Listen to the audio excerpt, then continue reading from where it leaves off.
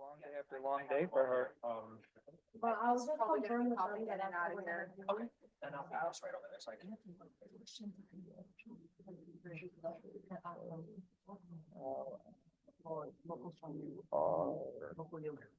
Passes. There we go. Thank you so much. I'm not gonna, I don't think I'm walking around, I'm just like, somewhere and you just grab them or afterward, I don't know what. Whatever you want me to do, I'm like, I bought them and like, anything, I'll have you bring them, but. Yes, I do. I wish I had something for you on the agenda. Like, I don't know, have like some before. My grandson, they can ask like the. Oh, no, these are for the representatives. Okay, I'll go. Yeah. Do you know James Williams? James Williams. Is he gonna take? James Williams. I'm not- What's your grandson's name? Nathan. Oh, is he the one testifying, Nathan?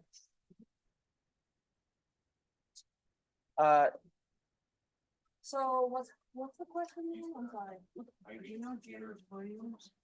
I'm not familiar with him. Did he sign up to testify or not? All I know is my grandson. James Williams here, that's right. Yeah, I don't know if James Williams. Yeah. But I imagine if he told him. Yeah.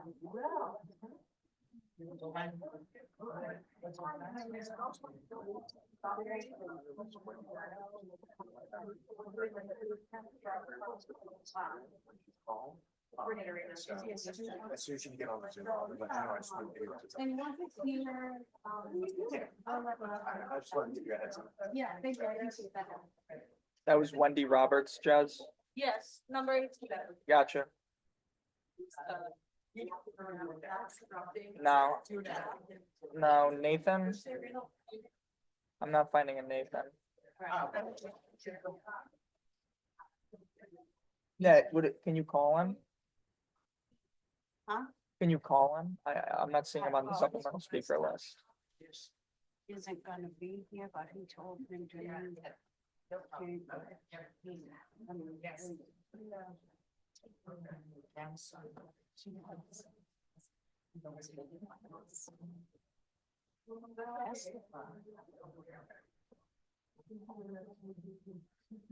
Hey, this is a public hearing. Yeah,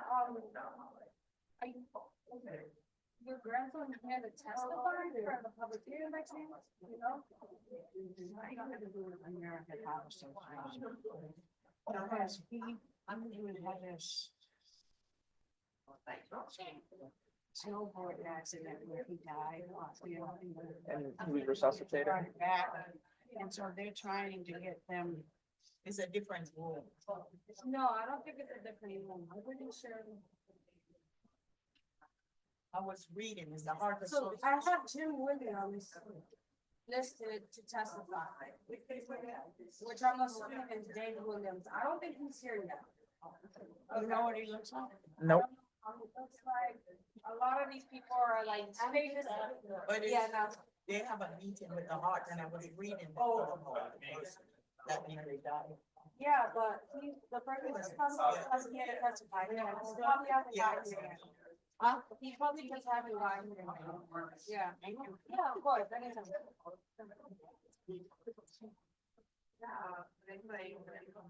I'm sorry. Yeah, did you watch Hannah Montana? Oh, that one. Did you watch Fake Musical ever? You gotta do that. Good morning.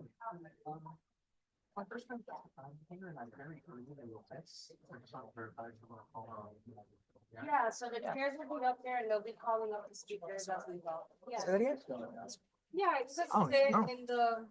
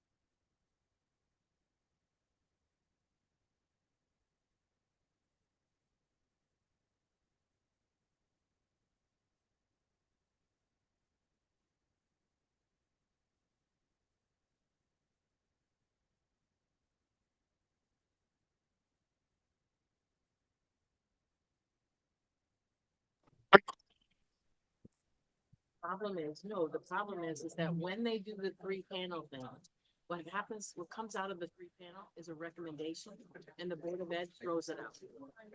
And then it goes to a hearing back. So as much as you want to go through this exercise, it's a waste of time. Well, why didn't we get to throw it out? Who are they to throw it out? That's what they're saying, because the hearing officer doesn't have to.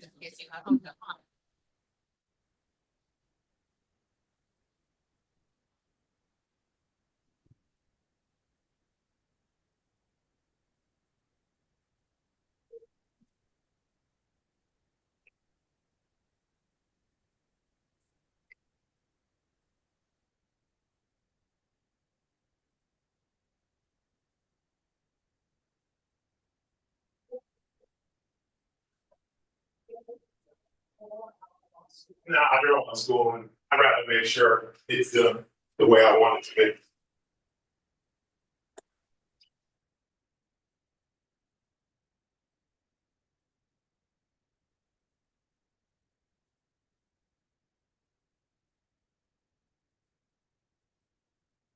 Good morning, public. Welcome to today's Education Committee public hearing. We have a pretty lengthy agenda. I think we have like 12 items on the agenda. And we are here and I'm excited and thank every last one of you for coming out today and being part of this public hearing to help us inform us about how public education should be governed in the state of Connecticut. Just a couple rules for you guys who are new. This is let me inform you again, a public hearing. That means we're here to hear from you all and not the people around this circle. You guys can talk to each other any other time. We have 120 speakers lined up here today, and we intend on listening to every last one of them.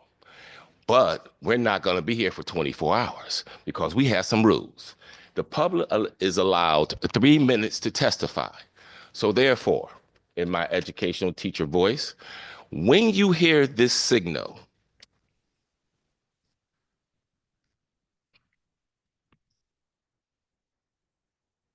uh, uh, it didn't work.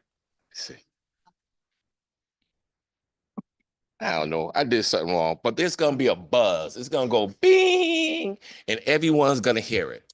At that point in this public hearing, in your comments, you start wrapping up some choice words you can use. And as I finish, and in conclusion, those are the words that should be coming from your mouth after you hear this bell. Okay? So with that being said, I'm going to pass this microphone over to my co-chair here. She has some more governing words that has to be communicated to you all. And then we're going to start our public hearing.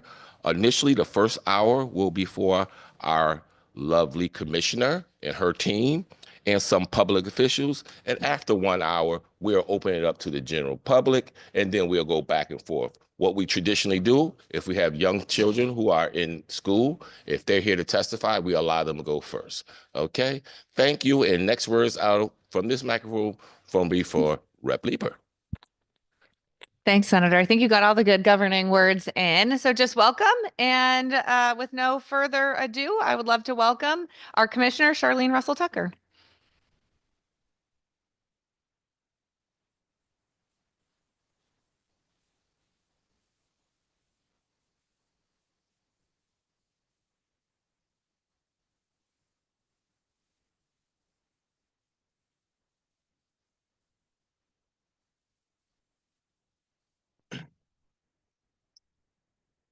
Good morning, Senator McCrory, Representative Leeper, Senator Berthel, Representative Zupkus, and members of the Education Committee. I am pleased to have the opportunity to provide you with testimony today regarding a series of bill proposals on your agenda. As always, you have my very extensive testimony, so I will keep my testimony before you brief and would like to focus on House Bill 7011, an act concerning student statewide assessments. Why? Our state assessments measure the essential academic skills that our students need as we're preparing them for learning life and work beyond school. This proposal reduces the grades in which the statewide mastery examinations are administered from every grade 3 through 8 to only in grades 4, 6, and 8. While the department strongly believes in reducing the amount of time students spend taking an assessment, we oppose this bill as drafted. First and foremost, this bill violates federal law, which requires that English language arts and math assessments be administered to all students in each of the grades from 3 to 8 and in grade 11. Given the transitions that I know we're all aware of occurring at the federal level with the new administration, it is unknown at this time if any flexibilities in the federal testing requirements will be extended to states.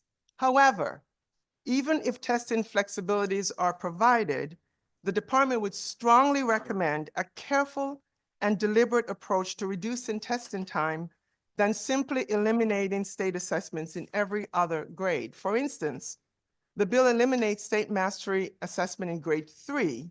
However, third grade assessment, especially third grade literacy, is an important early indication of student success in school with strong predictive value, and I would say success in life.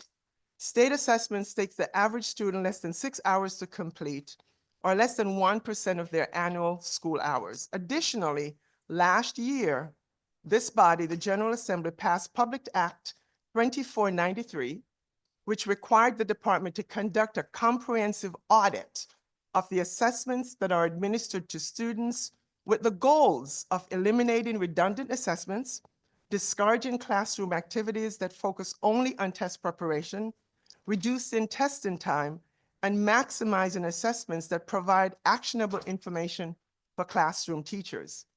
The data collection is well underway. The department expects to have initial results from the audit by late March. However, the audit, as required in legislation, is due January 2026. As required by this law, the department is also developing a program of professional learning for teachers concerning assessment literacy. Therefore, we do support, as I said, the reduction of assessments, but any efforts to reduce testing time should take a more holistic view of all the assessments being administered, which is what the study is meant to provide to you, including state and local assessments, with the goal of accelerating student learning. With that, I will close my comments. I know there's other bills on the docket for you. I have key members of my leadership team here with me today, and we're very happy to answer any questions that you may have. Thank you. So normally I like to ask my questions last, and I probably will do that, but I think my co-chair has a couple of questions and then we'll go from there, okay? And normally I don't have to remind my colleagues, we ask you to limit your questions to 2 if you have to ask a question. I'm gonna repeat that again, colleagues. Please limit your questions to 2, even if you have to ask a question. Here you go. Was that to make a chair? No. Thank you so much, Commissioner. So I will say on the student-wide assessment, I have done somewhat of a 180. I used to be a part of the team who created the multiple measures accountability system. I believe very strongly in data and transparency. However, we've been assessing our students every year, grades 3 through 8, for over 20 years. And I don't believe we've closed one achievement or opportunity gap. I think we have heard almost exclusively from educators that this has driven instruction to be driven toward the test. It's squeezed out opportunities for children to foster their curiosity, for autonomy of teaching. And we know, of course, monitoring students' access and mastery of curriculum is essential and generally not measured by the end of the year standardized assessment we use here in Connecticut, the Smarter Balanced Assessment. That data doesn't really come back to teachers until the following year, when then our teachers assess our students again to see where they're at after some summer learning loss and prepare for the year ahead. So if we think 3rd and 5th and 7th are the right years, I'm happy to have that conversation. But what I didn't see in this testimony is what's best for students, what's best for learning, how do we better utilize our very limited resource of time and the dollars that come with administering these assessments to actually close these gaps, to foster curiosity and learning, and also to bring some joy and autonomy back to the teaching profession. Because I've also have not heard from one educator that these assessments have improved their working conditions, their ability to meet children's needs, and brought more people into the profession, which we know is at a crisis. So I welcome your response to that. And also just will say, Montana got a waiver under the last administration. We have, in my opinion, an opportunity where the federal government is now saying, we don't really believe there's a federal role in education. We should send it back to the states. And I view this as a really unique opportunity for us to decide what is best for Connecticut's children. And I would love to see us act boldly. So that was a lot, but I welcome your response. No, no, absolutely. I'm going to ask Ajit Gopalakrishnan, who does this work for us, to join me as well. But the point you're making, Representative Leeper, we're not arguing about what it is we need to do. I think I'm talking about how we do it here.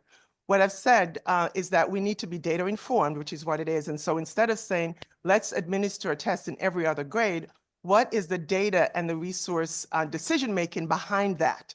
And my point is that this body asked us to do a study because assessments are not just administered by us statewide, it's also been administered locally, right? By district, you'll hear more about that. And so we're saying, let's find out what we know before you're taking action. And so that's what we're saying here. My testimony ends with, we totally are supportive. And if there are flexibilities, as I said last time, is that we know that the federal government said we want to send it back to the state, but we need to see what that looks like because this is still federal law. So are they going to change the law? Fine, then we'll work with that. However, I don't want us to violate law, right, at this point in time. So we are quite open, and there's other work that's happening based on this body's convening task force to look at accountability, to look at high school graduation rate. Those are all occurring now. So it's about us making sure we have the results of those. That's why you want them to be done, so that your decision, your policy decision can be data informed. That is what I'm recommending that we do here, is follow through on what you've asked us to do. So Ajit, I know you've heard Rep. Leeper, I know we've had this conversation, and so appreciate just any piece that you want to add to that, having been a part of all this work. Sure. I'll just offer a couple of points. One is that the state assessment that we have now is actually a system of assessment. It's not just the end of the year test. What I mean by that is we actually provide optional short interim assessments that can be integrated in the curriculum. In fact, the model curriculum that we have developed for K through 8 and are now developing even for the secondary level actually integrate these interim assessment blocks. You can think of them as short knowledge checks.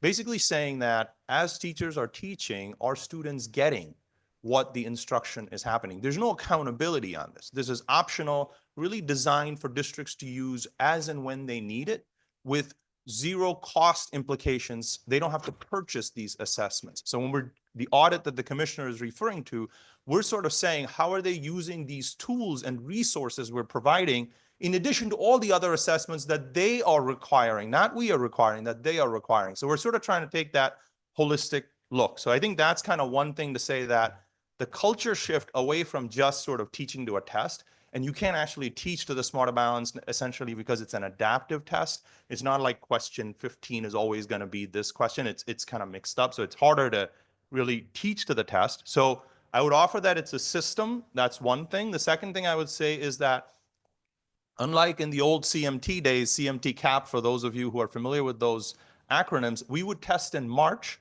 and the results would come out in July. Not so with Smarter Balanced or even our science assessment.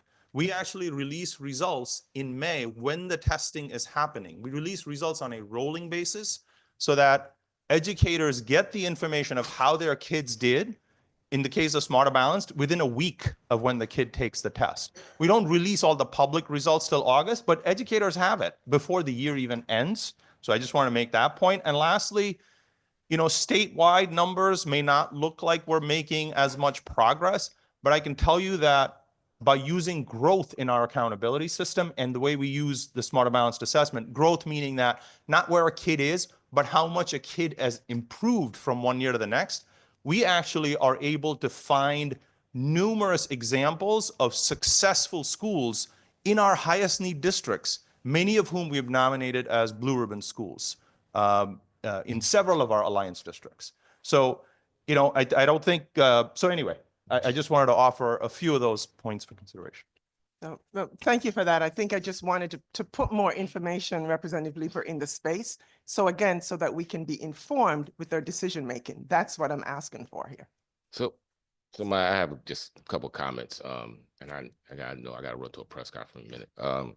So there's a lot of things. There's great arguments to be made on both sides. You made a great case for why we shouldn't. Clearly, what's going on in Washington D.C. But we need to understand why we're assessing and when these assessments started, and what these assessments showed that many of us knew, that there are populations of children in this state that are coming through our public schools for a number of years, graduating, and the level or the type of education that some children were getting in some communities, and I'm just using buzzwords because I don't want to be, it's Black History Month, I should just be clear about what I'm saying, right? Yeah, so those kids were being educated at a level that was shameful, right? And we recognized this when we started when the choice program started. Back then was Project Concern. Somebody was concerned about those kids who were getting an inferior education. So what we do in '86, we made this assessment and we showed y'all that those kids wasn't learning and those kids was doing very well and was documented. Now, testing, in my opinion, is a joke, and I know why testing was started in this country, and I know who it was trying to exclude and who was trying to include. I don't need to educate all y'all on that. Do your research. But I do think we still need assessments, but the narrative in Connecticut has been co-opted to allow people to believe that all educators do is teach towards a test. That's not true. I think honestly, back in the day when we do, and I've been an educator, I know the rules. I know what was told to us as administrators. Yeah, when that CMT test, you better make sure those kids do well and take time out to do it. I think there was a period of time that was going on. But like you said, we have elevated our assessment tools by using Smarter Balanced, where you can get data on real time and it's more cumulative as opposed to just a simple test. So we gotta change the narrative out there on assessment. The reality is the state only tells us to do one test, right? One test a year. It's Smart Balance. All those other assessments are local assessments. So when you start adding the local assessments with the statewide assessment, then you get this idea that all this testing is going on in schools, and that's not the case. We just recommend one. So I have mixed opinions about that. I think I went a little too far, but I hope I educated some folks today how we got here with this assessment. And to this point today, and like my colleague pretty much said, we've been testing for all these years and the data ain't changed. And those kids are getting that type of education. Those kids are getting that type of education. And at the end of the day in the state, more than half our kids can't read by 3rd grade. So the assessment is telling us ain't nobody winning. The question becomes what we gonna do about it. Okay, so I think I went a little too far, and any of my colleagues have anything they want to add to this conversation? Yes, Representative. Thank you, Mr. Chair. And I can appreciate your comments. I'm going to make a comment and then I'll ask my 2 questions. But my comments go along with that. We have data. We've been getting data from our kids for a very long time. And as it's been said, seems to me it's getting worse. We have task force, organizations, groups put together to assess, give us recommendations and all these things. And yet I hear we're in a crisis. Who's accountable for this? Who is accountable for our children being where they are? And that really concerns me as people are graduating that can't read. People are in 3rd grade that don't read on grading level. I won't get into the right to read, but we have data on all this and it's still the same. It has not improved. So my thought, not question, but who's accountable? Who is accountable for that? We get all these recommendations. We have all these things that happen, but I don't see any accountability for our children. Why don't we take blue ribbon schools, take what they're doing and instead of forcing schools to spend millions of dollars, take what they do great and share it with everyone else. So whoever's doing great at reading, whoever's doing great at science, whoever's doing great, let's take from them. That's the highest form of compliment, is taking from somebody who's doing really great and putting it into the schools that really need the help. I've been in the inner city schools. I've seen it. And there's a lot more than just not being able to read. So that's my comment for that. But I do have questions. I have two questions on another bill. It's on Bill 1348 regarding the creation of a pilot program for certain at-risk youth. Again, I have a problem with, we create all these programs and all, and I don't see any change if they even meet, but that's for another story. So as I see in the third line, it says the Department of Education shall partner with a nonprofit educational organization to establish this pilot program. Who is that nonprofit? That was a proposal, not our proposal. So that's what is in the language of the bill, Representative. So we have, if you look at my testimony, we're suggesting or recommended that we go with the work that we've already been doing around this effort and the outcomes that we're getting, and to continue to resource that work versus looking for to do another initiative. But that's what, again, not our proposal. So whomever drafted the proposal may have an idea of what that is. I don't. Right. Because I don't think, just my opinion, selecting a nonprofit, I think everybody has to be at the table. It can't be just the Department of Education and a nonprofit. It needs to be teachers, it needs to be students, it needs to be superintendents. And I don't mean just, and no offense to CAPS or CABE or any of those folks, but it needs to be people that are in the trenches. So I guess my second question is, in it says that they shall select up to 4 schools. And I was just curious who's selecting those schools, how they would be selected. Yes, I'll answer that question. Actually, it was a little proposal that was brought to us from some colleagues and some advocates around what can we do to basically improve the quality of education. They had some ideas, and they had 1 or 2 programs. I don't want to name publicly, but this is not just for 1 or 2 programs. It's kind of open up for anyone. So, because one of the things that I'm looking to do is to find resources for innovation and creativity in education. And what the idea around here, and I'm probably talking too much, but the idea is around to find resources so that we know there's organizations out there that are doing great things with our kids, and they don't have resources. So we need to have a competitive grant process so we can actually resource those organizations who are working in collaboration with our school systems to actually turn these things around. So that's not a question for us, that's a question for us. I apologize, Commissioner, that was not directed to you, but thank you, Mr. Chair. Thank you. No, absolutely. It's the legislation we're responding to, except our agency bill. Everything else, we're responding to what's proposed and sent publicly. Any other questions? Seeing none. Thank you, Commissioner, for testifying. Well done. Thank you. You're a great role model for the rest of the speakers that come before you. Hint, hint.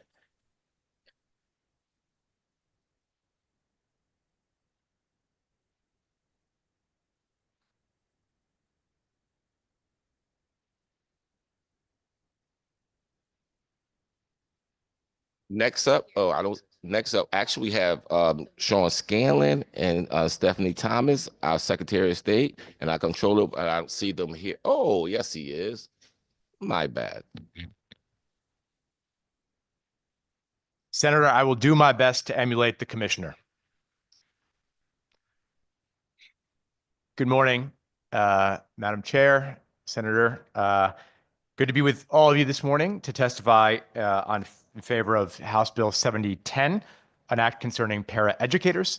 I think this committee is probably well aware of the fact that I have had the honor as the comptroller for the last 2 years of overseeing Connecticut's very first paraeducator subsidy program, where in 2023, we were challenged by the legislature to design the very first program. We spoke to every single district in the state of Connecticut, found out exactly how many paras there are for the first time, and then took some math that we do often and figured out the best way to help those paras. There are 4 kinds of paras in the state of Connecticut when it comes to health insurance. One camp are those that are offered high deductible healthcare plans. The second camp are offered traditional premium-based plans. The third don't take any plan because they get perhaps health insurance through another member of their family. And the fourth aren't offered them at all. In the first year, we helped over 4,000 paras with high deductible healthcare plans that cost $5,000. In the second year, we got an additional $5,000 and helped all the paras in the state who are on traditional PPO premium plans. We then boosted up to 7,200 that we were able to help in 2024. And this year, we're back before this committee to thank them for re-upping that once again.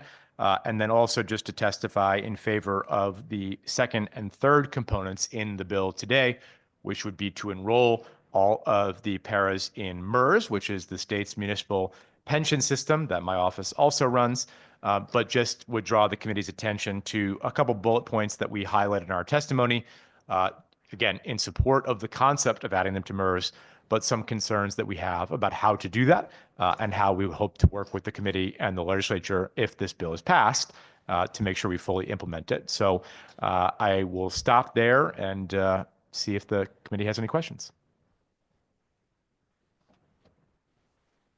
Thank you, Mr. Comptroller, for being with us today. Representative Waylander has a question. Good morning. It's good to see you. Good morning. I have a question about the anticipated cost to the district with the change of 50% required payment. Well, the 50% reimbursed afterwards, but the initial payment of a full requirement by the districts. Do you have any idea of how much that might be for? I don't, because it would require us to do significant calculations of what exactly, for example, how many paras are in that plan, what their ages are. We have to do all of these actuarial calculations. Part of why the first bullet point here is that we would need more resources for us to be able to do that. If we're adding 12,000 people to the MERS plan and having to do those calculations to be able to say to Woodbridge or to any other town in the state, hey, here's what this would cost for you, and here's what the 50% share that you have would be. I also would say it's very, very important that that 100% happens in totality because everything in the plan is based on actuarial math. And if we're not getting that full contribution right away, it would skew the entire plan. We have people that retire every day. And if somebody retires and then we're only getting 50% from the towns, and then we have to put up the 50%, even a couple days lapse of that would significantly change the actuarial soundness of the plan. I appreciate that from your end, but I also, coming as a former Board of Ed member, thinking about how we are trying to create our budgets now. And if this is for the fiscal year ending 2026, I mean, it's just, I'm just thinking about how would we prepare for something that we can't anticipate the cost. Do you, my second question would be, if we were able to allocate those resources to your office to do those calculations, when would you anticipate having some sort of a formula that could be used by local boards to estimate? Yeah, again, I support the proposal, but we're reacting here to the committee's proposal and putting this in there. And so we don't have an exact timeline today that I could give you of how long it would take us to do that math. But if this bill was to pass and if we were to get some resources to do that calculation and the effective date of it, for example, was maybe a year after the passage of the bill, I think that we'd have more than enough time to give the information to each and every district in the state to tell them exactly what that cost would be for them. But it would be hard to do that beforehand without the resources and without the knowledge that that was going to pass, because it would be very time consuming. That makes sense. Thank you so much for your answers. Thank you, Madam Chair. Thank you, Representative. Next, Representative Zepkis. Thank you, Madam Chair. Thank you. Nice to see you. Good to see you too. That was really my question. And the money would come from the taxpayers, right, to fund this. And it would be an unfunded mandate, correct? 50% of it would be, in this bill's currently proposal, would be subject to the town having to pay for it, yes. Yeah, an unfunded mandate. Okay, thank you. Representative Kennedy? Thank you, Madam Chair. Good morning, Comptroller Scanlon. Nice to Morning. see you. Can you just tell me if you know the approximate number, how many paraprofessionals are there in the state of Connecticut? 12,000. 12,000. I think I heard you say that before. And also, are any of those paraprofessionals in a bargaining contract or in a union? Yes, some of them So are union how does employees. that impact their, sorry, through you, Madam Chair, how does that impact their bargaining contract? How does this bill Yeah. You'd have to Thank you. speak to the unions about that. One thing Okay. I would say, though, that the other third point that we didn't get to with Representative Wielander or Zupkis was that the current law for MERS says that the employee has to work 50% more of their time. And sometimes the para's schedules are flexible, and sometimes the districts, in my experience, having learned a bit about this, intentionally try to keep the employees under certain hours in order to not trigger certain other benefits because of those collective bargaining agreements. And we would have to be pretty confident that we've got a good system in place to track when somebody is above or below that 50%, because that would end their coverage in MERS. And that would be, in theory, a pretty difficult thing for us to be tracking in real time for 12,000 people across hundreds of districts across the state. And thank you, I appreciate that. And as you said that, so who would be tracking it then? It would be the responsibility of my each- office and the retirement division of my office.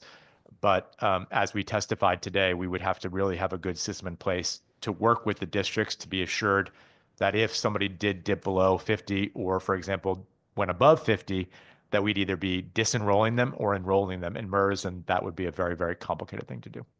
Thank you very much, sir. And I apologize, I did go past my 2 questions. I apologize. Thank you. Thank you, sir. Thank you, Representative. Rader? Thank you, Madam Chair. Hi, Comptroller. Good to see you. Good to see you too. I sit in what used to be Comptroller's seat, District 98. So I'm really curious about this in terms of the existing contracts that we have with these bargaining units. I'm still on my Board of Ed in Guilford, and those aren't every year. So I think we just negotiated another 3-year contract. And so how would this play into that? And will we have to reopen contract negotiations to do that? Or is there a mechanism to address that for boards of ed? Again, as I said to Representative Kennedy, I can't speak to the ins and outs of every single collective bargaining contract in the state. I would just say that my sense is, in my experience, the unions that represent the paras are generally in favor of any additional benefits that we can get to them, given the fact that they're the hardest working but often lowest paid workers in our school districts. So I think that they would be willing to work with us on this. But in terms of how it would logistically work with every single different district having different contracts, I would acknowledge that that would be challenging. Yeah, absolutely. And just to dovetail off of what Rep. Wielander said, it's, we're in budget season right now in our district and probably across the state, seeing record increases, specifically, I know in our district around health insurance coverage for our employees and just teacher contracts that we've already rightly negotiated with pretty dramatic increases. So just being able to give districts a little more heads up, maybe we can talk about a phase in of some sort that gives them a little more time in terms of when you can gather some data and we can get some local data to better manage the financial impact would be great. Thank you. Thank you, Madam Chair. Thank you, Representative. Any other questions? Thank you very much, Mr. Comptroller, for joining us. Thank you, Madam Chair. Thank you. Is the Secretary of the State here? I don't see her yet. So next, we will move on to Stephen Rio, sorry.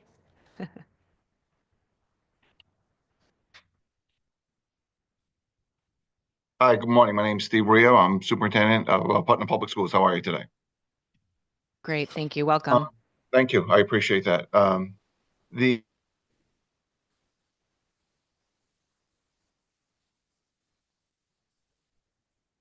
Thank you. So I'm calling today to in opposition of House Bill 7010, specifically to the points that we were just speaking to about being an unfunded mandate. Some of the concerns that I have for small municipalities such as Putnam, it's not just the 3% that we're considering here. There are also administrative fees. Currently, our administrative fees cost us almost $400 an employee. My interpretation of the bill as it's written is that we would have to contribute 3% towards the town retirement plan. So if there are 12,000 employees, if there are 12,000 paraprofessionals in the state and the average salary is 22,000 a year, that our contribution as an unfunded mandate is around $8 million. In Putnam, I did my own calculation. Our total cost contribution would be about 40,000 for 50 paraprofessionals. If 20,000 is supported by the town, that's great. However, we also pay approximately $30,000 a year for the administrative fees for our current level. So now we're increasing the number of employees. We will also be increasing that. My assumption is that since we're providing this benefit, this is also going to be a taxable benefit. So then we'll be hit again on the taxes side. And if your community current pension plan is currently underfunded, some communities are paying amounts above. So we're just continuing that burden on these. So those are a few reasons why I'm in opposition to a Bill 7010. I appreciate the spirit of the law, trying to elevate our paraprofessionals as professionals. We definitely value that approach, but we think the unfunded piece of this is just too much of a burden at this time. And I also like to speak in support of House Bill 7011 concerning the state-wide assessments. I agree with many of the points the commissioner had made. But I would also say that our local assessments are really driving instruction. And I think anytime we can consider less testing opportunities, I think we support that as a superintendent. And I'm available to answer any questions that you may have. Thank you very much, Stephen, for your testimony. Rep. Daphne. Thank you, Madam Chair, and thank you so much, Mr. Rio, for being here. It's good to see you. I know that you're speaking for Putnam, which I appreciate. You have a vast amount of experience in the Northeast. You were both superintendent of Canterbury and Killingly. Can you give the totality of what that does to us in the Northeast corner? Because we are often considered the unseen corner of the state, and I think oftentimes we object to things that impact us, and those are the unseen circumstances and fallouts of some of these bills, and you kind of alluded to that in cost. But can you just speak to that for me? Absolutely, I appreciate that opportunity. So you're correct. I would say in Putnam and in many of our areas, we have not seen an increase to our education budget more than 3% twice out of the last 15 years. It's nearly impossible to run a school district or any organization without an increase of at least 3%. I represent a school that has 550 students in our elementary school with only one math interventionist and only 2 reading interventionists, and we're an alliance district. In the Northeast corner, these burdens are kind of amplified by so many of our families that are struggling just to pay their bills. It's a reevaluation year this year in the town of Putnam, as it is with many. The housing market far exceeded the commercial market. Even if we had a 0% increase, our families are going to see a 10 to 20% increase in their budgets. And I'm asking for them to absorb additional burdens. We are fighting for every dollar that we can. So when we have an unfunded mandate such as this, when we look at the districts that are considered overfunded, the Northeast corner proportionally to what that amount equals is astronomical. If you were to look and rank the hardest impact districts from top to bottom, 12 out of the top 15 districts are in the Northeast corner. We continue to struggle to provide resources for our students, and we work collaboratively. I'm very proud of our organizations in this area in the Northeast corner and all the work that we do to support one another. But we just could be very mindful every time we add an unfunded mandate. Thank you so much for that testimony. I couldn't agree with you more. And while I appreciate the spirit of the bill. I think it will impact us greatly. I know that you speak with some authority because you have so much experience with many of the towns in the area. And I can add Killingly and Plainfield to the alliance list. And while they're alliance towns, they really don't get a lot of financial support in addition from the state. I do appreciate you coming today to advocate for the northeast corner, and I do agree that these mandates, while they're well intended, they always have unforeseen fallout of circumstances that bring us hardship. And I've talked to so many of the individuals up in the Northeast where we're already struggling to make ends meet, and we're going to add this extra burden, and it will impact us in our taxes. So thank you so much, Mr. Rio, for coming today. It's my pleasure. Thank you, Representative. Thank you, Superintendent. I appreciate your testimony. Have a great afternoon. Thank you. Next, we have Matt Conway.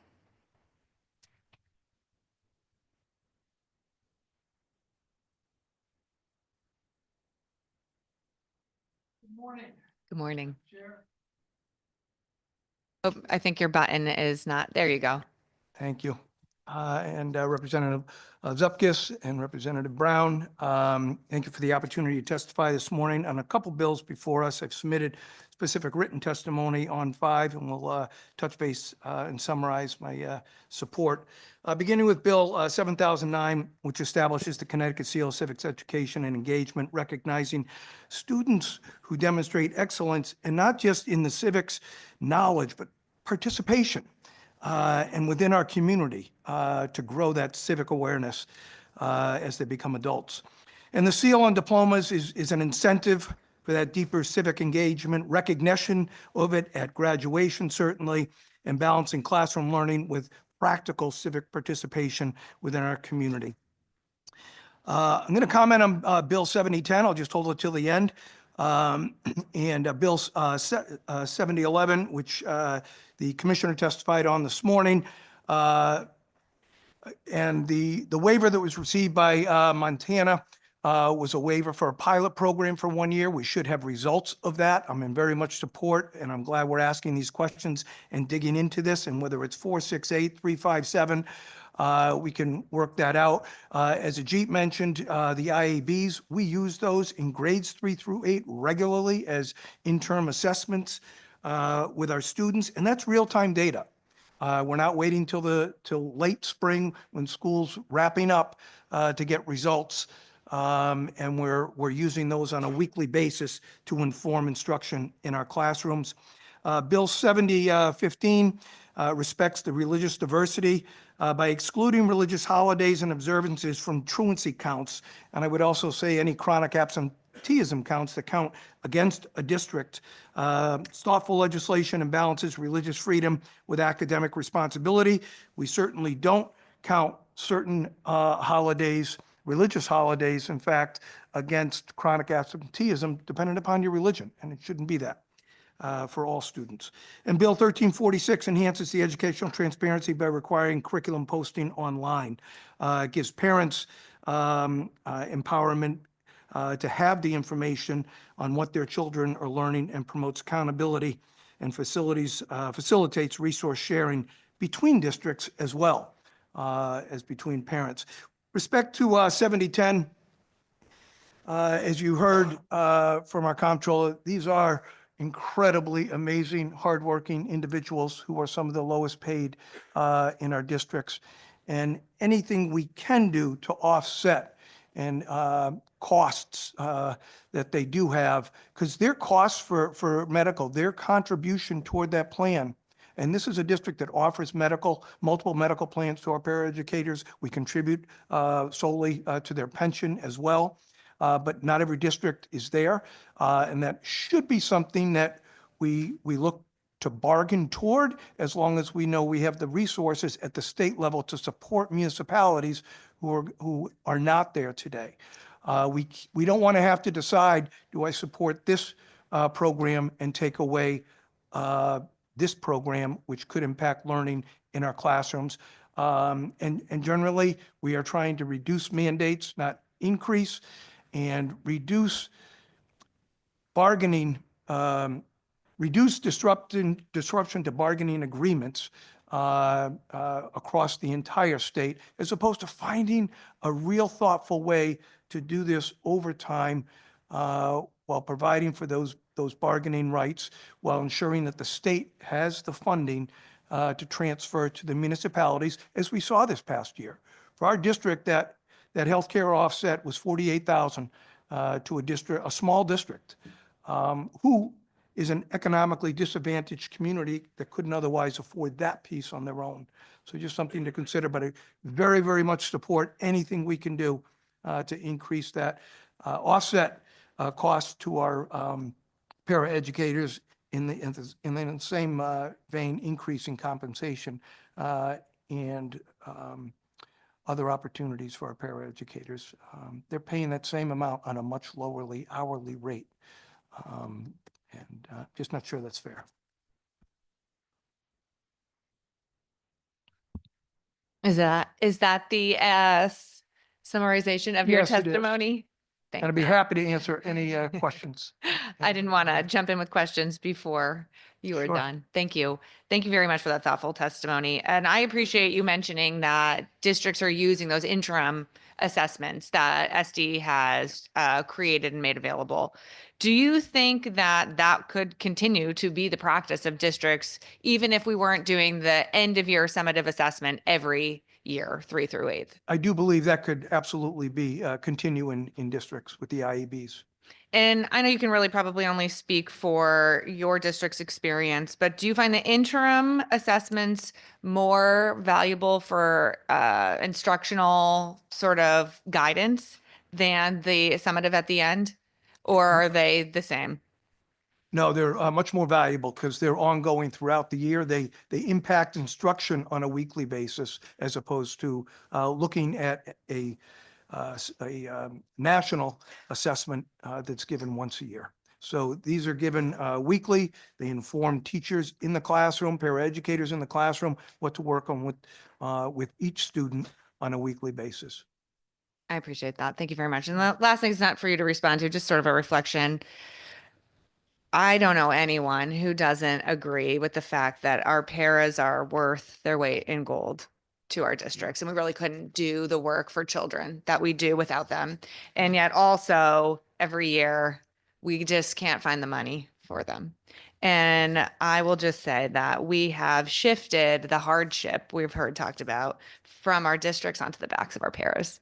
And that's just something I'll be continuing to reflect on and how we can disrupt that, because our children need our paras, our systems need our paras, and they do deserve more from us. So 100% agree. yeah. And I think Rep. Wieland, I see your hand. Yeah. Thank you, Madam Chair.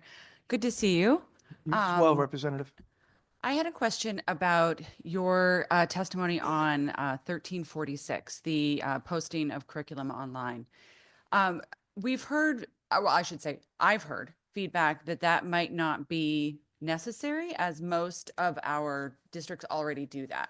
And was wondering if you thought that legislation would actually be necessary for that, since I believe the overwhelming majority already do. Right. I would have to look at, and maybe you have that information in terms of those districts that have it versus not. And maybe we don't need to make it a mandate, but provide support to those districts who may not have it posted online to post it online. Might be another approach to it. I believe in the concept of what the legislation's looked at. It's something we did several years ago and continue to update on a monthly basis and report back to our board what changes have been made over that past month, so that information gets out to the community as well. Thank you for that. I appreciate, I do also appreciate the intent of the bill in promoting transparency and communication between the schools and the community. But I also am wary of any mandate onto the backs of our districts. Appreciate that. So, yeah. Thank you. It's good to see you again. Yes, Thank you, Madam well. Chair.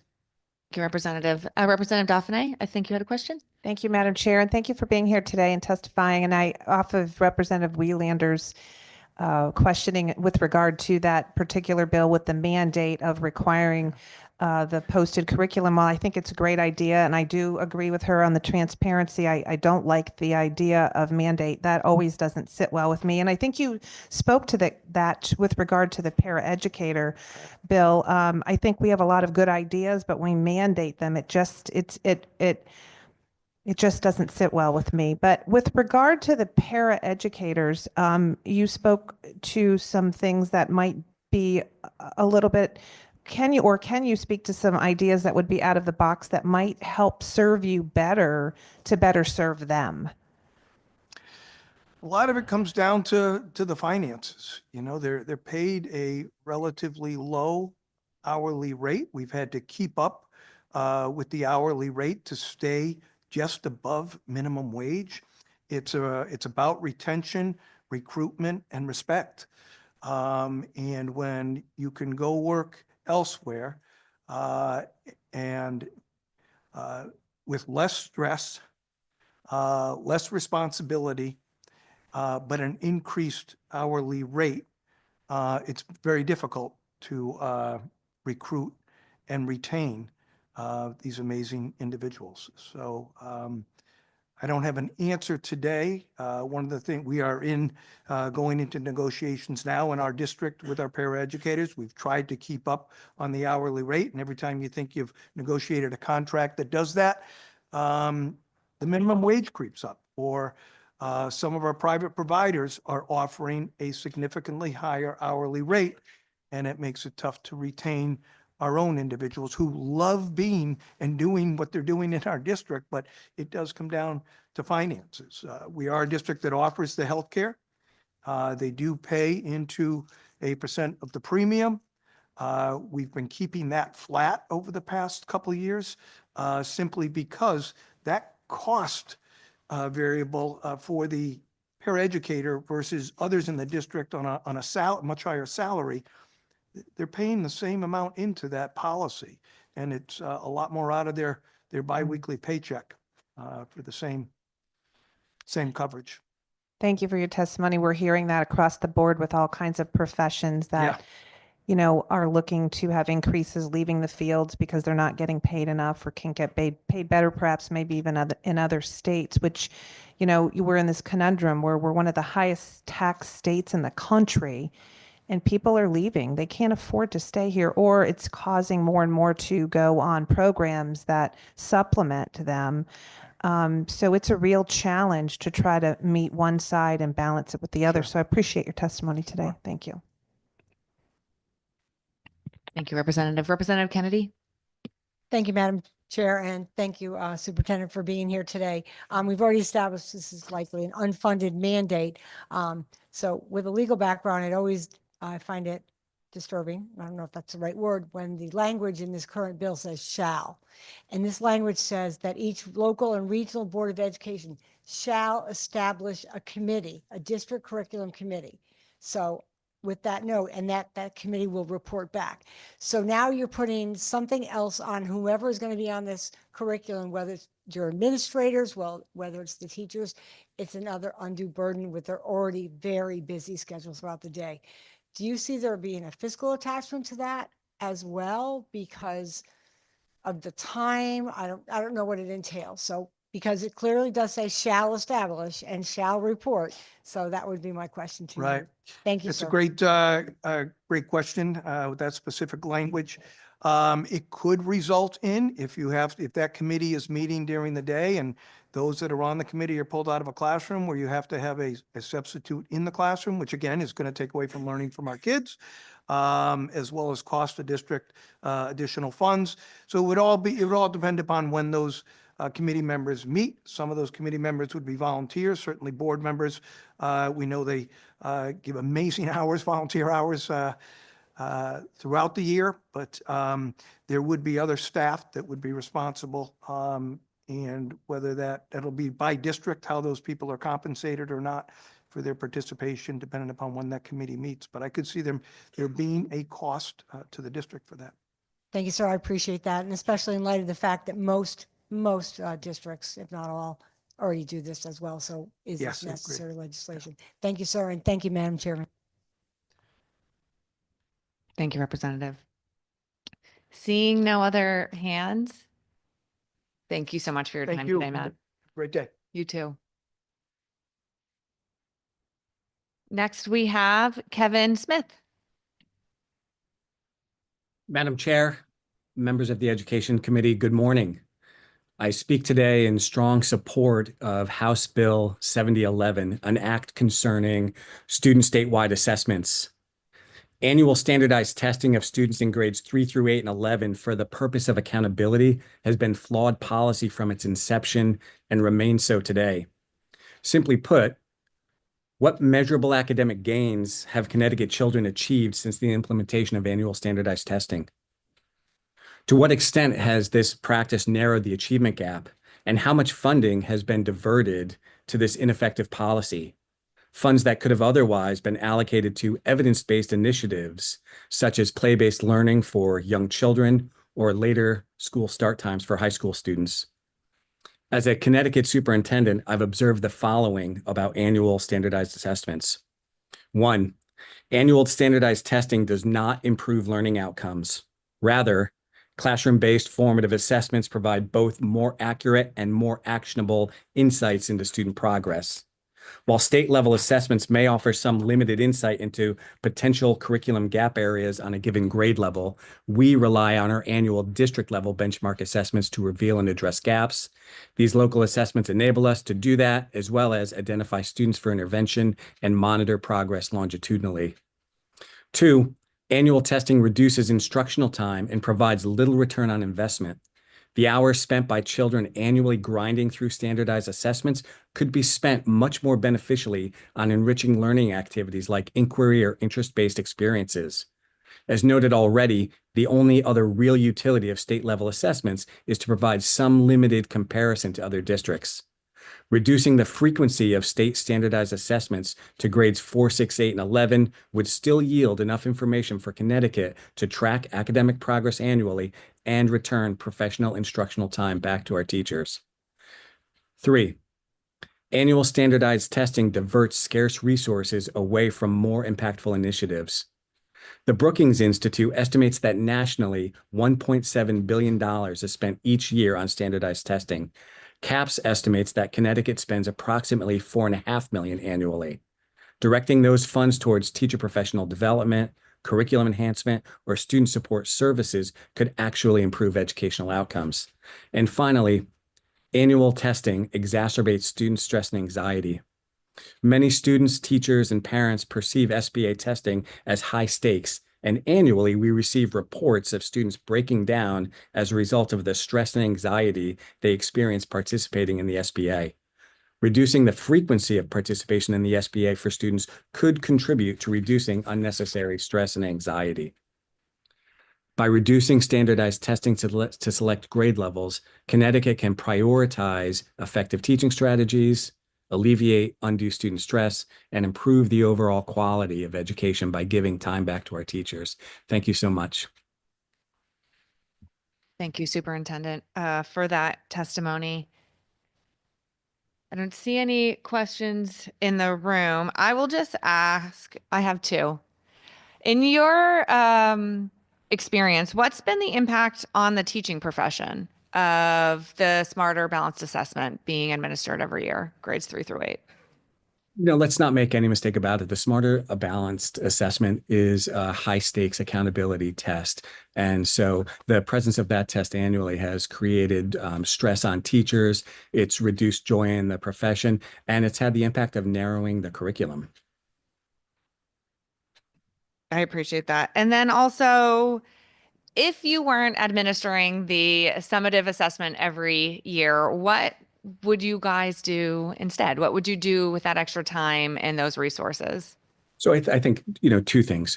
One, going back to a comment I already made, Wilton, like so many other districts, use internal benchmark assessments. And so we are already assessing students for the purpose of intervening and growing them. So we have a structure in place to monitor student progress already. With the additional time, I think, one, teachers could take a bit of a deep breath because they wouldn't be spending that time on those assessments, but they'd have opportunity opportunity to go deeper into different parts of the curriculum that sometimes get short shrift. And that would be an opportunity that teachers could work through with their, building level leaders, with students. There might be more choice in classrooms. So there would definitely be some opportunities to provide more enriching or deeper learning experiences. Thank you. I appreciate that. Oh, she's here. Representative Corpus, thank you. Thank you, Superintendent. I found your testimony very interesting, but you made the point that the classroom-based assessments are preferable to the statewide standardized testing, and I understand why you said that. How would you recommend we as state level legislators then compare? We're really going to be comparing apples to oranges, and I'm not saying that district superintendents would ever game the system because I know they're in the profession to help the kids, but how do you deal with the fact then that when we are trying to allocate scarce state dollars, that we don't have an apples to apples comparison about how every school district of the 169 is doing relative to an objective measure? Well, I think, you're not eliminating annual standardized testing at every grade level. You're simply reducing. And so the question I would put back to you is, do you think you need to have annual state testing at every grade level? And if so, why? I think there's a lot of research that suggests that, and it's actually, national practice. If you look at the National Assessment of Educational Progress, that's administered every other year. We have quite a bit of data that allows us objective comparisons. It's just the question of, what do you want to look at? What are you trying to understand? What are you trying to improve? And is the way you're doing it actually the most effective? I would argue, as I just did, that annual testing at every grade level is not effective. And I think I'm in very good company in making that argument. Thank you, Representative, for the question. Thank you again, Kevin, for your time. Representative Dauphiné. Thank you, Madam Chair, and thank you for being here today to testify. I think most of my questions have been answered, but I would just add that my teacher friends agree with you and that they don't like being compelled to teach to a test, and they find it far more limiting than in any way helpful. So I really appreciate your testimony. I don't know if you have anything to add to that. If that question is to me, I would just say, more broadly, the question we should all ask ourselves about this is, do we really measure what we value? And I would argue that the state standardized test, while it does measure critical skills, it doesn't measure everything we value. And so therefore, with the accountability portion of that test and those implications, we have a narrowing of the curriculum.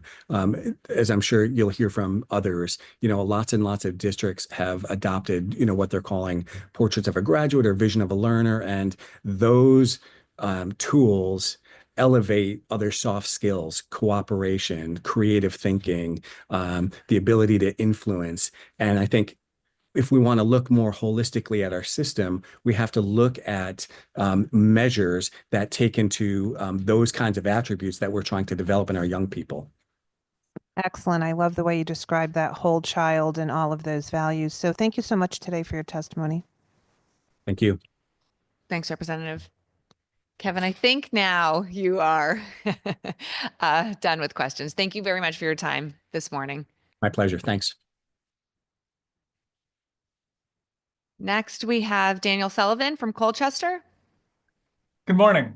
My name is Daniel Sullivan. I'm the superintendent of schools in Colchester, and I'm here today to express my support for Senate Bill 1350, an act concerning the availability of AEDs and the requirement for cardiac emergency response plans in schools. In Colchester, we've made it a priority to ensure the safety and well-being of our students, staff, and visitors. This includes equipping our schools and offices with life-saving resources necessary to respond to medical emergencies. I have significant concerns about the sufficiency of our current AED coverage for the size of our buildings and populations. That's not based upon my own experience, but we actually brought in a consultant to figure out how many we should have per population and square footage. Our schools are large, with over 1,000 individuals walking through our doors each day, and that number increases dramatically when you factor in extracurricular events, athletic competitions, concerts, and other large gatherings. While we've made progress in outfitting our schools with AEDs, we are still faced with the reality that our buildings are too large and our population too significant to be covered by what we have. For context, we are seeking to add 7 additional AEDs at an estimated cost of $17,000. Furthermore, we have devices that need to be replaced this year due to age, which adds to the urgency of the issue. While this may not seem like a significant amount of money, it is for a district like Colchester. Our community is facing a $950,000 reduction in tax revenue this year due to changes with motor vehicle valuation and the changes to the property tax exemptions. When you couple that with the scheduled ECS reduction in Colchester of $497,319, it leads to a local tax increase of approximately $1.5 million before considering any increases to contractual obligations, utility costs, etc. Yet the importance of adequate access to AEDs cannot be overstated. As a former high school principal, I have personally experienced the devastating loss of a student who passed away during an extracurricular activity. While the circumstances surrounding the tragedy were more complex than just the access to an AED, the experience has been etched into my memory as a reminder of the potential for life-saving interventions when the right resources are available at the right time. I do not ever want a family in our district or anywhere to experience a loss that could potentially have been prevented by timely access to an AED. I do not want any life to be cut short due to the lack of appropriate medical equipment and preparedness. With that in mind, I strongly urge you to support the passage of Senate Bill 1350. Thank you. Daniel, thank you for your testimony, and I'm sorry you and your community experienced that loss. Thank you. Representative Dauphiné. Thank you, Madam Chair, and thank you for your testimony today. I couldn't agree with you more. I think that they're valuable pieces of equipment. My question is always, though, with the mandate and the cost, and what often happens is when we mandate, then it becomes an unfunded mandate. And you mentioned how large your school was and how many you would have to have, and I'm assuming trained staff and the like. So I think what I hear you saying is that you agree with this mandate because you're looking for grants and or funding that would support that as well, or you would have already done it yourself given the fact that you value it so much. Is that correct?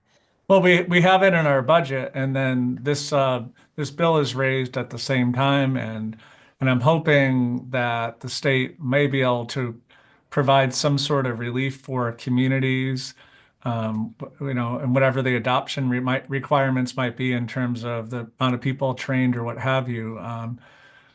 Most new teachers come in with CPR AED certification, and then we work hard to provide opportunities to maintain that certification, as do most school districts in Connecticut, and then all of our coaches have to have it. So trained personnel is usually not the obstacle. It's really making sure that they're readily accessible and that people don't have to, for lack of a better word, play hide and seek in the building.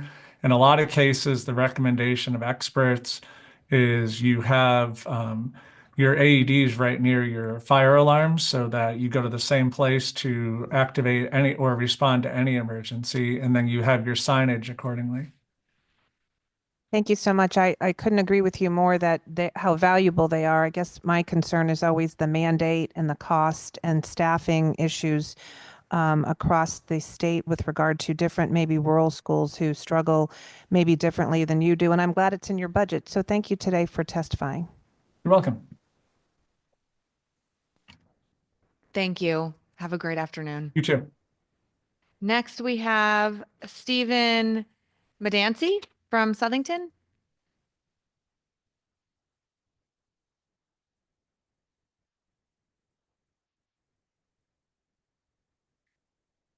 Good morning. First, want to say thank you for your civil service. I know today is a very long day for you. You'll be hearing from a lot of folks on various bills and lengthy testimony. So thank you for the opportunity. The first bill I'd like to speak to today is House Bill 7010. One key component of this bill requires boards of education to pay the full employee contribution to the municipal employees retirement system for paraeducators and requires the comptroller to annually reimburse 50%. I'd like to start by saying, and you've all acknowledged, our paraeducators are an essential part of our workforce. Our district has a tremendous partnership with our paraeducator group. And while I understand that this can bring in increased pay to a valuable faction of our workforce, we must weigh intent versus impact. Paraeducators are often largely secured to assist in providing support to our students with disabilities. Given all the testimony you've heard this session so far about absorbent special education costs, paying an increased share of health or retirement benefits will only result in further increased costs, and it will shift an unsustainable burden to local districts. This mandate not only undermines the recent well-supported funding model that has successfully secured $10 million for health insurance, but it also contradicts our commitment to enhancing Connecticut's public education system. Regarding House Bill 7011, I am in full support of reducing state assessments that can provide financial relief and offer to the state and offer opportunities for more innovative and informed assessments. Additionally, as has been said, it can result in increased instructional time. As a former middle school principal, I have various anecdotal stories of students who simply didn't value the assessment or take it seriously as it wasn't used towards a grade, earned credit, or class placement. We would then give our best pep talks to the students about how this would be a proud measure of their growth over the course of the year, not to motivate them any further. We have great students. They were simply reading the room. Regarding House Bill 7012, I'm in full support of it because it offers a proactive, collaborative solution to the challenge of anti-Semitism in our schools. By establishing a dedicated working group, this bill creates a vital platform for our districts to share best practices, develop comprehensive strategies, and implement policies that promote safe, inclusive, and respectful learning environments for all of our students. Lastly, regarding House Bill 5374, I fully support any hold harmless provision and efforts to mitigate any loss to education cost share revenues to districts. Southington will be one of 81 districts to lose funding without this to the tune of $259,000. I already have local elected officials asking why I didn't submit a budget reduced by that amount, knowing we would be receiving less state revenue. That question not only speaks to the concern of burden being placed on local municipalities to fund growing budgets, but it speaks to the lack of any escalator associated with education cost sharing. As I testified in an earlier hearing a few weeks back, if we receive what the governor's budget proposes as currently presented, Southington will only be receiving $25,000 more than we received in 2015-16. Yet our annual budget over that same time period has increased by over $20 million. Stephen, will you please summarize? It's simply unsustainable to the local taxpayer, and any loss in education cost sharing revenue to the Southington is detrimental. Thank you. Thank you. Any questions for the superintendent? Yes, Representative.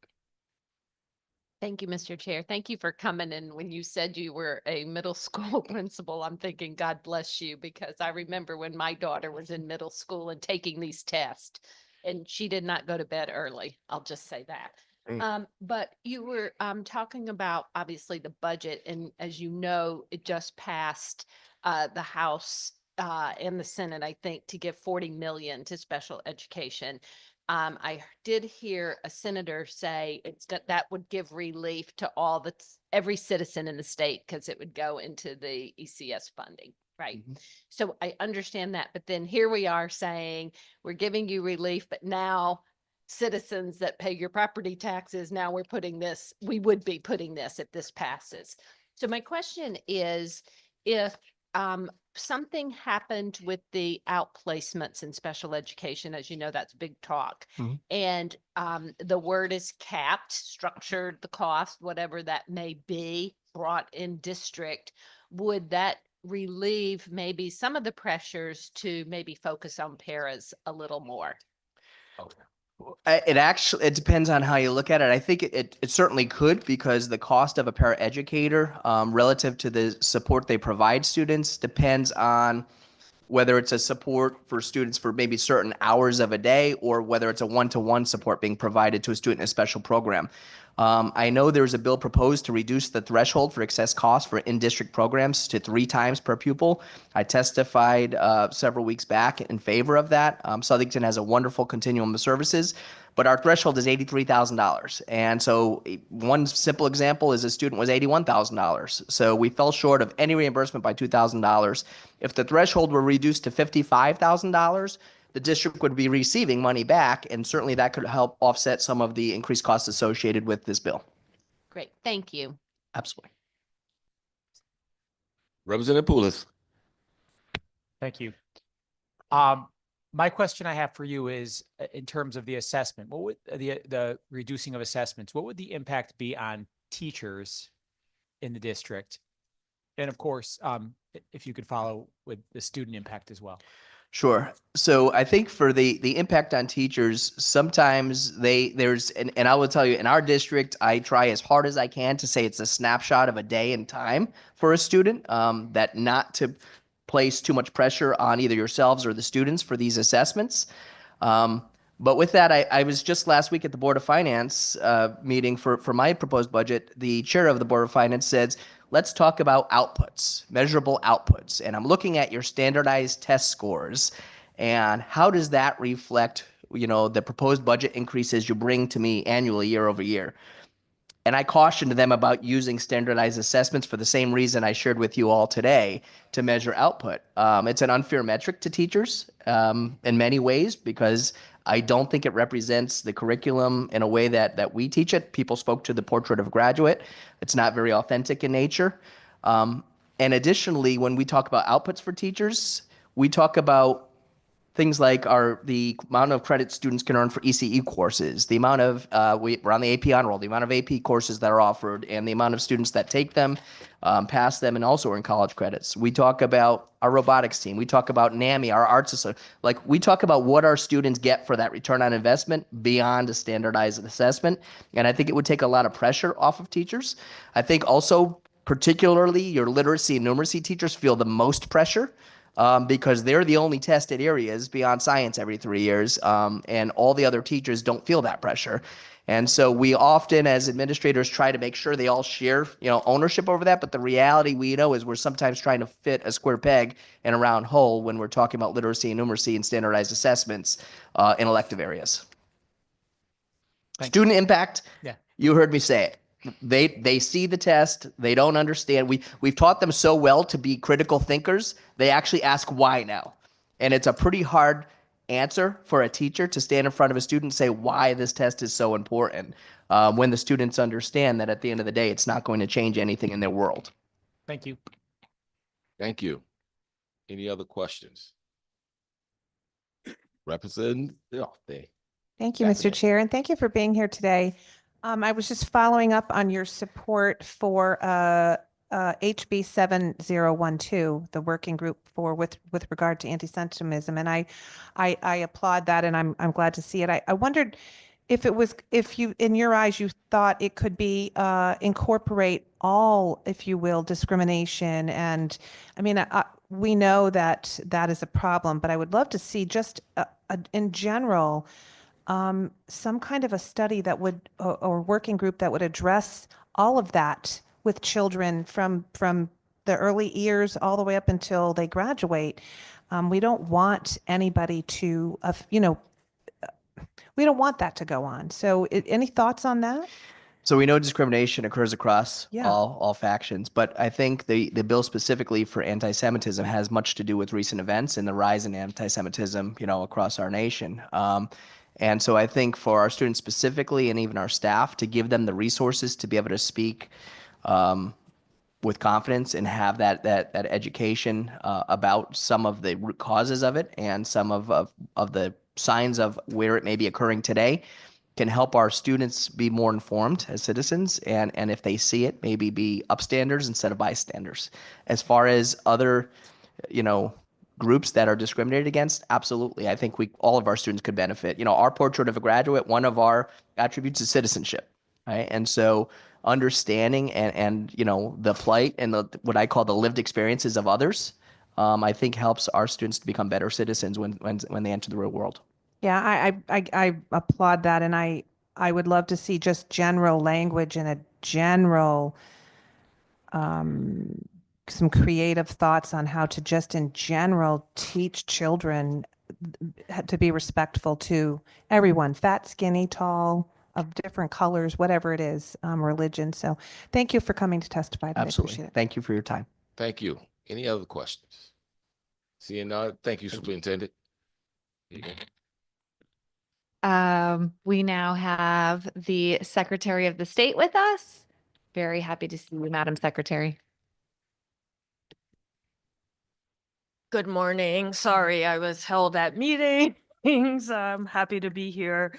I'm here in support of HB 7009 concerning the establishment of a state seal of civics education and engagement.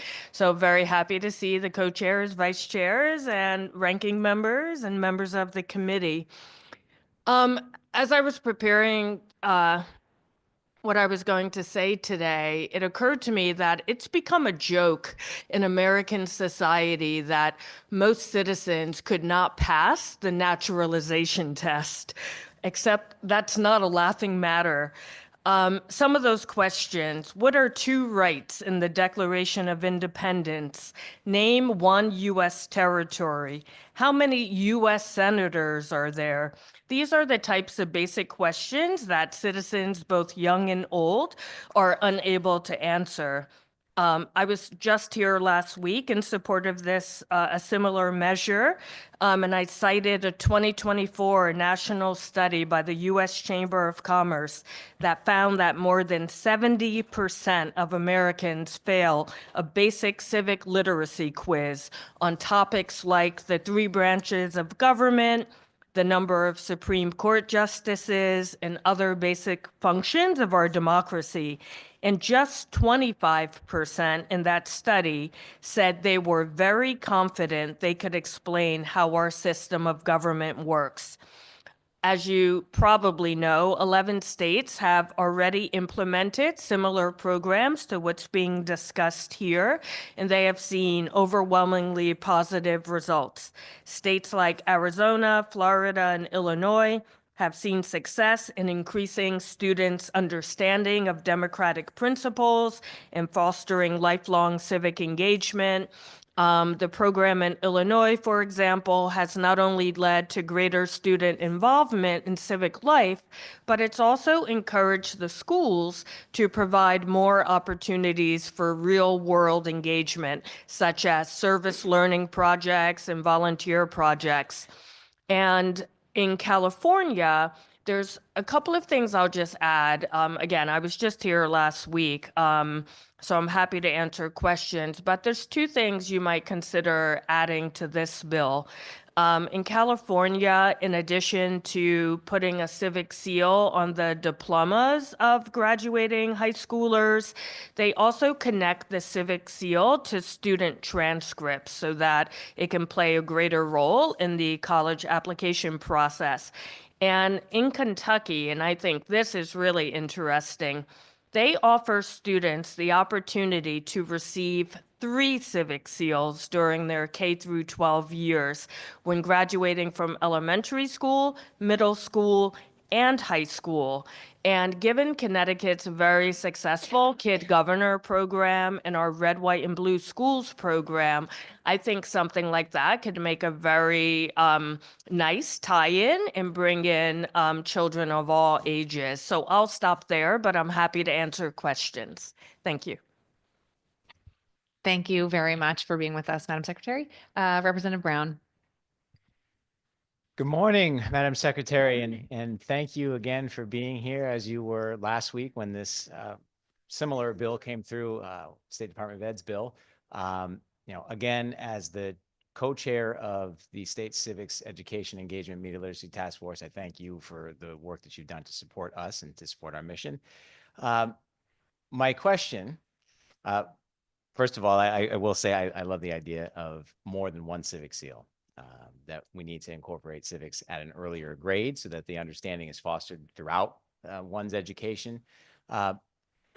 how would this seal prepare someone for active participation? Because it's more than just a knowledge test. More than just being able to pass a test, which as a high school civics teacher, I start my course every year with that quiz, and most of my kids fail it. Yeah. And I tell them it's okay because you're still kids in school, so we learn it. But what's not okay is the fact that your parents probably couldn't pass this either.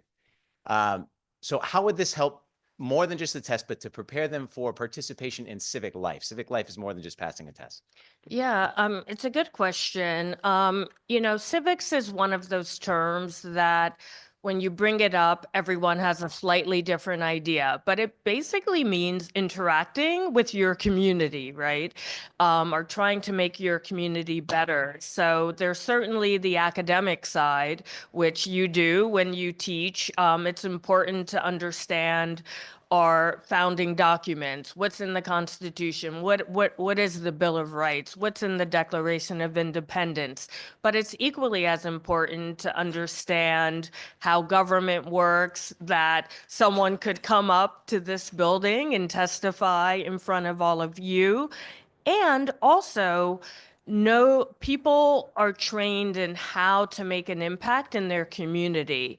With Red, White, and Blue Schools, for example, last year's winner, we saw 7th graders who felt that their school could be more accommodating for people with disabilities. So they learned about the American Disability Act.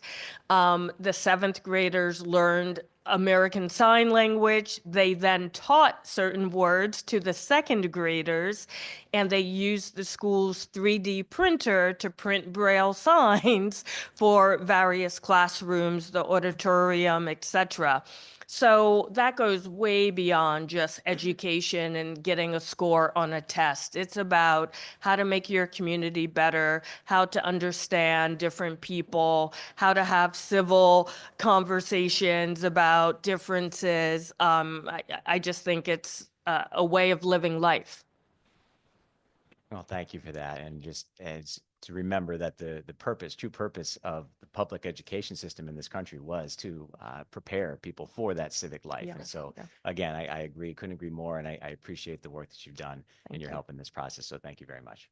Thank you. I'm going to go to Representative Smith, who also has really been a champion for this work, and then I'll come back to you, Rep. Benapace. Representative Smith. Thank you, Madam Chairman. Hello and welcome, Madam Secretary. In your position as Secretary of the State, you are a chief proponent for civic matters, including those things that support our democracy, voting, polling, and all of the rest of the important work that your office does. I was involved, as was our co-chairman Brown, 2 sessions ago when this was first brought up in this committee. I said at the time, and I think it still holds true, that we are at an epoch here in our democracy where a lot of the expected norms, constitutional norms, and those subjective things that go into creating a democracy, a cooperative and positive democracy where people can discuss things. It's a lot of times it's not necessarily the documents themselves, which can sometimes be dry, but the detachment a lot of people have from their government and the importance of it, assuming that somebody else is going to take care of it. I thought the task force work this past year has been exemplary, and I think partly at your suggestion, also at the suggestion of Mr. Armstrong at STE, that this is about engagement, not just education. It has to be an ongoing process where we appreciate and understand that these things that we value are things that people have literally, men and women have literally died for. It is important that when we graduate from our public and private schools in this state, that we come with a full appreciation of it. And I fully endorse this first suggestion from the task force on the civic certification, and appreciate your support and in the furtherance of it. And hope to see some more things along these lines. But thank you for all the work you do. And let us hope that this will be the first and this is not by no means ever considered to be a political matter. This is not ideological. This is, in fact, when I was promoting this bill 2 years ago, it was very educating to see that no matter what side of the aisle it was on, I said, could you sign on for this bill? It didn't matter if you're Democrat or Republican. Everybody in that room is a constitutional scholar, and they all purport to expect those same kind of things. So I just wanted to voice my support as being involved in this in the legislature, and hope to continue in that capacity. And thank you for all the work you and your office does. Thank you, Representative Smith, for all of your work in this area. As you say, you know, it's not about politics or partisanship at all. This is about our obligations as Americans living in a democracy to understand what that means and to contribute to its success. Thank you. Representative. Thank you. I just had a quick question on this. And as joining Representative Brown, I'm also a social studies teacher, but I was just curious of why hasn't the state adopted this in the past? Has there been just opposition to it, or is there simply just not been the, I guess, the push to be able to make this? It's a good question. Representative Smith may be a better audience for that question. When I was in the House, Representative Smith and I were neighbors, and I remember this concept coming up. And, you know, as often happens, sometimes it takes a few terms for things to make it through the legislative process. I have not been aware of anyone being against this, but, you know, against the calendar, it just may not have made it to the top of the list in limited time. And I do know it's been a growing field because, you know, most studies over the past decade have showed waning civic knowledge, not increasing, and also waning trust in government. So I think these types of solutions have risen as trust has eroded. And every year we're seeing more states adopt similar programs. Thank you. Thank you. Representative. Thank you, Mr. Chair. Just really a comment and a thought. I mean, obviously, this is a great thing because of what you said and everybody else has said. You see it all the time. Some people can't even name our president, which is really sad. It really is. And so I think it's great to have children, even at a younger age appropriate, involved in our community and understanding what we were founded on and all of those things. I would even say we should do it for other things. Science, that's a huge, you know, innovation in technology and math, you know, all of these things, because not every kid is interested in that. We should all know how many senators we have and all of the basic information, but I think there's so much to grow our children and their innovation and imaginations. And so I would even say, I think we should do it for other opportunities as well. So thank you. Thank you. Any other questions? Well, Secretary, thank you for your advocacy on this piece of legislation. And my commentary would be, you know, I learned civics at a very early age by watching Saturday morning Cheering Awake Schoolhouse Rock. And amazing, at that time, I didn't know exactly what they were talking about, but I knew the song. I knew the words. I'm just a bill, capital Ed, da, da, da, da. And then when you get a little older, you know, it made sense to the point that now it really makes sense.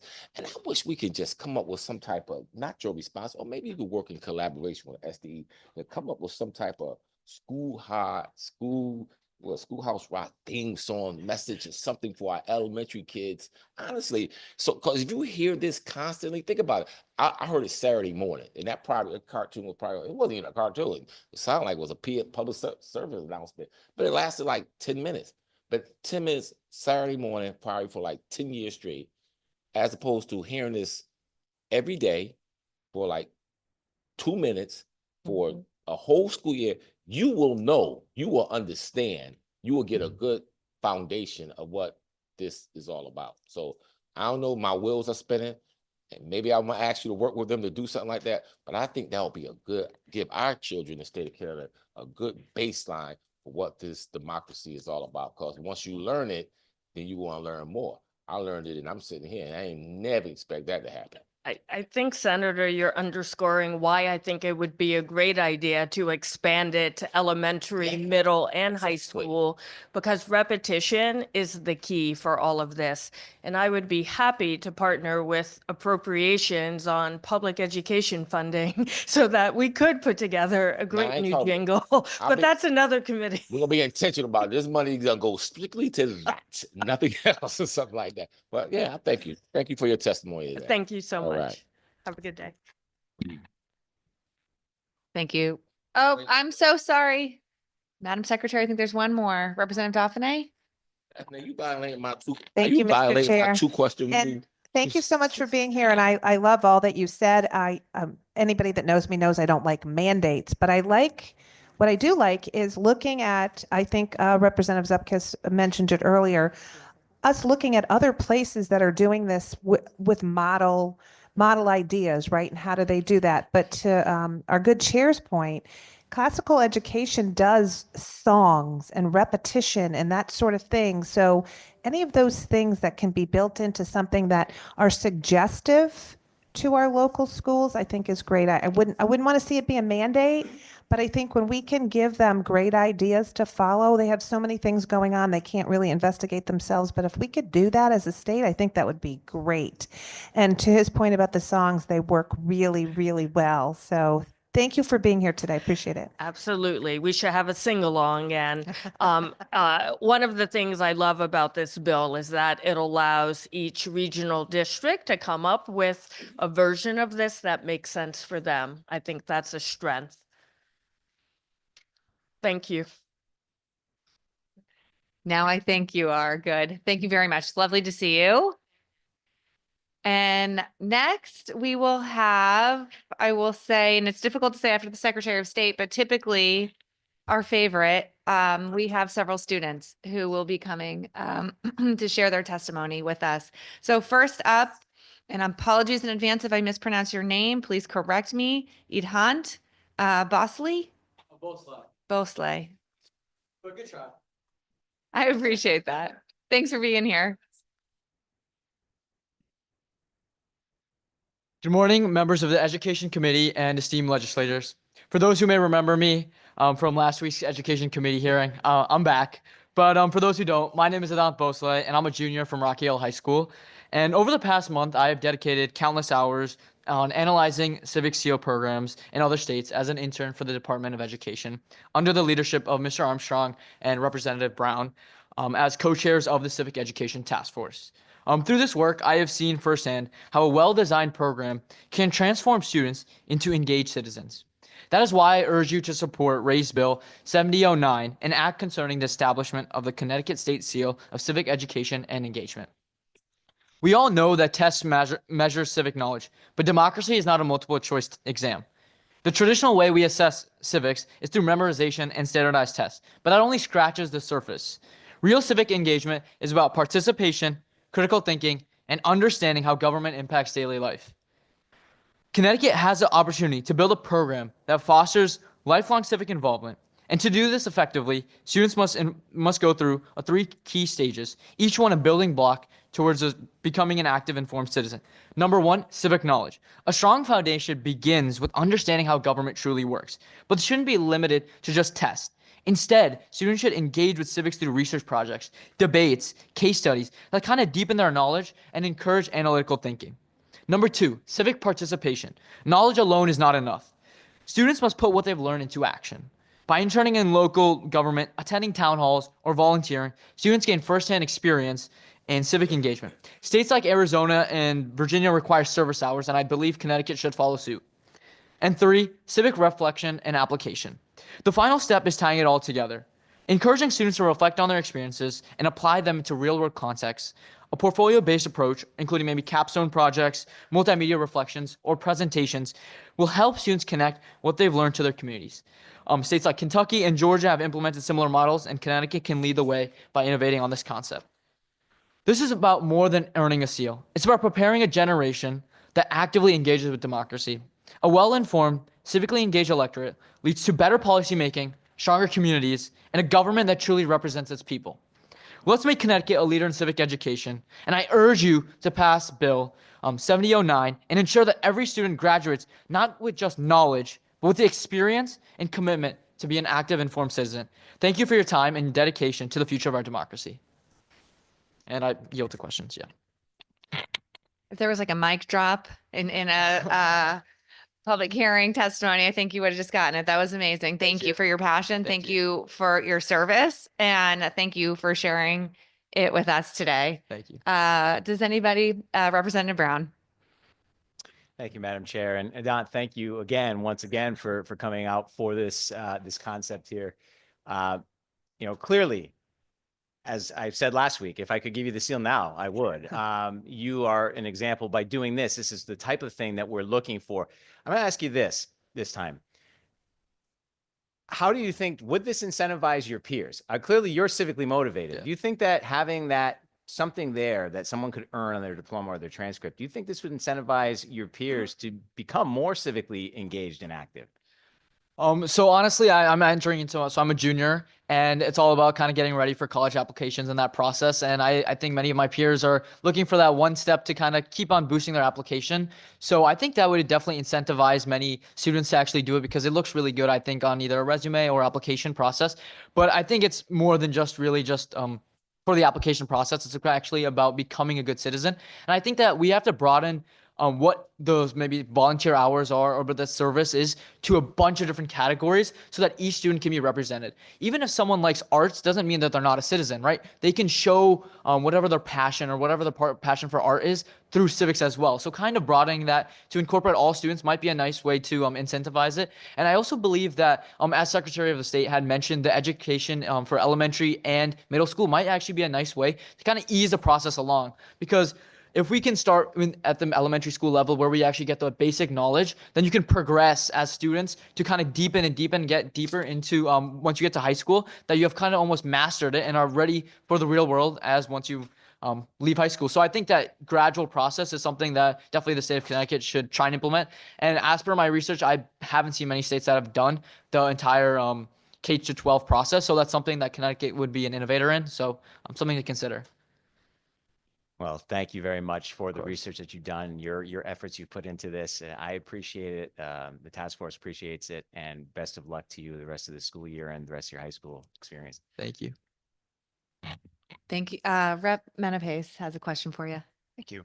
I just wanted to point out, I really liked, you and Rep. Brown were talking about for this, about trying to incorporate civics into all matters of it. We think about how much this impacts what we do in terms of art. And quite frankly, I mean, I think it's still, as a social studies teacher, I'm always of the opinion that it comes into every possible subject that we can.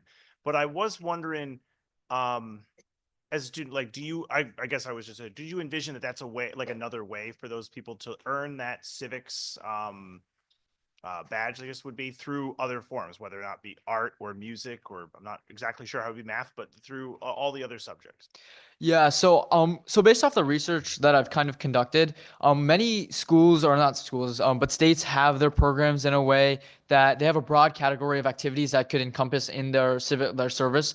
And I feel that art could be encompassed because maybe you're doing a project for maybe a town hall or the school or something like that. And though it's not the traditional speaking or making change, it is actually advocating through a medium of art. Same thing could be done for music. I know that Senator McCrory mentioned the song. If someone were to make that song, that would be a way to further promote civic education. So I feel that though it's a little bit, it would have to be a really broad category that the state would have to make so that it falls in place. But I think that it's definitely possible. Thank you. Yeah. Thank you so much. Thank you And so I hope you'll come back to us next year after we hopefully pass this and it's realized, and then you can share how you're experiencing it. Hopefully. Thank Yeah. you so much. Thank you very much. Next, we have London King.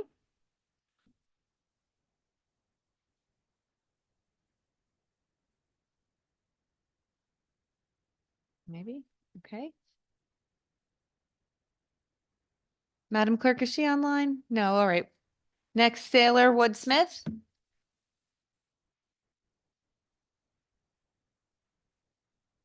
No. Okay. Reese Laundrette.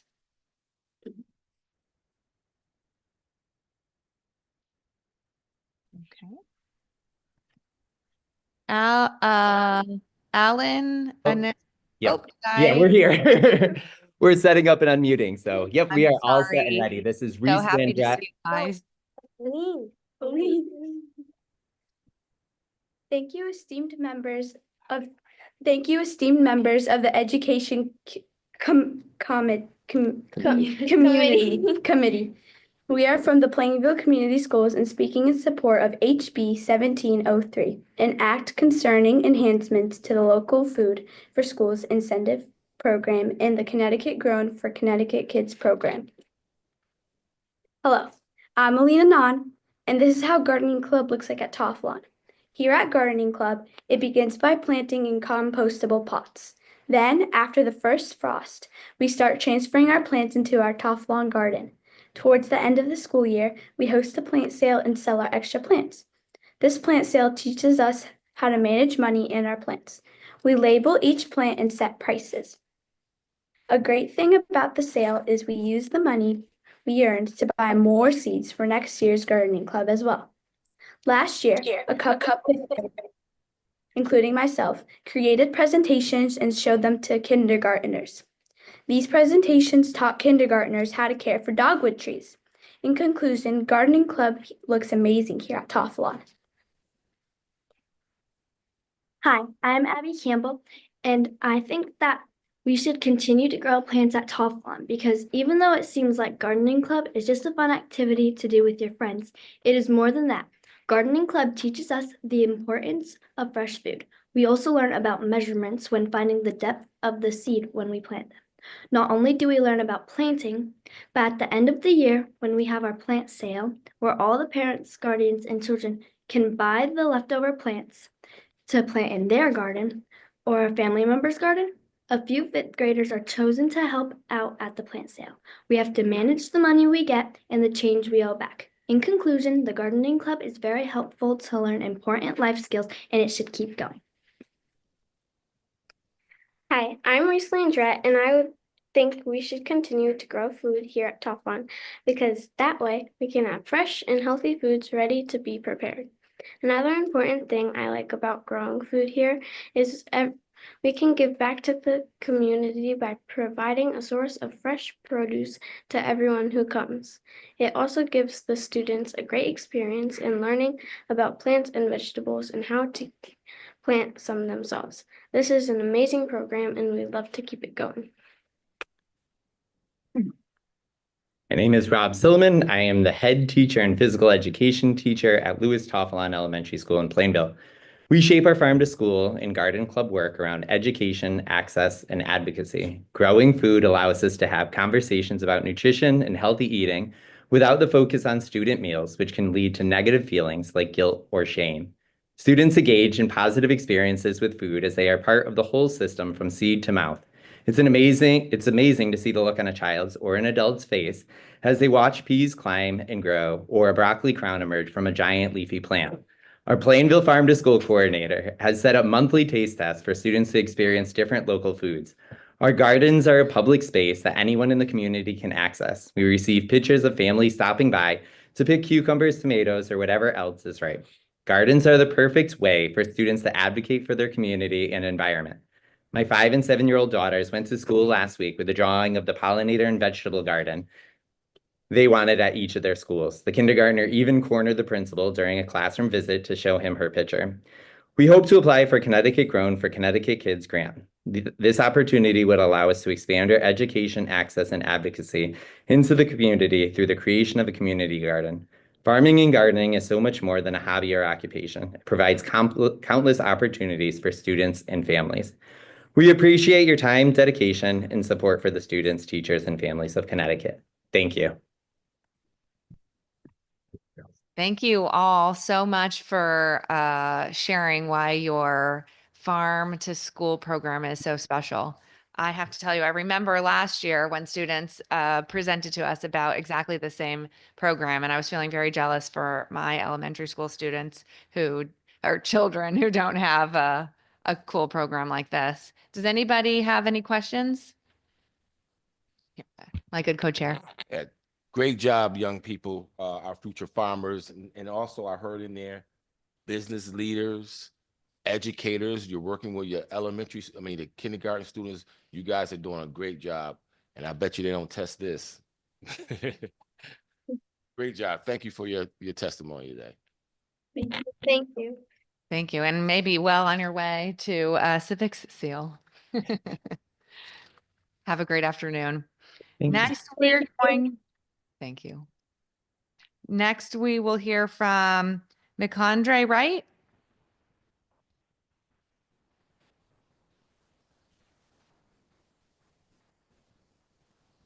Oh, you know what? I'm sorry. Allison and Noah Bluestone.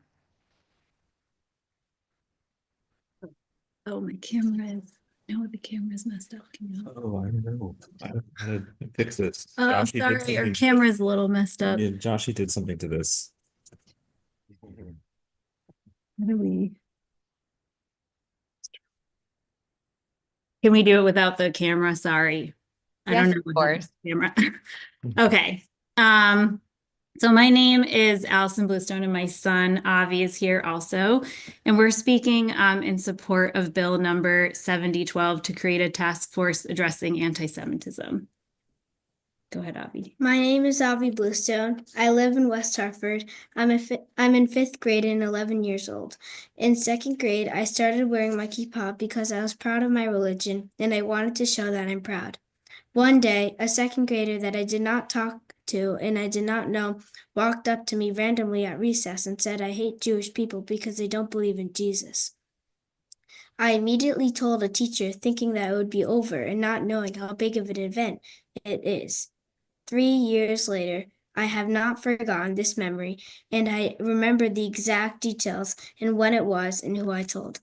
I am so anxious that it could happen again because now that I'm older, I understand how big of a deal this is. I keep thinking about it when I'm at school and when I feel like I have to hide and I feel like I have to hide that part of myself because of what happened in 2nd grade. I feel like I can't show who I am as a person. I took off my kippah this year, although I'm wearing it today, because I couldn't feel like I could be myself anymore. I hope that this law could make me feel a little or a lot better, so if it happens again, the teachers will know what to do, and I could start wearing my kippah again. Avi's story is poignant because this anti-Semitic incident has stuck with him to this day. He is a child once proud of his identity who is at a school with loving educators, but he doesn't feel comfortable being himself. He remembers that day like it was yesterday, everything that was said and done in that moment. We are here today to ask for your support. When incidents of hate occur, they shape a child's life.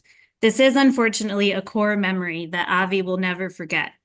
We need to support our educators with this task force so they can address anti-Semitism appropriately, sensitively, and even preventatively. Our schools need evidence-based training and protocols on how to support students like Avi proactively in the moment and after an anti-Semitic incident occurs. This has to be backed financially so the working group has the resources to implement their recommendations. We ask that you please vote in favor of supporting Jewish students like Avi. Thank you.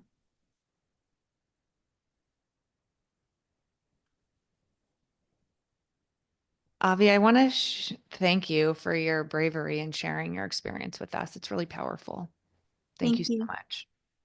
Does anybody have any questions? All right. Thank you and have a great afternoon. Thank you. Next, we have McAndre Wright, I think is with us now.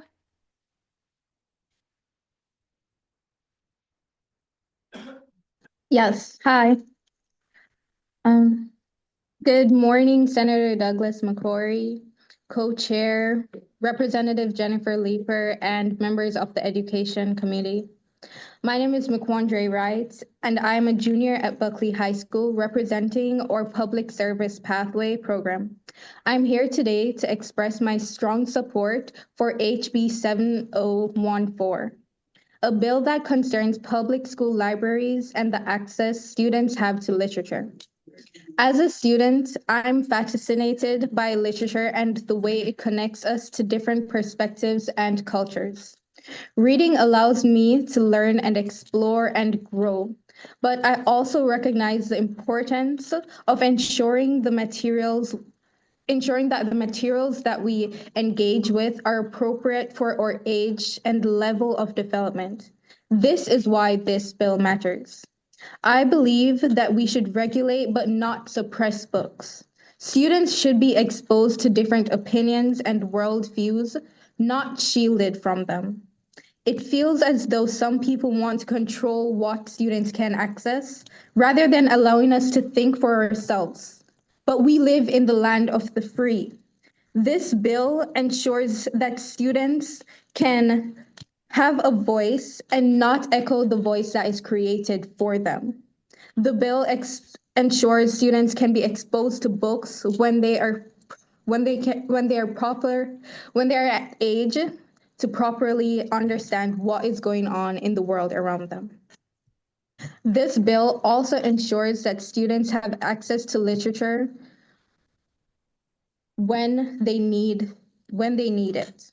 Lines 64 and 65 clearly establish that the book selections should be based on age development and grade level.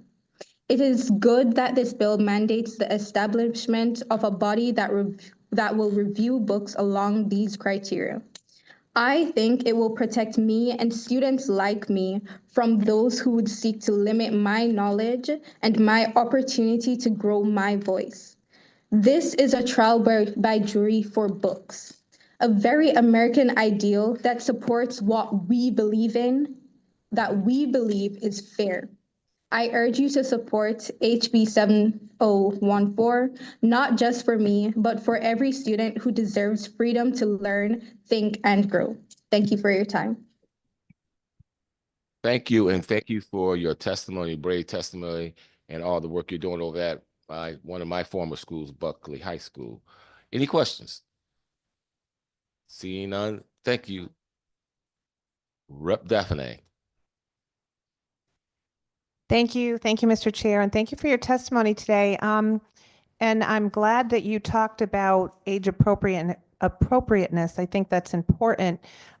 Who do you think that should be deciding that? Do you think your parents should have any say in what is age appropriate for you and your family?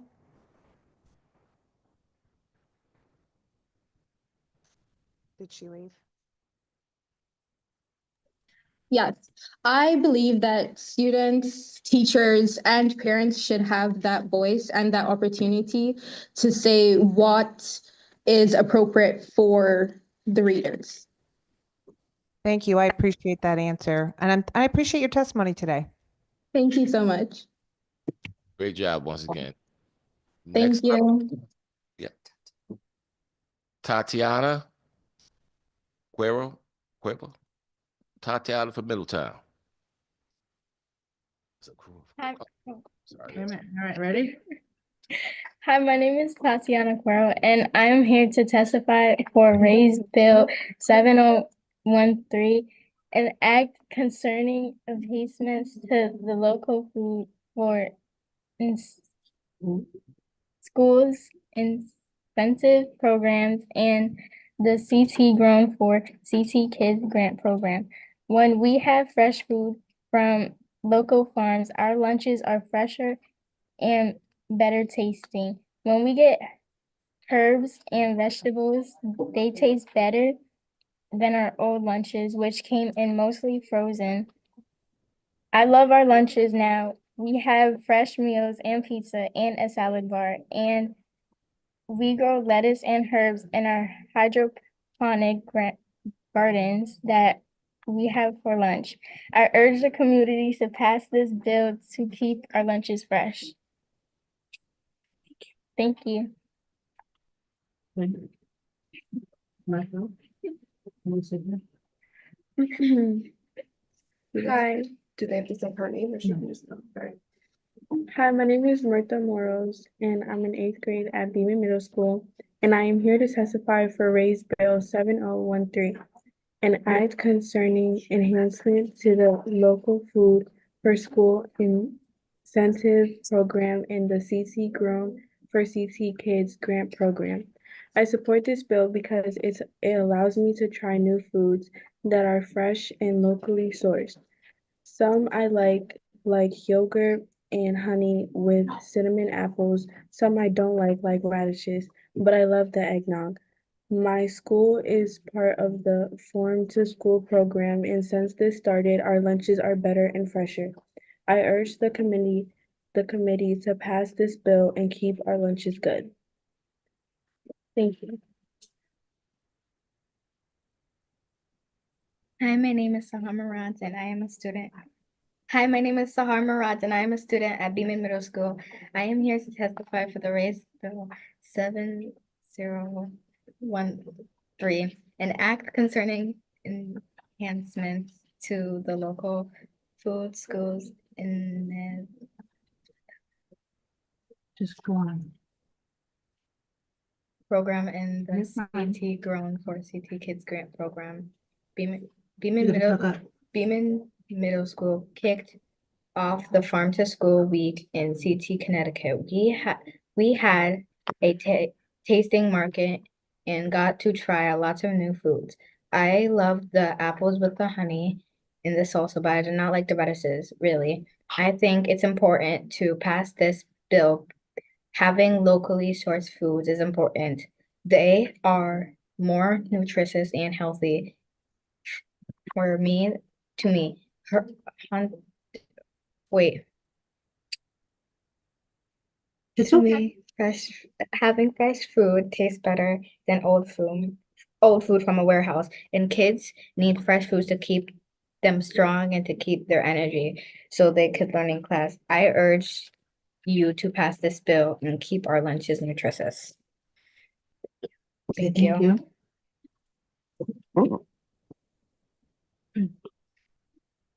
Thank you, guys. You were wonderful. Are you all completed with your testimony? Yes. Cut anyone off? It's really nice to hear from you firsthand about what your experience has been with the CT Grown program. And so we're grateful that you took the time out of your school day to share it with us. Thank you. Have a great afternoon. You too. Next, I believe we have Timothy Anup.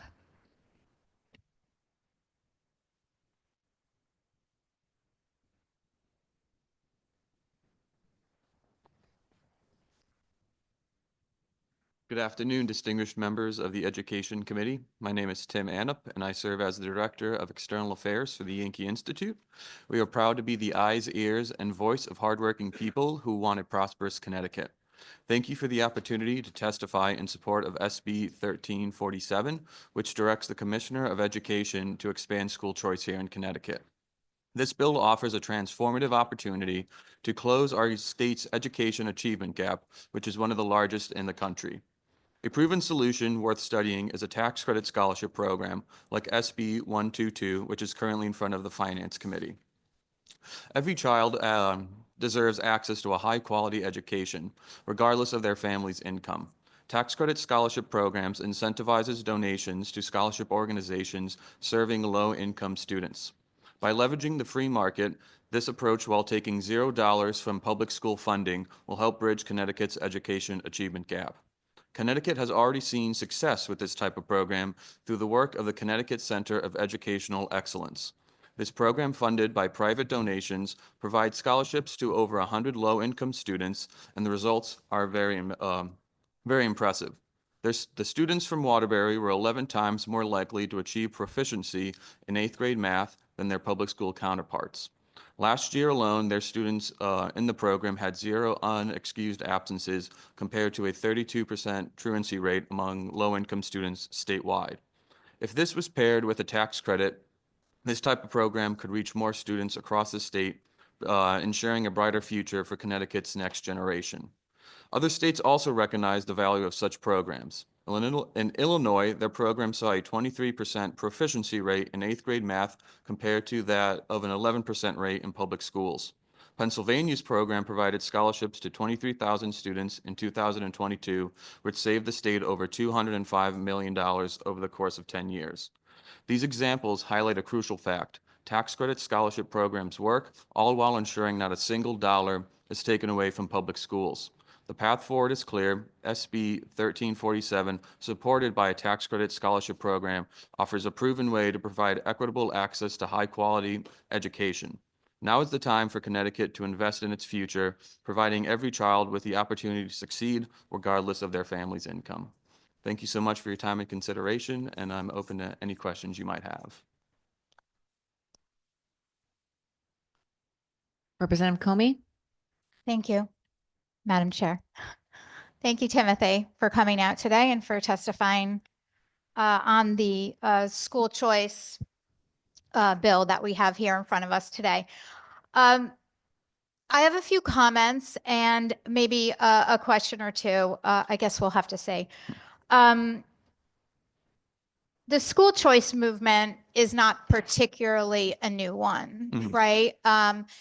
Goes back to, well, I know that Milton Friedman, in fact, in 1955, led a school choice movement. And my understanding from the research that I've done is that it was developed in an effort to not comply with some of the laws surrounding desegregation in our state, in our country, I should say.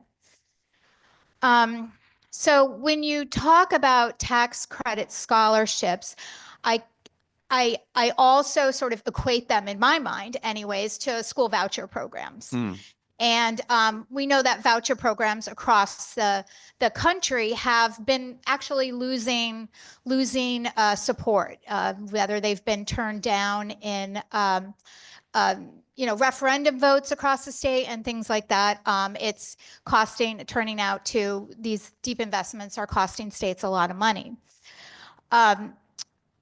That said, a lot of these credits that you speak of and our voucher system, they really do operate sort of in a similar way, only in the sense that it does pull students out of our public schools and into private schools. Can you agree to that? A little bit. So unlike school voucher programs, the money is coming from private donations. There's a tax credit to incentivize people to donate to these organizations, but no money is coming from the government to these individuals, and there is no funds being pulled from public schools. Thank you for that answer. When students are in private schools, in these private schools, I mean, from my view as a legislator and as someone who supports education and our public schools, I believe that America, the United States, is really committed to educating every single child, no matter their circumstances. And I'm concerned that the lack of public transparency that would go along with removing, with putting kids in the private schools, and that some of these private schools, and I would say probably most of them, really don't have a lot of public oversight. We don't have FOI records. We can't get public record laws. They don't require teachers to be licensed. And they're not overseen by boards of education. And the 14th Amendment of our country guarantees equal protection and due process under law. And so when I think of, I really see no constitutional, we want to make sure that we have a constitutional guarantee of our civil rights. And so that is why, I hesitate on supporting any sort of school investing in school choice, because we are responsible for all the children in this state. And so I guess my last question for you, because I've already used one up, would be you mentioned that there has been success in this realm with a organization called Connecticut Center for Educational Excellence.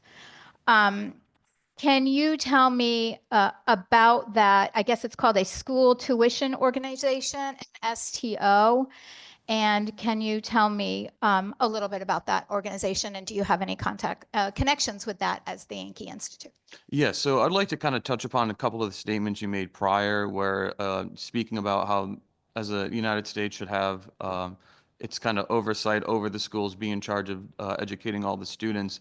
But here in Connecticut, we have an education achievement gap, so that has been failing us. So I think it's hard to say that students can't have that decision to leave their schools. That's been failing them for years and decades to choose alternative opportunities. And I think that is a decision that's left up to the parents. We should not be, as a government, legislators, be telling parents where they can and cannot go to school. And we should not let income be that barrier. And we should be able to help our low income students who are proportionally more affected by these failing school systems to have that opportunity to choose a different school. And it's not saying that these schools are bad, the teachers are bad. Some of it has to do with being bullied, and you can't solve all bullying problems with the wave of a wand. So being able to give students a different opportunity to go to a school where they can thrive in a safe environment can be beneficial. And I think we should look at that as we face our achievement gap here in the state. To go back to your education, to your question, the Center for Connecticut Educational Excellence has been around for a few years now. It is completely run by private donations. We have worked closely with them and seen the results that they have provided, getting more kids to that proficiency level in math in grade 8. So I'll end it there. Okay, thank you so much. I would just say, yeah, absolutely. We do want to end the achievement gap and work towards closing that achievement gap in this state. And income is a barrier. So we do have some points of agreement on this issue. And I'm unsure on my end whether or not the schools are testing and are publicly accountable for the testing that they're doing in private schools. So thank you so much for coming out, and I look forward to continued conversation. Thank you, Chairwoman. Thank you, Representative Comey. Next, we have Representative Dauphiné. Thank you, Madam Chair, and thank you, Tim, for being here today. There's a lot to unpack there. I find it impressive that this has been this organization has been privately funded, and you highlighted the successes of that. We've had a few speakers prior to that are talking about, if you will, like mandated testing and sort of things that so many of these things seem to put us in a box. We talked about looking at other states for model education plans and that sort of thing. And I think, you know, this is a great example of looking at something that's working effectively and helping the underserved, right? The proportionately low income individuals in a really constructive and positive way, and giving people choice. And I'm always about giving people choice. Can you expand a little bit on the students that are being selected and targeted for these programs, and how can give us a little bit more information about that? Yeah, no, definitely. So the bill that's right now would allow students who are 200 at or below 250% below the federal poverty level to be available to receive one of these scholarships. And the way the number is chosen is to allow the kids who are qualifying for free and reduced price lunches to also allow access to this program, because we don't want to have them fall into a box where they're too poor to be rich and then too rich to be poor. So that's kind of what we've said, what they've kind of set at, and we think that's would allow more students to take advantage of it. And to kind of touch upon your your comment about other states opening up these programs and looking for this. Rhode Island, our next door neighbor, has a program like this. Pennsylvania, New Jersey, just in their overwhelming Democrat legislature proposed this bill and passed it. So there are states that are looking to this to help them close that achievement gap, and it's something that we should consider here in the state. So thank you for that answer. So you're saying that this is different from what Representative was speaking about with, she was alluding to the fact that states are pulling out of or not choosing to do voucher systems and believe that they're not helpful. So you're kind of highlighting those states that have done these programs and are having really good outcomes. Is that what I hear you saying? Yeah, correct. So like I said, Pennsylvania has a great program. They've provided over 20,000 scholarships to students, and that saved them $250 million to the state over the course of 10 years. And as well as New Jersey, Rhode Island, they are looking towards this. And it shouldn't, just because there are some states who have moved away, it shouldn't deter us from looking at as an option, because we have one of the highest achievement gaps. So every solution should be on the table and should be considered.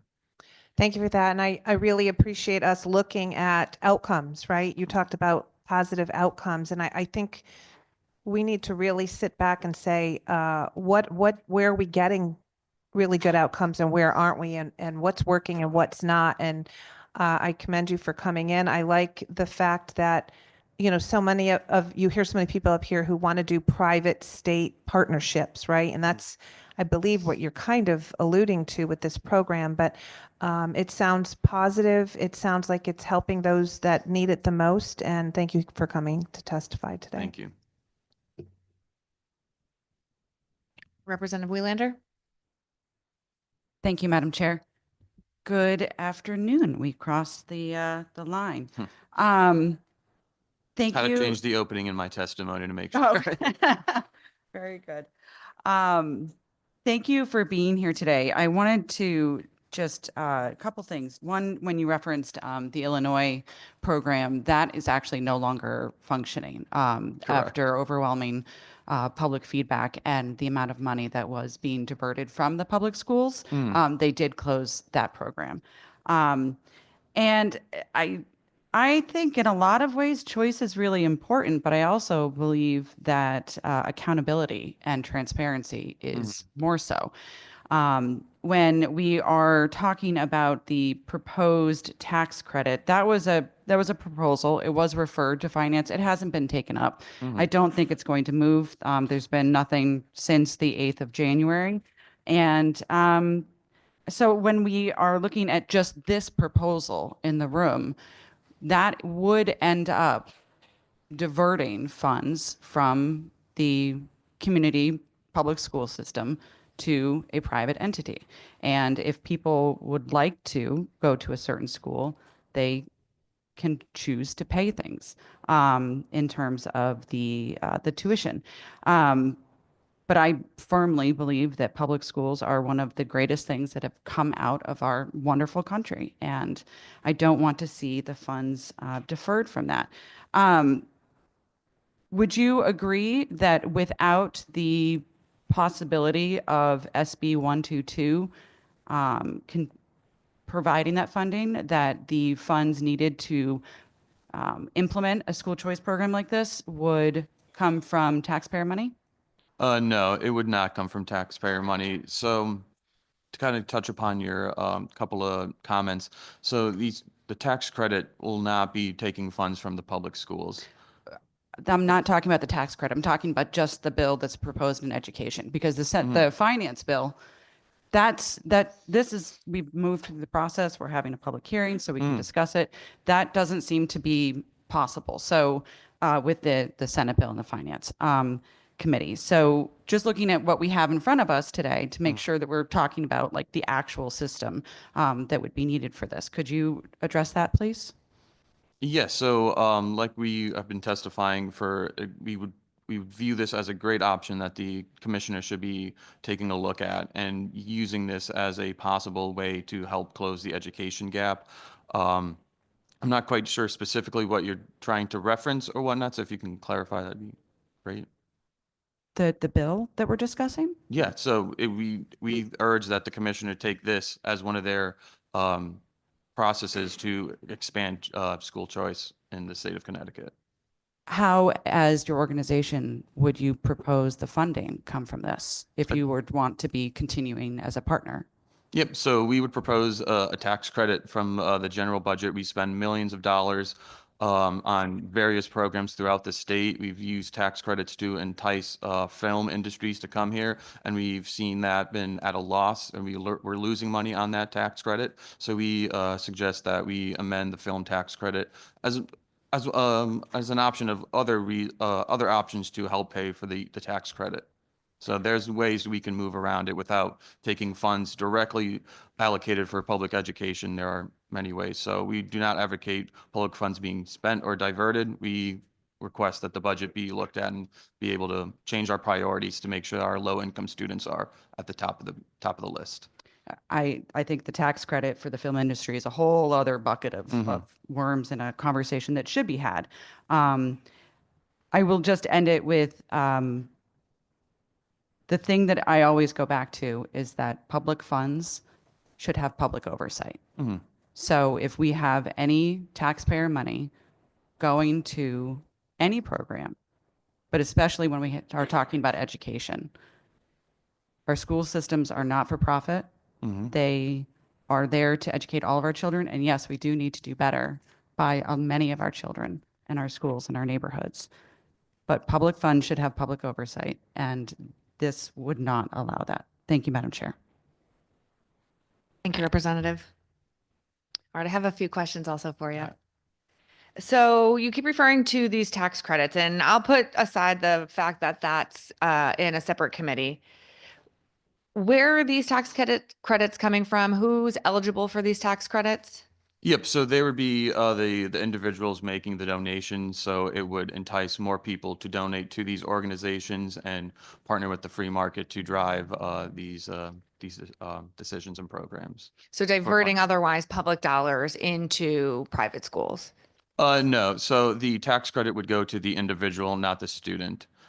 So they would be, the programs are funded completely, but the people who donate that money can then write that off on their taxes. They would get a tax credit for that donation. But those diverted funds are not essential to funding these seats to be available for students? So as of right now, as like I've said in my previous statements, there are many ways that we could fund it. The tax credits to going towards other things. So we're not advocating that these monies be removed from the public schools or whatnot, but to be worked around in the budget to find other opportunities where we can reduce costs and provide that to incentivize the free market for these programs. I think now I'm actually more confused. So what are the tax credits for, if not for funding these programs? So the tax credits aren't funding these programs. It is to incentivize people to then donate their private funds to these programs to fund these scholarships. But the donated dollars would be the dollars that would be eligible for the tax credit, no? That's usually how a private tax deductible contribution works. Yeah, correct. But they, it's not going to be that, those weren't going to public school funds. They are the private donation dollars. So Oh, we don't have like a separate tax for public schools, right? So all taxable entities come into the general fund and then we allocate them here through the legislature to our public schools. So regardless of whether those unique dollars were going to go into schools or not, they would have otherwise been captured in our tax revenue system and been for public use. Can we agree on that? yeah, correct. Okay. Do you know what the available supply of seats are? Not off the top of my hand. I could get that for information to you later. Okay. And so let's just guess that there could be more students who would want to enroll in these private schools than there are seats available. What would be the process through which selection would be made? That would be up to the scholarship granting organizations, and they have their own ways of handling it. They have open applications, so some of them are first come, first serve, but it's unique to each donating organization. Okay, so would not be available to every student who wanted to take advantage of a program like this? It depends on the funds that they have. And the seats in the schools available? Correct. And then would these tax credits and tuition assistance cover 100% of the cost to enroll in these programs? Yeah, so again, that depends on the different types of scholarship organizations and how they're developed and how they give out money. Some organizations cover all the tuition. Some work with the parents to cover half of it, have parents have a little buy-in into the kids' education. So that is all up to the different organizations and how they disperse their funds. So I guess I'll just say at a high level, and you don't really have to respond to this. I have deep concern about privatizing our public education. We actually are in a state that does have quite a bit of school choice, and I've been on the record for many years being in support of school choice. But privatizing our public education is quite a departure from the choice we offer here in Connecticut.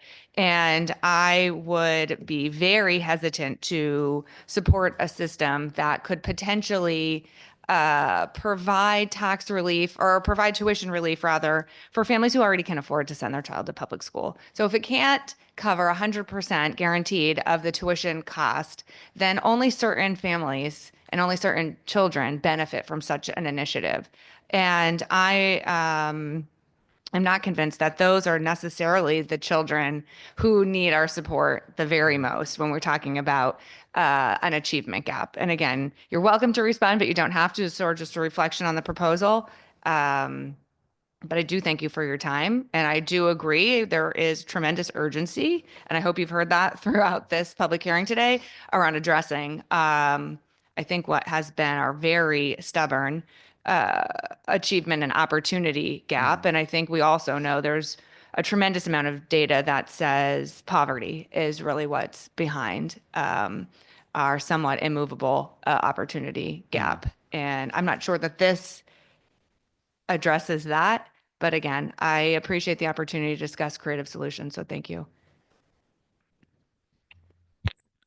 So I'm thinking, I'm trying to, for a couple of things. I want to ask a question, get some background information about choice. How would this program work? Just take me from a tax credit. So, for example, let's talk. I'm the type of person I gotta learn by. We gotta go back and forth so I can understand what you're trying to do here, what you're trying to say here. Tax credits. Someone provides a tax credit, I don't know whether it's a business entity, whatever. Let's say it's $3,000. So in essence, this $3,000 will go to organization. It sounds like it can be multiple organizations. One of them is the Connecticut Center, I think, for Educational Excellence.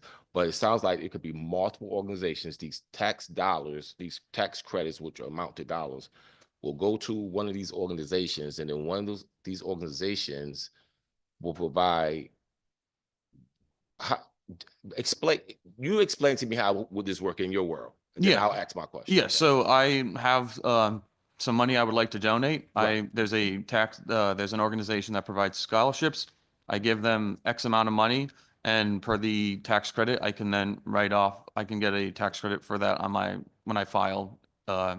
And so my private funds are the ones funding the scholarships, not the tax credit. You say mine, me, and who? So the donation I made. So if I gave $3,000 of my own money to say CTCEE, then that $3,000 is they're using for the scholarships. They're not getting any of the tax money. Right. It just, that tax credit is more incentivizing for the public to be giving them money and whatnot. Okay.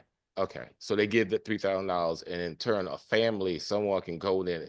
I guess there's a process. There will be a process where you can go and advocate for these dollars, these tax dollars, and use those dollars to fund your child's education in a private school. Is that correct?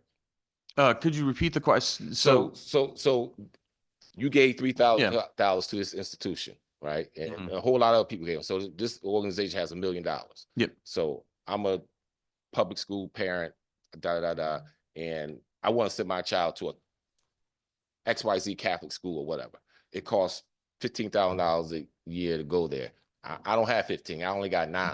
Yep. So I go to this entity and ask for the $6,000 to underwrite the rest of the cost for that private school education? Yes, so it depends on each organization. They might provide a full scholarship, so you pay nothing and the $15,000 is covered. There are some organizations that they will provide the remaining. So if you only have 9, they'll provide the rest. But it all depends on the different organization and how they are set up. Okay. So you mentioned a couple times, Connecticut had the worst opportunity gap, achievement gap. I hear all that. I hear it all day. I get it. Link me this organization, let's say the Center for Education and student outcomes, because you said you have shown there has been positive student outcomes. That was something you've been doing for the last 2 years. How did you connect it to your great student outcomes with the organization that you're proposing for us today? So yes, because they were received that scholarship, they were then being able to then go to a school that allowed them to achieve better in their academics. So going off of the CTCEE, they had students from Waterbury, and through their various schools, the students from Waterbury were 11 times more likely to achieve a proficiency in grade 8 math compared to their public school counterparts. So that's kind of the gauge of their success and why it's not 100%. The organization's not teaching them. They're just Right. providing them the opportunity to be in a better environment for themselves, to learn and to better themselves for the future. Okay, so because I was going to ask the question you kind of said about, you said something, there's a Waterbury. What's going on in this program you have in Waterbury? Because you mentioned it references twice. Yeah, so they're just students from Waterbury who live in Waterbury who chose to go get a scholarship and to go to a private school. Okay. So listen, real quickly, just on the reference, there was a comment made, I think, by a colleague about school choice. Let's since this Black History Month, let's do some history learning. Choice in this country was started after the Civil War, when Black folks and white folks who could not afford to go to private schools, I'm giving you facts. White folks, poor white folks, who could not be educated, were not being, specifically I'm talking about the state of South Carolina, because I did some research on it, right? So poor white folks couldn't afford to go to private schools, because only people that were educated were wealthy plantation owners, right? They send their kids to private schools, they got quality education. So what happened was, poor white folks was like, that ain't fair. And the Black folks were like, we know it ain't fair because they ain't educating us, period. And so they came together and created public school education. That was a real choice. That's history, right? And then that worked for a while, and then there was some other things happened, and everything changed. So I'm all about choice, but when we start talking about choice, we need to know where we come from, who choice was really for. So fast forward to this, I'm listening to this proposal. I told anybody, I am not for taking private, I'm not for giving public money to underwrite or pay for private schools. I'm not there. I'm not there yet. But I'm all about choice and opportunity and creativity and doing something different. Because this conversation about opportunity gap been going on for 40 years. It's not a person I know ready to go another 40 years and still come back to talk about it. We're trying to solve this issue now. And when I hear people like you come with ideas, it could be far-fetched, but other people come with different ideas. They're going to come here and propose it. When I hear, when the conversation starts with resistance, that troubles me. When I hear resistance to what anyone's trying to do that's different from what we have right now, that troubles me. Because if you ain't got another solution, be quiet. And let those who do operate. I give you an example. We had a huge problem with diversifying our teachers in the state of Connecticut for over 35 years. We had a huge problem. Couldn't get the numbers were going down, worse. And I can give you the history of how that happened also. But you know, within the last 4 years, when people who are really serious about changing this conversation and doing some work and getting some outcomes, as I keep hearing, we've been doing, in the last 4 years, we done produced more and more. We done diversified more and more education in the state, and everyone and everybody's learning more, because you already know, I always say what the research show, all kids learn better when they talk about different. We did something in 4 years that we couldn't do for 30. So I say all that to say that if we're really serious about trying to improve these opportunities gaps and achievement gaps, we have to have an open mind when people come to us with different ideas. And if they married to it, they live it, then we can do some things. We can show change. So like I said, again, I said a whole lot today. I normally don't want to say a whole lot, but this is real. It's playing out before us. And like I said, 54% of the kids in the state of Connecticut, not poor kids, not brown kids, not black kids, but all our kids, 54% of them cannot read on grade level right now in every school district. Right? Yeah. So if that's not alarming to everyone here and say, hey, we need to look at the way we're operating, then we're all fooling ourselves because the numbers are going lower and lower, poorer and poorer, worse outcomes, no solutions. So I just want to say, thank you for what you're bringing here. I don't know where this is going, but I'm here to listen to the public. That's why we have a public hearing. I want to hear what other outcomes or solutions that we may have besides just saying, no, we can't do nothing different. I said a whole lot. I'm going to shut up. I'm not going to speak anymore. But thank you for your testimony. Any other questions? Seeing none again, thank you. Thank you so much. Who's next?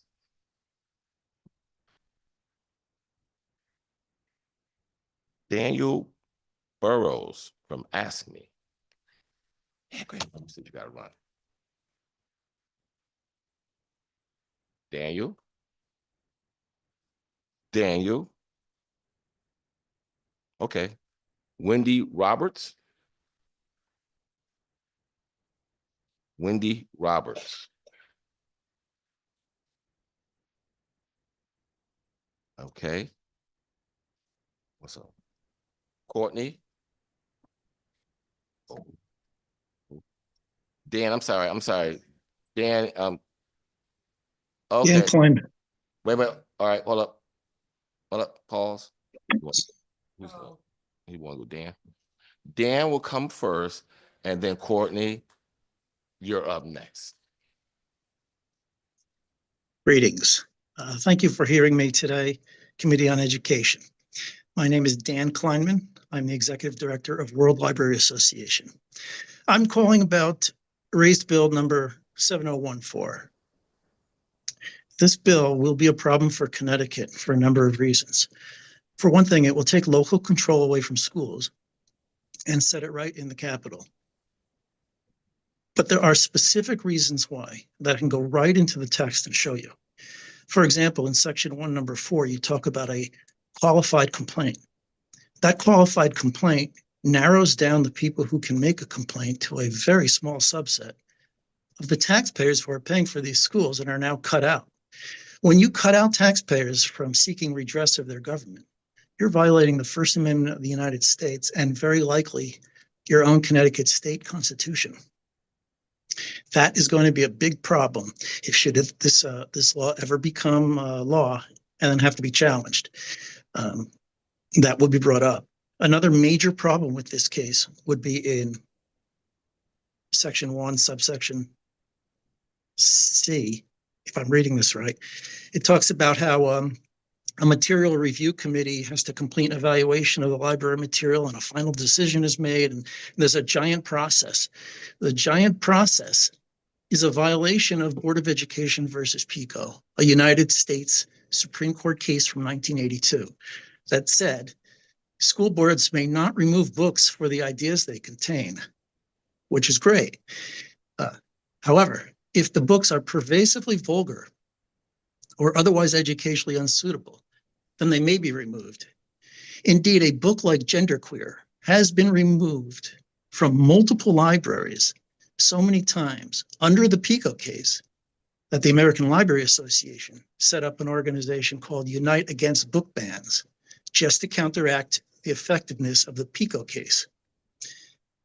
This section violates the PICO case because under PICO, a superintendent can remove a book immediately. The book doesn't have to stay on the shelf while a 5-month process goes on, or in some cases, a 1.5 review committee. That's all made up in order to prevent PICO from applying.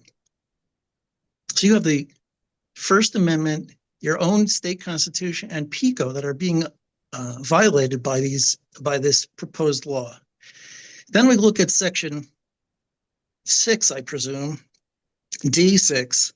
talks about the content of library material has to be related to the sexual health and addresses physical and mental, emotional, so on and so forth, and is unless it's not appropriate for the students based on age, development, and grade level. I can tell you right now that nothing will ever be deemed inappropriate for a child, because what is the standard right now is that if a student can see himself in the library, then that book belongs in the library. There is literally no book right now. Summarize, Dan. Okay.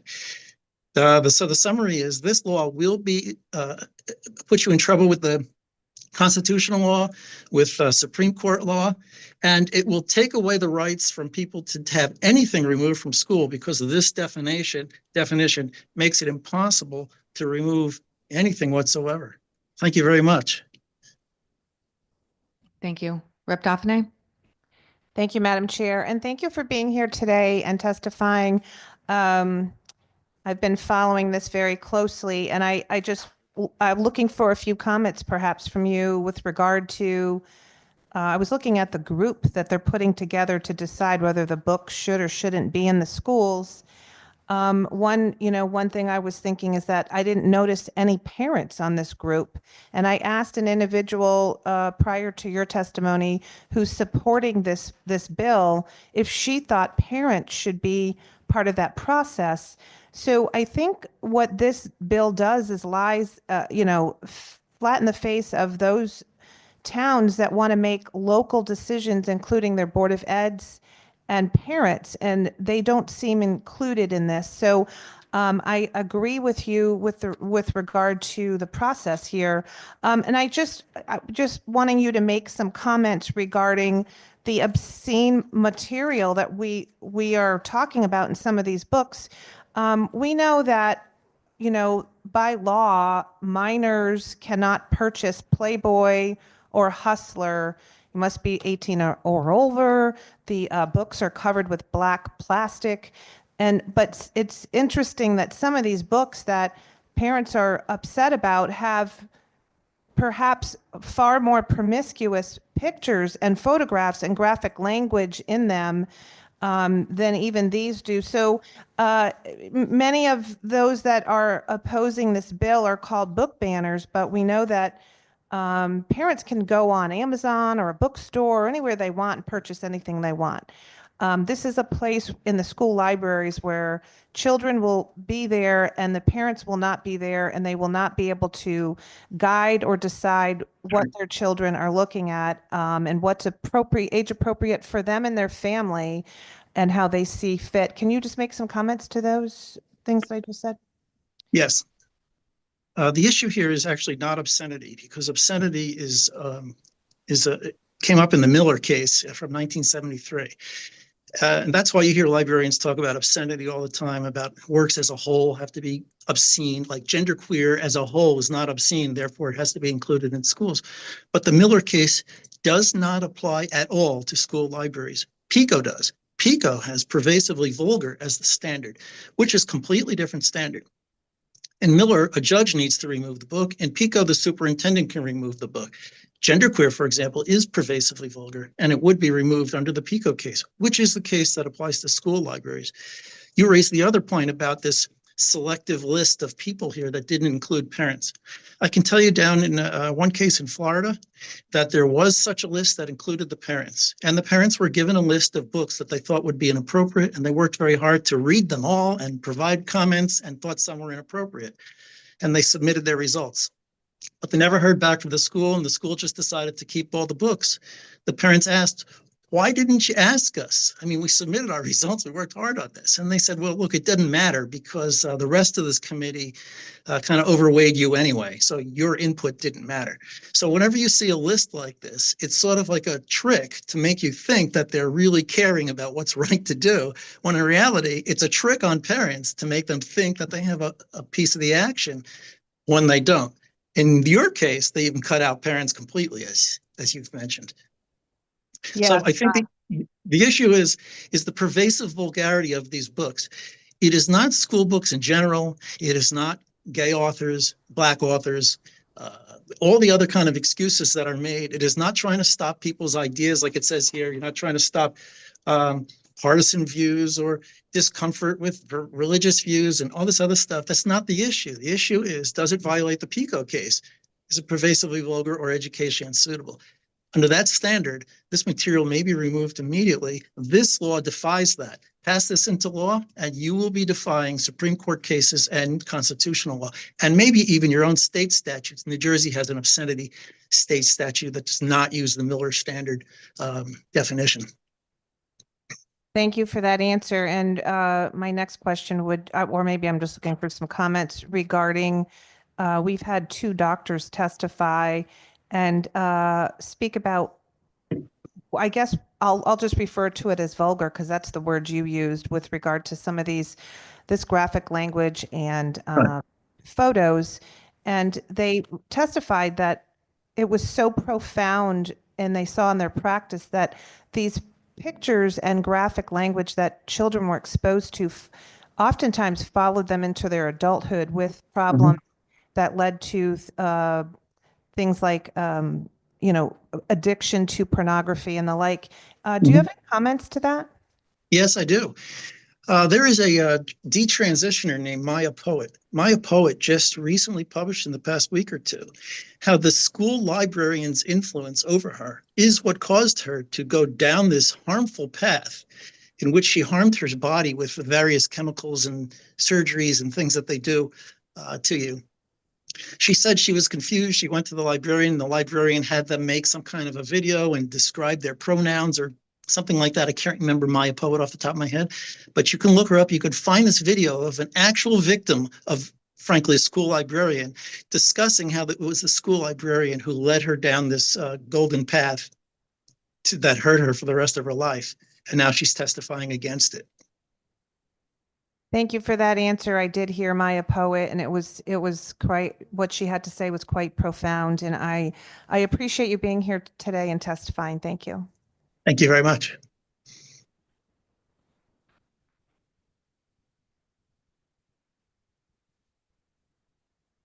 All right, next I think we have Courtney. Thank you. And I apologize if it was mispronounced again. Fungi, thank you.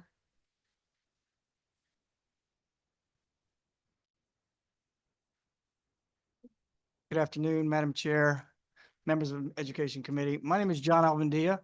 I am the CEO of NOLA Education. I have with me Courtney Fang, who is our Director of Curriculum Design. I'm here to testify in favor of SB 1348, the creation of a pilot program for at-risk youth. Our company, NOLA Education, has a program called Star Academy Program. This program was designed almost 20 years ago in conjunction with the Career Technical Education Division of the South Carolina Department of Education. The challenge that the state was facing was disengaged 8th graders and 9th graders who had failed once in some of the most high poverty at-risk areas of the state. These kids, after failing once, are on track to dropping out, and the state needed something different. Knowing about STEM education, career tech education, and how engaging it is for students, the Star Academy program was created. The program is designed as a school within a school program. We partner with public schools to put in this comprehensive program. We all understand the benefits of STEM. However, our program is a full immersion version of STEM. We teach math, science, ELA, and social studies core subjects using this STEM approach, also exposing kids in the process to multitudes of careers that further engages them and makes them want to participate. Our projects that we have are 7-day projects that cover the academic and the career pathways that students can then get interested in and pursue. As a company, we support this program very heavily. We partner, like I said, with the public schools. We go into middle schools and high schools. We provide extensive support because we're basically transforming the day of the students by being a full program. We have our people on site every month in person, at least once a month. The program's initial span is a 3-year contract to ensure that this program, everyone learns how to use the program. we have had tremendous results with this program nationwide. We are in 20 states. We've opened over 150 of these sites in the last 20 years. Specifically, we impact right away attendance. We have attendance rates jump up because the kids are engaged or working with projects with their hands. Disciplinary problems diminish instantaneously. We can put the program in as little as 6 weeks. So we have immediate impact on school systems. What we're looking for and what we've done in other states is pilot project where we can put this program in, show the impact immediately within the first semester, and then show the impact on academics going forward. We just put the program in. We're up to 40 sites in the state of Louisiana. The program was supported by the governor, supported by our previous governor, specifically for D and F schools across the state. We have seen performance jumps across the board in every single installation of the program. So we're very confident that we can have the same impact here in Connecticut. And we would love to consider or be in support of this SB 1348. Thank you so much. Any questions? Rep. Daphne? Thank you. Thank you, Madam Chair, and thank you for your testimony today. This is the first I've heard of this, and it's very unfamiliar. So I just wondered if you could expand on how that works, how the funding from the state comes into play, and all as much as you can in a nutshell with beginning to Certainly. end. Who's in the program, how they're chosen, those sorts of things. Certainly. So what we'd like to do is form a pot of funds at the state level that then districts apply specifically for these funds to implement this program. So these would be taxpayer funds. Yes, Just it'd be okay. taxpayer Go ahead. The school district would receive the funds. The school district would contract with us to implement the program. The student selection is handled purely by the school district. Again, public school districts. We design the courses to meet academic standards of the state, national and state standards. And it's really up to the district how to implement and which students specifically to target. But we look for overage, academically behind youth, disconnected youth that have basically, school districts always have this population of kids that they just don't know what else to do with. They've tried everything. They typically just let them sit in the middle schools and they just end up on that path to dropping out. We're catching them there at that critical transition from 8th to 9th grade to ensure that they do re-engage, learn the academics, get exposed to the careers, and then really, pursue that in high school and beyond. Thank you for that. So I'm still trying to understand how it all works. So the children, do they remain in their school setting and they have other teachers helping them, or do they go to an after-school program, or how does that play out? So this is, like I said, it's a school within a school. So we take over, let's say, the wing of a middle school. Again, the public school would say, we have a high concentration of students in this area. So either there's enough academically behind students in that particular middle school, or they come from multiple schools. They come to the school of choice by the school district. We then convert a wing of the building with 4 classrooms with all the equipment, computers, furniture, all the materials that they need to do these hands-on projects. And then we use the schools, teachers, staff to, run the classrooms, and the district selects the students to participate.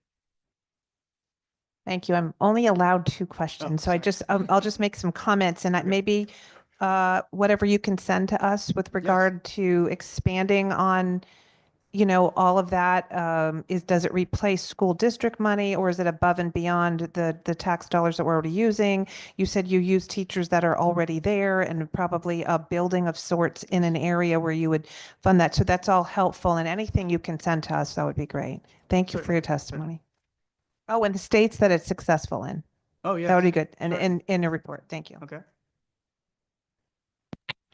Thank you so much. I think whatever we can do to support our middle school students in particular and prevent them from becoming completely disconnected is essential work, right? And it's prevention work. And we know very well in Connecticut, we're dealing with roughly 119,000 disconnected youth. And so I really believe that our emphasis needs to be downstream, upstream, middle school before they get to high school, and we really are seeing what it looks like for them to be fully disconnected. That is And the exact population that we look for in Yeah. every state we go for. thank you very much. All right, thank you. Oh, I'm sorry, you do have one other question. Rep. Wieslander.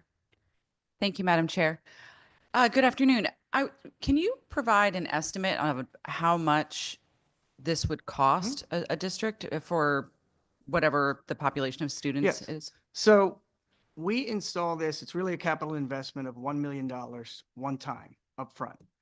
That allows us to convert that wing of a building, let's say, with all the furniture and computers and equipment. And we put all kinds of, we have earthquake machines, racetracks, rockets, just every kind of microscope, telescope you can think of. So we make it very engaging. So we're really transforming.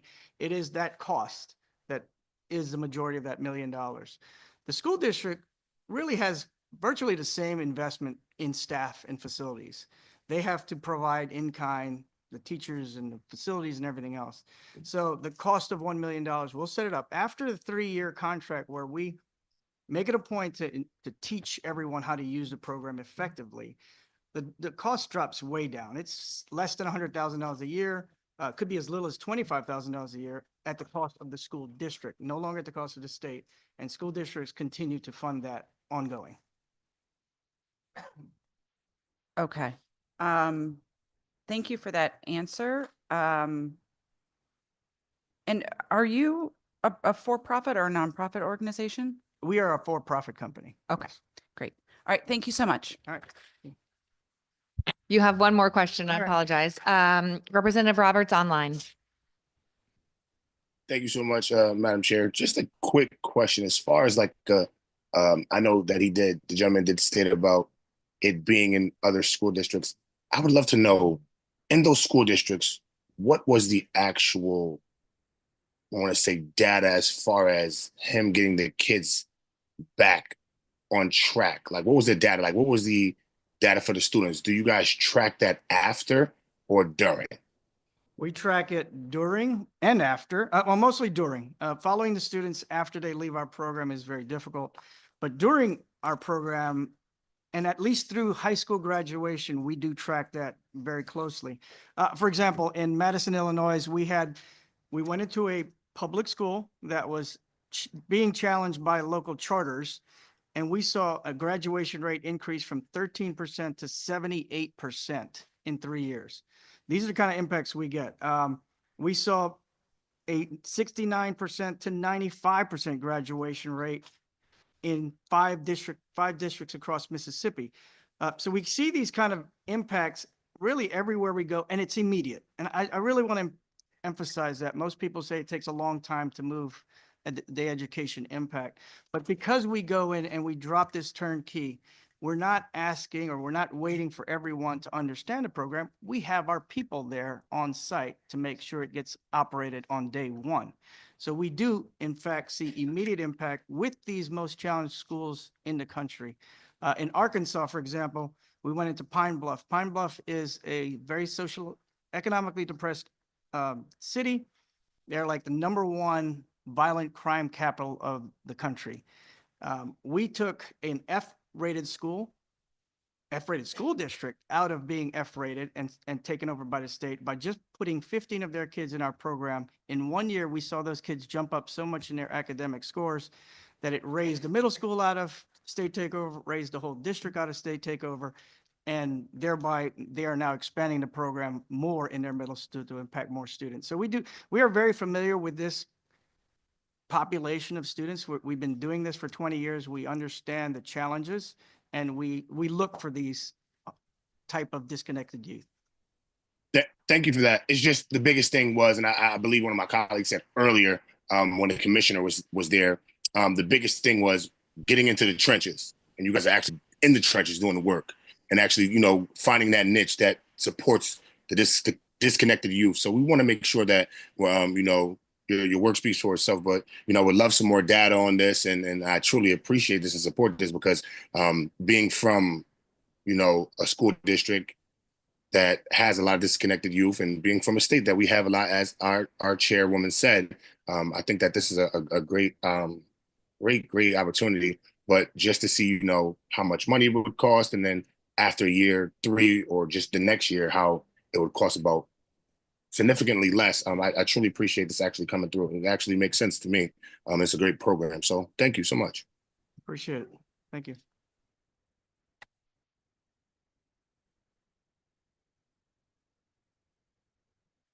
Oh, one other question. Okay. What is the capacity for students in the district? And are there instances where there are more students who are eligible for your program than you have seats to serve them? It's very common, actually. We're in Mobile, Alabama, the largest school district in Alabama. There are approximately 2,000 students that are over age in each grade, 6th, 7th, and 8th. We actually have now taken over a middle school, and we offer 3 grade levels. The students apply for those positions in the academies. The academy accommodates 80 students per year. It is a full-time thing. Kids go there every day for the full day for the full year. So it's not a supplemental, it's not after school. They're getting their core curriculum in those classrooms, totally project-based the entire day and then the entire year. So what we do when there are too many students is we usually have some sort of a application process where the school administers that and makes the selections. I appreciate that. Thank you. Representative Zepkis. Thank you, Madam Chair. I'm sorry I missed your whole thing because I know I would have a lot of questions. It's just all 3 of my committees are meeting right now. But I would like to reach out and really talk about it because I did miss it. I grew up in Mississippi. Oh. My mother is right outside of Pine Bluff, and wow. we vacationed in Mobile. So I'm very familiar with that area. Yes. And you're right. It is I grew up in the highest poverty of welfare in the whole United States, my county. So I'm very familiar with that, but I'm also how you would work with the Board of Eds and the State Department of Education. I did hear you were a nonprofit, correct? No, we are a profit company, Oh, but we don't get the grants. The school systems get the grants, and we contract with the schools. Okay, perfect. So I just wanted to say, I would love to reach out to you and just kind of pick your brain. Certainly. Love to Thank do it. you. Thank you, Representative. And seeing no other questions, thank you very much for your time. Thank you for your work. Thank you. We may have skipped over Wendy Roberts. Is Wendy in the room or online? She's in school. She'll be online soon. Oh, great. I appreciate that. Thank you. We will hold her spot. Kaylee Carlisle.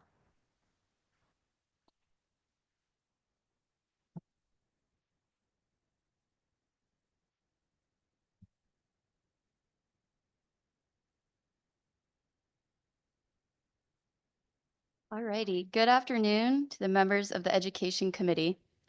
My name is Kaylee Carlisle, and I'm the Farm to School Coordinator for Vernon Public Schools. I'm here today to express support for Bill 7013, an act concerning enhancements to the Local Food for Schools Incentive Program and the CT Grown for CT Kids Grant Program. This bill is critical in promoting equitable access to fresh, local food for all students. Local food offers better nutrition, improved taste in school meals, and a powerful way to multiply positive impacts throughout communities. In Vernon, we have seen firsthand the transformative impact of the CT Grown for CT Kids grant and the LFSIP. These initiatives connect students with local agriculture and create hands-on learning opportunities that build curiosity, confidence, and a deeper understanding of the land and where their food comes from. Furthermore, expose students to new career paths and hobbies in agriculture, nutrition, and environmental sciences, along with important life skills. Throughout the past 2 school years, I've witnessed students' excitement as they grow their own produce and eagerly try new locally grown foods, experiences that foster lifelong healthy habits. Local food and school meals strengthens the connection among kitchen staff, educators, and student families by fostering a shared understanding of local food systems and their impact on health, sustainability, and community resilience. Local farms have proven their resilience, especially during the pandemic when they filled supply chain gaps and provided fresh produce for school meals. Supporting these programs ensures we can bring local food into cafeterias, not just in crisis, but every day. This investment in related programs support our students and local producers, along with cultivating resilient, healthier communities across Connecticut. Thank you for your time. Thank you very much, Kaylee. Are there any questions from members of the committee?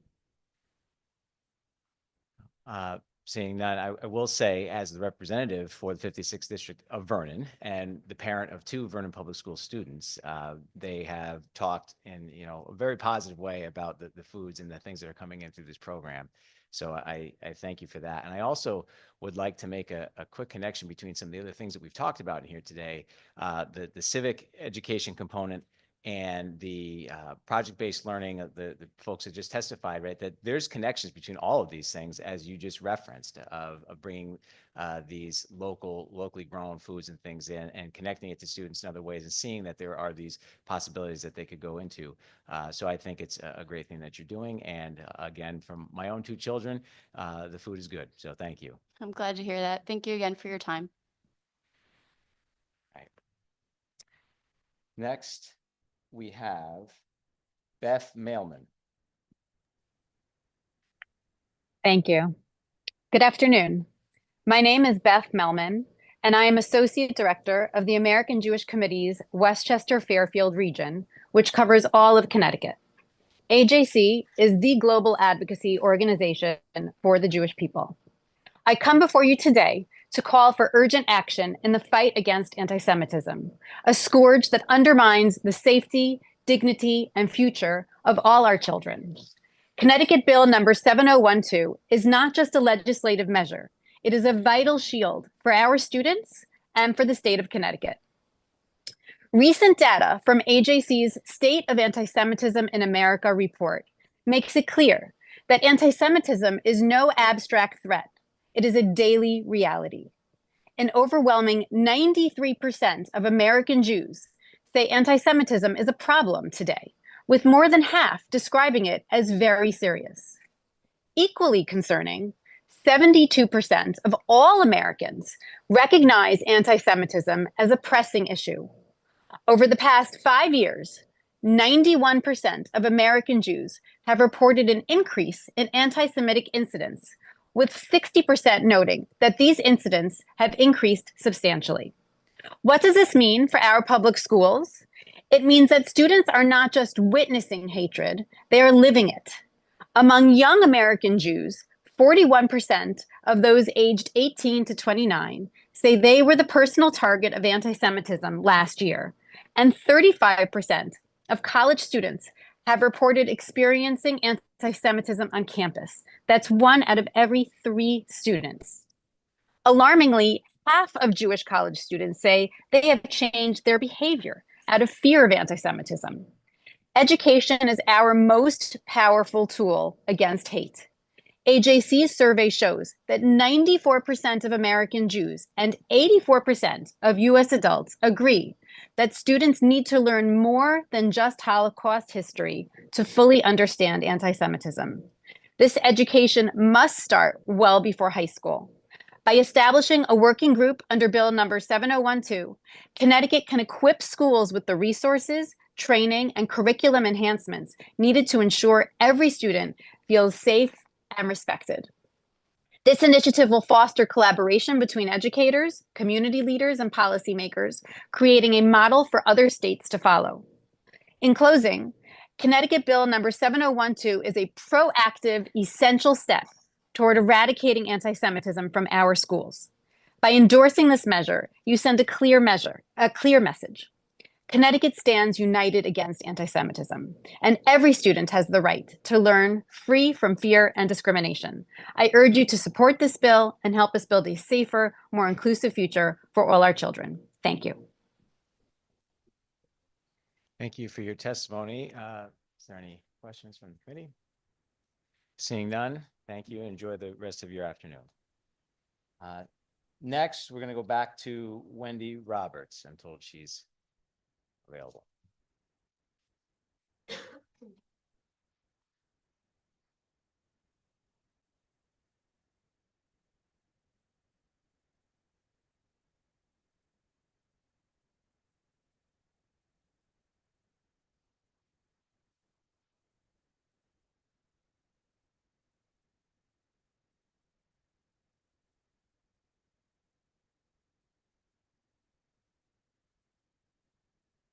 All right, there she is. Okay. So sorry. Okay, was running up the stairs, so I'm out of breath a little bit, but Floor is yours. all right, thank you. My name is Wendy Roberts, and I'm a resident of Danbury, Connecticut. I work as a tutor, paraeducator at Danbury High School, and I've been a paraeducator for 21 years for the Danbury Public Schools system, including seven years in elementary school and 14 years at the high school. I would like to speak on behalf of all of the paraeducators in Danbury Public Schools in regard to House Bill number 7010. And first and foremost, I'd like to say that the tutor paraeducator position is a vital position in the schools, not just an entry-level position. It requires experience, education, and knowledge in a field related to education and special education. I have a 4-year degree in education, but I decided to work as a paraeducator while raising my family. I found that I could really make a significant difference in students' education and lives in this capacity. And I've dedicated my life to making a positive difference in the lives of our students. I've worked with numerous students with multiple learning challenges. Each student is unique with their own individual learning styles, and I work hard each day to get to know my students, to build a positive rapport with them in order to be most effective in helping them to learn and be successful. Many times there have been behaviors that need to be addressed as well, where behaviors plans need to be implemented. I'm responsible for data collection. I've worked hard, extremely hard, with extremely challenging students, and I've seen them learn and grow throughout the school year. And it's extremely rewarding to see the face of a student who's failing to light up when she or he gets their first A on a quiz or test, or does an outstanding job on an assignment, or is recognized by their classroom teacher for their contribution. In addition to my 4-year degree in education, I've also attended numerous training classes, had participated in professional development over the years. These include goal setting, the power of retail, system change for successful children, and lots more. I've participated in many extensive online trainings as well, and learned new technology, how to managing and monitoring students on Google Classroom and Schoology, and assisting in Google Meets and instructing students in breakout rooms and during hybrid and distance learning. I've also learned programs such as this Storyboard, my open math, Desmos, Google Slides, Google Sheets, Google Sites, Edgenuity, Photoshop, Photo Booth, and more. In addition to supporting and teaching students in the classroom, I also spend time outside of my contractual workday studying materials and modifying assignments in order to be prepared and help students in class and communicate important information with teachers and school leaders. Over the past several years, my job responsibilities have become much more demanding. I'm now directly responsible for 8 to 10 different students each day, 4 to 6 students per class, as well as helping additional students who need help in each class, which are many. It's approximately 50% of each mainstream Class A assistant is made up of students with disabilities. Many classes I support this year are made up of entirely of special education students. In addition, I also transition students who are in a wheelchair or with other disabilities between classes. And we are severely short-staffed this year, as well as the past several years now. I would say the past 5 years, we've been short-staffed, extremely short-staffed. I've been asked to cover the classroom on many occasions while the teacher needs to go to a meeting or step out of the classroom to take care of an urgent matter. There have also been many occasions where there's no teacher or substitute teacher in the classroom. Due to the high demands of this position and inadequate pay, unfortunately, there is a high turnover rate, and those who have stayed the course and are expected to fill the void. I love working with the students and making a difference in their lives. Unfortunately, with the cost of living, increasing and our pay staying at such a low demeaning rate and not keeping up with the cost of living for several years now, I'm going to be forced to look for another position. I enjoyed working with our students, and I feel I've made a positive impact in their lives and of many students. And I hate the thought of having to leave, but with making under $20 per hour, respectfully and realistically, how can I survive? I'm asking you to please consider supporting schools, students, and paraeducators by supporting strong legislation, and so that we can continue making a difference in the lives of our students. I urge every member of this committee to support paraeducators because these children who we serve are our future. Thank you.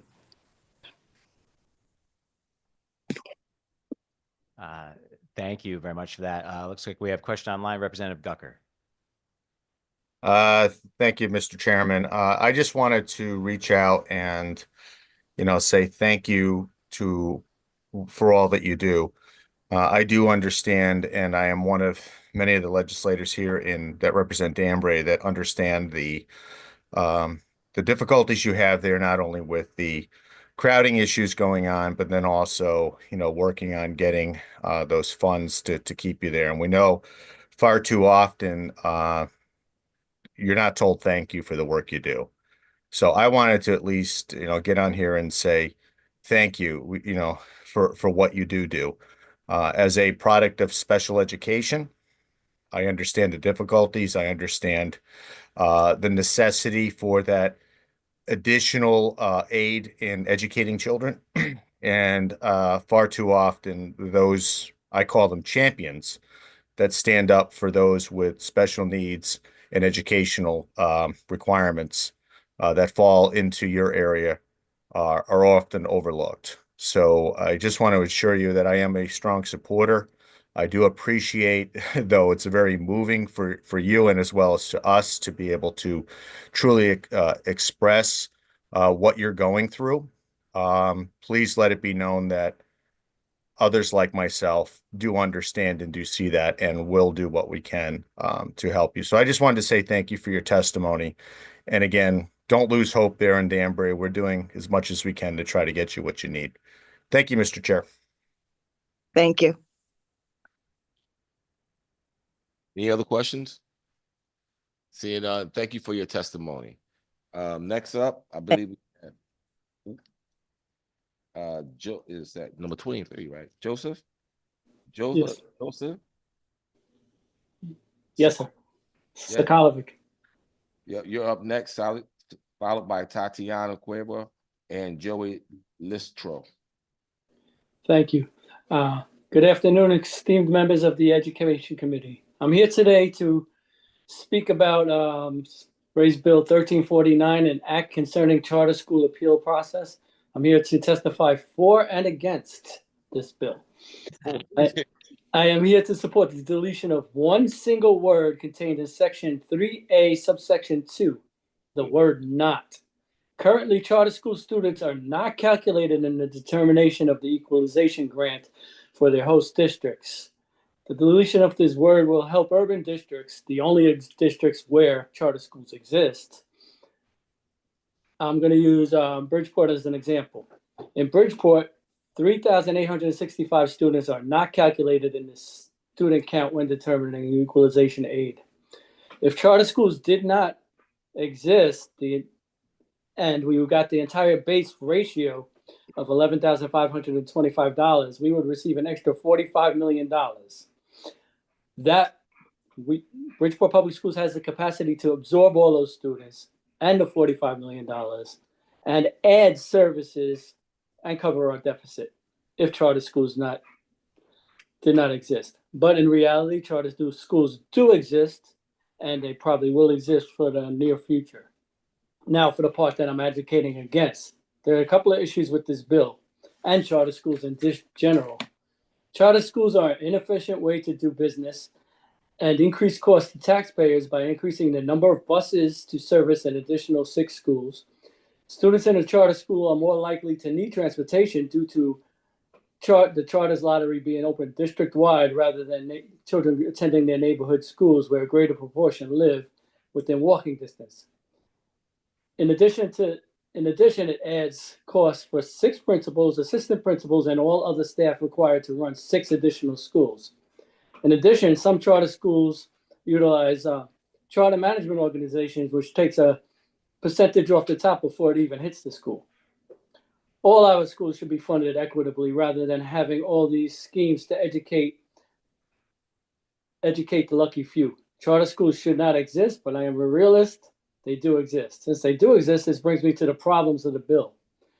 When charter schools are only in urban districts, if they are so great, why don't they exist in wealthy towns?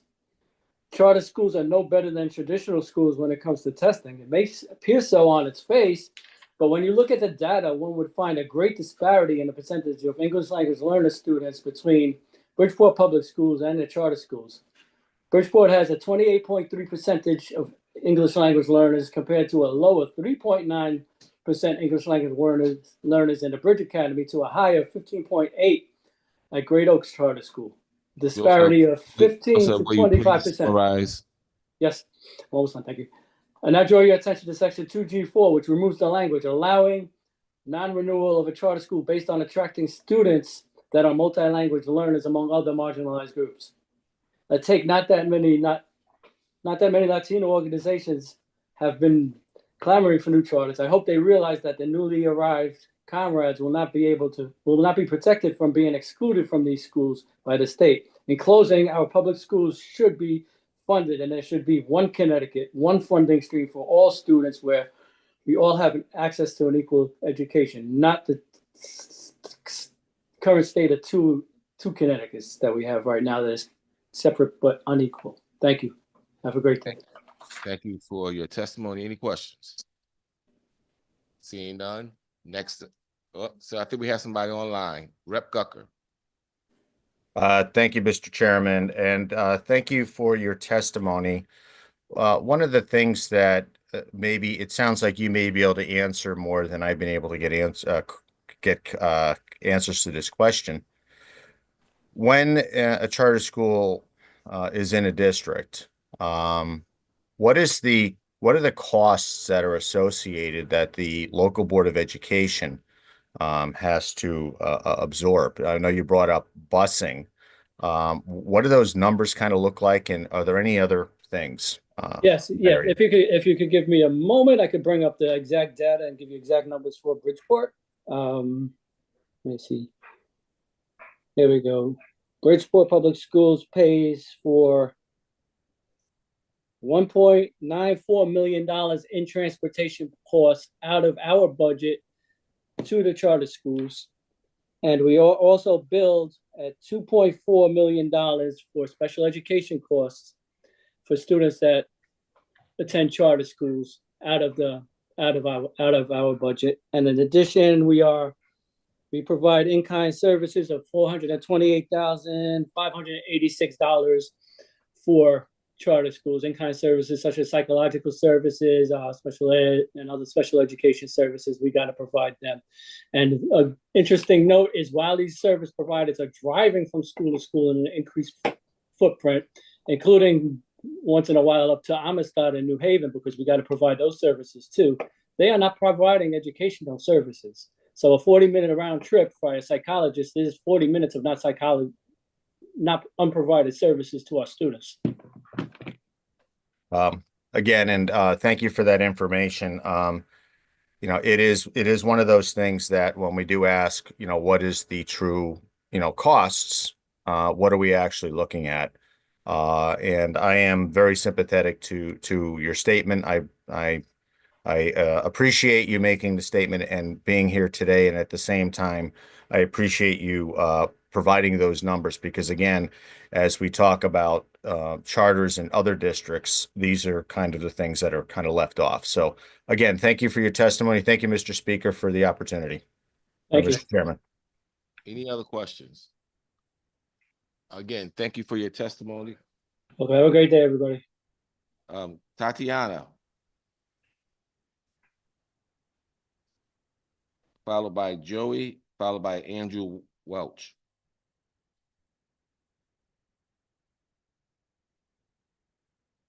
Tatiana. She already went. Okay. Joey Listro, followed by Andrew, followed by Lewis. Good afternoon, Senator McCrory, Representative Leeper, and members of the Education Committee. My name is Joey Listro, and I'm here today to express my strong support for HB 7013. As a member of New Britain's Board of Education and the Executive Director for New Britain Roots, I've seen firsthand the incredible impact that the Connecticut Grown for Connecticut Kids grants program has had on students, educators, and the communities across the state. Since its inception, Connecticut Grown for Connecticut Kids has awarded more than $3.87 million to fund 133 projects across our state, directly serving over 45,000 students. In New Britain, this program has transformed how our schools engage with food and agriculture. It's allowed us to install a new greenhouse at Lincoln Elementary, expand the school garden at Smith Elementary, install an indoor observation beehive at Smalley Elementary, and purchase vegetable washing stations and composting containers for all of our gardens. It's also provided professional development for over 40 educators, integrating agricultural education into STEAM curricula. As someone who serves on my local Board of Education, I've grown accustomed to budget deliberations that make any new innovative program offerings all but impossible. Every year, we are forced to make difficult choices, cutting where we can, stretching every dollar while trying to provide students with the quality education they deserve. Too often, programs that engage students in meaningful hands-on learning are the first to go. That's why these grants are so critical. Your support in making them possible, as small as they may seem in the scope of the state budget, fuels the innovation that local districts can no longer afford on their own. In addition to funding the grants program, this bill makes necessary technical corrections to the local Food for Schools incentive program, which makes partial reimbursements to schools purchasing Connecticut grown and regional food. The proposed changes ensure funding and administration of the local food incentives are appropriately aligned under the State Department of Education while still maintaining the agricultural expertise from the Department of Agriculture. An important aspect to highlight in making this switch in agencies is SDE's ability to provide streamlined payments to participating school districts. Since SDE manages the National School Lunch Program, they possess an established agreement and payment system with all the school districts in Connecticut. Additionally, the bill incorporates support for technical assistance and agency capacity, which are essential for scaling these programs effectively. These investments are not just about food, they're about education, sustainability, and community. By supporting this bill, you are ensuring that more students have access to fresh local food, and I urge you to pass HB 7013. Thank you. Thank you, and thank you for your testimony. Any questions? Seeing none, again, thank you again, young man. Thank you. Next up, we have Joey? Andrew Welch.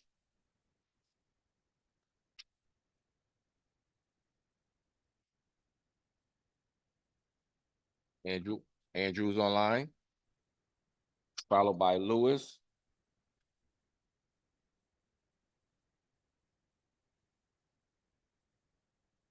Yeah. No. Okay, then we're gonna. Hi there. One moment, please. All right, put that camera on there for you, Andrew.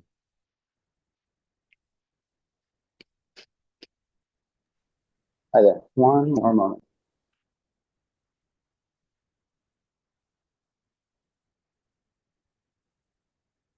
Andrew. All right, I apologize for the wait. Senator Douglas McCrory, co-chair, Representative Jennifer Leeper, co-chair, Representative Brown, and members of the Education Committee. I'm Andrew Welch, a teacher at Buckley High School, one of Hartford Public Schools, and I lead many efforts in our school's public service pathway and our school student council. And I wanted to speak today in support of HB 7009, the creation of a state seal of civic engagement in education. So first and foremost, students deserve to be recognized for significant achievements.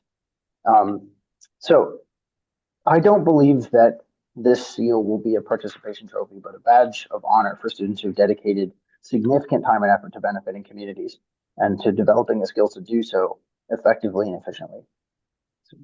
In my work in developing our school's public service pathway, I've had the joy of educating numerous students with the affinity for civics and community engagement who would certainly earn the distinction of high achievement, such as McQuandre Wright, who earlier testified on HB 7014. Recognizing, rewarding, and encouraging the students for their contributions, both at the community level and across the state, is right. I believe that the seal will encourage participation in civic education. Earlier, Representative Brown asked a student if he believed the seal would motivate his peers to engage in civic learning, and I think that it would. A common idea that I've encountered in my work is that it's important for education to inspire today's students such that Hartford students become Hartford teachers. And I think that this seal will help Hartford students become Hartford teachers and Hartford students become Hartford leaders, strengthening Connecticut by preparing future generations across the state through this coursework aligned with earning this distinction. Finally, my support for this bill is reinforced by the success of the Seal of Biliteracy. That program allows schools to recognize and celebrate talented students, instilling pride in those who achieve the honor. And I believe I can speak for Hartford Public Schools when I say that we take great pride in awarding that distinction. And I believe that we should extend the same level of recognition to students who demonstrate excellence in civic education. And for those reasons, I support HB 7009.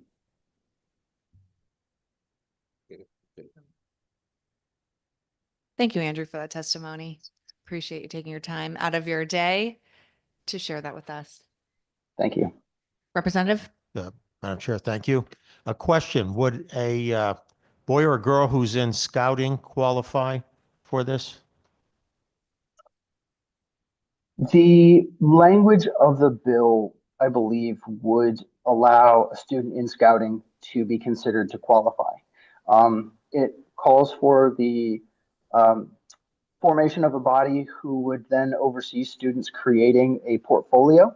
And I think students could use scouting in their portfolio to demonstrate civic leadership and engagement. Thank you. Thanks, Representative Funchalo. Representative Gucker. Thank you, Madam Chair. And since you brought up scouting, it gave me another idea. As a Eagle Scout myself, would you say that this program would help with their journey in scouting as far as citizenship in the nation, community, etc.? I do. I think that this seal would serve as an excellent distinction to recognize, individuals, young people who are on their path, on their journey to becoming excellent leaders that we value in Connecticut. Yeah, and thank you for that clarification. I think it's a great idea. Thank you, Madam Chair. Thank you, Representative. Representative Smith. Thank you, Madam Chairman. A quick question, Mr. Welsh.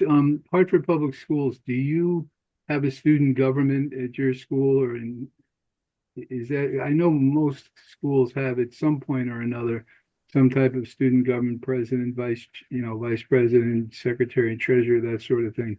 In your experience in Hartford, is that the case? Yes.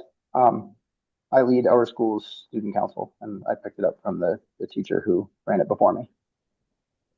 The idea of this bill was originally, we tried to make it an education bill because it was in the education committee, but a lot of people at the State Department of Education were wary of anything that would impose new mandates or graduation requirements, and were less than enthused about the original proposal. That's why we opened it up into civics engagement.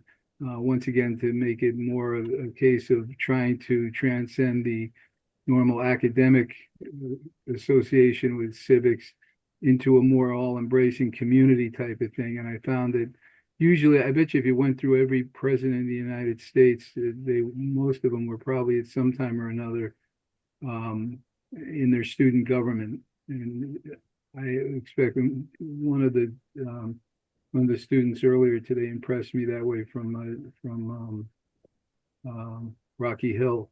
Has that been your experience? I'm thinking of this something that kind of goes out into the community and people learn something about forensics, how to debate or exchange ideas in a formal debate style, exchanging ideas, but maintaining civility, maintaining courtesy. And that stuff is usually something that's imbued in the young student at an early age. Is that something you experience, or is there high passion on the student government?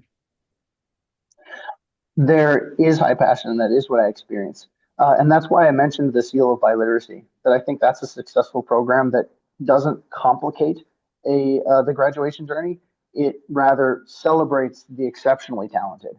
And I think that this bill appropriately and without too much burden on any parties provides a mean to recognize the exceptionally talented in their civic engagement. Thank you, and thank you for taking the time to testify here today. It's very enlightening. Appreciate it. Thank you.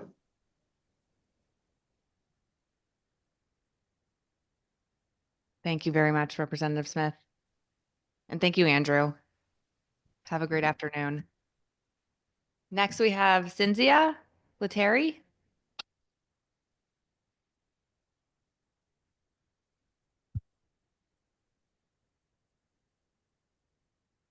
Good afternoon. Thank you for having me here today. My name is Chinzia Letary. I am a 5th grade science teacher in Hamden, and I am here to testify on HB 7009 and HB 7011 together. As an educator in Connecticut, I am deeply invested in the academic and personal development of my students. I want to take this opportunity to speak about 2 proposed bills, HB 7009, which seeks to establish the Connecticut State Seal of Civics, Education, and Engagement, and HB 7011, which addresses the number of statewide assessments required for students. I believe these bills together address critical issues that have been longstanding challenges in our education system, and I urge our representation to support them. Let me begin with HB 7009, which proposes to establish a Connecticut State Seal of Civics, Education, and Engagement to recognize students who demonstrate proficiency in civics education.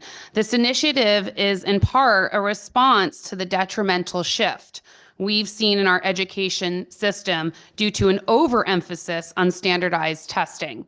For years, beginning with the 2000s, when the No Child Left Behind Act and its emphasis on standardized testing began to take hold, the focus in schools has been increasingly placed on math, reading, and slightly now more on science, while subjects like social studies, history, and civics have taken a back seat.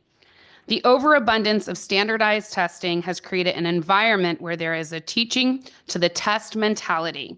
When too much emphasis is placed on test performance, meaning instructional creativity suffers, and educators feel pressure to narrow their teaching to tested subjects instead of fostering real-world skills. As a result, subjects like civics education have been marginalized because they are not included in these high-stake assessments. This has created a generation of young adults who, despite excelling in subjects that are tested, often lack a deep understanding of fundamental principles of history, government, and civic engagement. How many times have we heard jokes about how today's young adults don't know who the founding fathers are, or how the United States government functions? The reality is we are the punchline. This is not just an issue of knowledge, but of community and identity. If we fail to teach our students how their government works, how will they participate in it? HB 7009 seeks to change that by providing tangible recognition, the State Seal of Civics, Education, and Engagement to students who meet rigorous criteria in civics education.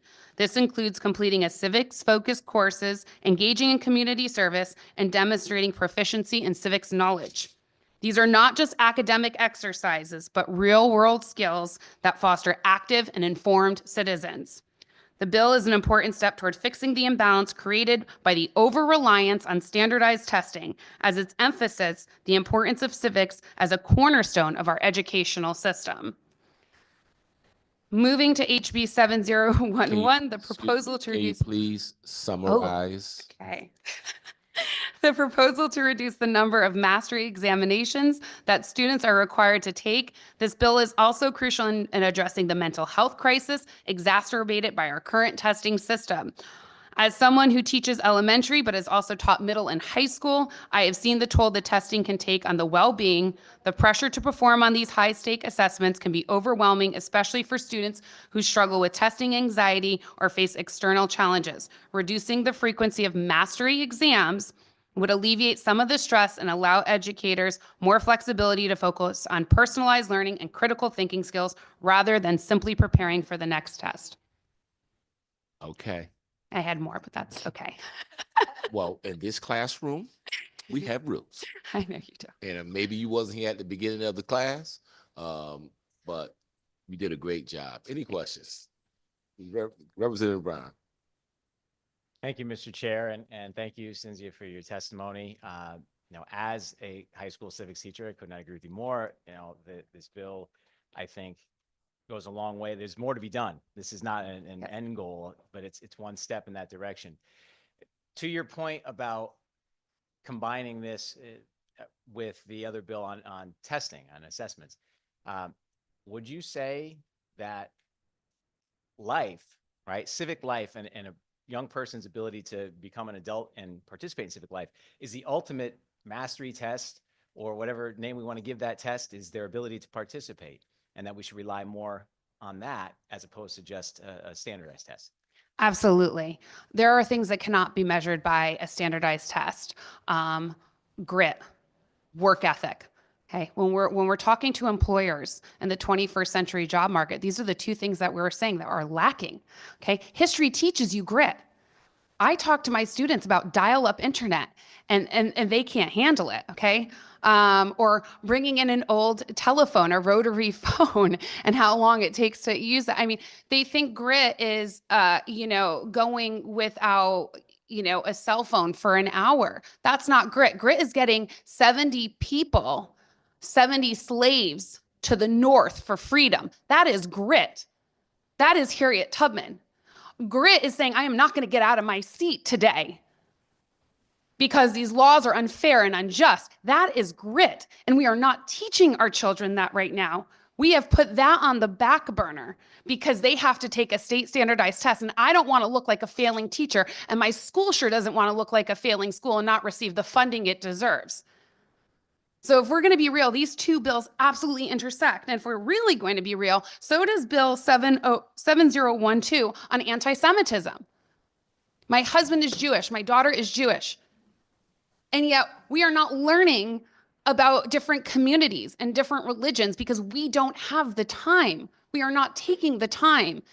And we are doing a disservice to our children and to our future and to our communities.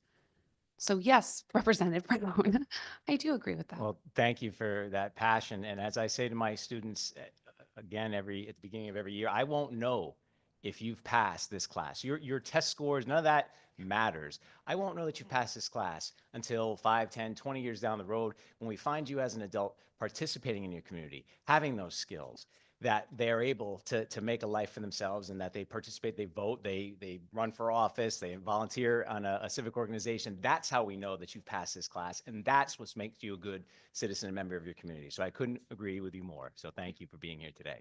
Thank you.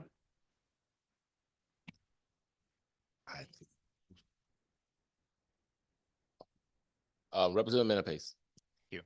Hi, I just wanted to thank you for doing. I'm Brett Menapace. I'm also a civics teacher as well, and I can tell you that I mostly I taught in middle schools, and a lot of them have told me that when the first thing that really goes for what they don't end up learning that much about is social studies.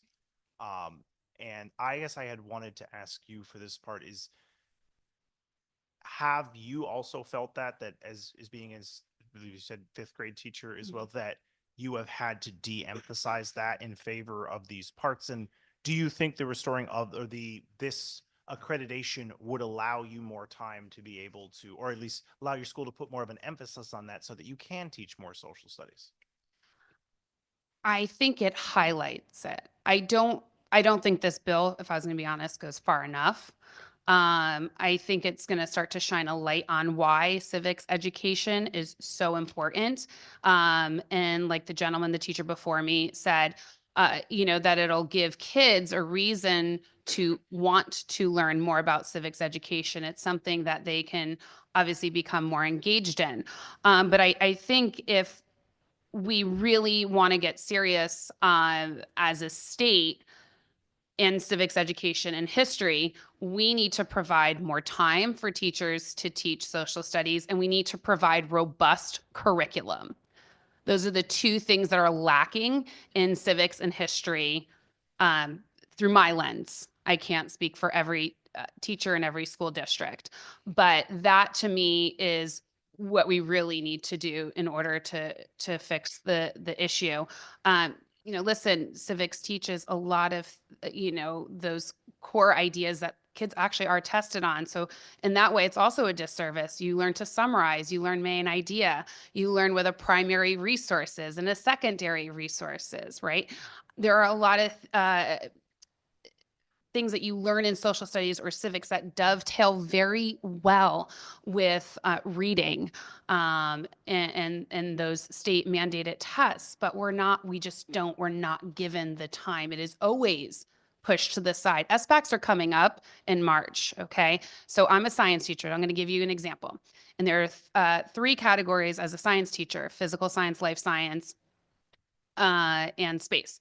We are now in life science right now.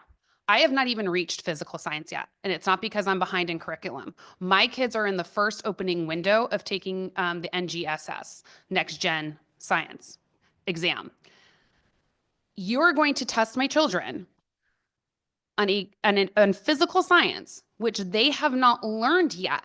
They have the entire school year to learn. By June, they need to be proficient. That is what the state of Connecticut tells me as an educator. Yet you are going to test my children in an area that they have not learned yet. How is that fair to these students? They're looking at computer screens and it's so unfair. It's unfair for the teachers. It's unfair for our students to have this expectation. If you are telling me that you want them to know physical science by March, well, then you need to provide that time. And the same thing with English and the same thing with math. And then those scores roll in and you're going to tell me that my school is a failing school. And then you're going to base our funding off of it. Absolutely not. That is not okay. Thank you.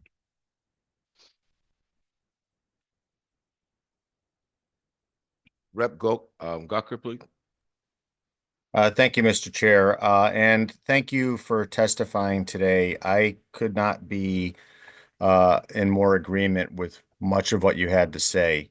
Again, repeating myself yet again today, as being a product of special education, when you talk about grit, it's usually the grit that those students really need to overcome a lot of those barriers. And it's that grit that it's important that our educators have the ability to recognize, to be able to understand that, you know, this child or this individual really can excel, and the normal testing factors don't really apply because their method of education is slightly different. The way they learn is slightly different.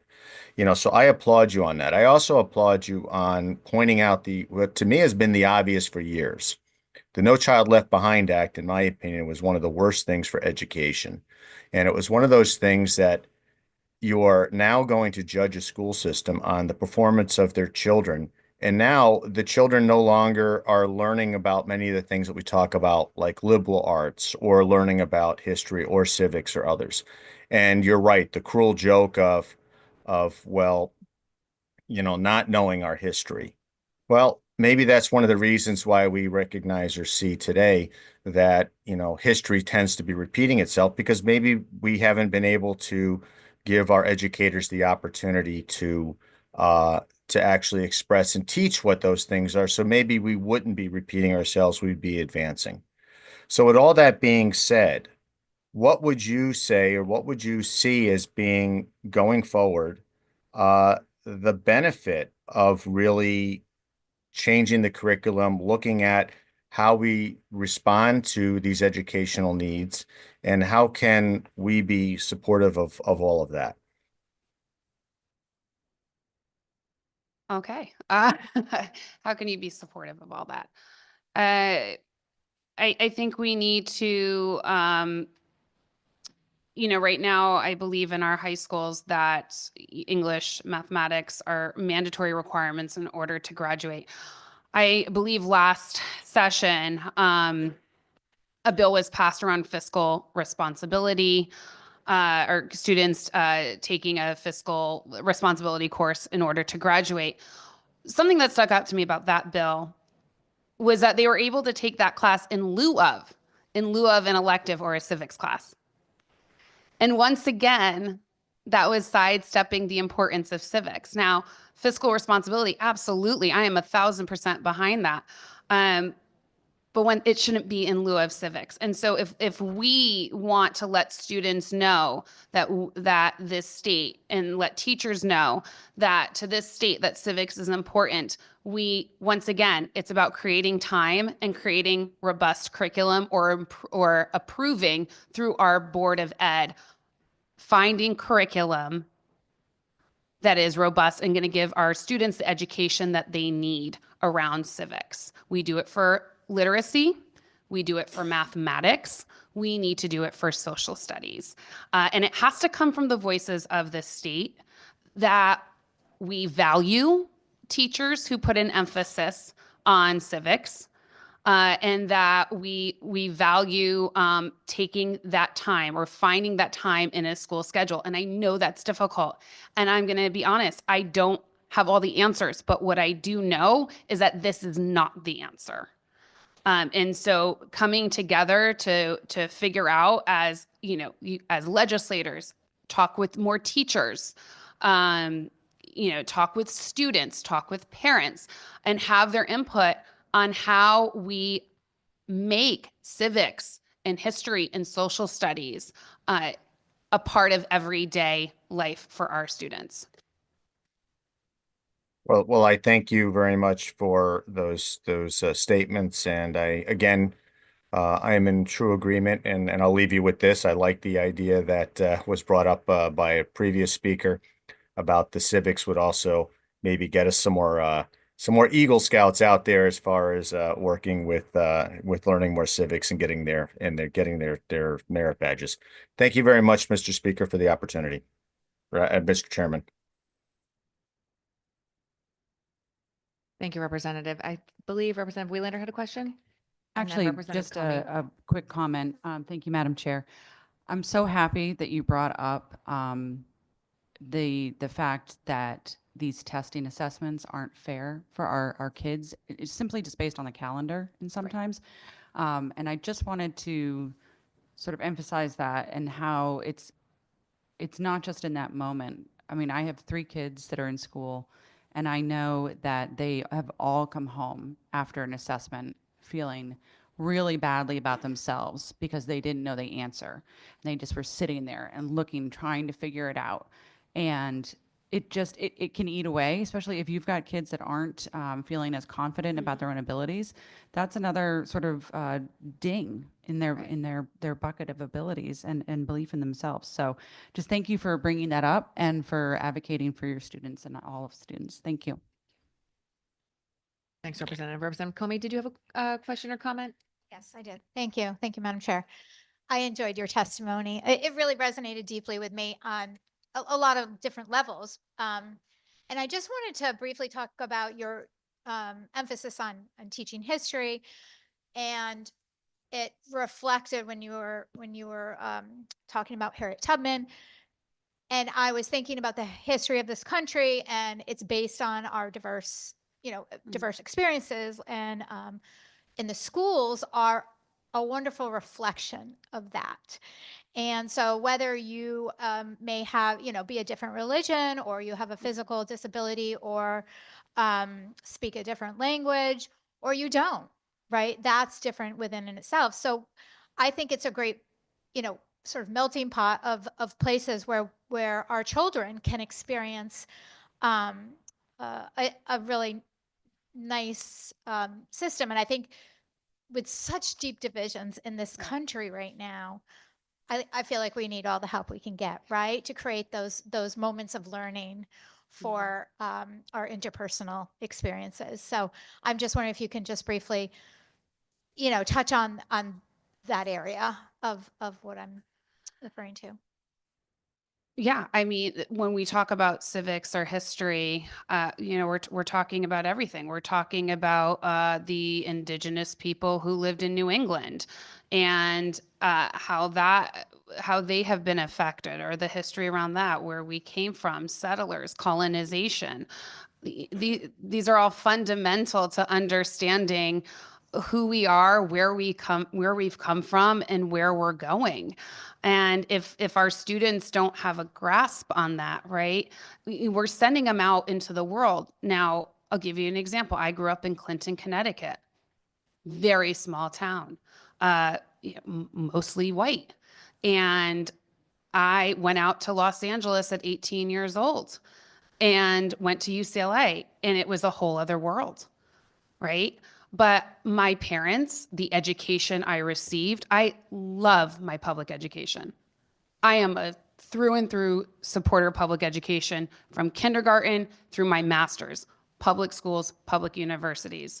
But it was because of the good public education I got. It was because we went on a trip to Washington, D.C. to see the Holocaust Memorial. It was because when we went to Nature's Classroom, we learned about the Underground Railroad. It was because of those experiences. It was because of the focus and the emphasis on how critical and important history was. It was because we went to museums that when I went out to a city like Los Angeles that is massive and a huge melting pot, that I didn't feel out of place. I wasn't scared, that I welcomed new experiences, that I wanted to get to know people from different backgrounds and religions and ethnicities. We have a lot of towns in Connecticut and a lot of spaces where we still are so very segregated and so very separate. And that is why it is so critical and so important that we are teaching our children about history and social studies and civics, so that when they do leave and they do spread their wings and they get out of their little small town, that they're not scared. They're not scared of the other, that they welcome it, and that they learn. I hope that answered your question. Thank you. Thank you, Madam Chair.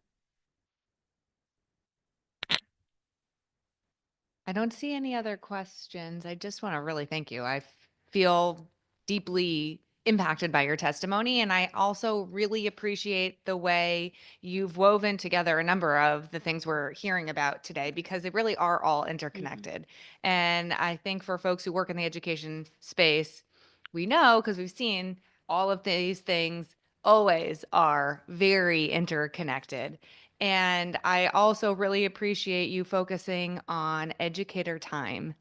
And through my years, I have heard, of course, yes, educators deserve to be paid more, full stop. But also, educators want more of their time back. And we've crowded out a lot of their time with things we've forced educators to do that they don't believe are in the best interest of furthering learning and supporting children. And so I think that's a part of what reevaluating what we're doing around assessment is all about, and creating more time and space for educators to have the autonomy and the flexibility to foster more creativity for our children, to engage more deeply in civics education and social studies and history and all the things that are essential to preparing our kids, as you've just so beautifully described, to be prepared to be successful in the world. And that's really the whole goal of public education. So I won't keep going, but thank you very much for your Thank testimony you all today. for having me. I really appreciate your time as well.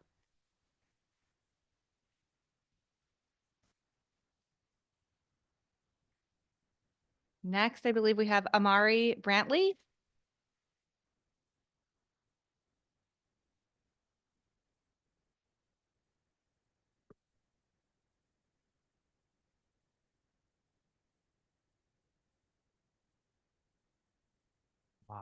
Am I good to go? Are good to go.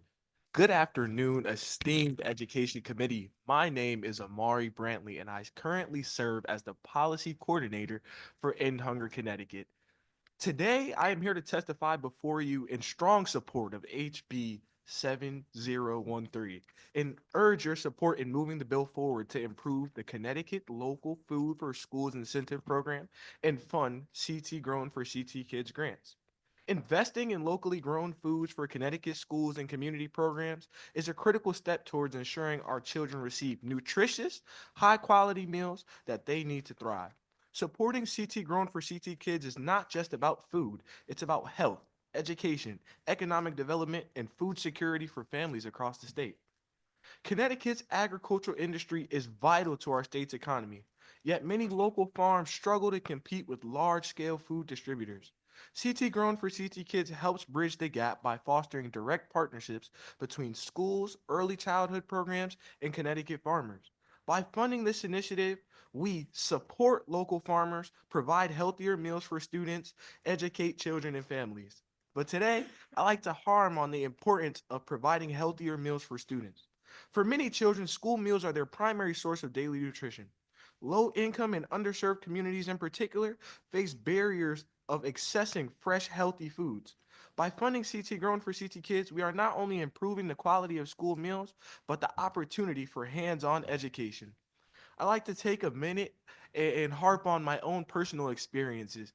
Growing up in Waterbury, Connecticut, I went to a school that was in a very public area downtown in our city. We didn't have fields, we didn't have a football stadium, but we had a basketball gym where we all excelled at.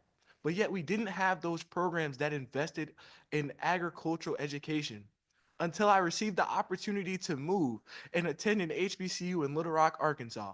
And when I got there, I learned the art of forestry. I learned the art of food nutrition. I learned the art of understanding the lay of the land.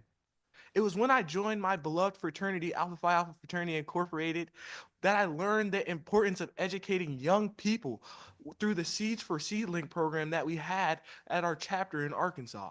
It was there that I learned the primary investment within agriculture starts with young kids. So please, invest in the kids. Invest in the programs that I didn't get to be a part of. Invest in the future.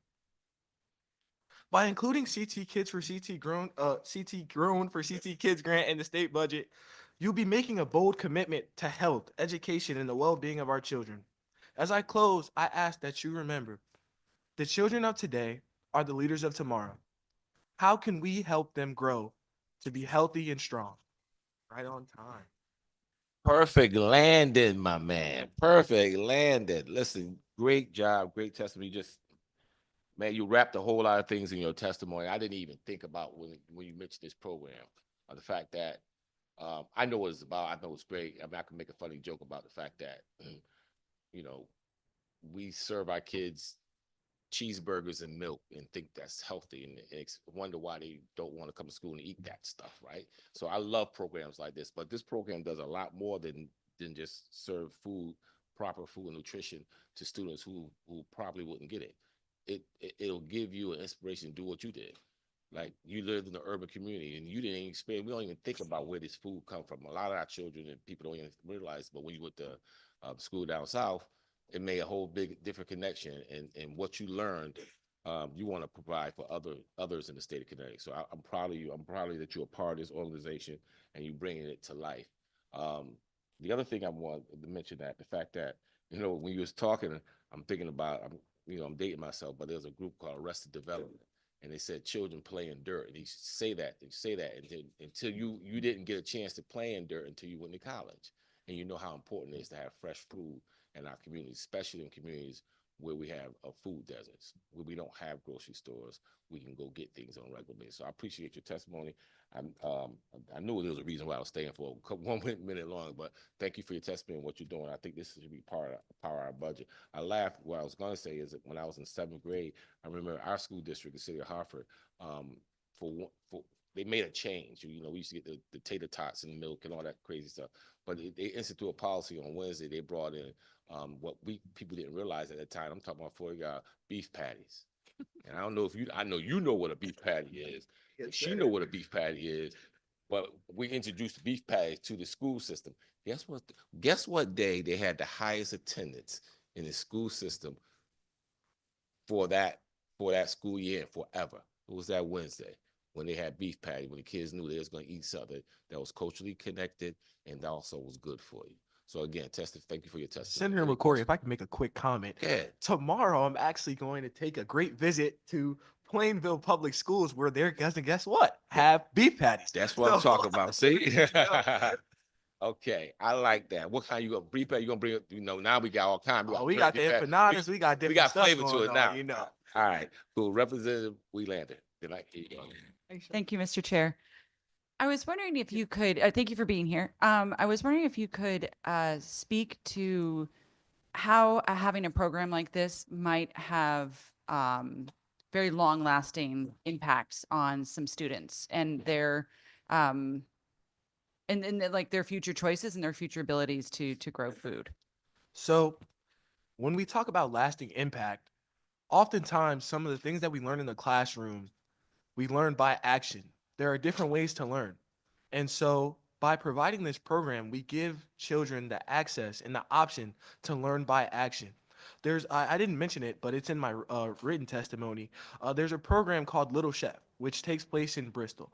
And so by participating in that program, students are able to actually grow the food, watch it, eat it in their school system, learn, retain the habits, go to farmers markets and communicate. And it's able to have a long lasting impact on their families. And so when we talk about sustainability within the program, I think it's investing in the future in the hopes that some of these students will learn to grow and participate in agriculture growth experiments. And it's basically taking a chance to open doors for young people to say, this is a profession that we're opening up to here in Connecticut. And I think that's where we see the sustainability by the hands-on teaching and the learning and the implementation within different communities, such as Bristol, where we see students are able to get hands-on training and grow through that. We talk about classroom incentives. I don't know about y'all, but I remember I got to make green eggs and ham with Dr. Seuss, and that was something I wish I could remember how to do today, but I was like 4. But I know if I was able to grow a tomato, I would remember that for the rest of my life, and that's how we see sustainability through the action of the program. Thank you so much. I really appreciate your answer and your time. And don't be surprised if a lot of people show up in Plainville tomorrow for lunch. So thank you. Thank you, Madam Chair. Representative Zepkis and then Representative Menepes. Thank you. I just had to say, I just saw you in finance talking about this, and we were talking about how the Easter Bunny brings my kids great tomatoes. And I think that, I definitely see the importance of it. It's the same thing that I shared in finance. Our kids learn better, health better, mentally, physically, all of those things. So thank you for coming up here. I just wanted to say thank you. I have cousins in Little Rock. And did you go to Sacred Heart? I did go to Sacred Heart. I knew it.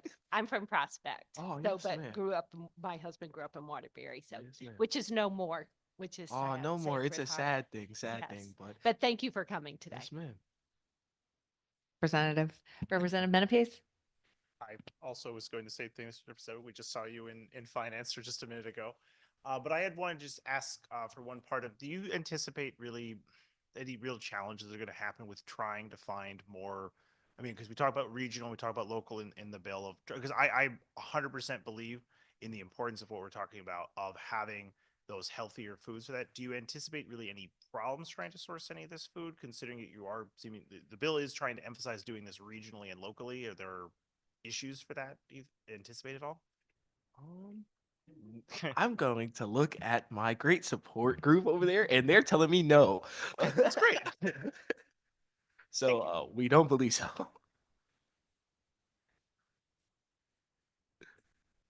Thank you. Thank you so much for coming today. Thank you for your passion. Thanks for doing this work. Your students are really lucky. Thank you for your time, and I hope you enjoy the rest of your day. Likewise. Next, we have Lisa Truda. Good afternoon, Madam Chairman, Senator Berthel, Representative Reddington Hughes, and other committee members. My name is Lisa Amatruda, and I'm from Woodbury, and I'm opposed to Bill 7014.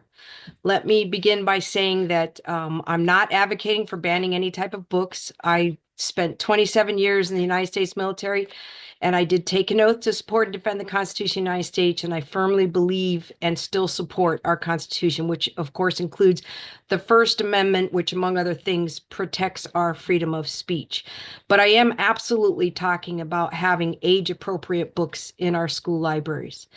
And I honestly, I don't think that Hartford legislators should make laws that tie the hands of our elected school board members. They need to make the best decisions for their towns. Please protect the rights of parents to talk to their elected school board officials when they have concerns about access to obscene sexual illustrations and commentary, obscene sexual nudity and profanity, among many other things, by voting no for bill number 7014. I'm going to read a couple of passages from books in case you guys haven't opened them, that we have in some of our children's libraries in Connecticut. I just want to remind you before you proceed that CTN is G rated. And so if you have any sense of what you're about to read might exceed a G rating, you can submit that testimony in writing to the committee. But to read anything that you think might exceed that, I just want to let you know ahead of time. Thank you. Okay, I will try to bleep out my words that are not G, but that kind of supports my point that we have these books in our libraries, but I can't read them on this testimony. So, but here's All Boys Aren't Blue. Here's a passage. He reached his hand down and pulled out my bleep. He quickly went to giving me head, among other things. And then this book goes into quite detail about a certain type of sexual act. This book is gay, is a passage, is a quote, how sex apps work.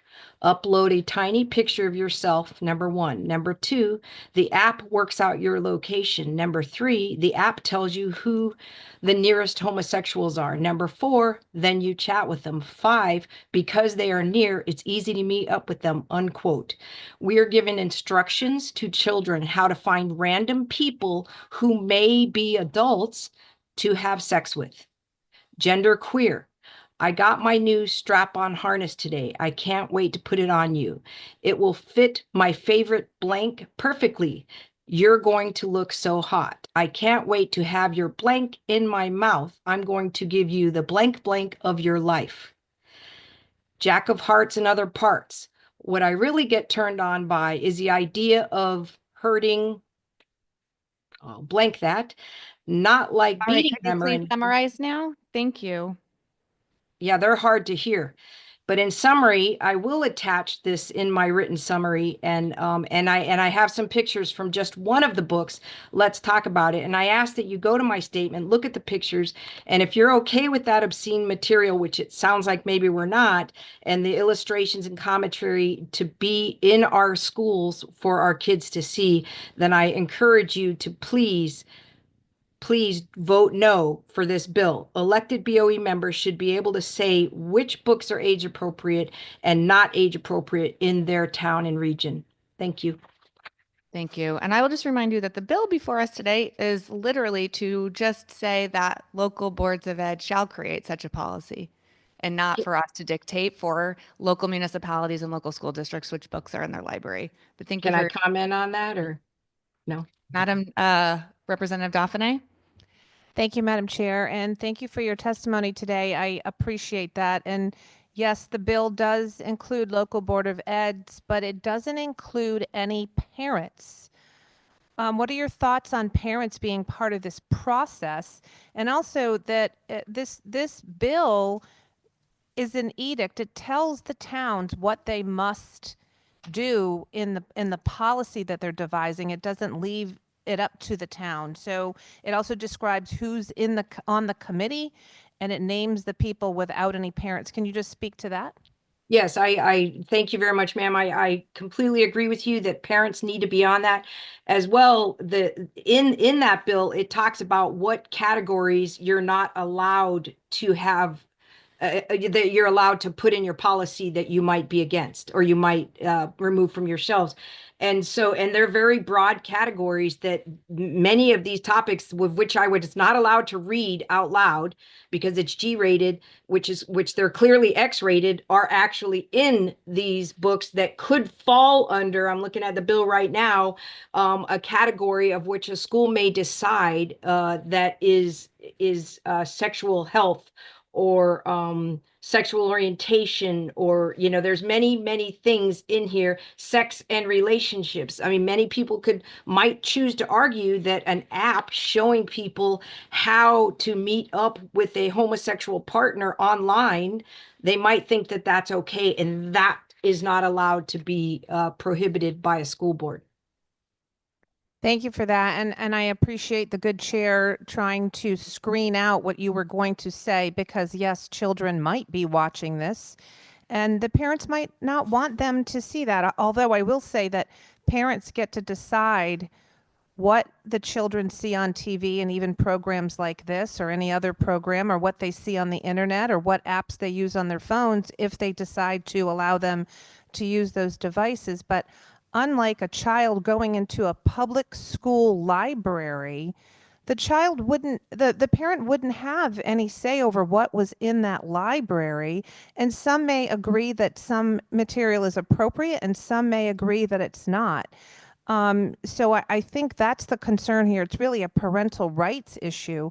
A parent lets their child go to school. The child is exposed to some of these this language that you described, or visual pictures, and it may upset them. It may not. They may never talk to their parent. They may, but if they don't, and the parent would have liked to have had some kind of oversight on that, whether they saw it or not, and the discussion around that, I think, is really taken away. Maybe I think, as the good chair described, not maybe bleeping out, but maybe describe some of the graphic things that you've witnessed in some of these books that, by the way, our librarians have decided to put in the books. I mean, in the libraries, and they've decided that are appropriate. So can you just speak to that? Yes, I can. And thank you. And I lost some of my train of thought when I was reading with my having to censor out certain words, because that was a point I intended to make about the parents. When you're talking about a school library versus a public library, in theory, in a public library, the parents have made the decision to allow their kid to go to that school. They're in the library, or they feel they're old enough to be there alone. But in a school, you never know as a parent whether your child even went to the library that day. So I agree with you 100% that the parents have absolutely no say in this and what their kids see. And as far as the pictures, I'm looking at them right now. I mean, I think if I handed you actually out a book and showed you the pictures that are in these books, I would find it very surprising if most of you were not absolutely disgusted. They're not even R-rated. This had to be G-rated. These are X or triple X rated in just the one book that you're going to see in my testimony of very, very graphic depictions of sexual acts and pieces of anatomy that are just not really appropriate for kids to be looking at, and is particularly with being unsupervised by their parents. Some of these images, once you see them, you can't take them away. And I can't imagine an innocent child looking at some of these things and not being scarred by it.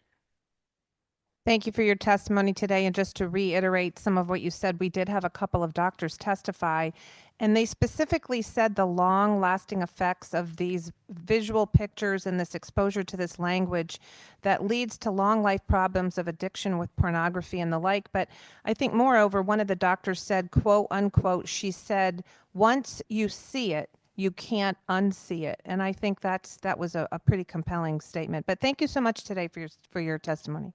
Thank you, ma'am.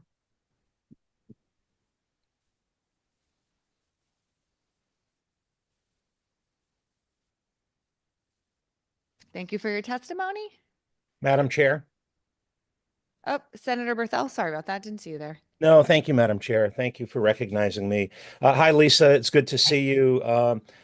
just in the interest of transparency, you are my constituent in Woodbury, and I appreciate your advocacy and for waiting for a few hours this morning to address us.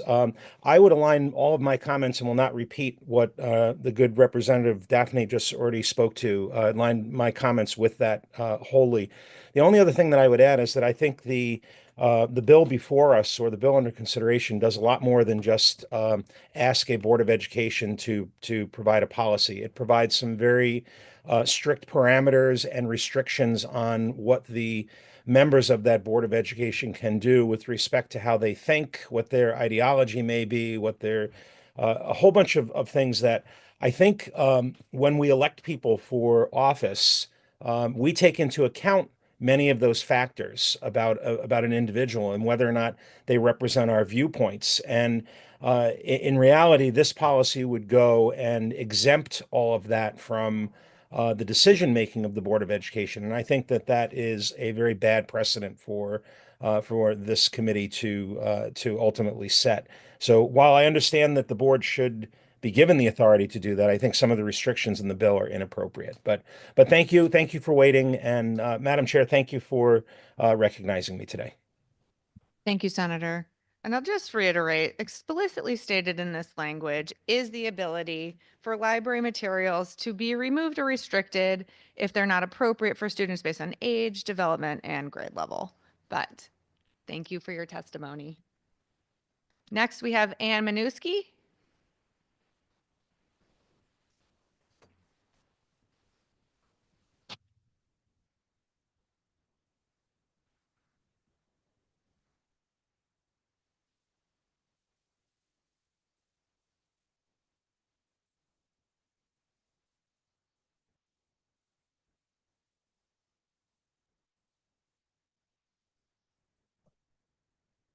Sorry, first time this year.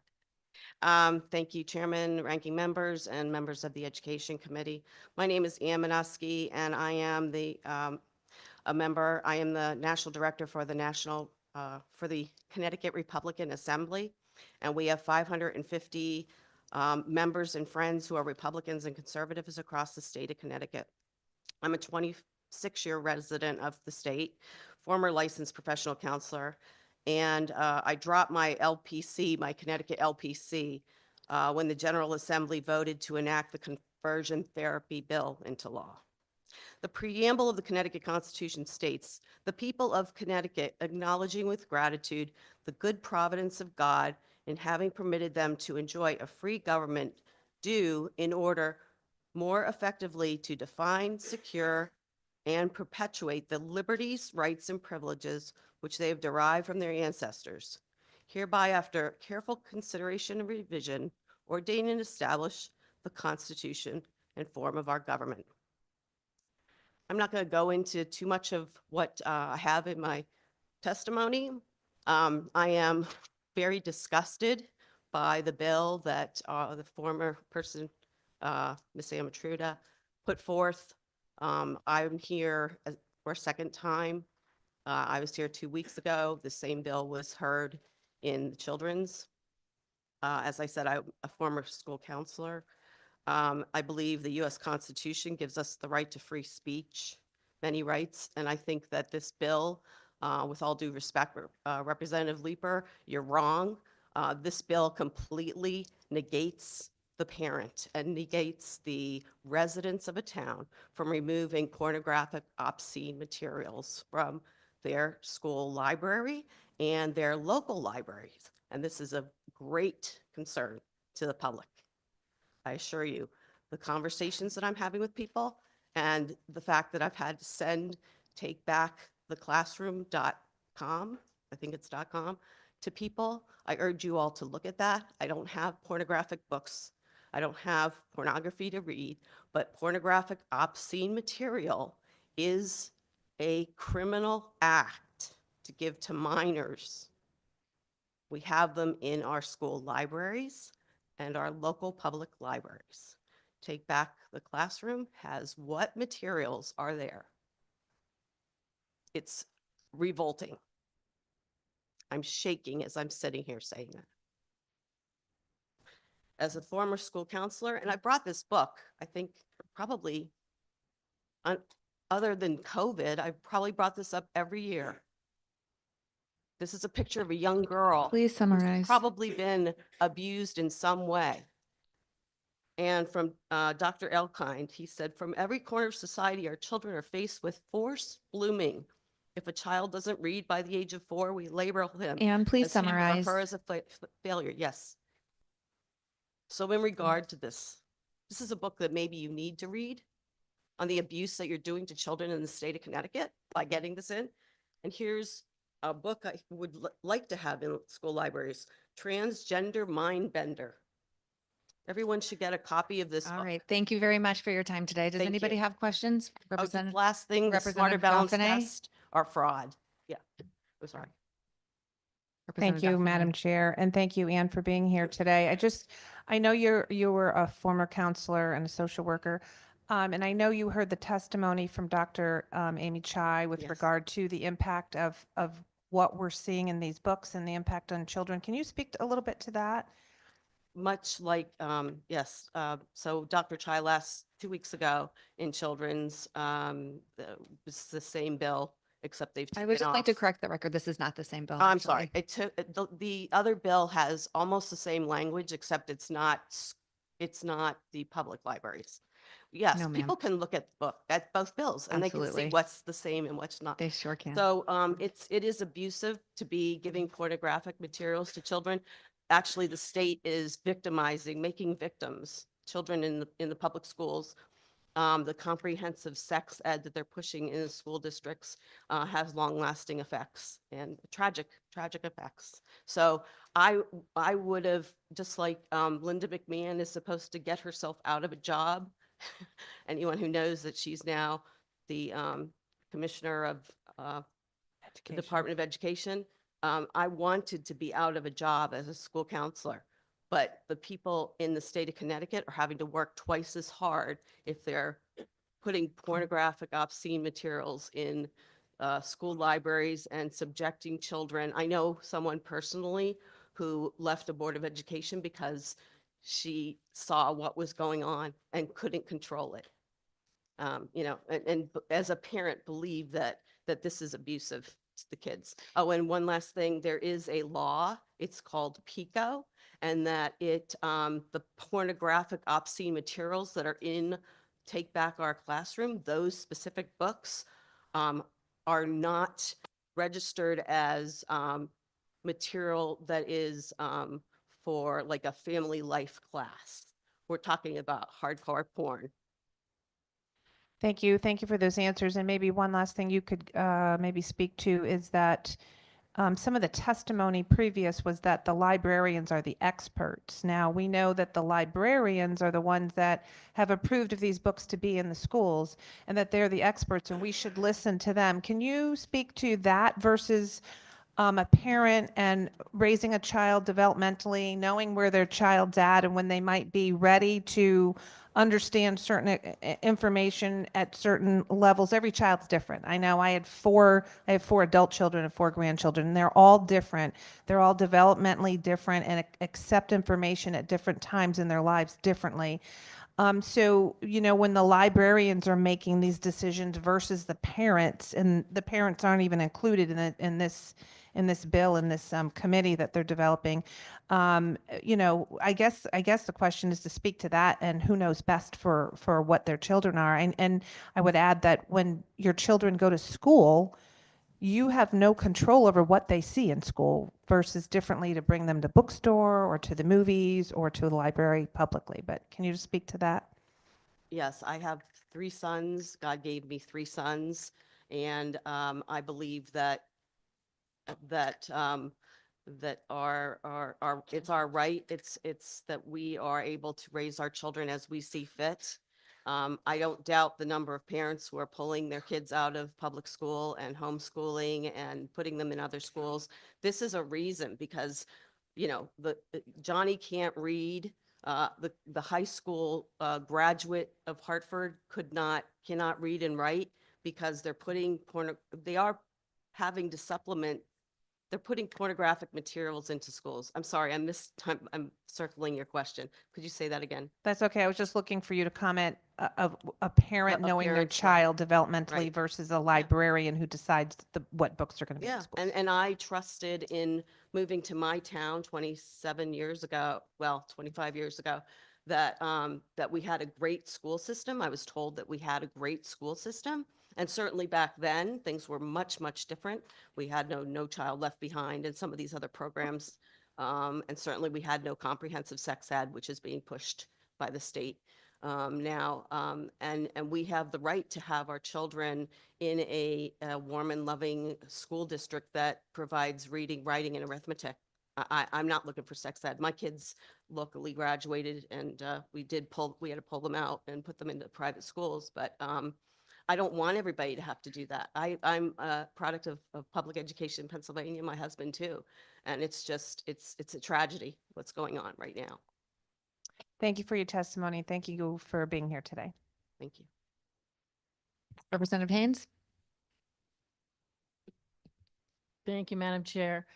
Thank you, Ann, for being here. I heard through the testimony, you've counseled in the past or social worker in the past. What is your work what kind of work have you done? in the Yes, I past? was I worked in communities and schools in a program in Spring Branch School District in Texas 27 years ago. I was a school counselor. So I worked in the projects. Okay. Can you, with that, are you qualified to speak on the developmental detriment that this material could be to the students? Like what is the ramifications of leaving this? Oh, my education. In So the I have a school. master's degree in education from the University of Houston in '94. And my concentration was in child, family, and youth.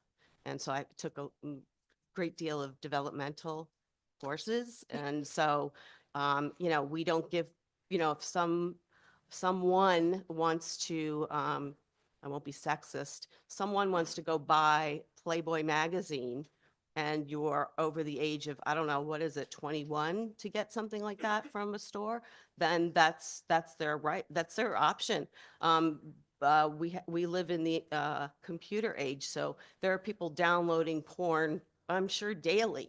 I just found out about some kind of website yesterday, and Connecticut has 97% of the people using this website in the state of Connecticut. So I won't even go there, but if you want porn, you can have porn. To have pornographic, obscene material in a school. Oh, by the way, there was no obscene porn before probably 2016 because I followed it through the Easton Reading School District, the Easton Region 9 School District. So it's only been there since about 2016. Okay, I think you misunderstood my question. I'm I was, no, it's okay. I was just asking, are you qualified and can you enlighten us on the ramifications of children seeing this in their school, library, or their public libraries? What developmentally, or, you know, what is it? What are the ramifications? What's the damage that we're incurring in our children? So they're seeing sexual acts that are not in their normal, what is in normal childhood development. In a typical Connecticut school, you're getting possibly a family life course, at least when my kids were in school, and to teach them the human body individually as a male and a woman, a man and a woman. So there is detrimental harm to these children. I don't have statistics and information specifically, but a lot of them become self-abusers. I know Dr. Chai was commenting about that it being out of the norm, and some kids end up, you know, if they're seeing masturbation, then they think that's fun, and that's what they're doing. Then they end up, that's all they can think about, and does detrimental harm. And they end up being victims because people prey on them. You know, we have groomers in our society. We have people who are MAPS, minor attracted people. I think that made a law a couple of years ago here. So I hope that gives you some clarity. Again, I've been a parent for the past 27 years. My son will be 27 this year. So I'm kind of out of it, but I know it's developmentally inappropriate and is harmful to children. Thank you. Thank you, Madam Chair. Thank you, Representative. Representative Wieland. Thank you, Madam Chair. I don't have a question. I just have a comment. Because I was on. Well, oh, no, excuse me. no, So no. I don't understand why you're making a comment because I'm here to be. Excuse me, Excuse ma'am. me, excuse me. The representative's allowed to speak. This is a public hearing. Oh, She can make a comment. Yeah, I can make a comment. So not everyone is on the Children's Committee. I am honored to be the vice chair of that committee. Thank you. I was in that hearing and I had the ability to hear all of the people who testified. Not everyone did. But I would like just to note for the record that anyone who came to that committee and testified that there was harmful, detrimental behavior done by exposure to certain books had no data to back it up. And I also just want to say for the record, Madam Chair, that the books that are being referenced today are only available in high school upper level classrooms. Parents, such as myself, can talk to their children and have the ability to see what they're reading, have conversations about it.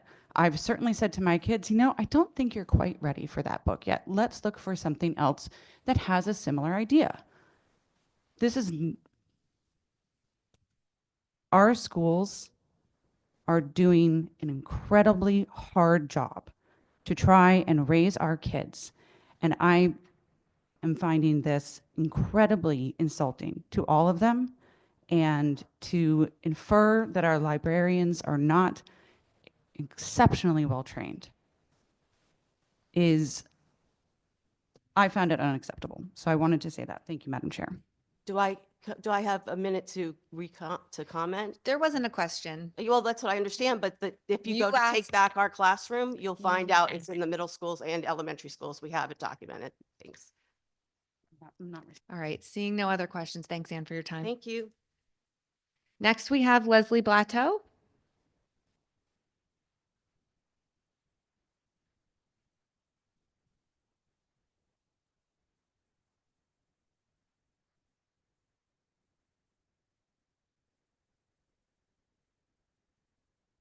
I don't see Leslie. Michael Daly?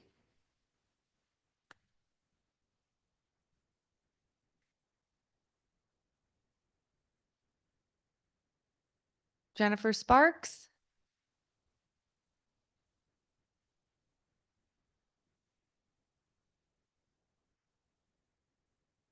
Lucas Pimentel?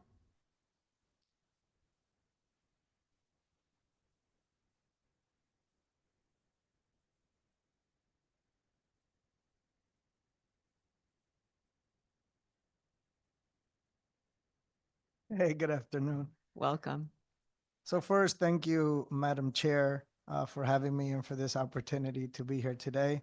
My name is Lucas Pimentel. I'm the CEO of LEAD, Latinos for Educational Advocacy and Diversity. I come before you today with optimism. Perdona, Lidia, que lo tenía en mute. Lidia,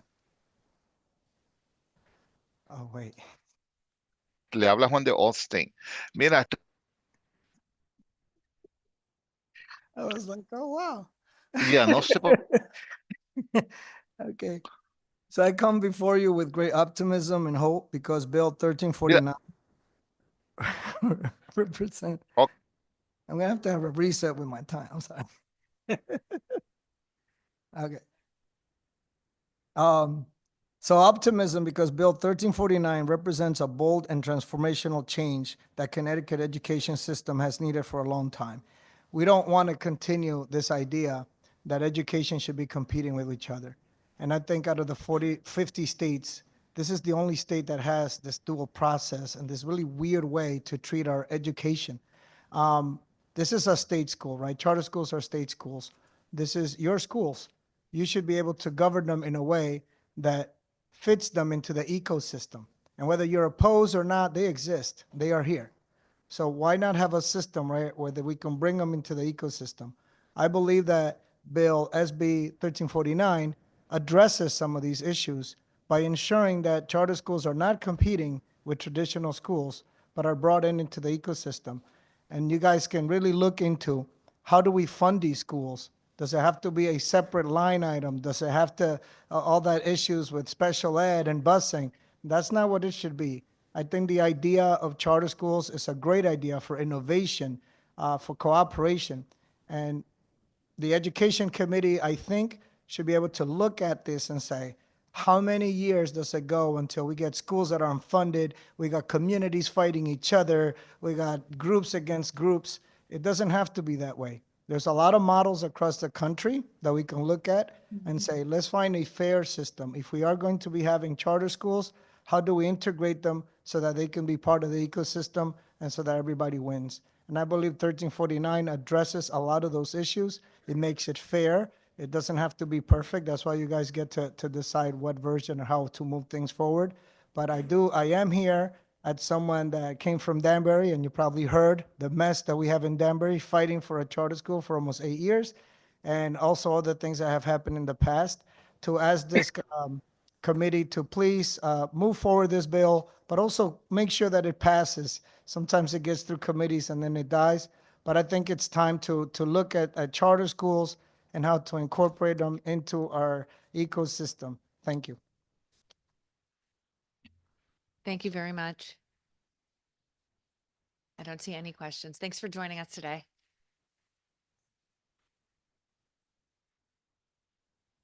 Next, we have Kate Diaz.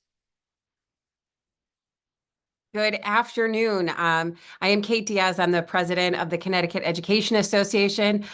This hearing is so important to me. I am doing it out of my hotel room in Minneapolis while I am working on the national level on a bunch of issues. But there's so many important things in front of your committee today, but I have a lot of teachers who are signed up, so I'm going to focus on the charter school approval process and assessment as my two key priorities. The charter school bill, the SB 1349, I think there's a lot of opportunity for us to talk about how to improve the relationship with charter schools, how to enhance the reporting oversight, to really fully embrace that concept of being a public school. I think there's a lot of opportunity for us to have good conversations there. I am concerned about the funding component of this, about the idea of an automatic funding, which really takes away the democratic process and puts the funding ability effectively in the hands of the State Board of Education, which is by and large an appointed body. Those approved schools would then just automatically go into the governor's budget, which in my mind is not really a democratic process, given that the State Board of Education has no revenue generating authority and doesn't really oversee the rest of the public school budgets as in total. So I'd really hate for us to see that funding authority stripped from the legislator, stripped from the people who are bound by their constituents to fulfill their fiduciary obligations to the state. So, while I'm excited to have a lot of really good quality conversations about innovation and growing, I am deeply concerned about the fiscal challenges the state faces with public education, not being able to fully fund public education as it stands. We're in a battle with the governor about $40 million in special education. We know he's not excited about adding that back into this year's budget. It's just a drop in the bucket of what we need. So knowing that fiscal resources are challenged, I'm very worried about the idea of removing that fiscal authority from the legislature. Before my time runs out, I want to say that I'm deeply in favor of anything we can do to reduce the standardized testing of our students. You've heard from great educators and will continue to throughout the day. We asked for an audit of statewide assessment, both time and money. And while that hasn't been done, I'm absolutely certain that this is millions of dollars and hundreds of hours that we could be spending in a much more productive way for our students, to engage them, to inspire them, to be creative, and to give our teachers the time and energy and the resources dedicated to personalizing their instruction to really meet their students' needs in the here and now, as opposed to focusing on a standardized assessment that was never meant to be diagnostic for individuals, but was rather intended to look at districts as a whole. I want to assure you assessment goes on all the time in our public school classrooms. Removing those standardized assessments will not reduce our understanding of where our students' performance is at. I assure you, just ask any teacher. They know exactly how their students are performing and will gladly inform you as to what they can do to continue to really inspire our children and to get them to the education that they deserve. So I am really happy to be here today. I'm happy to speak on any of the issues. There are so many really high quality things that you're debating, and I am grateful for the opportunity and look forward to having more conversations with you. Thank you, Kate. Representative Gucker online. Thank you, Madam Chair, and thank you, Kate. I'm hoping you're getting a lot of stamps on your luggage lately, because I think the last time we actually spoke, you were in DC. So I see you're making the rounds, supporting our education abroad. One of the things that kind of struck me, I wasn't going to really ask anything, but you brought up the funding issues when we start talking about and being in the hands of the State Board of Education.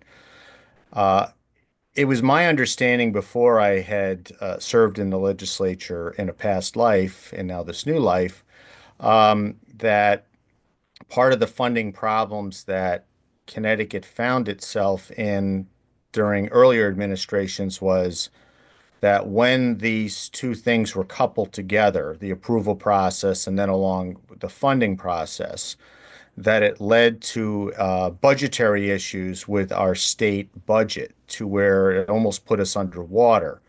Would that be correct to say that by coupling those things back together, that we could run the risk of, one department approving things, and then of course the legislature, who is the ones who manages the purse strings and the budget, it could put us in a issue or a problem like we've just recently gotten ourselves out of? Certainly, that's what my concerns are really generated to, is that if we create a funding and approval process that is outside the legislative process, in theory, you could have an appointed group of individuals obligating the state to millions of dollars of expenditures for which they have no other authority to try and balance. So they kind of hand off, listen, we want, $40 million in new schools. And you as the legislature are stuck with a bill that you didn't actually get a participation in debating whether or not that should be occurring. Because it would become automatically included in the governor's budget, and then you guys would all have to kind of navigate that commitment. So it, I think, could in fact lead to, stealing from one area to try and create another problem. I just think it creates a funding discontinuity that I don't think is really terribly fiduciary responsible, and something that I think if we've been down that road before, we know where it leads. And if I can, Madam Chair, follow up on that. That's been kind of my interpretation of this as well, and that has been some of the concerns. Another thing that was brought up by an earlier person who testified, I believe it was the vice chair of the finance of the Bridgeport schools, when I asked him about some of the unfunded. I mean, part of what some of the people on this committee are talking about is they don't like unfunded mandates. But then yet if we allow this coupling to come back together, do we straddle local boards of education with unfunded mandates, i.e. busing, i.e. I think he put down special ed costs, i.e. in-kind services. And the numbers that he was quoting were more than what I know my local board of education, which right now, unfortunately, is $34 million upside down due to issues in our community. That would you say that by coupling this back together, not having the legislature have a good look to see if something of this sort should be addressed, and then in turn, sadly saddling our local board of education with unfunded mandates? Well, we've certainly seen that play out in a number of communities exactly that way. I mean, I think, most notably, I think it was Waterbury that had a complete breakdown with schools and, who's paying for what, and we can't afford, promises were made to these other schools, and now we're being expected to foot the bill. And in order for us to do that, that ends up kind of feeding the negativity, feeding the problems, right? In order for me to build out and pay the bills for these other schools, I have to cut services and cut educators in the traditional public school setting. So, we do end up creating this really negative balance of power where local boards of education have to spend money that they had no voice in determining the bill and what should be set. And so I do think we have to really be conscious of how all these resources work together as we're talking about these numbers. Removing students from school districts and placing them in other school opportunities doesn't reduce the cost to the local school district. And I think that's one of the things that's becoming evident as we talk about this, and which is why I do think it's really critical that we engage communities in the conversation about, are you interested in taking on this financial responsibility? I think it's important for the legislature to be an incredibly vocal and strong participant in, are we prepared to take on the costs associated with additional schools? I'm deeply concerned that we don't fully fund the schools we have. So talking about adding more schools is a stressor in my mind. We have strapped resources, underfunded schools all over the place. And so contemplating adding more schools to the bill, I think straps an already challenged system, and does ultimately land itself, as you mentioned, with school districts with millions of dollars in bills that they're trying to figure out how to pay. And I thank you, Madam Chair. One more, and then I'll. So you kind of answered some of my question that I had there, and I believe you're right. I mean, one of the other things that was brought up by another person who testified is the charter management team that we would then be funding as well. So whereas if we don't couple this together and we still have the process where the legislature and hence maybe this board or the appropriations board goes and looks at whether we should fund this, it gives local board of educations, educators, and others the opportunity to come forward and testify and talk and show what their financial challenges are, what these unfunded mandate challenges would do to their existing budgets. And then three, maybe by, even if we need to build, I know in Danbury we're building more schools because we desperately need them, but we're not going to be hiring per se a management team to oversee it. We have that management team. It's called the Board of Education. So in a dollars to cents issue, it seems that those state dollars coming in to support education, public education, even though that technically a charter school would be public education, we would not be also paying for these other services. They would be all coupled into existing, which is the Board of Education. So again, I appreciate your testimony. I appreciate you clarifying some of this and backing up some of what we've heard from other people who are testifying. And thank you, Madam Chair, for the opportunity to address this. Thank you, Representative. Seeing no other questions, thank you for joining us from out of state, Kate. Thank you, guys. And next up, Mary Jordan. Hello, everybody. This is Mary Jordan. I'm a certified social studies and French middle school teacher with a slight case of laryngitis, so I will be brief. I would like to speak today on HB 1348. It starts off talking about at-risk and disengaged youth. That's an important task. It talks about project-based learning. I'm all for that. I'm speaking on behalf of AFT Connecticut and the Norwalk Federation of Teachers, and our teachers love the prospect of engaging students, especially kids who are likely to be disengaged. Project-based learning can be incredibly engaging. It's self-differentiating for your level and your interest.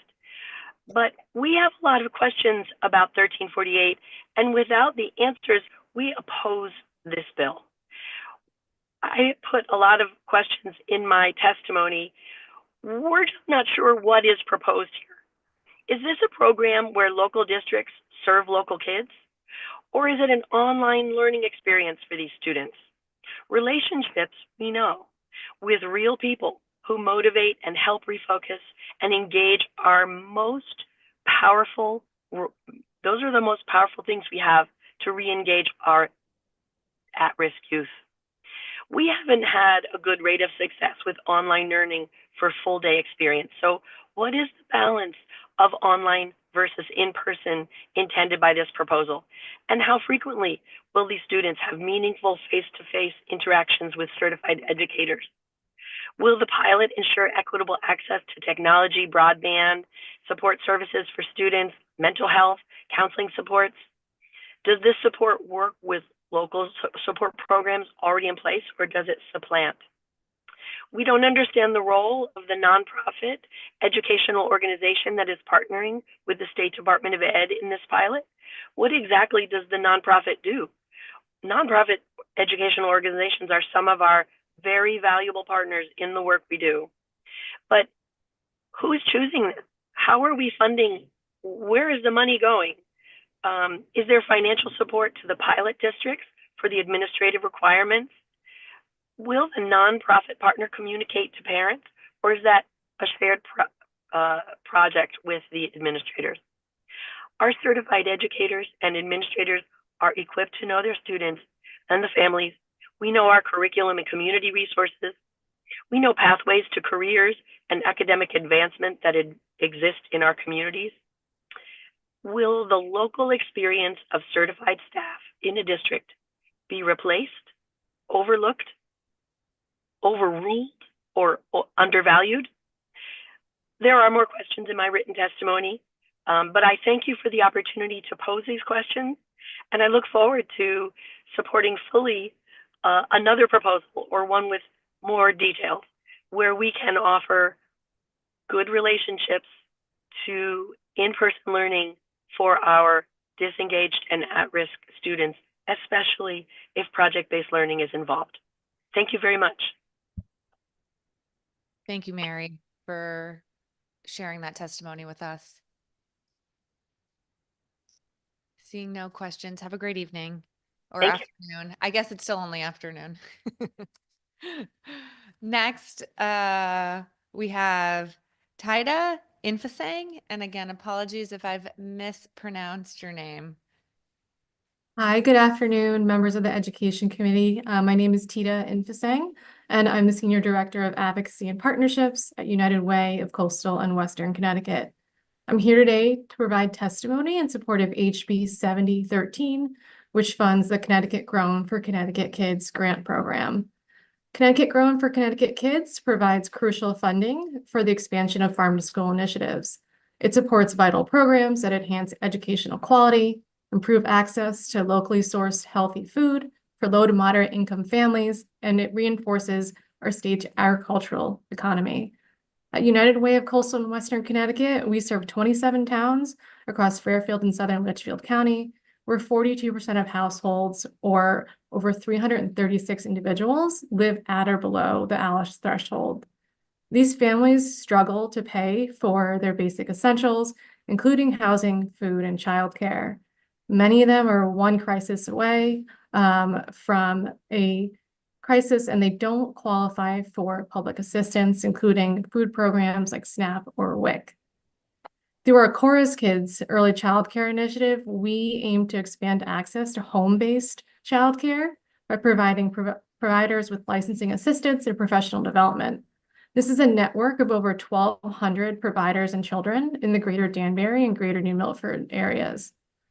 Our childcare providers strive to provide the highest quality, affordable care, including serving the best meals possible to all their students. Yet many of them struggle with the complexity of federally funded programs, including the Child and Adult Care Feeding Program, which provides very limited reimbursement for low-income children under 5, while at the same time our families face food insecurity and limited access to healthy food that's critical to their development during these early years. With the support of this grant program, we were able to launch the Seedlings to Sprouts program last year, which enhances educational quality by increasing access to local healthy produce, integrating nutrition-focused learning into schools. And this program really provides our small business owners with the ability to make their childcare facilities the best possible. And it also addresses food insecurity among the families they serve. In just 1 year, we saw a significant impact across our network, with providers and families improving their knowledge of nutrition and healthy eating, families reporting improved food security, and children's having hands-on learning experiences at school on their gardens. And this summer, we are expanding that program with the support of this grant. It's going to be a program where we are serving more families and more providers, while also working directly with growers in the areas of Danbury and Greater New Milford. We feel that this program is a small investment with an outsized impact. It strengthens the early care and education system, enhances educational quality, and improves family well-being both at school and at home.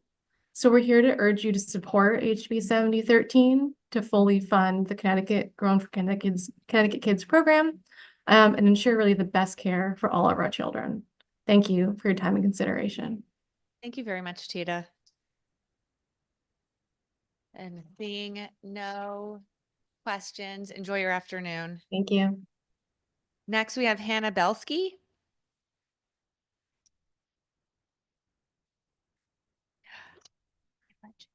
On.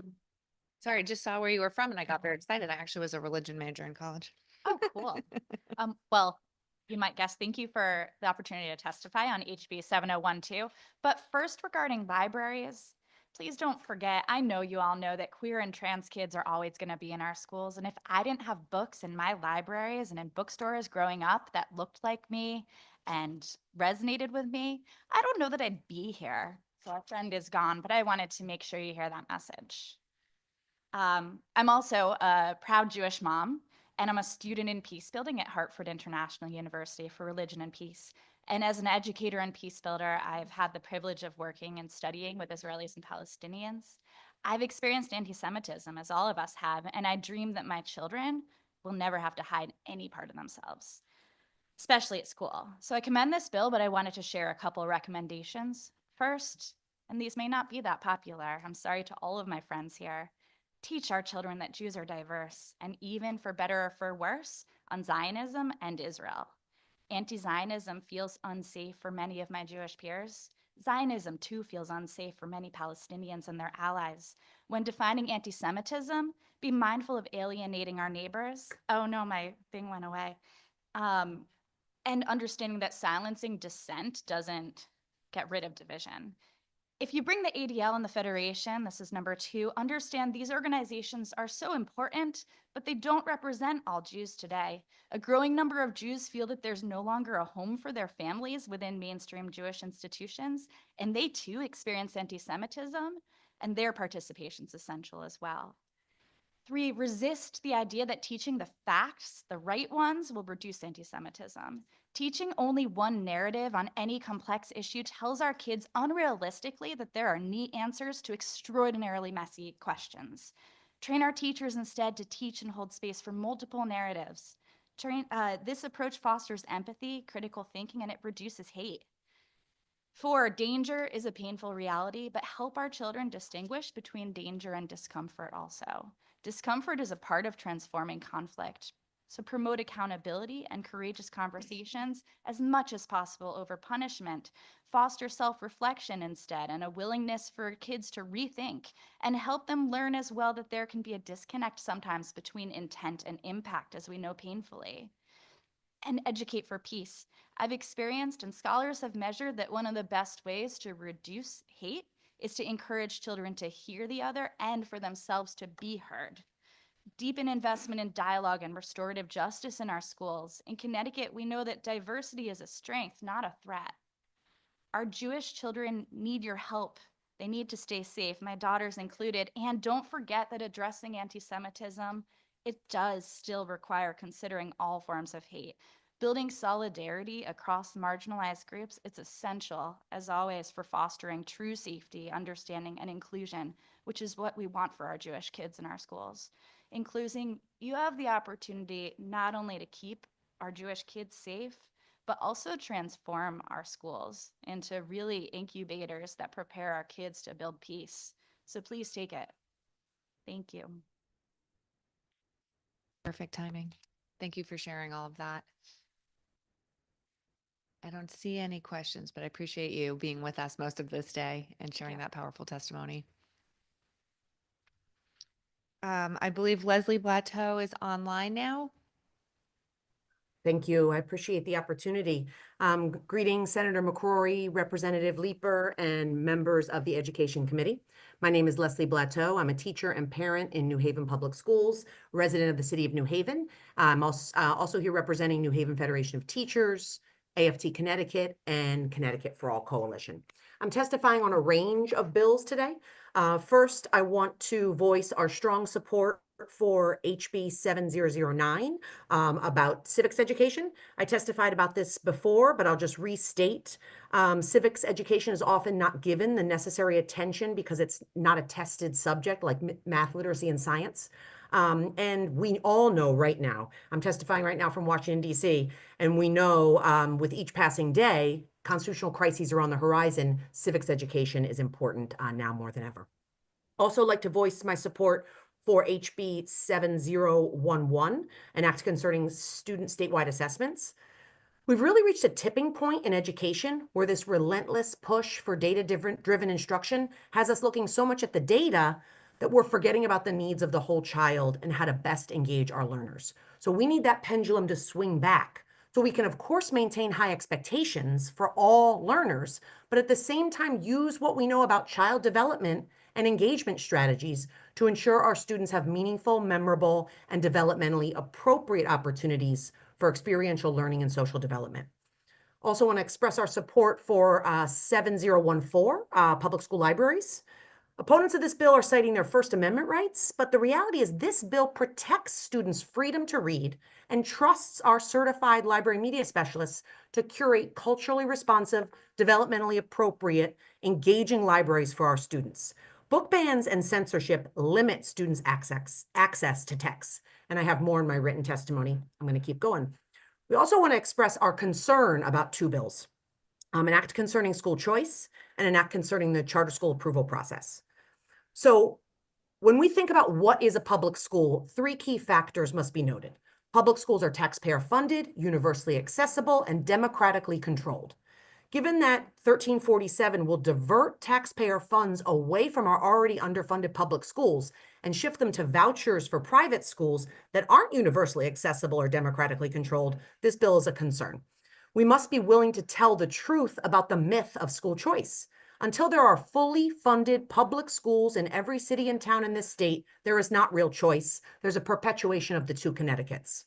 We're also concerned about 1349 because there already is an established and democratic process for charter schools to access public funding. This proposed shift undermines the democratic process and gives power to appointed State Board of Ed members rather than you, the elected officials, whom we entrust to make decisions about revenue and spending. Ultimately, in closing, we have the resources here in this state to fund public education, and we are eager to unite with you to shift the fiscal guardrails, ensure that the 17 billionaires in this state pay a higher tax rate than working people, and fund the future for all of our children. Thank you for the opportunity, and I'll answer any questions. Thank you, Leslie. Thank you. Have a good afternoon. I don't see any questions for you. Enjoy your afternoon. Next, we have Don Craco.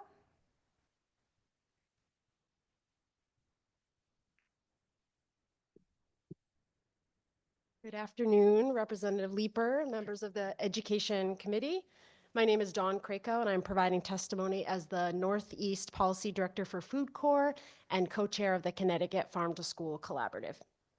I am here to ask for support in HB 713, an act concerning farm to school and enhancements to the local Food for Schools incentive program. Food Corps is a national nonprofit with a vision for every child to experience the joy and power of food in school. Farm to School helps accomplish this. You've heard a lot today about the benefits of Farm to School from participants themselves, so I'd like to spend my time talking about how this bill will strengthen Farm to School in our state. Cost is a barrier to purchasing local foods for school meal programs. Margins are slim in school meal operations. After accounting for administrative costs, labor, and other overhead, districts in Connecticut have on average $1.90 per meal for food costs. We know that providing financial incentives for local food and school meals works because it's been piloted through some federal funding from the USDA Ag and Marketing Service and administered by the State Department of Education. As of December, 70% of funding for local food for schools in the first phase of this program was spent across 120 Connecticut districts who source from at least 91 local farms. Across the state, 60 different local items have been featured in meals, including bok choy, Greek yogurt, parsnips, pork, and even honey. Given the success and momentum of the federal Local Food for Schools program, this bill proposes to change the administering agency from the Department of Ag to the Department of Education as the agency that works most closely with school meal programs in providing reimbursements, program guidance, support for purchasing. In essence, the bill really just clarifies roles between the two agencies that are critically important to farm to school in the state and makes the program consistent with how school nutrition directors work and what they need to be successful. This brings me to one of the most critical parts of this legislation, and that's the inclusion of a staff person, 1 FTE, and the ability to fund outreach and technical assistance, costs that have been unallowable in federal local foods that have come into the state. School nutrition departments and our local farms operate in two very different and complex worlds. Representative Menapace, who's not here right now, asked about what are the challenges? Are there any challenges? And I would say the money is there for the local food, but we really need the technical support and assistance to support directors in being able to purchase locally. Where are the farms? What do they have? How does the food get here, right? And all following proper procurement regulations. The people, training, and resources to facilitate the relationships, conduct outreach, and provide the training to be successful is critical for the Local Food for Schools program. Additionally, there's growing interest and support for farm to early care, which includes food education in all types of early child care settings like homes, centers, Head Start centers. My colleague Amari spoke to Bristol's Little Chefs program, which does a lot on the food education side and provides culinary workshops where participants receive a box of ingredients and vouchers for the farmers market. Please summarize. Thanks. Making this program inclusive to early child care centers allows for more local foods to end up in the meals that are served in those environments. And then I'll conclude by just urging continued support for Connecticut Grown for Connecticut Kids, which has been exceptionally administered by the Department of Agriculture, reaching over 50,000 students since 2001. So we would love for the committee's support in the incentive and the grants program. Thanks for the extra few seconds. Thank you so much for your advocacy. Seeing no questions, thanks for being with us today. Thank you. Next, we have Meg Scotta.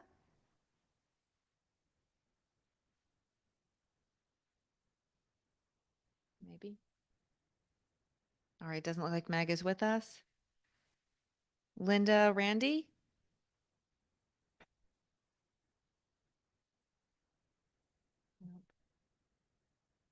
Lunid Lee. And apologies if I pronounced that wrong. Linda Randy, can I speak or not yet? Yeah, sorry, I didn't see you on there. Thanks, Linda. Sorry, we'll come back to you. Okay.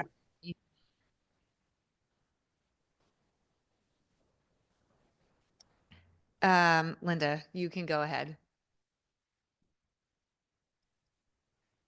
Okay. Good afternoon, everyone. My name is Linda Randy, and I'm a resident of New Haven, and I also work at Nathan Hale School as a paraeducator.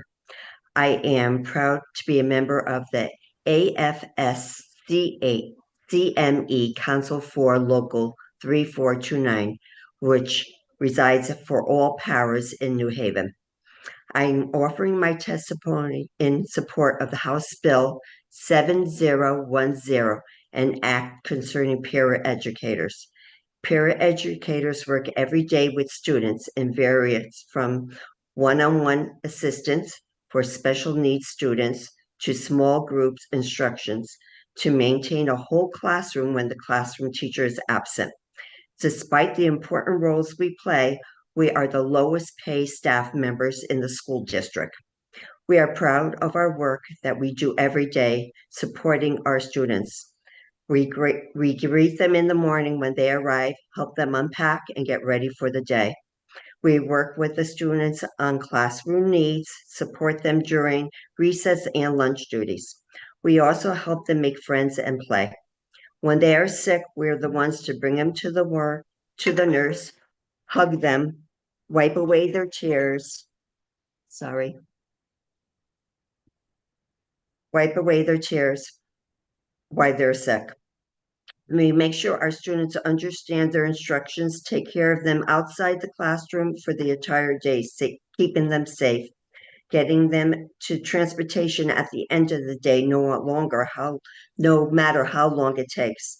Despite this, I make still under $30,000 a year and for nearly 40 years of experience.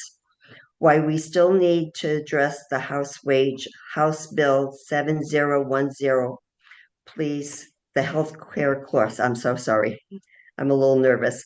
House Bill 7010 would help us with our health care subsidized program and deliver relief to peer educators by helping us with their costs.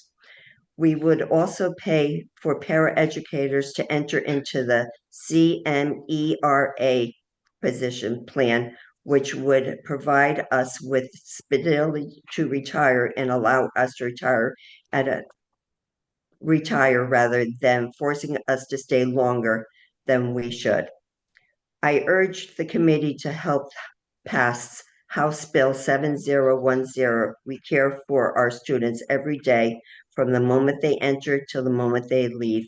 We ask the committee to support us the way we support our students by helping us out. Please, thank you, and help pass this bill for us. Thank you. I'm sorry, I was a little nervous. Linda, you did great. Thanks for being with us. And Okay, I'm sorry I got us started on a confusing start there. So thank you for your testimony. Thanks for serving our children and advocating for paras. Okay, thank you. Next, we have Lunid Lee. Hi, sorry. Honorable Senators McCrory and Berthel, Representatives Leeper and Zupkes, and distinguished members of the Education Committee. Okay. Oh, sorry. My name is Lunid. I'm speaking today in support of HB 7013. I'm currently attending the Venture Farming Institute program through Yukon Extension. I'm also here as a member of C3M Climate Solutions Coalition and New Haven Rising, an organization concerned with youth opportunities in the city of New Haven. I believe strongly in providing school meals for every student in Connecticut and for ensuring that these meals are healthy and local whenever possible. HB 7013 is a way the public can democratically support student access to nutritious fresh food, as well as provide much needed funding to local farmers, the benefits of which, when considering the range of impacts from the well-being of our children to their well-rounded education to sustainable local agricultural development, cannot be overstated. According to Yukon's WIC Center study, approximately half of Connecticut's school fund authorities have recently participated in farm-to-school networks or had policies supporting farm-to-school, with 83% of them buying from Connecticut sources, and even more expressing a will to do so, which would likely be fulfilled as the program continues. In just the last year, Farm-to-School has allowed healthy local food to reach over 50,000 students and divert food spending dollars back into our state economy. Research from the National Farm-to-School Network showed that through case study models, that for every job created by school districts purchasing local foods, additional economic activity created another 27 cents to $2.35. Sorry, I'm sorry, I'm nervous too. In the economic impact area, and additionally stimulated local economic activity. This strengthens our state's food economy, an absolutely necessary measure to prepare for the possibility of climate-related disruptions to food supply chains.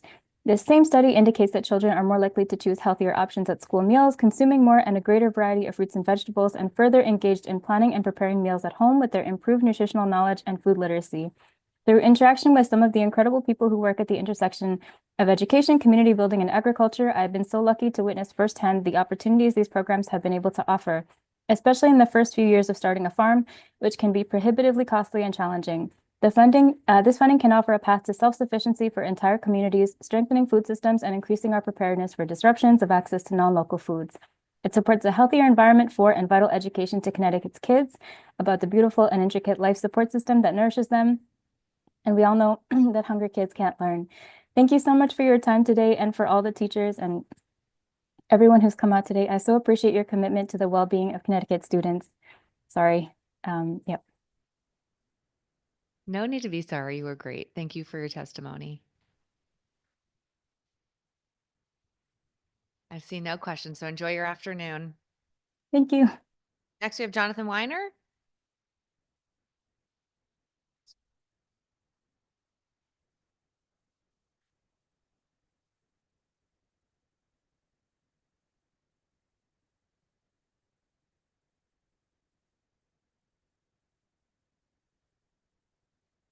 Good afternoon, Senator McCrory, Representative Leeper, Senator Berthel, Representative Zupkis, Senator Winfield, Representative Brown, and honorable members of the Education Committee.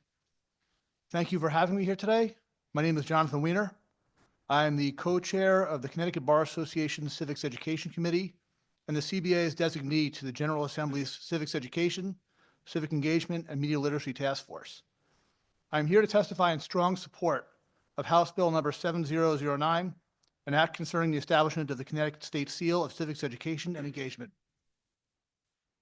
As you know, under the leadership of Representative Brown and Steve Armstrong from the Department of Education, the task force will be issuing a report identifying numerous recommendations for improving civics education and engagement.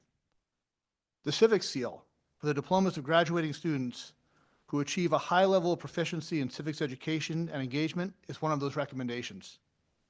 Students may demonstrate that proficiency in several ways. Most excitingly, through hands-on participation in civics education, engagement, and community service programs. Significantly, there is no fiscal impact from this bill. The task force creation 2 years ago, following its initial proposal by Representative Frank Smith, reflects the steady erosion of civics education and knowledge about how our government institutions work as a result of decades of inattention to the topic in favor of other competing priorities. Secretary of State Thomas aptly summarized the data supporting this decline in her testimony earlier this morning, including whether many of us could pass the naturalization test. Coupled with a fire hose of information disseminated by social media, much of which is factually and legally incorrect, is just not a surprise that American society is at a crisis point in terms of how we relate to each other. A growing amount of distrust in our institutions is particularly hazardous to the rule of law at the foundation of American society. None of that has changed. If anything, it has worsened with each passing day. Providing recognition such as the Civics Seal will encourage students to undertake the extra work that will give them the tools to participate civilly and constructively as citizens. The CBA offers a diverse array of programs that educate Connecticut citizens about the legal system and the rule of law. They're among the many programs offered in Connecticut that are intended to make civics education accessible and exciting, and they include our Connecticut High School Mock Trial Competition and our week-long summer law camp. All these programs will help develop students' skills in public speaking, critical thinking, and reacting on their feet, with a special emphasis on civility. And none would be possible without hours of volunteer support donated by our bench, bar, and elected officials who are devoted to education about civics and the rule of law. In conclusion, I urge you to support House Bill 7009. Thank you very much. Jonathan, as if you practiced that for 3 minutes precisely. Thank you so much for your testimony. Representative Brown. Thank you, Madam Chair. And Jonathan, thank you for your testimony today, and thank you for your service on the task force. As you you referenced. And we will be issuing that report in the coming weeks here. But one of the keystones of that report is the Civic Seal. So I was going to ask you to elaborate on all the wonderful programs that the Connecticut Bar Association does, but you did right at the end of your testimony. So that took away my question. But again, thank you for your service on this endeavor and for your testimony here today. Well, thank you for having me. Representative Howard. Thank you. Thank you, John, for being here. And thank you for your testimony. Look, I agree with you wholeheartedly that people just don't know how the systems work. My inbox is full of emails wanting to know what I'm doing to stop the president's takeover of the United States Postal Service when I serve in the Connecticut legislature. It's disappointing, frankly, that individuals are not engaged to even understand what's going on, let alone what position somebody takes on an issue. My question to you, and I may have a couple, this bill specifically talks about, of course, the United States government or civics. Do you think it should include the state government too? You know, I do think so. I think state government and local government as well are really our people's opportunity to engage. I mean, look at all, you know, if you have 120 people signed up to, to testify here today. So I think state and local government really have the most profound effect on our citizens' lives. So I think any competent civics course should include that as well. I'm not sure whether you would necessarily need a separate course or whether it could be all part of the same program. But I would think that as part of the civics seal, you should have at least a conversant knowledge in how the various institutions work. I thank you. Would you, and the other reason I asked that question is I think it's much easier to become engaged in your state and local government than it is the U.S. government. Would you agree? Oh, absolutely. Would it surprise you if I said that I went to a high school and in a civics class, a civics teacher was teaching and I asked the civics teacher to go to the CJ website and they had no idea what that is? Oh, the CGA website. Yeah, the Connecticut Okay. General Assembly, right? The website that holds all of the information that our legislature is currently conducting business on. Would it surprise you to find that a civics teacher had never heard of the site? Unfortunately, it would surprise me. It would not? It would. It would surprise me to you. hear this. Okay. You know, I know I misheard you. I thought you said CJ website, but yeah, for CGA website or Connecticut State Legislature website, I would think that a civics educator would be at least aware of it. Yeah. And the last thing that is, and I support the bill. I want to be clear before I get any bad looks from down here. But I just wonder if it could be a bit better. And my last point is this. I've been in this building for 4 years, and I would challenge anybody to find out of the 186 of us, 87 of us, 186 of my colleagues, somebody who says that they just out and out don't get along with me. And I will tell you, I can't name a colleague that I out and out don't get along with. I watch what goes on social media posts and back and forth. And of course I have, some pretty hate-filled emails. I'm sure we all get them. The reason I think I get along with my colleagues so well, and most of us get along up here, is because we are engaged in policy. We are engaged in the issues, and we take the time to understand them because that is our responsibility. And what's happening in society is there is far too much engagement in politics and not policy. So my question to you is, to get a seal of civics education, do you think there should be a requirement that student spend some time with a legislator or other elected official to understand how it's actually being done? And before you answer that, I want to tell you one other thing. On opening day this year, I had a young man come in. He's about 24 years old, and he's a law school student, and he's interested in political science and the government. And on our way home, he said to me, I said, well, what was your big takeaway from today? And his answer was, I was shocked at how you guys got along. And I don't think I'd ever been more disappointed in my life that a young man left this building and shocked that the legislators in his state that work together to enact policy were getting along. So I'll leave it to you. Do you think it would be appropriate for a high school student who's going to get this to actually spend some time with a legislator or other elected official to understand how the work is actually being done? I think it would be a wonderful opportunity for a student to spend time with a legislator or local official to learn how the process works and get an inside view. I don't know that I would make it a mandate as part of the Civic Seal, just because I'm not sure, you know, if this program is as successful as I think we all hope it will be, I just don't know if there's enough resources in terms of legislators' time to allow students to spend that, you know, spend sort of a mini internship with you. So I don't know whether I would make it a mandate, but I would certainly encourage it. And I think it would be a genuinely wonderful opportunity for students to see how policy is made here, and also to see that, yes, you can get along even if you're on opposite sides of the aisle. So yeah. So as far as legislative time, I'm going to tell you something else, and I'll ask you a question. I'm going to give you a chance to respond. Don't worry. Sure. Last week, I held an event in my district, Navigating the Connecticut Legislature 101. Nonpartisan, not about the issues. This is how a bill becomes a law. This is the CGA website. This is how you can track it. This is how you can find who your legislators are. This is how you can sign up to testify. I sent it to all 3 high schools in my district. One of them offered to send their students. 2 of them sent none. That's disappointing to me. I have my suspicions as to why that may be, but it goes to my point that I think it's important that we don't leave this all on the teachers in the school, that there's an engagement, and I can read, I see that, you know, you could do a community service project or something, but they actually engage with legislators. Because to prevent a student or not afford a student an opportunity to engage one-on-one with their state representative to learn simply about the process, I think is frankly disgusting. But I'll give you a chance to respond to that.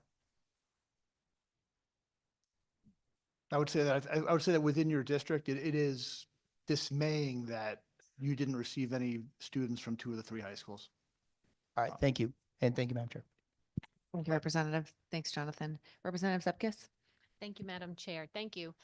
And really, I wasn't going to say anything, but just to follow up on Representative Howard's comments, I do first and foremost believe that the United States history, how it works, how many are in the Senate, the whole thing we talked about is the basis. The Constitution, how we were formed, our government, all of that, I think, is the basis of what this should be about. I do believe, to Representative Howard's point, that it is good to understand state and local.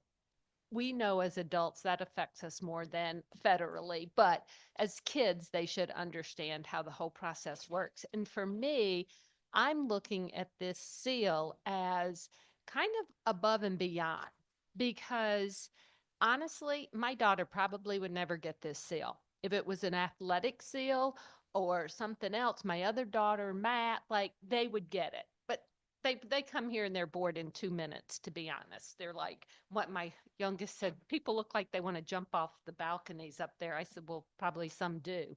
But I think it is important, if you're going to get a seal on your diploma, you do go way above and beyond. I understand maybe some folks wouldn't have the opportunity to get transported up here. And so that's why I think in district is good. But I've had students, just last night, a friend of mine's daughter reached out and has a question and wants to meet with me for one of her capstone projects. So I do think it's important that whether it's federal or state legislators, they should do something extra, because I think it's not just a seal because you've accomplished a little more than what everybody else does, or put a little more effort in. I think that if this is going to be something, and I support it, I do, so I'm good, but I do believe that they really should understand a little more than It's not just getting a seal. You have to really work for it. No, I would share your understanding of the program. And I personally view this seal as a genuine honor for a student who has gone above and beyond.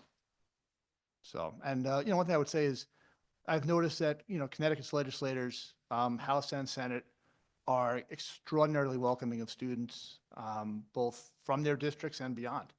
And I think that's a valuable opportunity for our students to have, to visit you either in district or to come to Hartford. So I would certainly encourage that. Thank you. Thank you, Madam Chair. Representative Brown? So, and thank you again, Jonathan. And honestly, this, from the perspective of the chair of the task force, the intention, and I hear my good colleagues, and I couldn't agree with you more. And the intention is there. The idea is that it isn't above and beyond that you're doing to earn this in the same mold as the seal of biliteracy, which is already offered in the state. So again, point taken, great ideas. And I hear and experience those things as well. So the recommendation to the State Department of Ed will be to develop those standards by which a student would need to earn those. And these will all be included in the conversation. So thank you. Thanks, Representative. Thanks, Jonathan, for being with us today. Thank you for having me. Next, we have Ashley Carl.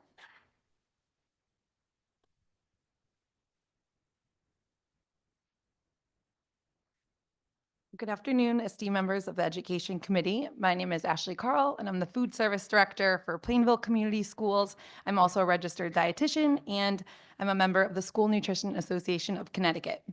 So I'm submitting testimony in support of HB 7013, an act concerning enhancements to the local Food for Schools incentive program and the Connecticut Grown for Connecticut Kids program. This bill improves our state local food incentive program and supports the continued growth and funding for farm to school through the Connecticut Grown for Connecticut Kids Grants program. It's been like 6 hours, but I'm hoping you guys got the information that there was local strawberries from the strawberry farm in South Windsor. There was also local yogurt and local honey. There were little treats that were in the dining room, so hopefully you guys got to try those. And actually, our students are taste testing those tomorrow.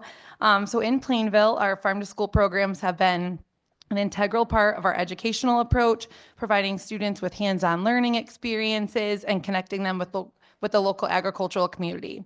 Our school gardens offer valuable opportunities for students to plant, nurture, and harvest crops, fostering understanding of where their food comes from.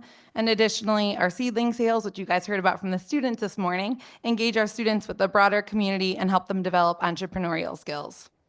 Our district's goal for next year is to apply for a greenhouse through the Connecticut Grown for Connecticut Kids grant, enhancing our ability to incorporate agriculture in the community. It is critical that funding be allocated to these programs. Farm to school programs have already brought significant benefits to our schools. Students have been consistently complimenting our food services program on the fresh, locally sourced ingredients that are served in our school meals. And this year, our school district's projected to spend $35,000 on Connecticut grown and Connecticut made products, further demonstrating the value of initiative to both students and local farmers. This would not be possible without the local Food for Schools incentive program. And I know earlier Amari discussed the Jamaican beef patties. We're actually offering them tomorrow. It's from Scott's in Hartford. And we're doing a tiki masala that's made with local crushed tomatoes. So in September, we hired a dedicated farm to school coordinator, a crucial step in expanding these programs. The role is vital to our success, and we would not have the capacity to achieve these goals without dedicated staff support. While the availability of funding for our local schools is an exciting development, without technical assistance and additional support, those funds cannot be fully utilized. Our coordinator spends about 20 hours a week connecting with local farms, organizing taste tests, building school gardens, providing nutrition education. Activities are essential for the success of this program. It is imperative that both state and our local school districts have the necessary resources and support to fully implement and sustain farm to school initiatives. With the right investment in technical assistance and program support, we can ensure that these programs thrive and continue to benefit students, farmers, and our communities. Thank you for your time and consideration, and I appreciate your commitment to the health and well-being of all Connecticut's children. Thank you so much. Also, I just want to like shout out our Farm to Schools folks really showed up today. And it's awesome. And your kids are amazing. And I do think you guys had such a strong presence here last year when we talked about this last year or 2 years ago. Thank you. That it really made an impact. So it's really great to hear that the program's been so successful, and just grateful for you guys giving so much of your day to be here and advocate for this program. Rep. Wielander. Thank you, Madam Chair. Thank you for being here. I was wondering if you could address if there happened to be any barriers or anything, concerns that came up in your district within your schools when these programs were first presented. No, they've been like pretty successful, and I think the local Food for Schools incentive money has been instrumental in us being able to support our local farmers, really help our local economy, and as well as the Connecticut Grown for Connecticut Kids grant. I mean, we're hoping to have a greenhouse, and that will also help our community. We have 43% free and reduced students in our community, and really hoping to, have them be able to have like fresh produce, and it would just really be incredibly beneficial to our program and to our community. That's awesome. Thank you so much. Thank you. Thank you so much. Next, we have Kate Byrode. Yep, you got it. Great. Thank you. Good afternoon, Representative Lieber and honorable members of the Education Committee. I am the director of the Cragen Memorial Library in Colchester and a West Hartford resident. I am speaking here in support of SB 7014, an act concerning public school libraries. This act is good for Connecticut's children and school libraries. This act would require school districts in Connecticut to adopt formal collection development and reconsideration policies for public school libraries, and outlines the reasons materials cannot be summarily ordered to be removed, consistent with established case law. Across the country, books on library shelves are being called pornography when public and school libraries do not have pornography on their shelves. Books have been removed in a panic, overriding or ignoring policy. As legal challenges to the removal of books reach the federal courts, not one book has met the Miller test, and removals have been reversed by the courts. These legal cases are costing the local governments and school districts hundreds of thousands of dollars in legal fees. A clearly written policy with defined procedures that is consistent with the law and legal precedent ensures both the freedom to read and the right to petition the government. Bypassing established policy or ignoring established case law can expose a school district or municipality to civil lawsuits that are both costly and unlikely to be won. While we are experiencing an unprecedented wave of challenges to library resources throughout the country and here in Connecticut, it is important to remember that challenges happen regularly, often with the best of intentions. With a clear policy in place, a community can catch its breath and ensure that it does not violate the First Amendment rights of its citizens of any age. Thank you. Thank you very much for your testimony and for being with us today. I'm wondering if you could shed any light on the process librarians go through when deciding to add a title or not to the collection. Yes, so we always begin with our collection development policy. I and my two selectors know that policy. And we also know our budget because libraries cannot buy everything. And so we follow that policy, which was created locally and approved by our governing board. And so there are standards that we have to meet outlined in that policy. And then once we have purchased the things, we make sure that the item in hand matches what we saw in our review journals in terms of age range. Sometimes we get something, we say, oh, this says it should, and very often in nonfiction, we're like, oh, maybe a different call number for this. Or we might say, oh, this belongs in a genre collection, or this is in the older teen collection, or this is in the goes into the tween collection. So we follow that process and policy with every item that we add to our collection. I really appreciate that. And I'm going to ask a question, but you can tell me if it's outside of sort of your scope of expertise. But it's my understanding that every book is given by the publisher an age range recommendation. And I was just wondering if you could shed a little more light on that. Yes, it's very easy to see, actually. Pretty much every children's book will have a age or grade somewhere on the cover. And then in our journals, they show as what the range is. And this is very important to us as guidance. And sometimes when we get them in, we say, oh, this really actually, you know, we always start with what that publisher has said. But we may decide, no, this is actually a younger book or it's an older book. And then anything that doesn't have an age range on it is an adult book. Thank you for that. And I know, sorry, I don't see any other questions, so I'm taking some liberties. So this is my third question. But so for example, in Fairfield's public library, it's very clear. We have a whole second floor. This children's library. We have an enclosed teen room. So like books that are specifically for teenage young adults would be in that section. Then of course, there's the adult section. I'm wondering in a school library if you could shed any light onto how you physically shelve books based on age appropriateness. Well, I'm not a school librarian, but I know that school librarians with their very limited dollars for adding things to their collection are looking very closely at those age and grade guideline,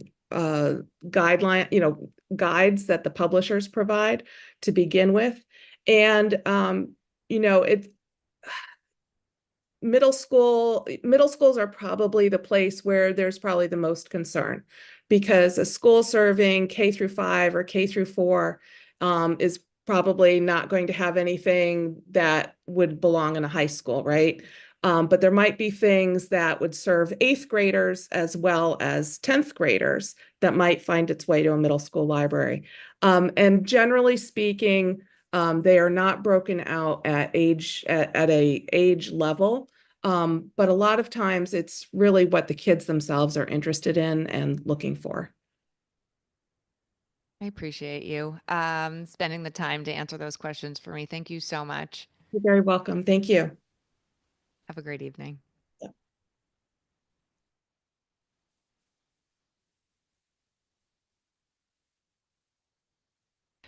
Next, we have Jennifer Corbeil.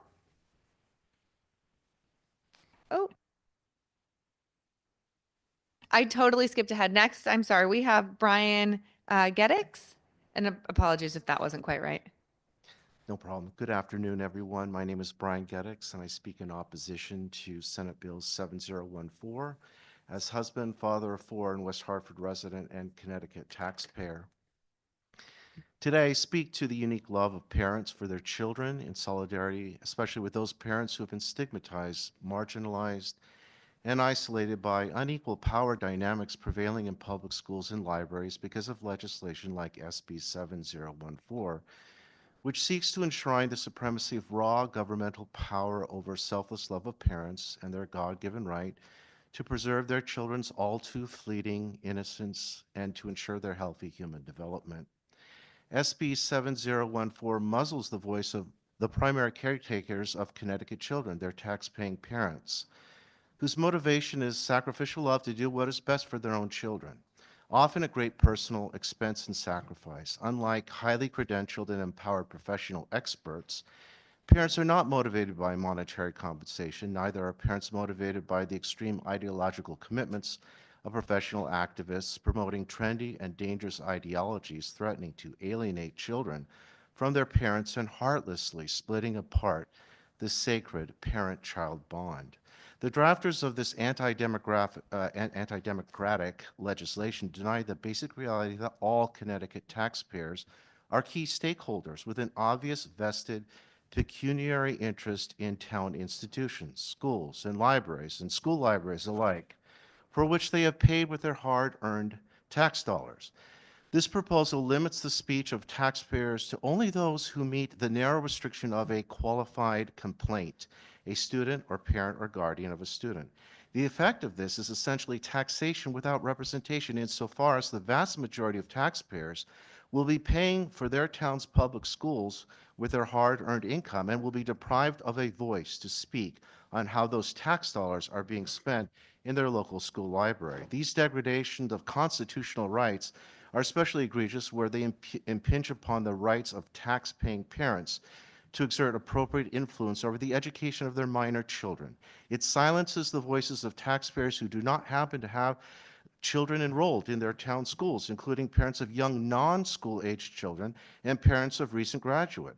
What about the constitutional rights of prospective parents whose children will be enrolled in the future, as well as the rights of parents of alums? This bill removes constitutional rights to petition the government for a redress of grievances that belongs to all Connecticut taxpayers and limits them to the tiniest subset, that is only parents whose children are currently enrolled in a particular school. And by what authority does this bill take away the constitutional rights of taxpayers with no children? In sum, all Connecticut taxpayers deserve to retain their free speech right to express their opinions and concerns. And Connecticut tax-paying parents especially deserve additional legal protections to safeguard their rights to protect the well-being of their children, not a muzzle to prevent them from opposing their local school library staff from exposing their children to obscene and pervasively vulgar, sexually explicit materials under the thin pretext of library displays and programs and curation. I urge you to vote no on SB 7014. Thank you very much. Thank you for your testimony. Next, we have Natalie Sustash.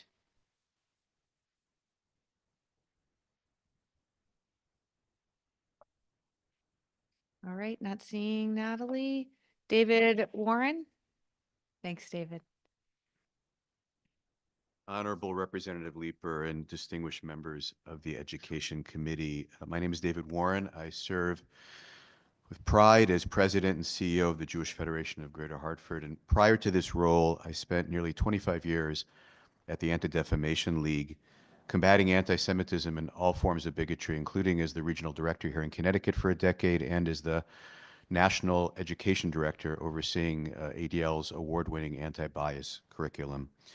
I never imagined, having immersed myself for 25 years in issues of bigotry and anti-Semitism, that we would see the surge of anti-Semitism at the levels that we're witnessing today. And I can tell you, without exaggerating, that the fear and concern across our community is palpable. According to ADL, and we'll hear from my colleague Stacy Sobel shortly, anti-Semitic incidents nationwide hit an all-time high, 140% increase in 2023, the last year recorded.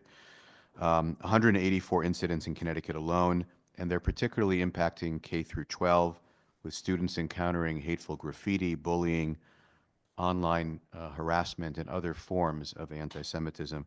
And that's why Ray's Bill 7012 is so critical. By establishing a working group of experts, we can gain a comprehensive understanding of the problem and develop targeted solutions. This group will help guide best practices for school policies, offer training to teachers and administrators, and ensure that our curriculum addresses anti-Semitism in an age-appropriate way. Taken together, these efforts will make our schools more inclusive and protect all students from the corrosive effects of hatred. By the way, I'll just add that I heard recently, both here in Connecticut, Bicultural is one of the day schools in Stamford, but all around the country, enrollment in Jewish day schools is surging also. For those of us, on some level, it's a good thing in terms of Jewish identity, but it's also a reflection increasingly of parents sometimes being uncomfortable with the anti-Semitism they're experiencing in school. So I'll keep my testimony short. You have my written testimony, but I'll just again ask you respectfully to support Ray's Bill number 7012. Thank you. David, thank you very much for your testimony and to your service to our state. Thank you, Representative. Representative Dauphiné. Thank you, Madam Chair. Thank you for being here today. Didn't get to hear all your testimony. I was in another hearing, but I was reading another written testimony that was written, and I just wondered what your thoughts were on it. In this testimony supports 7012, this bill, but they also wrote, no amount of meetings and coursework can replace the work needed by our elected officials to denounce anti-Semitism, to demand justice, and to make sure no American is demeaned for their religious beliefs.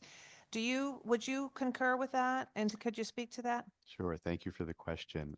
In combating bigotry, whether it's targeting Jews, African Americans, the LGBT community, and others, it's critical that we all stand up together to express communal disapprobation. And the keys, in my opinion, to combating bigotry are laws, leadership, and education. We have before us, not in this committee, but an effort with the governor's support to consolidate and expand or improve our hate crime laws.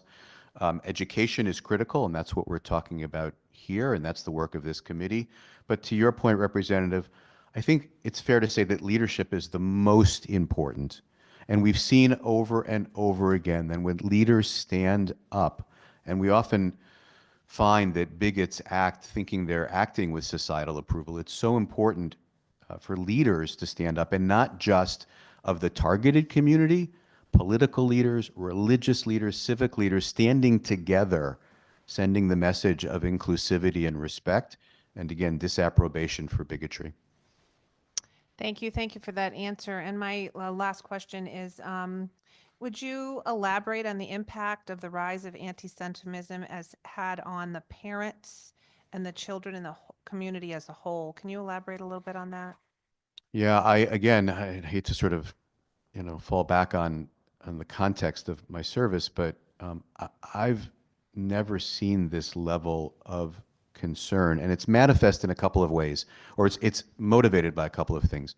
One is a sense of tremendous insecurity across our community by the events of October 7th in Israel, that genocidal attack, and the proclamation by Hamas of their desire to target Jews worldwide. And so that sense of fragility, we all have family in Israel and connections, and that's part of the driver of the fear in our community, and as well the manifestations of anti-Semitism. And those manifestations, it used to be that they were really on the extremes, right? It was really the fringe. It was not that we didn't take seriously the KKK and white supremacists, but we've seen those fringe ideas both on the far left and the far right, and the labels are almost meaningless and they tend to converge sometimes. But we're seeing that seep on both the far right and the far left into more of the mainstream. Kanye West, putting out a T-shirt with a swastika, right? Popular figures like that projecting anti-Semitism is really very dangerous, very chilling, and is leading to a lot of fear in our community. Thank you for that, and I'm sorry for all of that because it's just wrong. But and I'll say that here, it's wrong, and I'll denounce it. But thank you so much for coming here today and giving your testimony. Thank you, Representative. Thank you, Representative.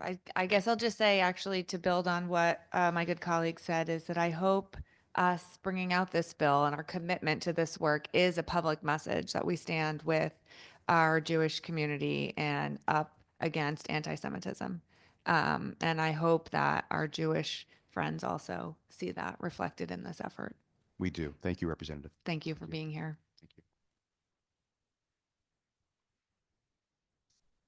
Next, I have Jennifer McLarney.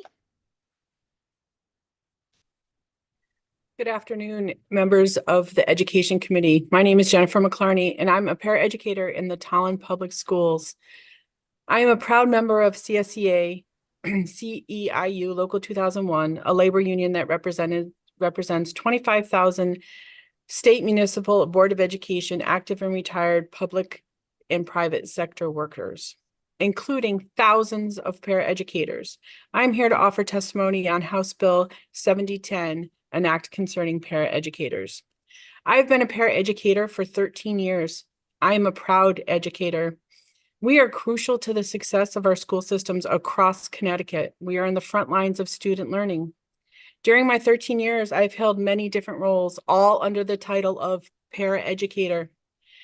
Here are just a few. I was a para in preschool, and then I was a one-on-one para who worked directly with a special education student. Then I became a math intervention para, and currently my role is as keyboarding facilitator in my town. I instruct every kindergartner, first grader, and second grader in typing. And another part of my job is to reinforce our district's SEL program. Keyboarding in my district is a special, like gym, art, and music. I see 22 classes. That is 475 students a week. In your careers, you were likely compensated every time you gained a new skill or set of responsibilities. Paras are not. I was expected to take on these new skills and responsibilities in each role. I have taken over the years at my regular hourly wage. My rate of pay after 13 years is $19.01, which is not a livable wage. Districts across the state are facing a shortage of paraeducators. The main reason for this shortage is the low pay. Starting pay in my district is $16.57, which is just 22 cents above minimum wage here in Connecticut. People who are interested in this career, in this job, often can't afford it. If they do come and end up working for us with the school system, they end up leaving because they simply can't afford to stay. And I'm going to sidetrack a little bit from my testimony. I had a parent in my room today crying because she is facing homelessness because her pay is too little to afford her rent. Due to this shortage of paras, many districts have resorted to hiring temps, including my own. Temps who have zero experience working with children, never mind special education students who they are often assigned to work for. How would you feel if your child, who instead of a qualified and dedicated para, was having their hours met by a temp? I get it. Districts have to staff to meet the legal requirements of IEPs, but instead of investing in hiring permanent qualified staff, they are paying an hourly fee to a temp service, plus paying an hourly wage to the temps. In my district, they pay the temps $19 an hour, $2.43 more than our starting rate of pay. And that happens to be my rate of pay after 13 years. Can you imagine how demoralizing it is to have temps come in and make the same pay as you after 13 years? HB 7010 is a small step in the right direction to help paraeducators. However, in my opinion, this legislation needs to go further. I'm calling on the committees and all the members of the General Assembly to take immediate and meaningful action. Paraeducators deserve a living wage. We also deserve lower healthcare and true retirement benefits.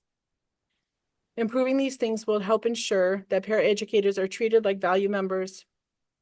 It will also improve the quality of education and support that our Connecticut students deserve. Thank you for the opportunity to testify.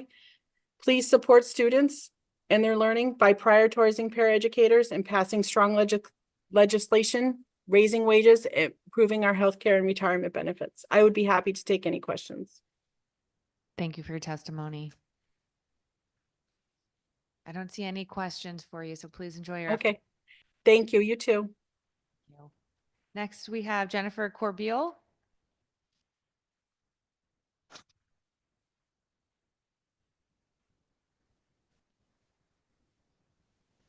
All right, I don't see her. Christine Rebstock.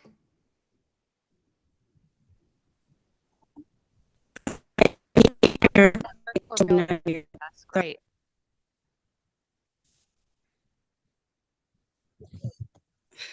Sorry, the internet isn't working that well right now. It should work. I'm at school, but it's not. So I don't know if you can hear me. Yes, we can hear you.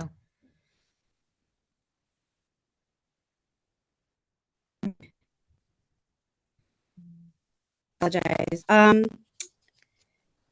Senator McCarthy,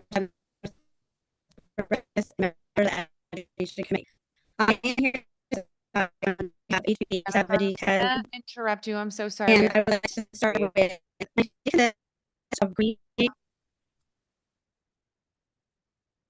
I think if you turn your camera off, it might. It's on now. It might make it better if you turn your camera off.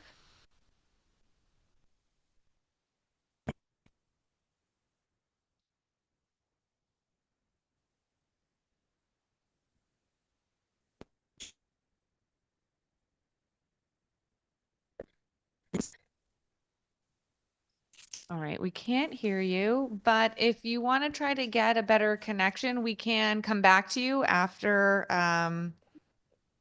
the next person.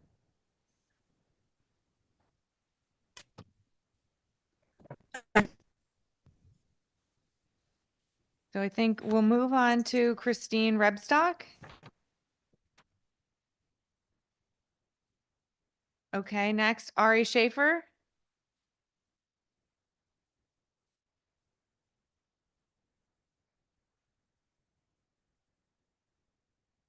Okay, I don't see Ari. Aaron Bowman.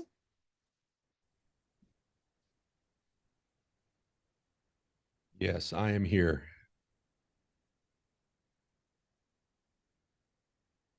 Can you hear me? Yes. All right, great. Thank you. Good afternoon, everyone. My name is Aaron Bowman, a father of 5 and a strong advocate for parental rights. I'm here today because I oppose Bill 7014 because it creates unnecessary bureaucracy, limits parental influence over school library content, and shifts decision-making away from local communities. Parents, not school administrators, should have the final say in what is appropriate for their children. Let's look at why this bill fails parents and communities. 1, it weakens parental authority. This bill forces parents to go through a bureaucratic process rather than give them direct input on school library material.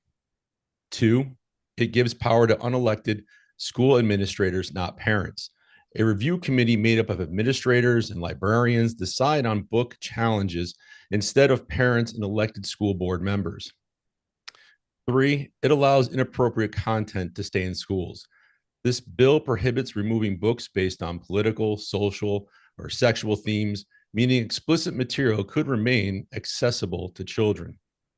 4, it fails to define age-appropriate standards, which I think is a huge issue. There's no clear definition of what is suitable for different grade levels, opening the door for political bias in decision-making. 5, another one that I find very disheartening is no strong parental representation. The review process does not require parents to have a voice, leaving decisions to school administrators. The word parent is found 1 time in this entire bill, which I found pretty shocking, considering it takes into consideration our kids. 6, lack of transparency and no appeal process. Parents aren't guaranteed public input before decisions are made, and there are no clear ways to appeal a bad decision. Bill 7014 strips parents of their rights, centralizes control in school bureaucracy, and weakens transparency. Instead of policies like this, we need policies that empower parents to decide what their children can access, ensure local control by requiring a parental majority representation, set clear content standards to protect students, and guarantee transparency with public hearings and an appeal process. I urge legislators to reject this bill and stand with the parents of Connecticut. Thank you. Thank you for your testimony. Rep. Daphne. Thank you, Madam Chair. Thank you, Mr. Bowman, for being here today. I know, I know you, full disclosure. I know you have 4 children. Can you speak to your involvement with children and perhaps maybe your parenting style with regard to overseeing what they read and what they look at, and what this poses on you when you send your children to the public library, or I should say school, where the school library is. You wouldn't necessarily know what your child is looking at, and your concerns with that. Yes, thank you for the question. And you are correct. We actually have 5 kids ranging from 17 all the way down to the age of 9. So obviously the 17-year-old looking at college, his access to material is going to be different than what I would allow my 9-year-old. So whether they're on their phones or they're going to school, as a parent, when I was working, I'm now technically retired, I was involved as much as I could to understand what was going on and happening in the schools. We, as parents, let our kids go to these public schools and entrusting that they get a good education and not political ideologies or agendas are being pushed on them, and ensuring that the content they have access to is appropriate for their age level. Again, my 17-year-old is going to have different access to material than my 9-year-old or 12-year-old would. And I think it's really important that parents have a huge say in what goes on within these public schools, and not the administrators or these unelected people, or that, to kind of having that nanny state where the parents don't have any say in what's going on as far as education when it comes to books or school curriculum. And I think right now, bills like this really take that power away from the families and the parents who entrust their schools. Now, in the district that I'm in, we do have a process in place already if a parent feels that some content in the library in the school is inappropriate for an age level. And that works. We don't need the state to come down and tell us, oh, you need to do it this way. We have something in place. Parents have utilized it. The school administrator listened to what the parents had to say, and they said, yes, we made a mistake allowing this book in the library for this age group. We're going to remove that book. It didn't make national news. There wasn't a bunch of people yelling and screaming at each other. It was done very civilly because there's stuff put in place, and each town needs to be able to make their own decisions, what's best for them, not mandated by the state. Thank you, Mr. Bowman. And, my final thing, I don't know if it's a question or a comment, you can speak to it, but certainly this is no assault on librarians. I mean, we all know librarians, for the most part, really have the best interests of our children, but those interests and their opinions may differ from our ideology and what we believe our children are ready for at a certain developmental age level. I know if you said you have 5 children, I know my children have all developed differently, and I've handled each one differently. So maybe you could speak to that as well. I mean, a librarian is making decisions across the board that would assume that they were appropriate for every child. Can you just speak to that? Because I certainly respect our librarians and don't want any ill will towards them with regard to believing that parents and school boards should make these decisions and not librarians. And I agree with that. Our librarians do a lot of work, and this isn't an attack on librarians. It's not an attack on banning books or keeping books out of libraries. I was on another public hearing, and somebody brought up the idea of having warning labels on it, just like you would back in the day when you buy a CD or cassette player, cassette tape. It would say explicit content. Some of these books do have graphic explanation on different sexual positions and that sort of thing, where I think my 9-year-old would be very traumatic to her if she was to come across something like that. And I don't think the power should be put in any one person's hand. I think it needs to be a community decision, and it can be done respectfully. We have values that unite us, and it's these issues that are going to end up dividing us. But if we can come together and say, okay, if we have elementary school or pre-K through 5th grade, this is the section here in the library that the parents and the librarians feel that this is most age appropriate for these students. And again, you would work that up along the age limits. I think it's I don't think it's a very safe thing to put the power all into one person, especially maybe that person doesn't even have children. Maybe they are younger and this is a newer job for them, and they have different ideologies than what maybe the parents have in that town. And that's why I have a real problem with this bill, is it takes a lot of that power, or responsibility rather, from the parents to be able to put their input in. I mean, I don't want to have to rely on somebody else to tell my child what's good or what's bad for them. That's my decision as a father and my wife. It's our place to say, let's talk about this book. You've asked about it. We don't think it's age appropriate. Just like my mother did when I used to listen to, music and CDs, she would go through and read the lyrics to make sure I wasn't, consuming stuff that wasn't appropriate for me at that age point. And I think we need to do the same with libraries, and, giving the power to one broad administrative body is a mistake in my opinion. Thank you so much for your testimony. Appreciate it. Thank you, Madam Chair. Just want to make one clarification that this policy is doing to my mind, exactly what you are recommending. And it's giving the authority to the fully elected local Board of Education, who is exclusively community members. And in my experience, having also served on a Board of Ed, mostly parents, to then create this committee who, and it details some folks to be on it, but explicitly says not limited to. So your Board of Ed could certainly add parents to that committee to come up with the policy and the review process. So I just think that's worth mentioning, because you spoke to being very satisfied with the policy you had for your community, and it sounded almost identical to what this bill is actually recommending. So for that, with that, Representative Reddington Hughes, did you have a question?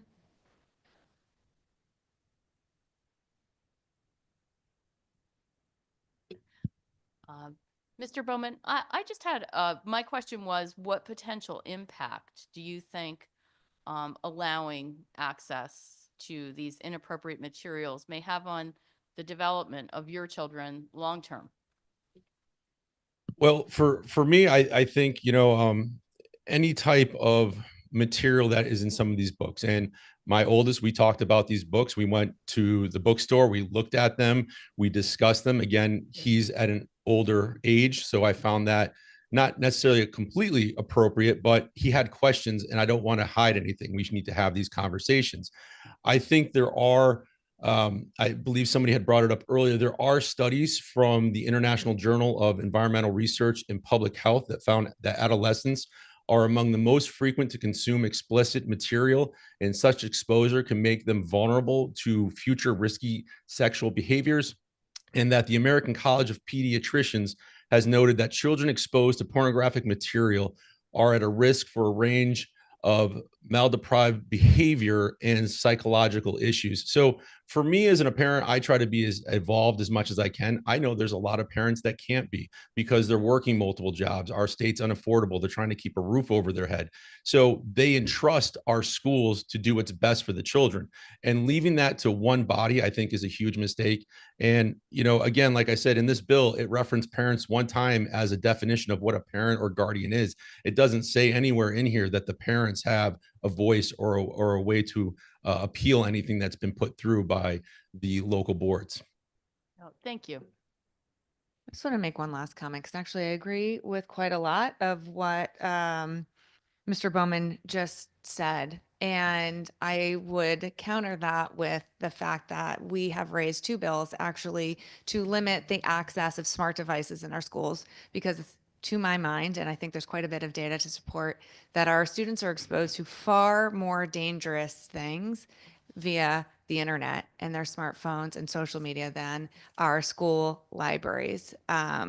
And so I look forward to continuing the conversation with my colleagues here around what we can do to keep our children safe from the dangers that they are exposed to far too frequently on the internet. But are there any other questions? Thank you very much for your time with us today, Mr. Bowman. Thank you. Have a good day. Next, we have Michael Berry.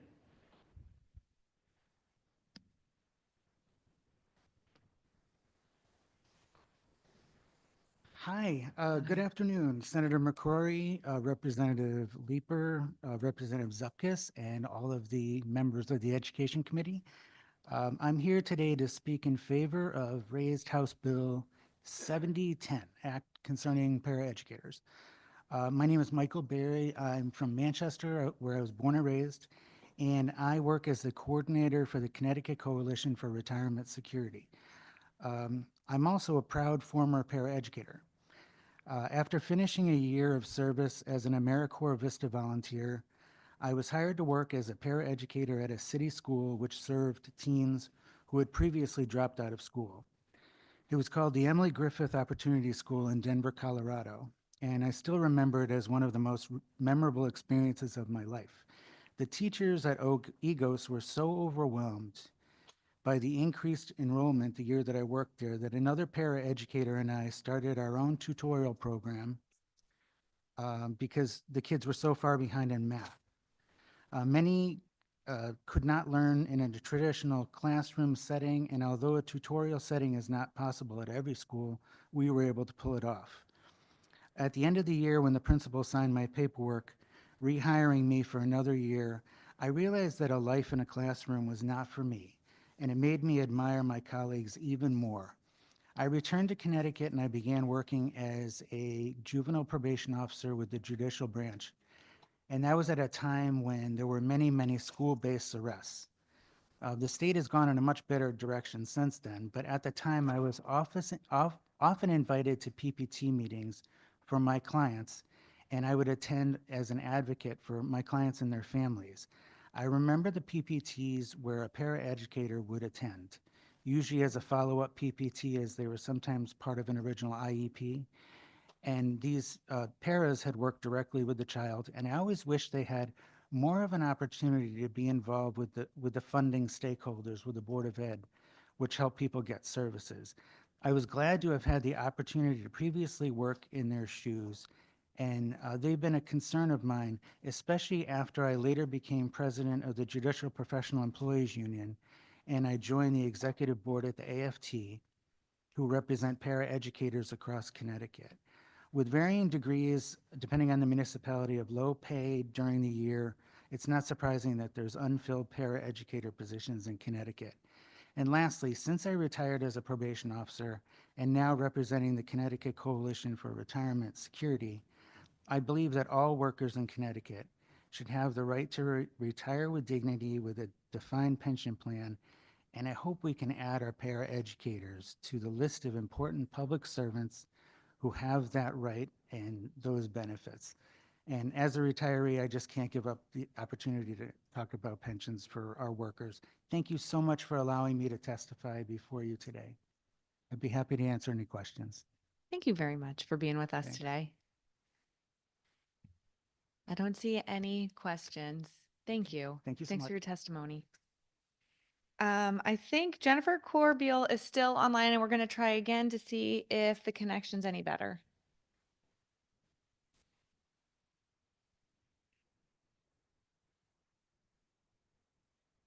Okay, we tried. Next, we have Jocelyn Delancey.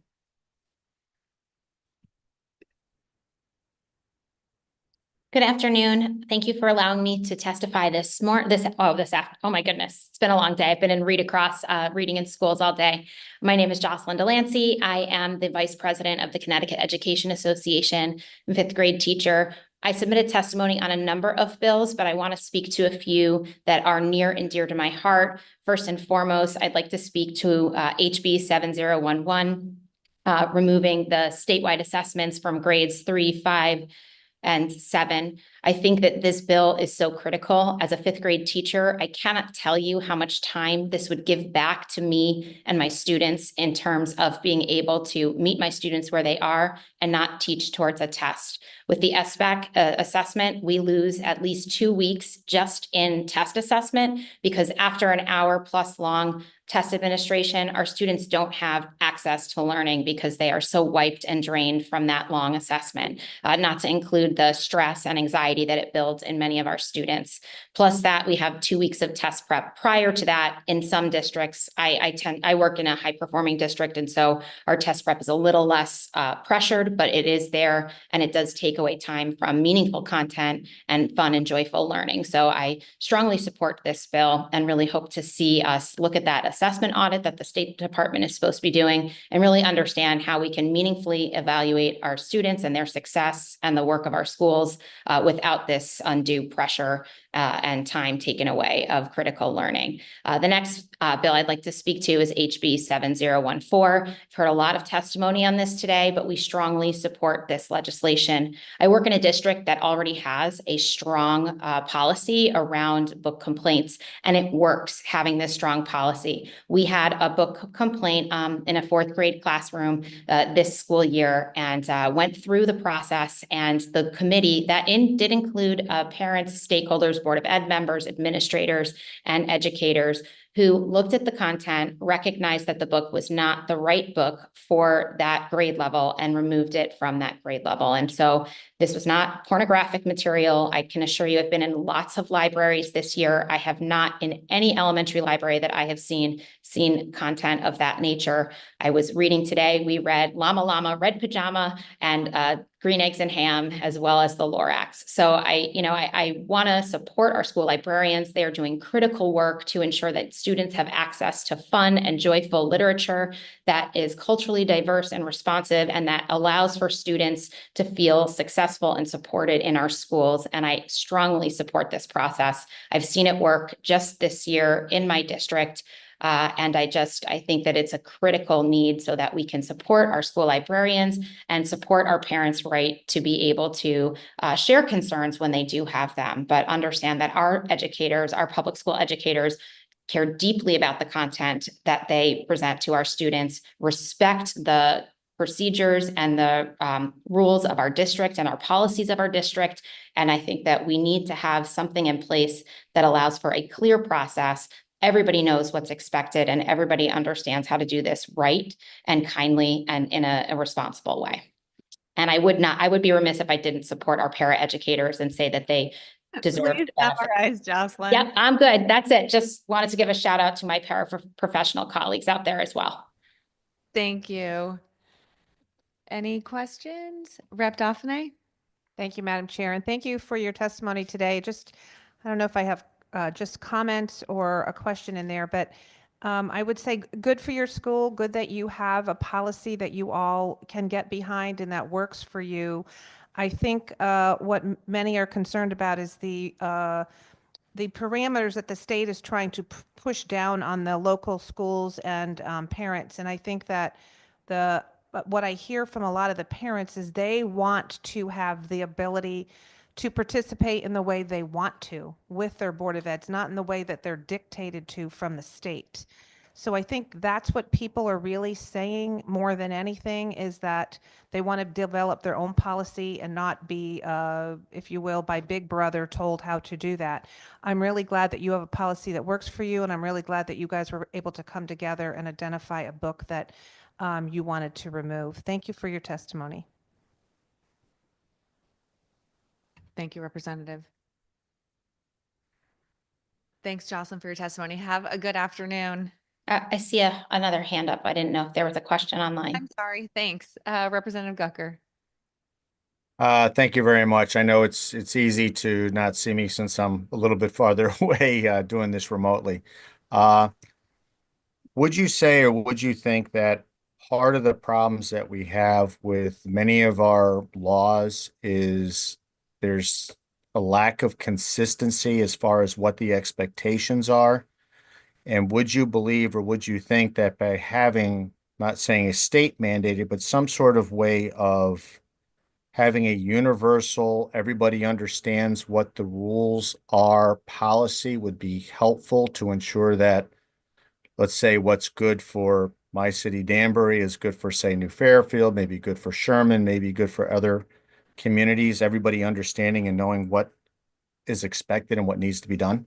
Yeah, I think it's really important and critical for our state to set the tone and tenor for clear processes that ensure safety and protection for everybody involved. And I think that that is not an unfounded mandate or some sort of, way to limit people's rights, but I think it's a way to set a consistent practice and a positive and proactive tone and tenor for how we address our public school concerns. We know that there's a lot of rhetoric out there about our public education systems, and we have a teacher shortage, and we have certainly a shortage in special education and other spaces. And so having a process that's clear and articulated and standards that are universal is so critical. And I think that's what this legislation does in this sense, in terms of, we know that we want local control. I think that that's something that absolutely comes through and for, but we elect our boards of education. They make the policies, they make the systems. And I think having a standard for what those policies should look like is more than appropriate in my mind.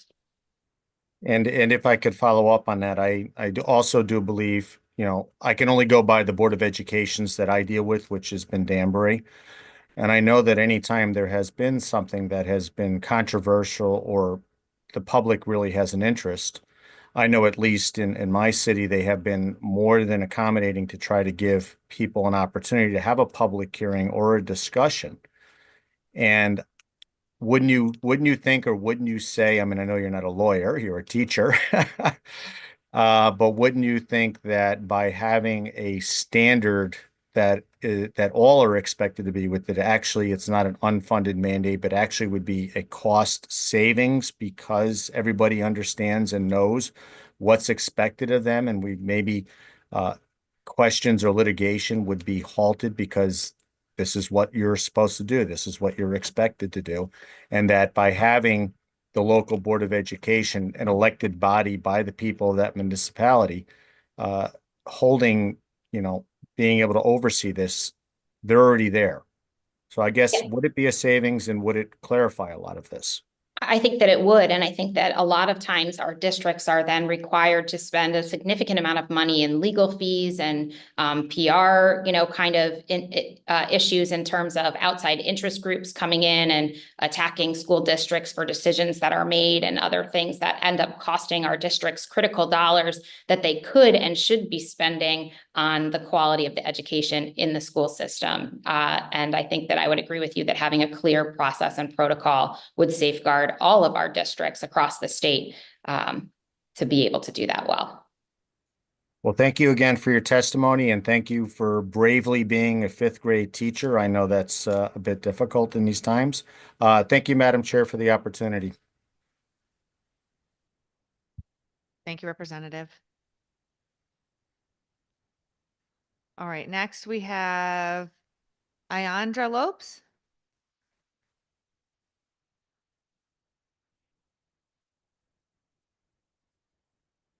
Good afternoon. Afternoon. Let me push.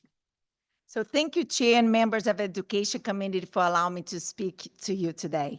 My name is Ayandra Lopes, and I'm honored to speak before you as the president of Brazilian Community Center of Connecticut.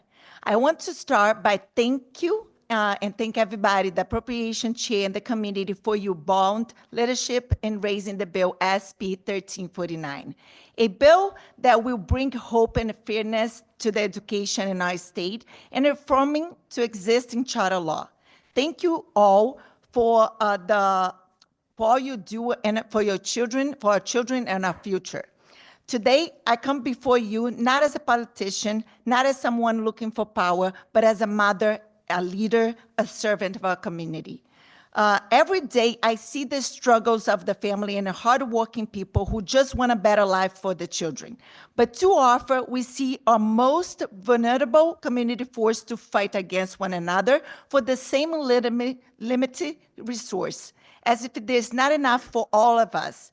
Education should never be a battle. It should be a bridge. So this bill is not just about charter school. This bill addressed the needs of our children. It's about unite, not division. It's about making sure that every children, no matter the zip code, the background, or the family income, has the best opportunity to learn, grow, and succeed. This bill will end the competition for resources between our most vulnerable community and bring charter school as an important member of vibrant education ecosystem that will benefit us at all. And it will also bring much needed resource to the district that have the most need.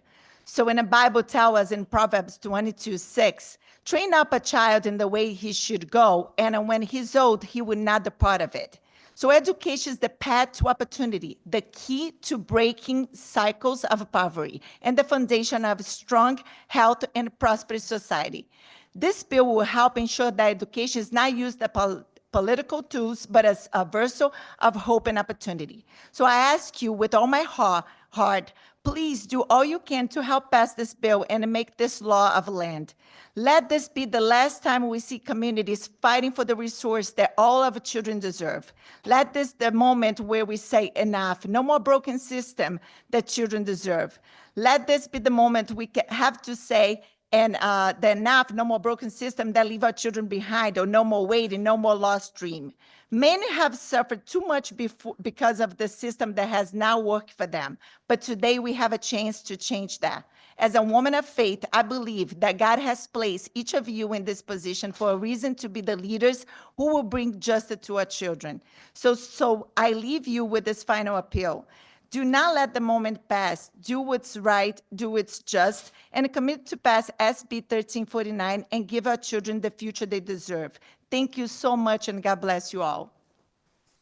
Thank you so much for your testimony. I don't see any questions, but thank you. You've been here almost the entire day. Thank you. Next, we have Ellen Paul. Hello. Honorable members of the Education Committee, especially my state representative, Representative Haynes, if she's in the room, I'm not sure, I can't see.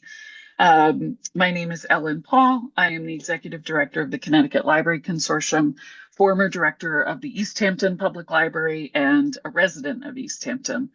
And I'm here today to talk about Raised Bill 7014. And as many legislators know, there are two similar bills in the General Assembly this year about school and public libraries. My comments really speak to both bills. I want to be really clear. It is not the job of librarians to dictate what children read, only to provide a variety of materials to meet the educational and recreational reading needs of their communities. If parents are concerned about what their child is reading, they should talk with their children, their child's teacher, their school librarian, or principal. But when I hear folks talking about parental rights, I would remind people that we cannot presume to protect parents' rights if we permit a non-parent to dictate what someone else's children may read, or allow one parent to suppress material not only for her own children, but for all the others in the community. That's just censorship. And the courts have been very clear on this. Students don't abandon their First Amendment rights at the school doors, and boards of education can't remove a book from a school library just because they don't like the ideas contained in that book. The 1982 Supreme Court case Pico versus Island Trees spoke to whether or not boards of education could remove a book because they found it offensive.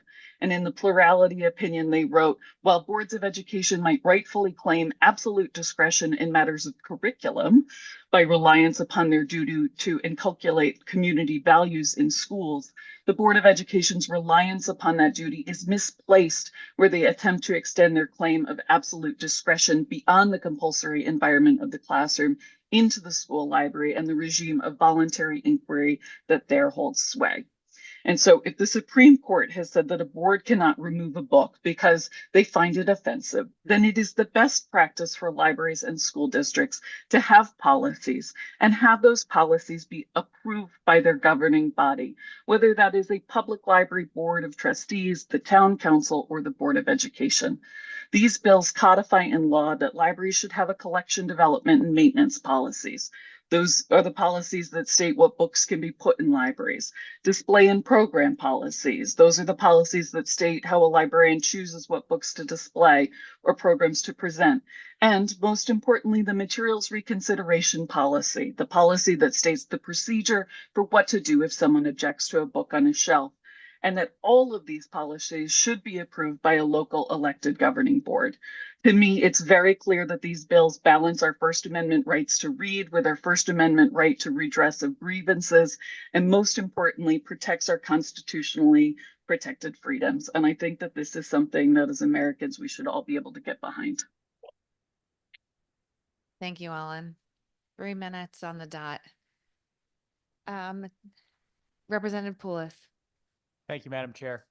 I have a question. So I'm a big fan of these local governing boards and local control. What's an example? I'm just trying to wrap my head around. What's an example of a text that might be considered objectionable that like someone might fill out a form to remove? So I will just tell you about my own experience in a library. And it was with a mother who came in. Her preteen daughter had selected, it was not actually a library book, it was a summer reading prize book. And the characters in the book were gay. And the mother came in and she was upset and she thought it was not appropriate for her daughter. And in that case, I said, I understand completely. That's not your values. Let me help you pick out a book that is better suited to your family's needs. And we were able to have this just dialogue and conversation and meet each other where we were. And she walked out with a different book. And I think that that's the best solution that we could hope for in a lot of these cases, that we do come together and have dialogue and come to understand that maybe one book isn't right for your family, but that doesn't mean that that book isn't right for the entire community. I thank you for that answer. I agree with you that those types of dialogues are important, and I know the good work of librarians. They're often engaged in those kinds of conversations. But we're here talking about a policy that we're considering putting into statute that would allow people who object to content to fill out a form and have a panel of people evaluate that content for removal. And so I'm trying to wrap my head around, what type of text would you say would be something that it went through that process and would be removed ultimately? I'm just trying to think what kind. So here's like my kind of funniest example of this. A lot of the collection development policies are going to say, especially around nonfiction books, that the book has to be true and accurate. And I don't know if we all remember back, it was maybe, 10 years ago or so, that the scientists decided that Pluto was no longer a planet. And so, theoretically, somebody could challenge a book, an old solar system book on the library shelf, and it would go through the reconsideration process, and we would refer back to our collection development policy. What did we say when we decided what kind of books would go into the library, and when we said we wanted, factually accurate books? Well, this book doesn't meet our collection development policy anymore because, again, scientists have decided that Pluto isn't a planet. So maybe that book should come out because it's no longer factual, because it doesn't meet our collection development policy. I think that's the real crux of this. You're starting with a policy, collection development, which states what kind of books are we going to put in this library? And then when somebody comes and says, hey, I don't think that this book belongs in the library, you need to go back to your original statement of, what are we going to put in this library, and assess whether that book still meets those criteria that you articulated and that the local governing board approved at some point in the past. Okay, and one final question. If the local governing board agrees that a text should be removed, but that's in contrast to your collection policy, what the internal people in the library are saying should be in the library, what would be the outcome of that?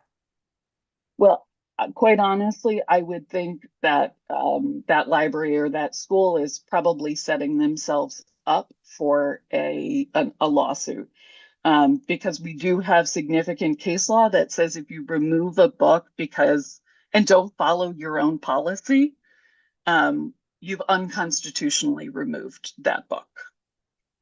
So again, going back, the policies are really important, and that's what we are laying out in these bills. Thank you for those answers. Thank you, Representative. Rep. Reddington Hughes, then Rep. Dauphiné. Hi, my question has to do with, most of the concern here really rests upon the sexually explicit cartoon books, that are found in some of the libraries. And they're being, in many instances, they're being compared to Mark Twain, Huckleberry Finn, the classics, the To Kill a Mockingbird, and they're being said that, these other books were somehow banned in libraries and that these, books should be in that kind of status.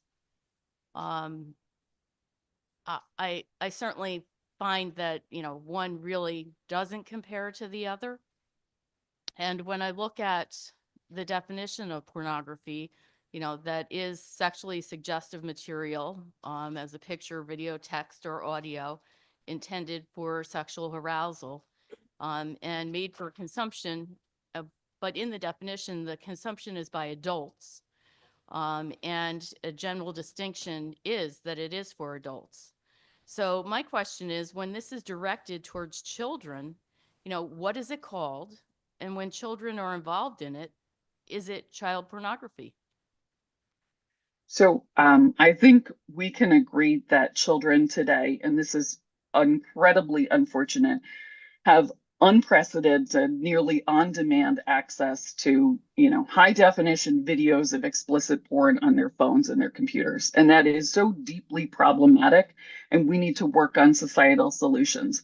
But when we label works of literature as pornographic because the books may have some scenes or some themes that deal with sexuality, we water down the definition of porn to a point that we make it nearly meaningless and quite honestly make it more difficult to deal with the real problems that we pretty much all agree need to be dealt with. I think as adults, if we're being honest, we can differentiate between hardcore explicit porn and 2 sentences in a larger work of fiction or a few images in a sexual education book. When we label a work of literature pornographic because it has a sexual scene or 2 or deals with sexual themes, sometimes difficult themes, including assault or trauma of, non-consensual sex, we water down the definition of porn to such a point that it becomes so much more difficult to deal with the real problems and dangers of explicit pornography. And it's basically, on-demand availability to our kids. But, just to really get to your point here, mainstream publishers don't print pornography and nor do they sell it to libraries. Removing library books does nothing to address the real problem of children accessing pornography. And I would just point you to, the Common Sense Media, they're the nation's leading, media ratings organization for concerned parents. They issued a 36-page report on teens and pornography. And, the highlight here is that the word library does not appear anywhere in this comprehensive, in-depth research report. Libraries are not where children are getting their pornography. And I certainly would not want you to misunderstand me. I certainly was not suggesting that Mark Twain or any of the others that were used in that sentence were pornographic. I'm just saying how unfair the comparison is to what we are speaking of today. Thank you.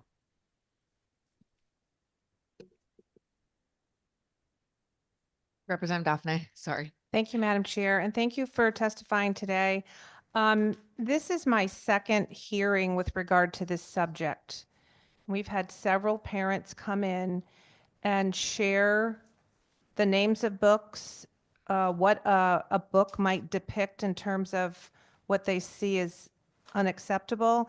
And by the way, when they've started to read excerpts from those books or talk about them in detail, they've been reminded that children might be listening and to be very, very careful. We had a testifier earlier who used the word bleep almost, every sentence because she was asked to. And I think that was an appropriate request by a good chair. So I'm not saying that shouldn't be, but let me ask you this.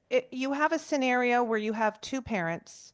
One parent thinks that some pornographic pictures or drawings are acceptable, and another one does not. Now, in the other committee, I talked about some language. So looking to prevent a minor from access to any material in its possession or otherwise accessible through any means under the control of such a library, and that it depicts pornography, sexually explicit conduct, touching a person's clothed or unclothed genital, pubic area, buttocks, or if such a person is a female, their breasts, a nude performance, or a person in a state of sexual excitement or masturbation. Now, this is extremely explicit language, and when proposed to many of the supporters of such bill, they would not agree that that should be added in as unacceptable to minor children.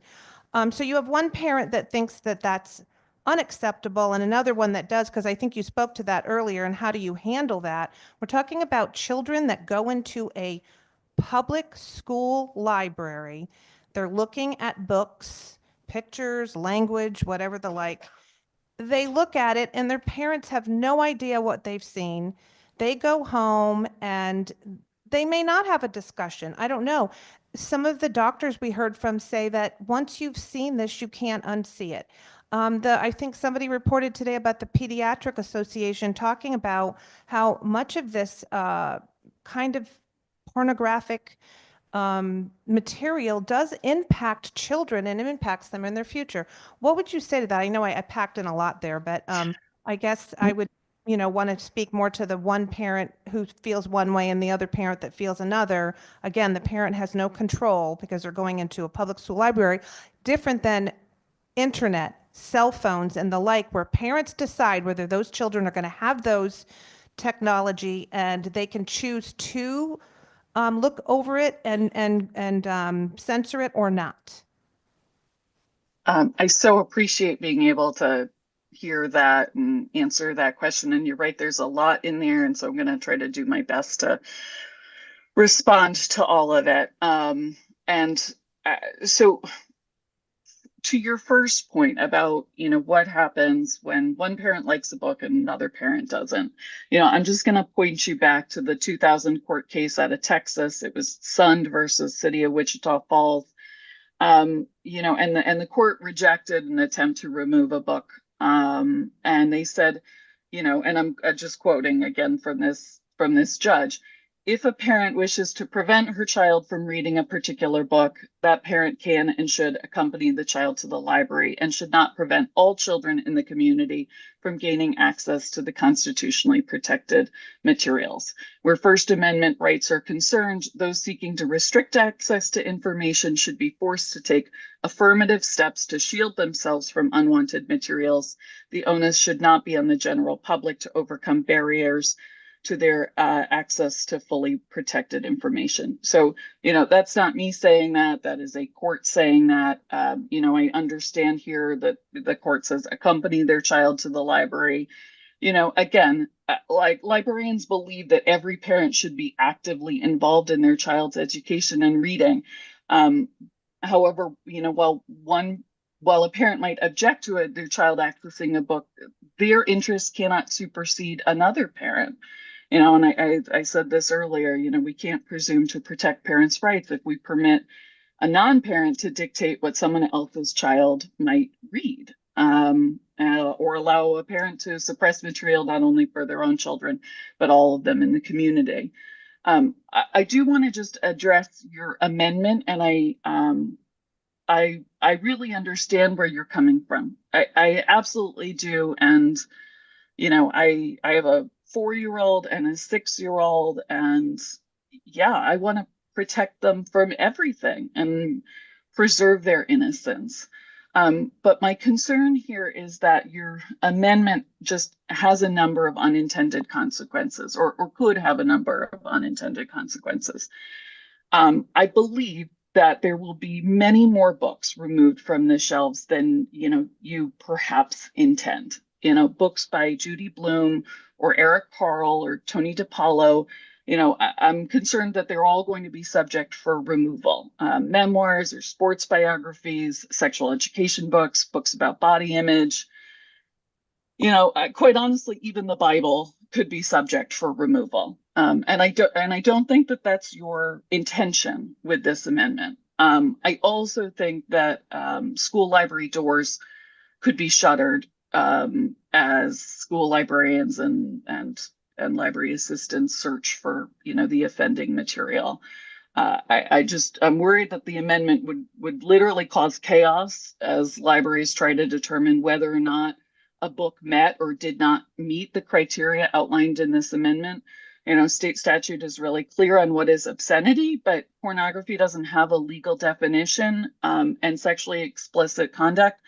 I mean, they're both just subjective terms without legal definitions. I'm just concerned we're going to be descended into chaos.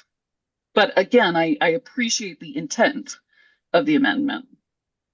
Thank you so much for your comments. I would argue otherwise that these kinds of things in minor children's libraries that they would have access to could have far greater unintended consequences, as some of the doctors that spoke with regard to their experience in their practices, and the Pediatric Association with regard to their comments. And I would just say your comment to censorship, we already censor some things to minors, and that would be Playboy, Hustler magazines, and those sorts of things. So protecting our children from this kind of content is not anything new. And I wouldn't call it banning or censorship. I would just say that we're keeping it away from our minor children, and when they're adults, it's a free-for-all. And as a matter of fact, it's a free-for-all for any parent who believes that that's the kind of content they want their children to be exposed to by going to the bookstore, going to Amazon, and ordering these books that they may want them to have. But I appreciate your testimony today. Thank you, Madam Chair. Thank you, Representative. Representative Howard? Thank you, Madam Chair. Good evening. Thanks for being with us. Hopefully just one quick question. So if you've been listening today, or if you listened to the Children's Committee last week or a couple weeks ago, there's a lot to be said about the parents' role, right? And the parents want to be sort of deciding what their kids see and what they don't see. My wife and I have a 14-year-old and a 15-year-old, and each year at school, we have to sign some document that says that they can put their pictures on social media, or we don't want their picture on social media when they take pictures of events at school and whatnot. Is there a solution here in your mind where, because your point's well taken, you know, if I decide, you know, book A is inappropriate for my kids, why should every other kid in the district be barred from having it just because that's what I want for my boys? So is there a solution here where parents could notify the school of certain material they do not want their child to have access to? I think that that's probably best left to local control and local discussion. You know, I have a first grader. I know the forms that you're talking about. I know our school librarian at Memorial School in East Hampton, and you know, so if I ever had a concern with something that my daughter brought home, I would call her up and have a conversation. But in terms of the form, I would leave that in local hands.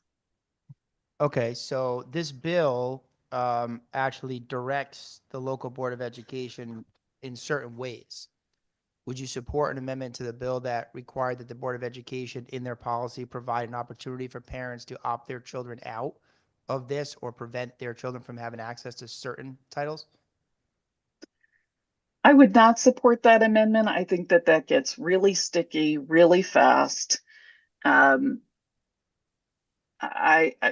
don't think that would. I don't think that I would support that. I don't think it'll accomplish what you think it's going to accomplish. And I think it's going to create more confusion and more kids who are just shut out from their school library entirely. And I would really not want that to happen. Okay, so let me ask you this. If I take a position and say, as a dad, and my wife and I collectively as parents, don't want our kids to have access to, you know, book title A, then that, and we were able to force that book out of the library, we're denying other kids access to that book because of what we want, right? And I'm agreeing with you that that would be inappropriate. But with your last answer, aren't you essentially saying that just because some parents deem it's appropriate that my kid has to have access to it too? No, that's not what I'm saying. I am just thinking of the realities of implementation, and saying that the local school district knows how their schools work best and whether or not they can, you know, accommodate that or how that they're going to work that. And I just am not comfortable speaking for every school district on that. Okay, maybe I would agree with you. I think you're right. So if the school districts know best and can do it, why would we need this bill?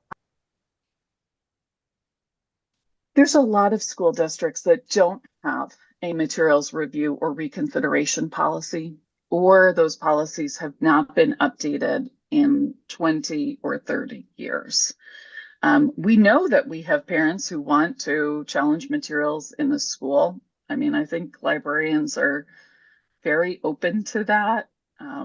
There's, as I sort of think across government, there's not really a way, if your Parks and Recreation Department puts in a blue slide and you think it should have been red instead of blue, there's not a way to petition the Parks and Recreation Department that they made the wrong call.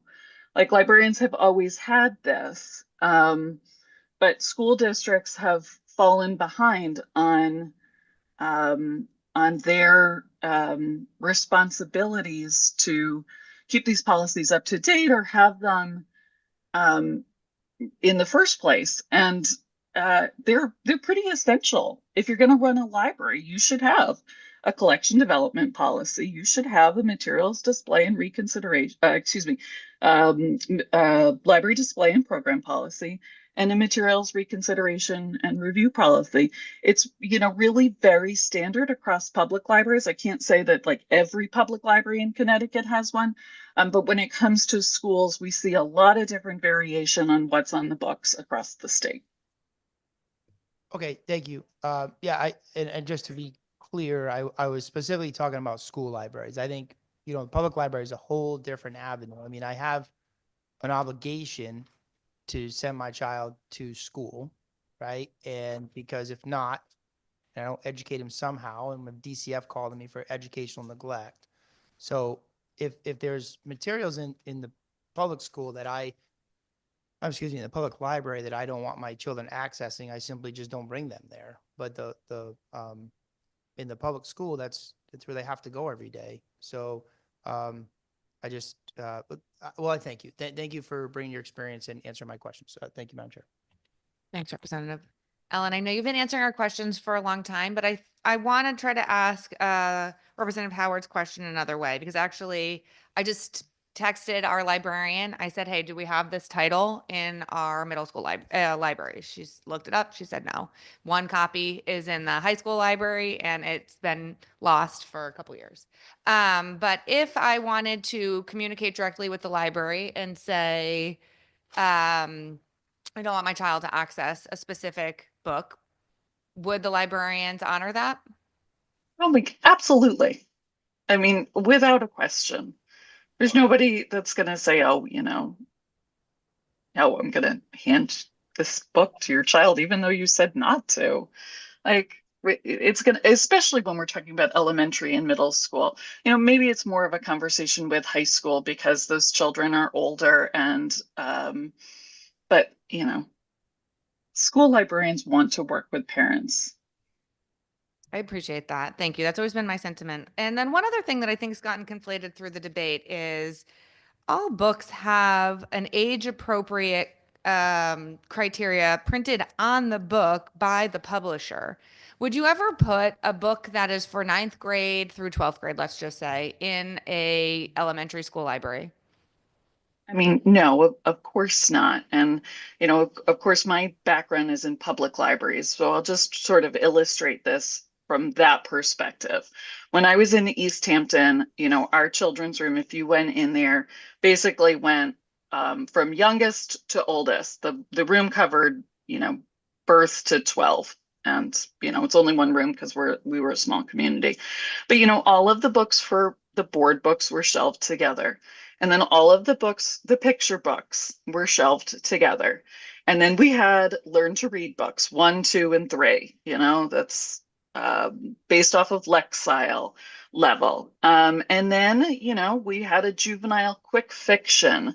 And so that was sort of the learn to read 4 books. The child is getting a little older. They're getting more comfortable with their reading. And then eventually we had juvenile fiction. Okay, so those books are a little bit longer. They're for a little bit older kids. And then once you had graduated and you were, out of the children's room, you went to the young adult section. And we had a young adult fiction section before eventually, when you got not old enough, you graduated to adult.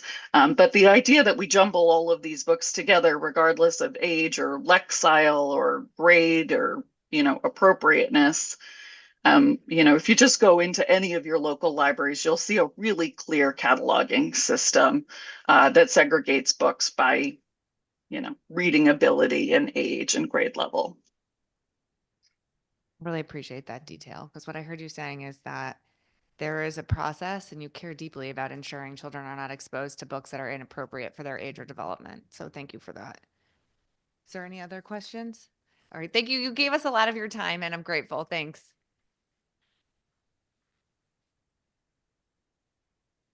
Next, we have Maria Fernanda Seeley. Oh, yeah. And then I'm going to come back to Ari Schaefer after that.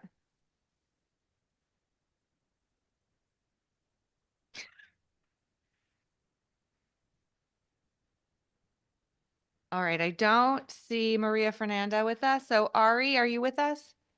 Yes. Great, thank you. Can you hear me? Yes, we can. Perfect. Well, thank you. So esteemed members of the Education Committee, thank you for giving me time to speak today in favor of HB 7012 to establish a working group to address anti-Semitism in schools.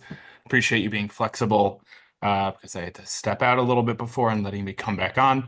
My name is Ari Schaefer. I live in West Hartford. I'm the founder of Greater Hartford for Israel. We're a grassroots group of several hundred strong that advocates for Israel and opposes anti-Semitism in the Greater Hartford area. Our membership extends from about Hamden up to Manchester, regularly including clergy and communal leadership from the area. I can tell you personally from interacting with hundreds of people on a regular basis, both involved in our group and in the large Jewish community, that the Jewish community in Connecticut and around the country has never been more concerned about anti-Semitism. For years in America, Jews have long been an outsized target of hate crimes. In 2022, even before the post-October 7th surge in anti-Semitism, Jews were the targets of more than half of religion-based hate crimes, reported by the FBI, despite being just around 2% of the US population. 2023 FBI data puts the anti-Jewish hate crimes at 63%, nearly 2/3 of the total. In the year after October 7th, anti-Semitic hate crimes jumped 200% over the previous year, according to the Anti-Defamation League. The weeks and months after October 7th revealed another harsh truth that I think this bill addresses adequately, that particularly on our elite college campuses, I know in Yale here in Connecticut, we saw that efforts that otherwise supported minority groups, vulnerable minority groups, excluded Jews from those they helped. Or legislation like this, understandably and rightly, supports anti-Semitism, supports the Jewish community in particular. I don't expect the legislature to solve this problem in one act of legislation. Anti-Semitism has been a problem for millennia, but what you can do is help the voters of Connecticut, particularly the Jewish community in Connecticut, feel confident that their own tax dollars aren't being spent to make them targets. In my own hometown of West Hartford, in separate incidents, a swastika and anti-Semitic flyers were found in Hall High School. Another school assigned students to read books by an author who had previously authored books that denied Israel's right to exist. HB 7012 signals to the Jewish community of Connecticut and all those who oppose anti-Semitism in our state, the legislature will do what it can to keep anti-Semitism out of the curricula and out of our schools. This bill recognizes the post-October 7 truth that anti-Semitism needs its own initiatives, because other efforts to target hate won't address it otherwise. Said simply, this bill will be a strong show of support to a beleaguered and tired community, and it would be a meaningful step forward that indicates to the Jewish communities of Connecticut and around the world that their legislature supports them. Thank you. Ari, thank you so much for your testimony. And I'm sorry for the enormous spike your community is experiencing in anti-Semitism. And it's my hope that the community sees this effort as us recognizing this crisis and working to address it, especially for our schools. So thank you very much for your support. Thank you for your kind words, and thank you for the effort and for the legislation. It does mean a lot. Thank you. Any questions? Have a good evening. Thank you. Next, Ramona Santalisi. Apologies.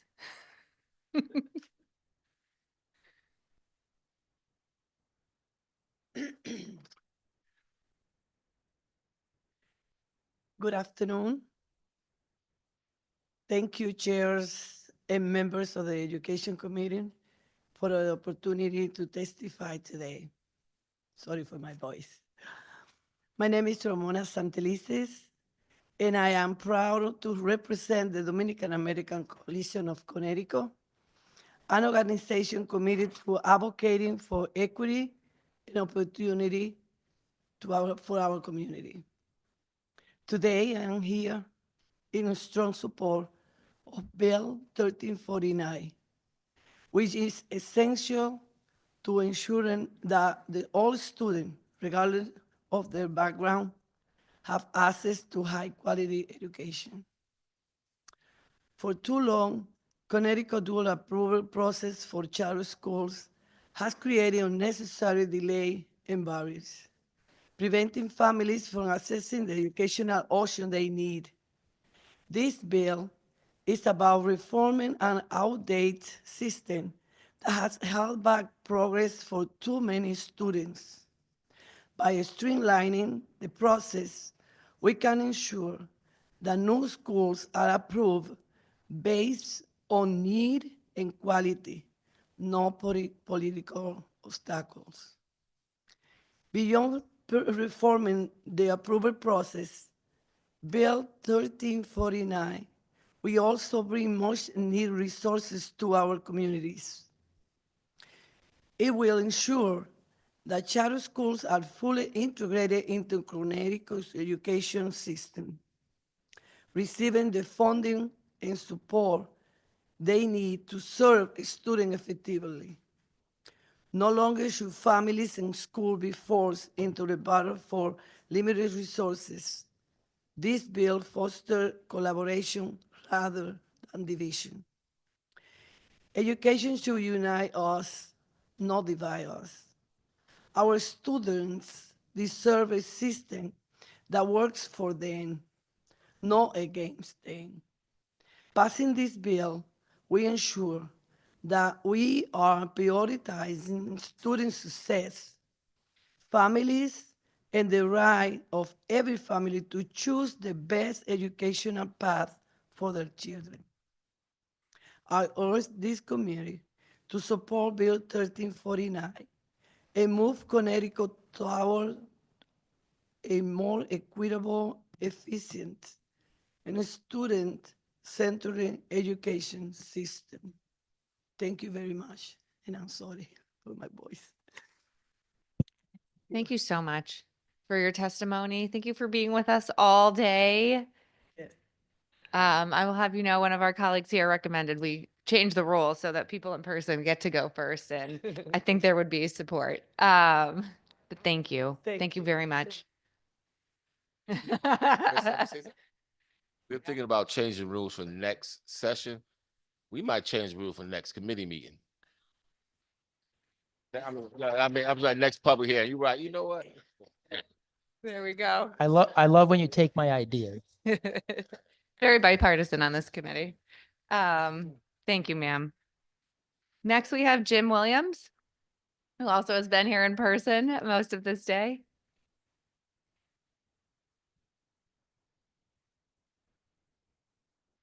Yes, good afternoon. My name's Jim Williams. I'm the Government Relations Director for the American Heart Association and also a father of 2 high school age boys. I would like to thank the leadership and members of this committee for providing me with the opportunity to give comments today in strong support of Senate Bill 1350, which would strengthen existing statutes related to cardiac emergency response plans, otherwise known as CERPs, in schools, and proposes $521,000 in appropriations for schools, particularly those most in need, to support implementation of their plans. Just as a heads up, an amendment to this bill is being requested. I did attach language to this testimony. However, I asked that you ignore that and instead look at the testimony I'll give you this evening, or the language I'll give you this evening. I'll make sure you have electronically and hard copy. What specifically will this funding be used for? The money will be used for activities and equipment that further promote the CERP, including but not limited to the purchase of AEDs and AED maintenance pads and battery replacement, the purchase of CPR training kits and CPR training for students and staff. A CERP is a written document that establishes specific steps to reduce death from cardiac arrest in school settings. It can be standalone guidelines or merged with a school's existing medical emergency response plan. Should be posted at key locations throughout the school and practiced regularly. It is also important to work directly with local emergency services provided to integrate the CERP into the community's EMS responder protocols. The safety of students, school staff, and visitors can be enhanced when these plans are in place and school teams are trained and empowered to administer life-saving care until emergency medical services arrive. More than 356,000 cardiac arrests occur outside of a hospital annually in the United States, and nearly 90% of them are fatal. A plan such as this can increase survival rates from cardiac arrest by 50% or more by enabling a trained lay responder team to take action. In my testimony, I've provided links to a number of articles of Connecticut high school age kids who have experienced sudden cardiac arrest. And also I spoke to the Connecticut Office of Emergency Medical Services, who tell me that they, in 2024, responded to 80 patients who presented to them in cardiac arrest. They were aged 18 or under. In closing, we know that these plans save lives and that the nominal costs associated with helping schools to implement these plans are a lot less costly than not being as prepared as possible for when a student experiences sudden cardiac arrest. Our intentions are clear. We want to get the policy right, and we also want to offer schools at least some funding to implement those plans. Finally, I'd like to invite legislative staff and visitors, when you have a chance, to visit our CPR kiosk at the Capitol to brush up on your life-saving skills. I'd be more than happy to answer any questions that you may have. Thank you very much for your testimony. Rep. Reddington Hughes, followed by Rep. Dauphine. Oh, thank you. I just have a quick question. When I'm looking through the possibility of schools applying for grants for this, and it says that it is a first come, first serve, but then I just didn't know if you could clarify what is a priority school? So priority schools are defined as Title I schools. They're typically schools that are more in need of financial assistance than Okay. other schools. And my other question has to do with how would one implement I understand the training on this, but is this like a drill or something that they would do for when they're talking about establishing, something within the schools? Well, the cardiac emergency response plan would include the following steps. It would develop a cardiac emergency response team for within the school. It would activate the cardiac emergency response team during an identified cardiac emergency, place and maintain AEDs, communicating the plan throughout the campus. The folks who were identified as being part of the emergency response team would be trained in CPR and AED use, which, by the way, we're going to be offering next month over at the Capitol for all legislators. It would also integrate local EMS with the school and or athletic event facility and review and evaluate the plan each year. And as far as I know, currently there are 18 states who have passed this for school athletics and 10 states that have passed this for schools. Thank you. You're welcome. Rep. Dauphine. Thank you, Madam Chair, and thank you for your testimony today. I think that they're great AEDs. I'm a nurse. I think they're great. My probably concern with this is the mandate piece of it, and when there's no funding for a school to have that. I know that, I live in the northeast corner, and I know that we're struggling all the time, and then there's a lot of things that go with this. You're talking about making sure staff is trained. I don't know how many of our teachers are trained with regard to CPR and in addition to AED, because I think that's a added piece to CPR. Not everybody teaches that, but I don't know if you could speak to that, because it looks like the funds are limited. Could you speak to that? They are limited, and we put that in there thinking that there'd be a better chance of passage, to be quite honest with you, when you consider the appropriations climate that we're in. I think there are 935 public schools in Connecticut, and best practices suggest that to implement this plan for a school, it would cost approximately $3,000. So if you were to fund every single school in the state of Connecticut, it would be roughly $2.8 million. So we thought that by providing some funding in this, it would at least help the schools that are most in need. Again, there's really two pieces to this bill. The first one is that we get the policy right. There's two existing statutes right now. The first one was passed back in 2009, and then there was one passed in 2021 with Representative Nicole Claridis Dietra, who headed that effort. I believe she's the only physical trainer that's in the school, or in the legislature. So you're correct. There's two pieces to this. There's a funding piece, and we would love to be able to support you in your hopeful desire to put more money into this bill. So when you said $3,000, that was, just if you could confirm, that was for each school, right? Each facility? That's what best practices suggest, yes. Yeah, and I mean, I don't mean to ask more than two questions, but I'm just trying to understand because some schools are very large and long, and I'm thinking the cost might be more, right? You're going to need, depending on the layout of the school, it may vary, I'm assuming. And I'm also wondering how many schools already have this across the state. Oh, and you're right. Some schools are larger. There are also, many schools that are much smaller. But on average, it's around $3,000 per school. Okay. As far as how many schools have this, I can use an example. My kids go to school at Newington, and I'm using the school athletics as an example. There should be an AED available within 3 minutes of wherever their sporting competition is being held. We were in a town where not only was there not an AED available, there was no athletic trainer, there was not even ice for anybody that got hurt, and my son tore his MCL at that event. So if there was a cardiac arrest, again, you consider the fact that 90% of cardiac arrests are fatal, and if you had this plan in place, 50% of those would survive.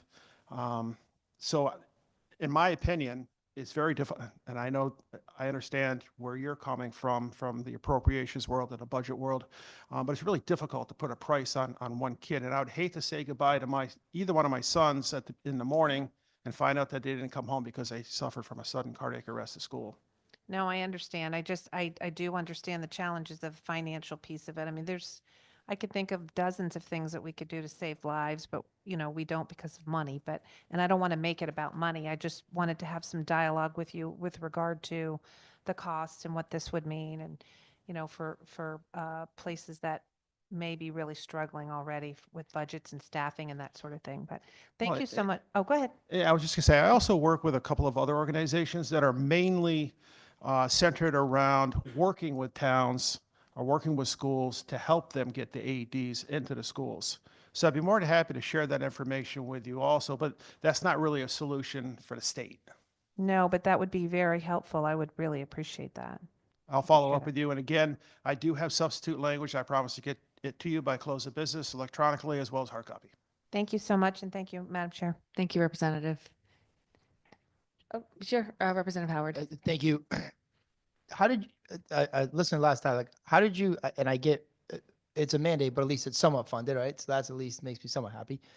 How'd you get to 521? That's a pretty specific number. $521,000. Right.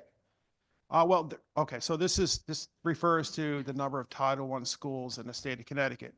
There are 347 Title I schools in Connecticut. So if you take the 347, multiply times $3,000, that would come out to $1,041,000. And we're coming in requesting approximately 50% of that. So it would be basically a funded mandate for half of the Title I schools. Everybody else would be an unfunded mandate. Correct. And again, we would fully support increasing that amount. Yeah, well, right. What's an AED cost now? Roughly $1,500. And then the batteries, because I know that the batteries, have a couple year lifespan, and less if they're stored outside, right? And how much are those now? I don't want to give you a number on that. I'm guessing it's around maybe $100, but I'll get back to you on the price of the components to the AED. Yeah, just curious. They're great tools. I used them myself many times successfully. They're phenomenal tools. I agree. But, and like my colleague said, you hate to put money on lives, but the fact is money in this building is a finite resource. It's a finite resource in schools and in boards of education budgets too. So it's just a balance for us. But thank you for being here. Oh, you're welcome. Thanks, Jim. Appreciate your advocacy. You're welcome. Have a good day. Yeah, you too. I also have an announcement. We're going to be moving to, Fran, you can come up, to prioritizing folks who are here in person, and then we will go to folks online. made an executive decision. So you Good got lucky. evening. Good evening, wonderful chairs and ranking member and all members of the committee. I have to say, I've been here most of the day and I give you tremendous credit for just listening and delving in and asking the questions that you're asking from many different perspectives. I think it really honors the people and makes us more willing to come forward and speak with you. I've written testimony. I'm, by the way, Fran Rabinowitz, and I'm the Executive Director of the Connecticut Association of Public School Superintendents. I have submitted written testimony for most of the bills tonight or today, but I'd like to speak to House Bill 7011 on the state assessments. We strongly support House Bill 7011. Actually, CAPS has been supporting this for 4 years now, asking for a cutback on the summative assessments. I have worked in Bridgeport as a teacher, as an administrator, and certainly in other districts as well. But in Bridgeport, I served as Director of Research and Evaluation for many years. And frankly, I did all of the testing and all of the analysis, et cetera. And I will tell you, we don't know more about our kids now than we did when we tested every other year. We know what we know about our kids, and the idea of cutting this back and saving, I could tell you, 4.5 million, about 1.5 million for each grade level that would be cut back. My thing is, we could use that so much in such a better way. And let me tell you, with the autonomy of building the autonomy of teachers, teachers can do wonderful formative assessments, and all the research out there talks to the power of formative assessments. When you're teaching a child, when you're teaching your children, and at the end of that class, you do a formative assessment on, so what did I teach today? What did you learn today? And you have immediate results, and you move forward the next day to adjust your instruction. That's what good teaching and learning is about. Summative assessment is going to tell you how you're doing as a class, how you're doing as a school, how you're doing as a district. Trust me, it's important, but we can do it every other year and get the same type of information. So I strongly endorse it. I do believe that money, that funding should be used for formative assessment, for intervention for the children that we know are not making the standard, and how can we intervene with them in a a tutoring way, etc. I'd be happy to speak to that, but just want you to know the Superintendent's Association is strongly in favor of this bill. Thank you, Fran. I really appreciate that. I'm just going to make 2 comments before I go to my good colleague here. One is I'm wondering if you could speak to the urgency with which we should adopt this change. I think you should adopt it immediately. I think that there is, right now, I know that we have to look for waivers from the federal government. Right now, the federal government appears to be saying the states are more in charge of education than I have heard before. If that's the case, then this is a good time to move it forward. And I absolutely believe, even before this, that we could have gotten a waiver in substituting formative assessment type of activities. So I think it should be done immediately. I think it's good for kids. I think that you don't need me to tell you what you heard all day about how much time is taken. By the way, it might take 6 hours to do it, but it takes weeks, guys, weeks in a school system that is taking away from instructional time, because each day you're giving part of that test, and then you're, trying to get the kids back into instructional mode. So I think it should be done right away. I also think it would be, the kids were always first, and I think it's good for them. I also think it's good for our teachers. It respects their autonomy. It says, hey, we believe that you can create some of these assessments, that you know what's best for kids, and you're telling us that this is what is really good for them. I think it would be a real tribute to them as well. It's one of the things I talk about in working conditions. Yeah, salary is important, but so are working conditions, and this is part of it. I really appreciate that. Thank you. I just think every moment we waste when our kids desperately need all hands on deck to get where we know they need to go and are disproportionately not getting there right now. And every moment we waste on a failed policy that's not about what's best for children and learning is devastating. And so I appreciate that. And also that the federal law does allow for us to use formative assessments. Yes, it does. So And let's not forget I don't always put the funding first, but let's not forget that it's $4.5 million saved, we can put somewhere else. absolutely. And we know we have many, many needs. So Yes, we do. thank you. Thank you. Representative Zupkis. Thank you, Madam Chair.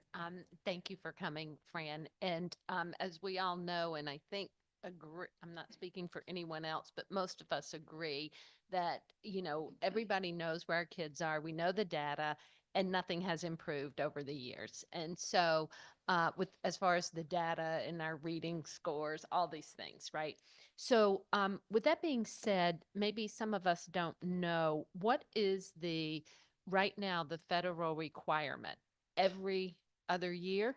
No, right now, the federal requirement is every year in grades 3 through 8. Okay, so right now. Right now, that is, that came out of No Child Left Behind.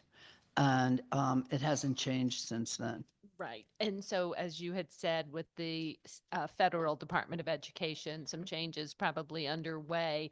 And moving to this, do you think that we could even go less? Do you think, because of all of the testing that is done on a local level in the regions and all, do you think we could even do less Well, from a state? let me say, I don't know, but I do know that this would be a great beginning. And I do think it is important for us to check in to see how we're doing. I mean, I know as a superintendent, I want to know how my schools were doing in relation to other schools in Connecticut.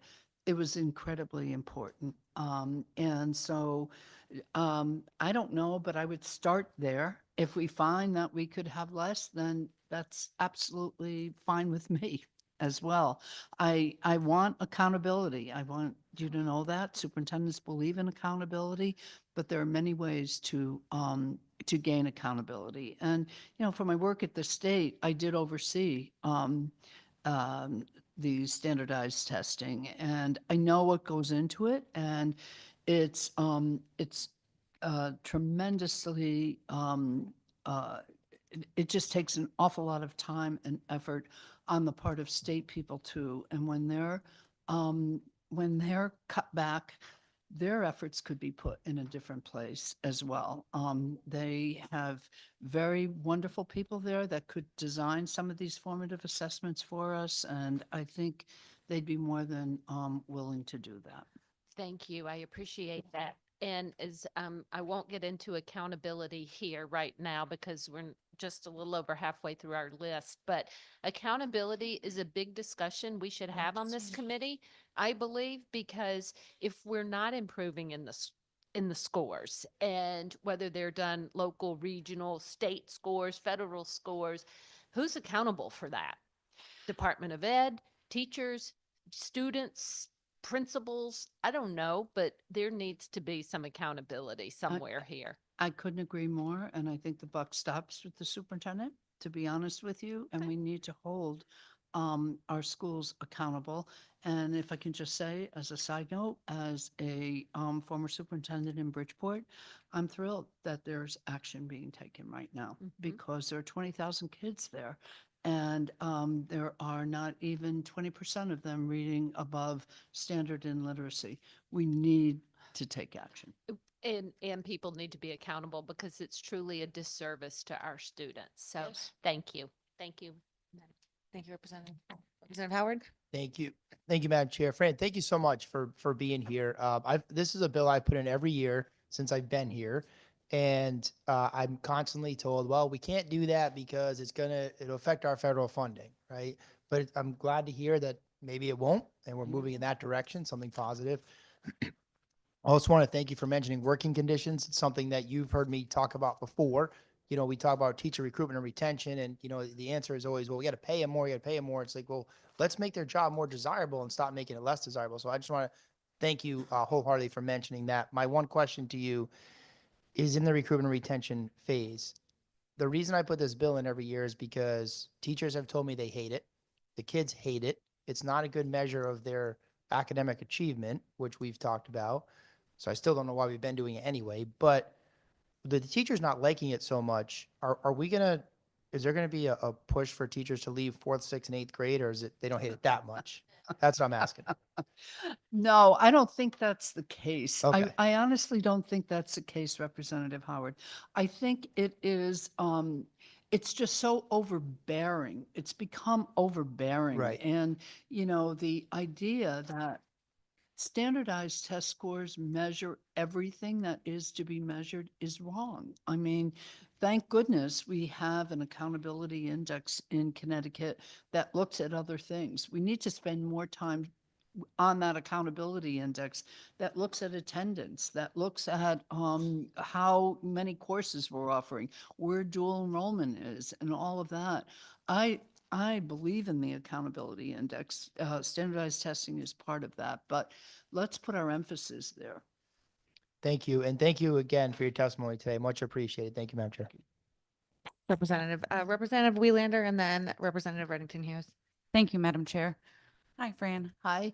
I was wondering if you could expand on the $4.5 million savings. Is that across the state, what it costs us for just one type of assessment, or? Yeah, it's about $1.5 million when I checked. It was a couple of years ago now, but when I checked, it was about $1.5 million per grade level for both the materials and the scoring. Scoring is very expensive. So for both of those things, it's about $1.5 million.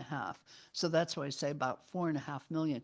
But that doesn't take into account all of the time that State Department of Ed people are putting into it and all of the time our own teachers and administrators are putting into it.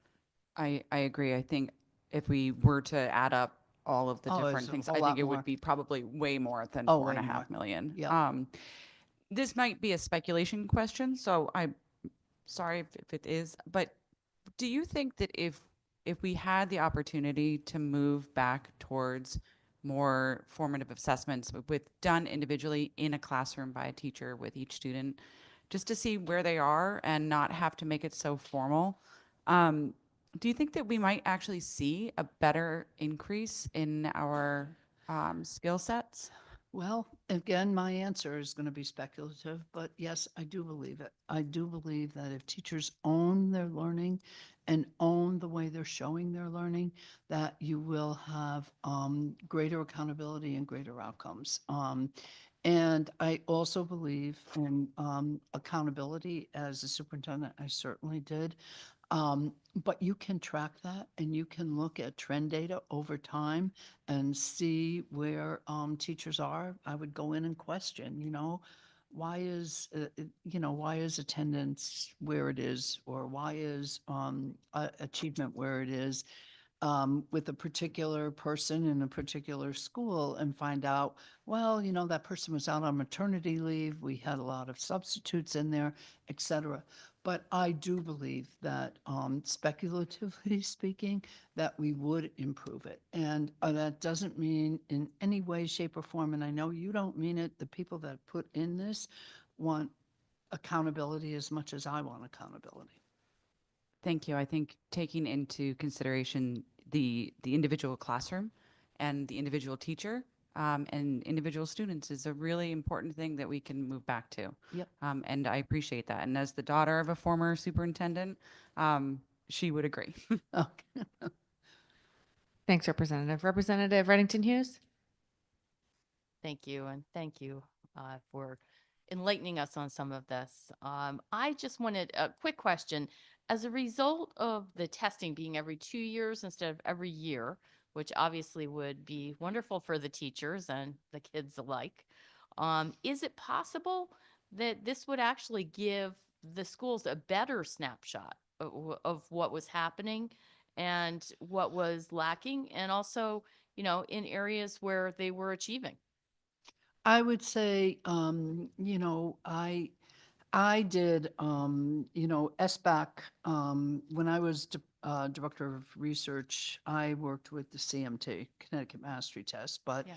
the SBAC came in as, when I was superintendent. But I would say to you that, the trend data is the thing that's really important. And sometimes it's overwhelming when you're testing all of these grades and you're looking at, lots of different things. I think if we streamline it, we will be able to see real patterns. You don't see a pattern in a year. Hey, if your scores go down in 2025, I'm not going to jump up and down. But in a school, if the scores are trending down from 25 through 27, I'm going to say, wait a minute, guys, what's happening here? Your accountability index is decreasing. Your chronic absenteeism is going up. I need to take a look at that. And so I think we could get a better idea. And I also think we'll start to look at other things other than just the standardized test scores. And I tell people, I tell teachers and myself all the time, we're our own worst enemies because we have not brought forward enough other kinds of data for you guys, for everyone to look at and say, this is how we know our kids are achieving. This is how we know they're not. And we all rely on this one number that comes out at the end of the year, which is just falls short of all of the achievements of our kids. Thank you. Thank you, Madam Chair. Thank you, Representative. Representative Brown? Thank you, Madam Chair. And Fran, thank you for your testimony. You just said something, I hadn't intended to say anything, but you just said something that struck a chord about other measures. And I've said numerous times over the last two public hearings based on the civic education bill of how important it is to look at these other ways that people can engage and students can engage. And I want to use a very recent, very real example of this. I left to go meet with somebody at about 4:30. When I left out of here, no idea I was going to see a former student in the atrium out there with a group advocating for something. A student who was not particularly academically inclined, a student that was not behaviorally inclined, a student that by all intents and purposes, most people would have written off. But here we are 5 or 6 years after their high school graduation, and they get it. They've learned. There's other measures that have proven that they learned the things in school they were supposed to. And they are now active and engaged citizens living productive lives. So I just think I wanted to share that because it gets at the very root of what you're saying, that these measures on standardized tests don't mean near as much as what students are actually getting from their classroom experience. And it's parlaying itself into real life examples of engagement and being productive citizens. So thank you for bringing that up and allowing me to share that little anecdote. Thank you. Thank you. And I just imagine if we had the time and the money to really delve into looking at what we know as educators would make really makes a difference in our kids. Thank you. Thanks, Representative. Were there any other questions? I think, Senator, did you want to say anything? I'm digging them.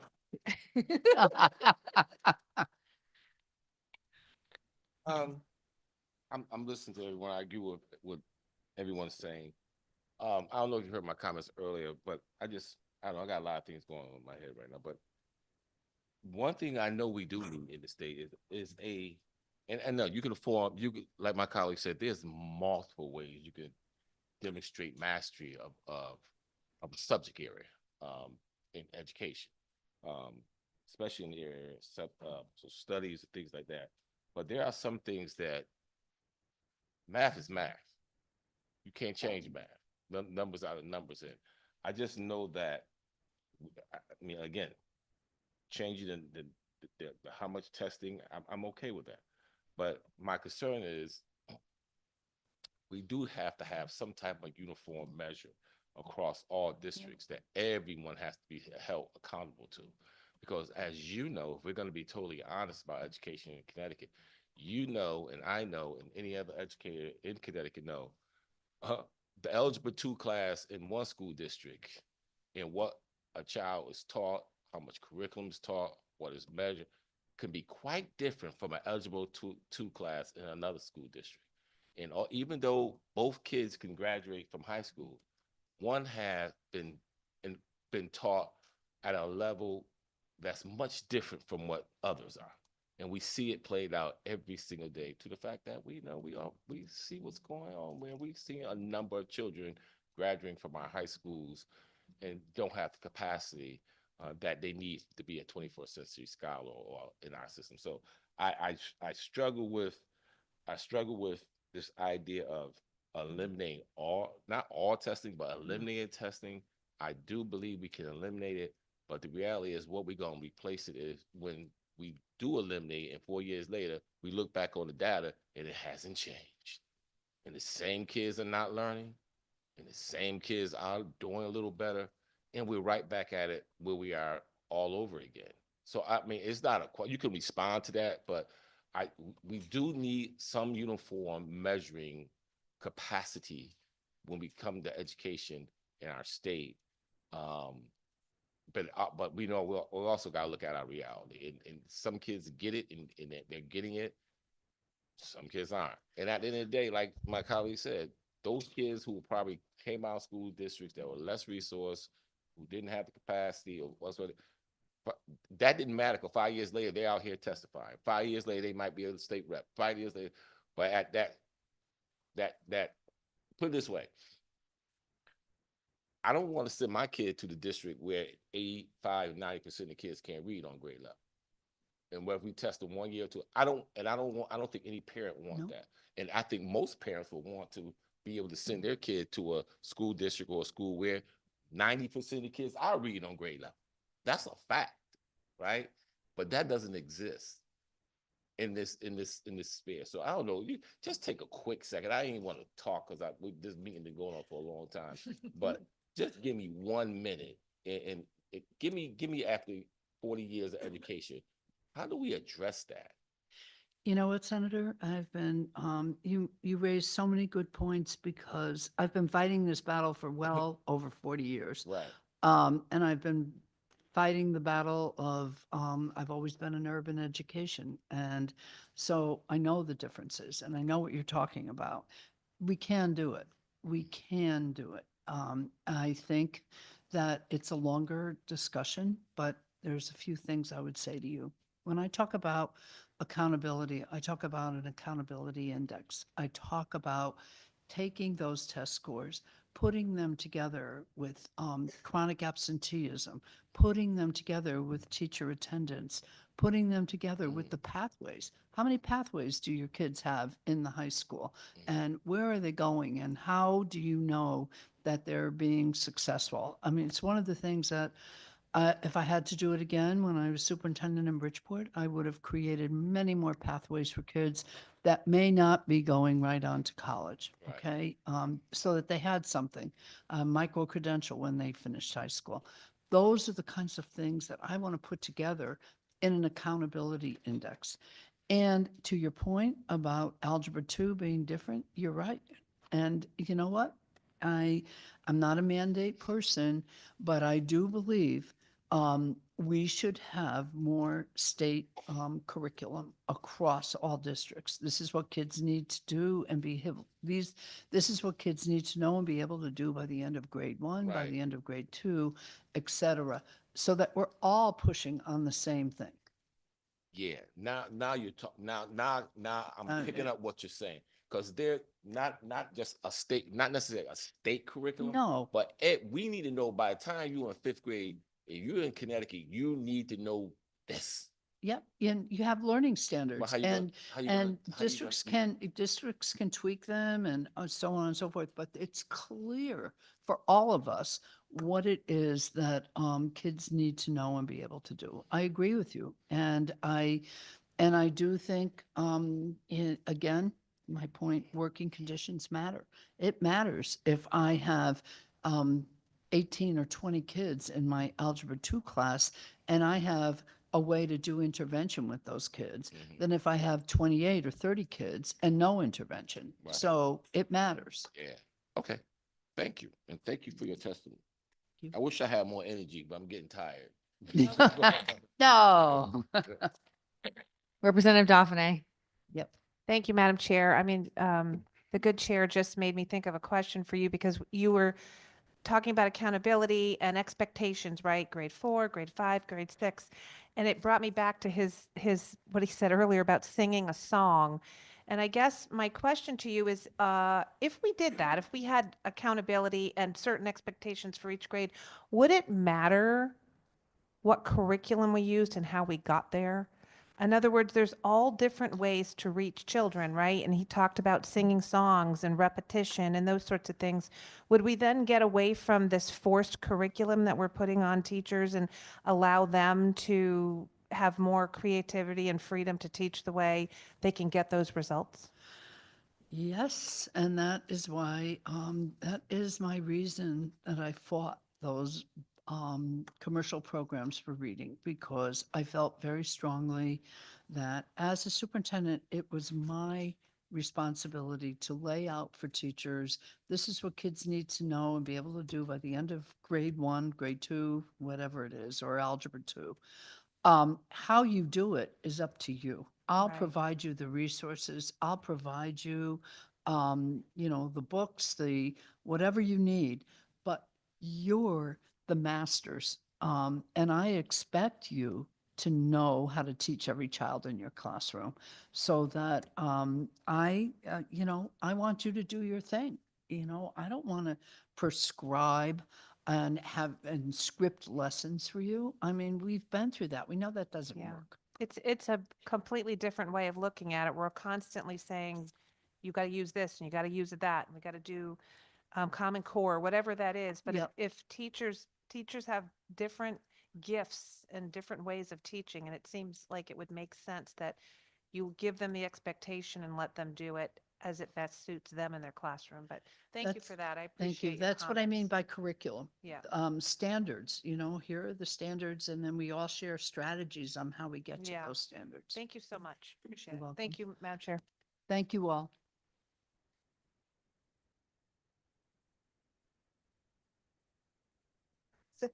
Thank you so Representative much. Johnson. Thank you so much, Madam Chair, and thank you for your testimony. I've been running around all day in different meetings and hearings. But I just wanted to just touch base on a little bit of the conversation, and I apologize if I'm repeating somebody else's question.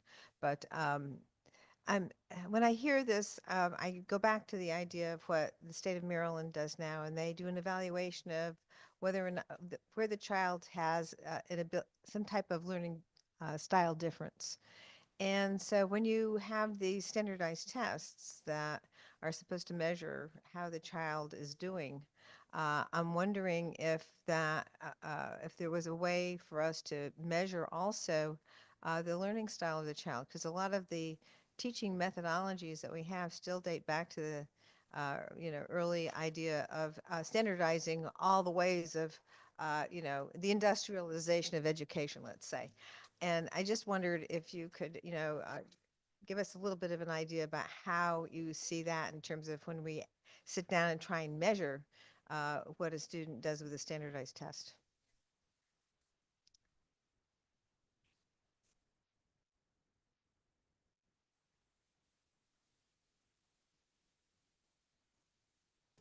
Fran, is your mic on? Is it? There you Oh, go. Sorry about that, guys. one of the working conditions that I talk about a lot, and, you know, people say to me, Fran, it's enough, you know, you're not going to get this changed. But I do believe that a smaller class size with an effective teacher in the long run, guys, is going to cost everybody less money, because you're not going to need as much intervention as you need right now. And that addresses the learning styles. Yes, there are children that learn visually, auditorially, kinesthetically. But the fact of the matter is, if I'm teaching 30 kids and I don't have any help or intervention with that, it's going to be much more difficult for me to look at those different learning styles and adjust my teaching to meet that. You know, I have two examples. When I was a teacher, I had a child who was gifted in mathematics, but I had 32 kids in my class. And it bothers me to this day that I did not meet that child's needs in the way that I should have. I also know, for example, Bridgeport, you know, that's my kids in Bridgeport. There was a writing prompt, and the kids were asked to talk about a trunk up in the attic. Well, let me tell you, my kids didn't have attics, you know, they lived in apartments, many of them, and the only trunk they knew was an elephant trunk.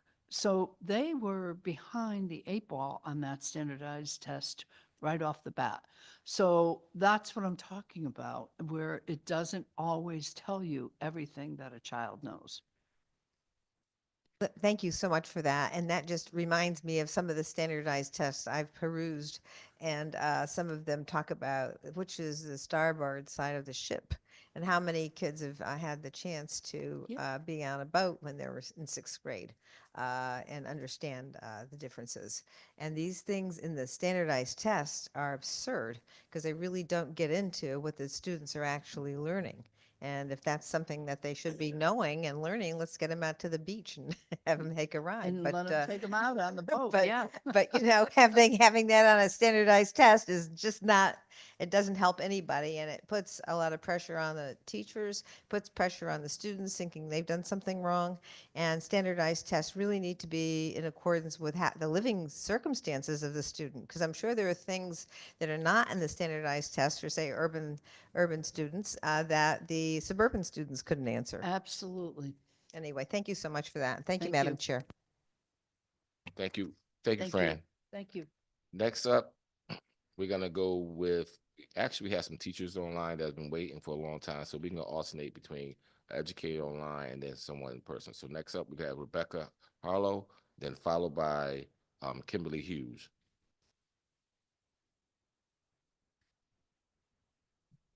I think Rebecca.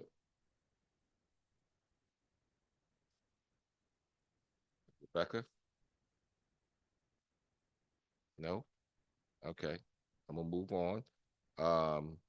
In person, Kimberly Hughes. Kim, not here. How about Robin Kippens? Robin, supposed to be in person. Okay, and go back to somebody online then. William Hoff. I'm 68, William Hoff online. I'm here. Okay, turn that camera on, William. I think I do. Can you see me? Yes. Okay, give me 1 second. I didn't think I was coming up that fast. So my name's Bill Hoff. I'm a resident of the town of Fairfield. I want to just say something to you guys about my admiration for the work that you folks do. Every couple of years, my wife asks me, why don't I run for the state house? And I tell her if I were to win, I didn't want to work that hard. So it's about the best thing I can say about how my esteem for what you folks do. I want to talk about the Bill 7014, an act concerning public school libraries. As background, I'm a former board member and former president of the Friends of the Fairfield Public Library. Currently, I'm a fundraiser for them. My personal number one hot button is anything that impinges on citizens' First Amendment rights gets me going. In the current atmosphere, I'm concerned about a small group imposing their values on others through bullying and misinformation. I'm also concerned about the choking off of the flow of truth, an example of which is the Trump administration's freezing out the AP because they wouldn't, rename the Gulf of Mexico to the Gulf of America. I will say that, I mean, the bill, I think, is modest in what it's trying to achieve, staying out of the local issue about what is acceptable or not. It's just insisting that there be a process to review, and it does enumerate certain things that are not acceptable as reasons to ban a book. So I support that entirely. I've had experience with this a few years ago. 4 people objected to a book in our public library, and the library had a process for a challenge to a book. And there was to be a hearing about that, and found out about that, and we put the word out, and there was, when the hearing occurred, there were those 4 people were there, but there were also 100 people from the community who felt the other way. And I think that's how these things get resolved, in the sense that it was decided in our town through a process. The book was retained. And by the way, the book had only been taken out once in like the 2 years prior. So it was, maybe it was, I guess it wasn't the best choice of a book, but it was, I actually bought the book and I thought it was fantastic myself. So that's what I have to say about it. And thank you for the chance to express my feelings. Thank you, young man. Any questions for William? Representative. Thank you, Mr. Chair, and thank you for coming today to testify or doing it online. My question to you is, do you think that we're censoring or banning books, or what do you say about minors not being able to purchase Playboy magazines and, excuse me, it's getting late, Hustler magazines?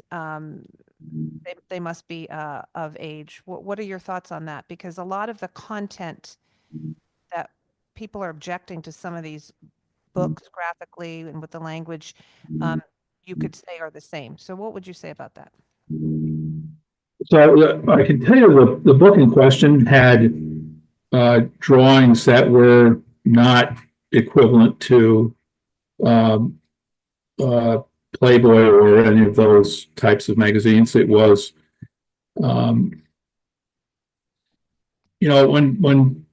our children learn about sex, and it's, the issue is not just about issues of sex. I mean, perhaps, and this is a little extreme, but I mean, perhaps, right now the conversation about climate change is verboten at least in the national government. And imagine if that was to be somebody was to decide that we were not to talk about climate change. But to go back to what your question is, so I think I have a native trust in what librarians would do. And I think that if for some reason a community felt that the book was inappropriate, it would be just that this particular bill would provide for the community in question to make that final decision. So if the book that our community felt was perfectly fine in perhaps another part of the state where the folks didn't feel that way, at least there's a process in place so that the community would have to go before a group in the community. Thank you. Any other questions? I can be. Good.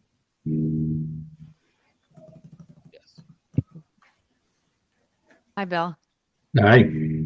Thanks for all the time and energy you've volunteered with the Friends of the Library and for sharing your testimony with us today. No problem. Glad to. Thanks, Jen. All right, next we have, you're listed as M. Gerber, and so I apologize, I don't have your whole first name. Hi, my name is Manju. Thank you to the co-chairs, ranking members, vice chairs of the Education Committee. I'm Manju Gerber, and I'm stating my opposition to SB 7014. As a parent and as a taxpayer, I don't believe that this bill supports parental rights, who are the taxpayers and stakeholders that live in the school district. I realize that in the bill, you are establishing, or the local board of education establishes a review board that includes administrators, but I did not see parents included from the district. And instead of the local Board of Ed, why not just have parents directly communicate with the school to have any sort of questions about a book that is present in a school library? Attending a school, the focus should really be on having a strong academic education to prepare oneself for college or to give them the ability to compete in a global market. There's really not enough of a value to exposing a child to graphic sexual materials of a book in a school public library, and it doesn't do anything towards academic excellence, learning, or performance. There have been various Supreme Court decisions that were made, where most of them were based on the result that the child is not a mere creature of the state. Those who nurture him and direct his destiny have the right, coupled with the high duty, to recognize and prepare him for additional obligations. In 2000, Justice Sandra Day O'Connor wrote in the Supreme Court decision Troxel versus Granville, the liberty interest at issue in this case, the interest of parents in the care and custody and control of their children, is perhaps the oldest of the fundamental liberty interests recognized by this court. In Meyer versus Nebraska, 1923, the liberty was protected by the Due Process Clause, which includes that the right of parents to establish a home, bring up children, and to control the education of their own. In 1925, we had the Pierce versus Society of Sisters that once again directed the parents for the upbringing and education of their children under their control.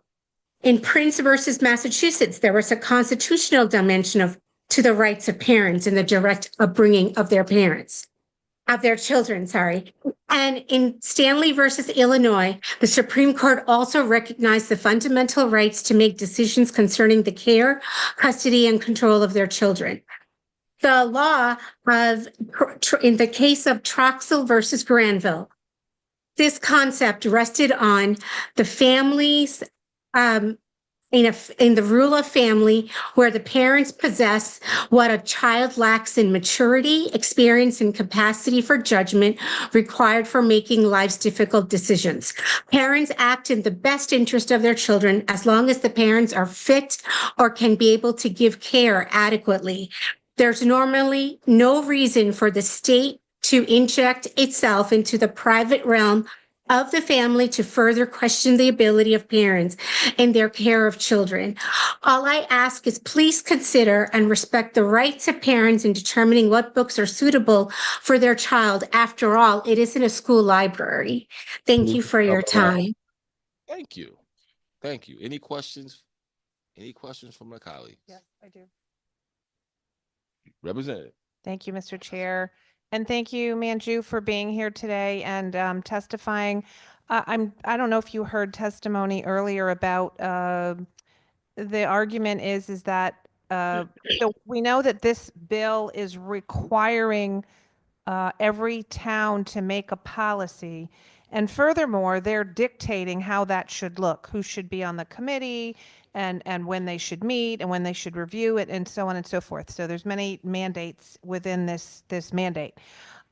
So it does, I don't know, maybe you don't agree or you disagree with the fact that it's taking away the ability for local towns to make their own policy in their own way. And somebody testified that they thought it was beneficial that the entire state followed the same policy edicts. And do you have any comments about that? Yes, I always believe in more of local control than of the state, but I also believe that even besides local control, parents should have the ability to be able to speak directly with the school principal or the staff of the school, whether it be teachers or even librarians. We are taxpayers and we fund the school and the salaries in that school. So we would like to know how our money is being spent, as typical taxpayers always like to know where our money goes.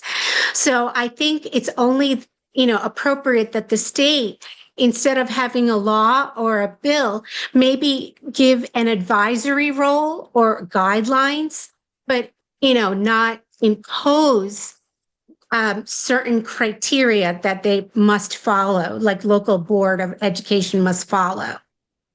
Thank you for that. And I know earlier, I don't know if you were listening, but there was a testimony given by a parent or a woman with regard to a particular book. And when she started to give her testimony, she started to read from the book, and she was asked to, if you will, censor what she was saying. And I don't disagree with that because she was concerned children might be listening. And I thought it interesting because she was actually reading from books or a book that was approved by a librarian in a book in a library. So I wondered if you had any comments regarding that. I do. In my capacity as a former faculty member, I used to do a lot of research, especially for grants. And I did look up some literature that may show if young children were affected by these books. But, the problem that exists right now is this entire topic of gender ideology and the books that are very sexually graphic. We don't know what the long-term results will be. So it's very difficult right now to have a certain research towards that. The only thing I can compare it to, and I did find some articles like the Journal of Psychiatry Reform. There's an open source journal where the authors that do the research are able to still have copyrights towards their research, but they can share it widely. And also, I also have seen the National Society for the Prevention of Cruelty to Children that was conducted in the UK. They did a massive amount of literature review. And the only thing I can compare it to is when they looked at how media was exposing children to sexual images, it did cause harm to that child. And that's the only thing that I can think of. And I can base this on. And there are other articles that one can also research through in PubMed, which is NIH based, but usually they're all peer-reviewed journals. And if you do have some sort, you don't know with the child, every child is going to be different. And you don't know, one child may be okay to a book, but another one may not. And it affects children differently, but I do have to be honest, Representative. I was very heartened by the previous speaker and how she was so concerned about the standards and how, you don't know how children learn unless you hold them to a certain standard in each grade level, because that is the whole purpose of a school. That is where, children go to be educated. And when parents are, giving our children for those hours, we're, trusting the school environment to be able to, the staff to be able to educate our child, not expose them to these things. These things we can teach at home. Yes. Thank you, Manju. I appreciate it. I know I heard a doctor, the last testimony. We heard another person talk about, I think it was the Pediatric Association, and I heard another doctor this morning talk about their experience with counseling and their exposed, the children that were individuals that were exposed to pornography early on and the impact it had on those as adults. So I appreciate your concern and your input with regard to this bill. Thank you, Mr. Chair. Thank you. Any other questions? Thank you. Representative DeFranza. Mr. Chair, I just wanted to ask a question to you. I just want to be clear. We're not talking about pornography, right? We're talking about books that children have access to in a school library, right? Yes. Okay, thank you. Any other question? Seeing none, we'll move it right along. I think, is it 67? Try 67. Carrie Cassidy, followed by 67, Rebecca Harlow. Hi. Good evening, Representative Leeper, Senator McCrory, Representative Zepkis, Senator Berthel, and distinguished members of the Education Committee. My name is Carrie Cassidy, and I'm a teacher in Stonington with 25 years of experience. I strongly support House Bill 7011, which suggests reducing the number of mandatory state tests to just grades 4, 6, 8, and 11. This change would give teachers more time to teach, and it would reduce the stress caused by too many tests. Here's why this is important. The proposal would allow for more time for teaching. Right now, too much classroom time is spent on testing. My 6th grade students are currently getting ready for STAR testing in both math and English language arts, followed by common lit testing for reading comprehension, followed by the smarter balanced assessments in math and language arts. If we cut back on testing, teachers can spend more time helping students think deeply, solve problems, and work on hands-on projects that get them excited about learning. This legislation would ensure a better, more complete education. When schools focus too much on preparing students for tests, subjects like art, social studies, and creative projects get pushed aside. By reducing the number of tests, we can make sure students get a well-rounded education that helps them grow in many areas, not just the ones on a test. When testing is the main focus, teachers are pressured to teach to the test instead of using creative lessons that prepare students for real-life situations. Reducing the number of tests will allow teachers to teach in ways that inspire and engage their students. At the same time, this would also reduce stress for students and help all students learn. High-stakes testing can make students feel anxious and stressed, which affects their performance. If we reduce the number of tests, we can help them feel more confident and focused, improving their ability to learn and to do their best. And since every student learns differently, too much testing means that we often teach the same way for everyone. By reducing the number of tests, teachers will have more flexibility to meet each student's individual needs, helping them succeed in their own way. This bill is a step toward making education better by balancing testing with more meaningful learning experiences. It helps create an environment where students are less stressed, more engaged, and able to grow in all areas of their education. Thank you for your time. Thank you. Perfect landing. Any questions for this educator? Representative. Thank you, Carrie. I just want to, as a representative from Stonington, thank you for hanging in there till 6:20 to testify. I don't know if you heard earlier. This is a bill that I've put in for years. and it was derived from some of your many colleagues who brought it to my attention. So thank you for being here today. Hopefully we can see it to the end, and thanks for your work at the middle school. Thank you. Thank you. Next up, we have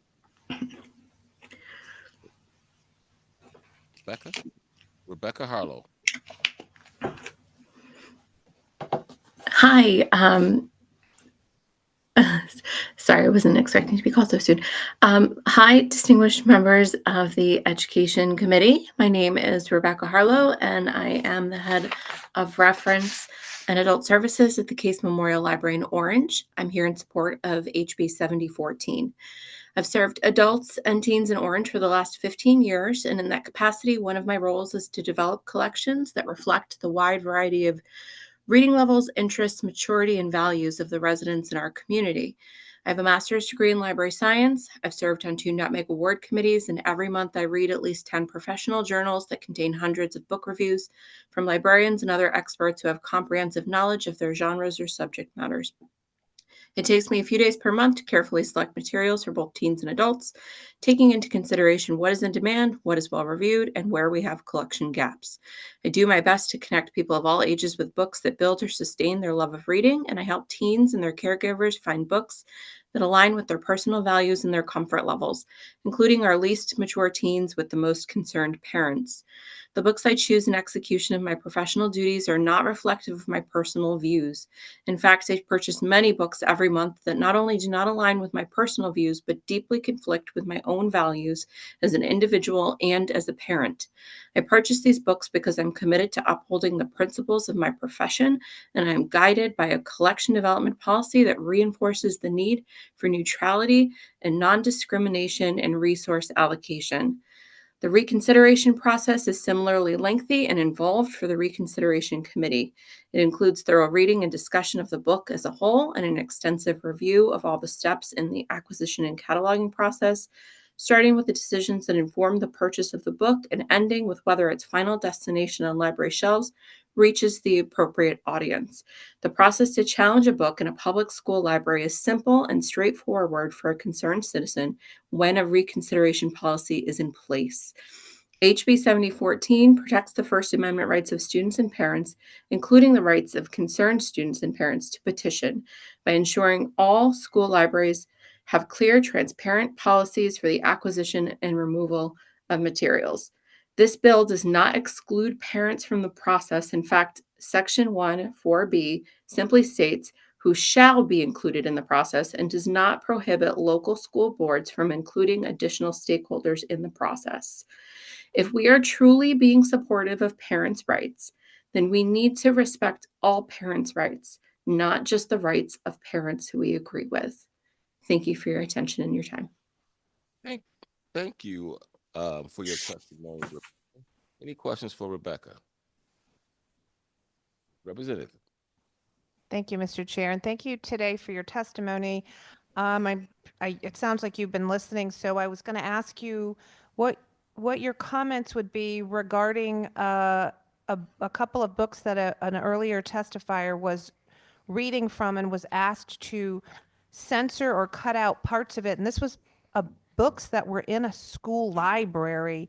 The good chair was concerned there might be children listening, and I agreed with that, and wanted parts of it left out. So it was pornographic language. I know, and earlier the representative asked, we're not talking about pornography. We are talking about pornography. We're talking about sexually explicit language, positions of sex. We're talking about positions of arousal. We're talking about a variety of graphics and language in these books. So I wondered what your comment would be that the good chair wouldn't allow the language said in here because a child might be listening, but you would be okay with a librarian approving of such a book in a school library.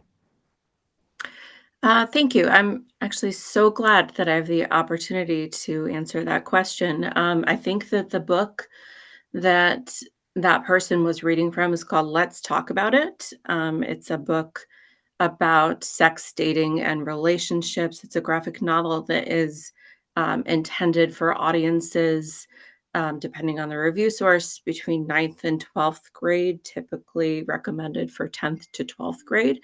And I think that it really speaks to an important point that's being missed here, is that there's a difference between, a child and a minor. Um, Let's Talk About It isn't intended for 5-year-olds or 7-year-olds. It's not intended for elementary school students. It's not in elementary schools.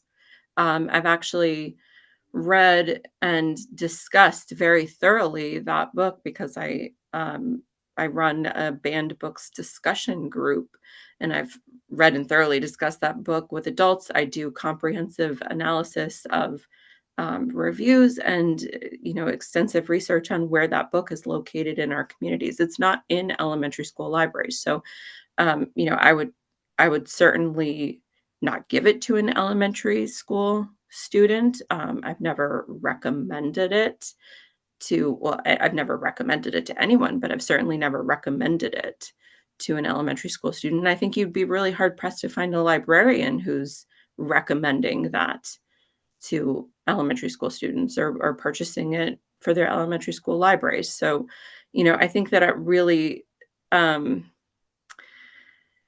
speaks to the debate that we're having about, protecting children. And I think you'll find that most librarians, if not all librarians, also want to protect children from materials that are not intended for them. Thank you for that. So I guess I'm trying to understand who you think is okay to look at materials such as I just mentioned. We know that Playboy and Hustler are not available to minor children. That would include anybody under 18. They're not permitted to purchase that, but some of this graphic language and information on pictures in these books are very similar to what you would see in a magazine that's not allowed for minor children to purchase. So let me just make this clear. So you would agree that a high schooler, because you're talking about 9th through 12th, it would be okay to have access to pornographic things such as I've described earlier, pornographic pictures that depict pornography, sexual explicit conduct, touching a person's clothed or unclothed genitals, pubic area, buttocks, if such person is a female, their breasts, a nude performance, a person in a state of sexual excitement and or masturbation. And we even heard references to butt plugs and various tools that were used. And I just want to be really clear on what you're okay with being in books, even exposed to 9th to 12th graders. Thank you.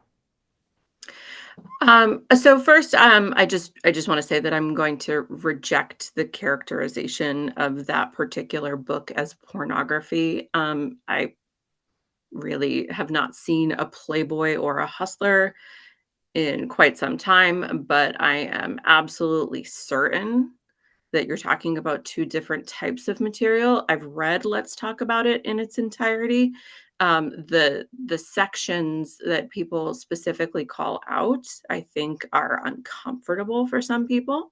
I think that it misses the point of the work, which is to give comprehensive information about sexual health, relationships. That when we read it in my book discussion group, the passages that stood out to the group, which is all comprised of adults, were the conversations about consent, what that looks like, that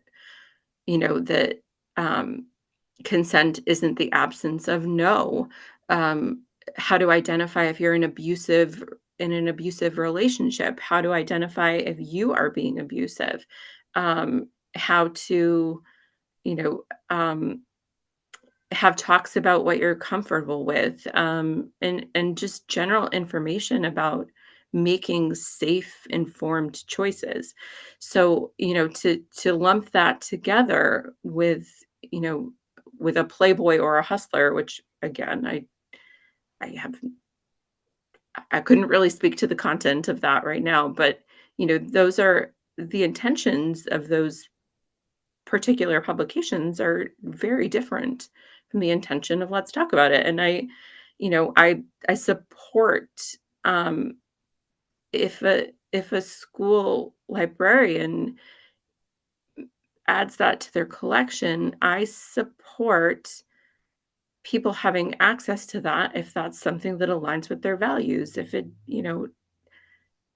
doesn't align with your values, fine. Don't take that book out. Don't have your kid read it. I have a child. I know when he goes to the library, I look at his books. If there's something that I want to talk about because it doesn't align with my values, I have that opportunity as a parent. Thank you. Thank you for that. I just wanted to comment that we're talking about public school libraries where parents wouldn't be with their child and may not even know what they're looking at. They may spend their hour in the library looking at some of these books. Now, I wasn't even just talking about Let's Talk About It. I have a stack of books here that parents have brought me that they've found to be in school libraries with various ages, not just 9th through 12th grade. And I read to you some things that I asked, would those sorts of books with that kind of material be acceptable to you? And it doesn't sound like you can really weigh in on Playboy and Hustler because you said you haven't read them. So I'm assuming that you can't make the comparison, but we are clearly talking about pornographic pictures here and not just the book that woman was talking about. I do appreciate your testimony today. Thank you, Mr. Chair. Thank you. And as we move forward, remember that the questions come through the chair. We don't want to have a back and forth with our presenters. Representative Polaris. I keep saying, I don't know why I keep calling you Polaris. Go ahead, Representative. I hope he's a good guy. Thank you, Mr. Chair. I want to move away from book titles, and what I'm interested in finding out in this public hearing is about the process, the local control in the process. And so can you detail me a scenario in which someone would file a complaint? Like, why would they file a complaint? And what would be the grounds for removing something from a school library? Sure. So I'm a public librarian, so I can speak more to that process, but I do think that it's similar. So if you, a parent, a concerned citizen, have a complaint, you would follow the reconsideration process, which is what we're trying to establish universally with 7014. You follow the process. Typically that involves, reading the entire work as a whole, citing the particular pages or passages that you think are uncomfortable or inappropriate for the age range. And then you would have the review committee, do the same and have a thoughtful discussion around that book, read all of the materials that would have led to the purchase of that book. I think that, something that is sort of missed here is that this is something that librarians, do all the time. It's not that we don't reconsider things or maybe decide that we've placed them in the wrong place. We've put them, we've targeted them to the wrong age group. We might move them up to the adult section. We might move something down to the children's section. It might, there are things where we remove them because they no longer fit our collection development standards according to a different set of guidelines. And that happens. It's not unheard of. I think what we're talking about, though, is that there are things that are, appropriately placed, and some parents are uncomfortable with the idea that, that it doesn't align with their values. And I think that that's really, what we're talking about here is, we're never going to find a universal set of parental values and parental rights where everybody can agree on a particular book. You know, very few books in any library are something that everybody in the community can agree reflects their values. So, you know, as to a specific title, you know, I can't actually, you know, I can think of one. I can think of one that we've moved recently just because, you know, in reevaluating it, we find that it's not actually reaching the target audience. So, Anne of Green Gables is actually something that, you know, we just have had thoughtful discussion on, and you know, some of the later books in the series are really more geared toward adults. They have adult, you know, topics, adult issues. Adults are the target audience, and so rather than keeping that series all available in our children's department or all available in the teen department, we made the decision to move some of those books to the adult collection. And it's simply a matter of, you know, who's the intended audience. So we have these discussions all the time. So I agree. Yeah. If I may, Mr. Chair. Representative? So I agree with what you're saying, and I guess what I'm getting at is, and I know the hard work of libraries and the curation of libraries, but when there's a disagreement between the general public and the person who's curating the library collection, and they enter into this process of saying, like, I have a concern about this title, the process has to go underway.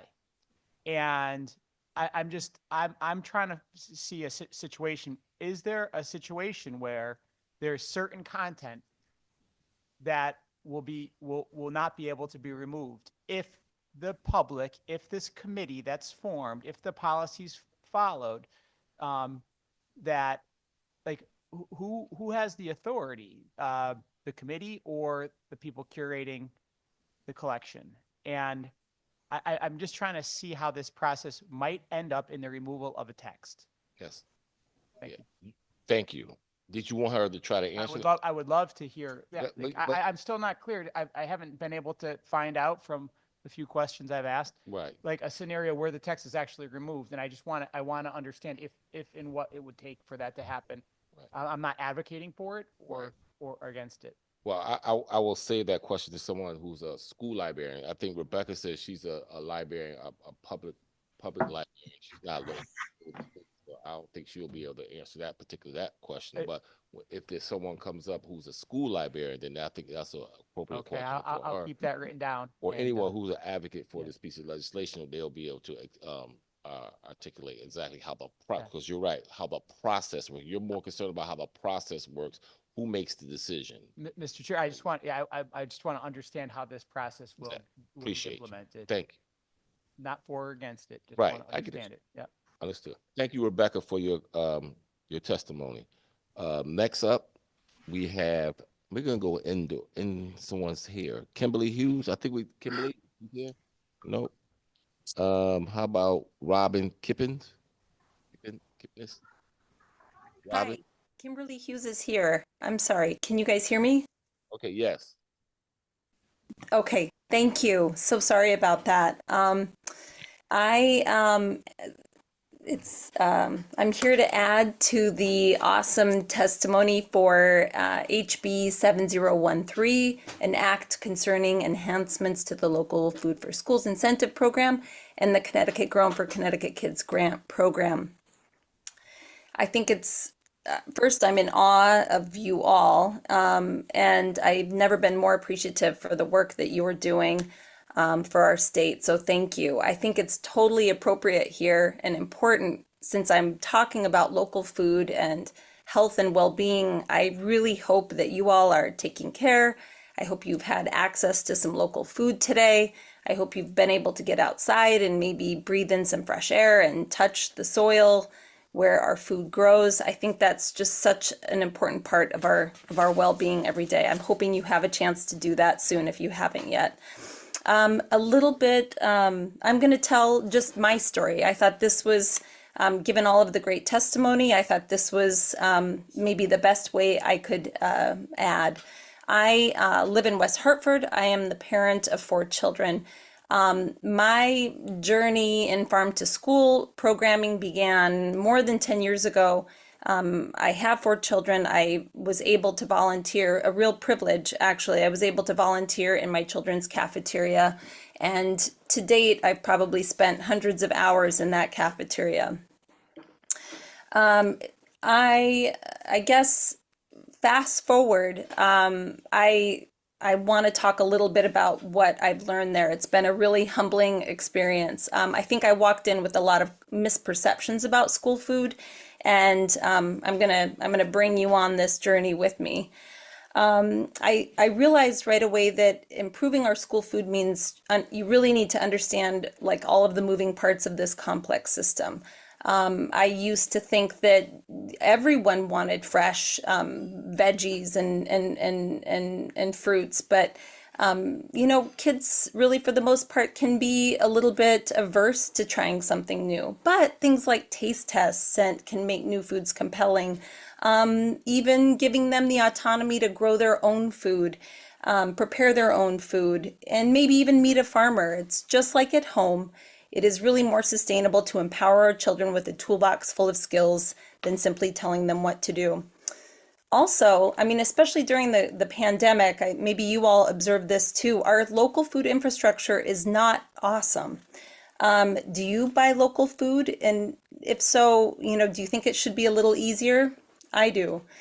We know that for every dollar spent by schools on local food, supporting farmers and producers, it can generate 86 cents more in the local economy. But without a little help getting started, it's going to be tough and challenging for schools who are already doing business, school food directors who are doing business under strict regulations and rules. I also can't tell this story without mentioning. Please summarize. Okay, I certainly will. Not every kid who needs access to a meal has one. And even in a town like West Hartford, people can fall into the lost middle where they don't qualify for school lunches. So income can be a poor predictor of the chaos and uncertainty that can exist in any home. I will just close by saying that when we offer children and meet their basic needs with a meal, when we support school food directors, when we offer educational program, we can create a really awesome sustainable model, and we all benefit, our communities and our state. So thank you for your time. I'm sorry I went over. That's okay. Thank you for your testimony. Any questions? Any questions for Rebecca? Kimberly, I mean. Seeing none, thank you again, Kimberly, for your testimony. Robin? Thank you. Robin, is Robin here? No? Okay. Let's go to John from NOLA Education. John Alvinia? Oh, John already testified? Okay. We'll go to Stacy Sobel.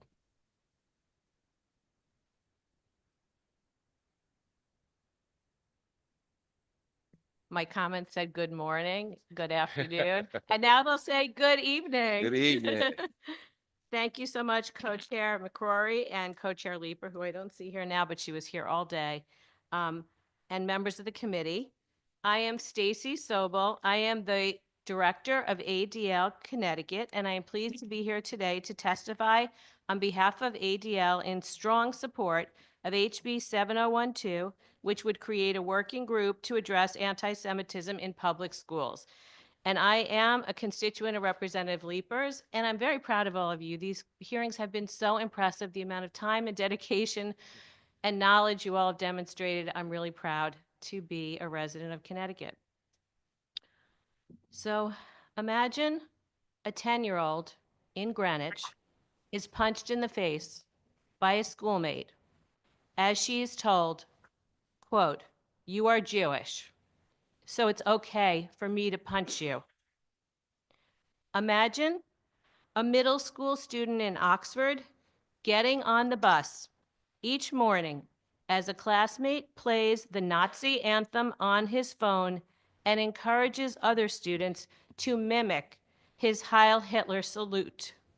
This continues daily for 1 month until a fellow student, an ally, reports it.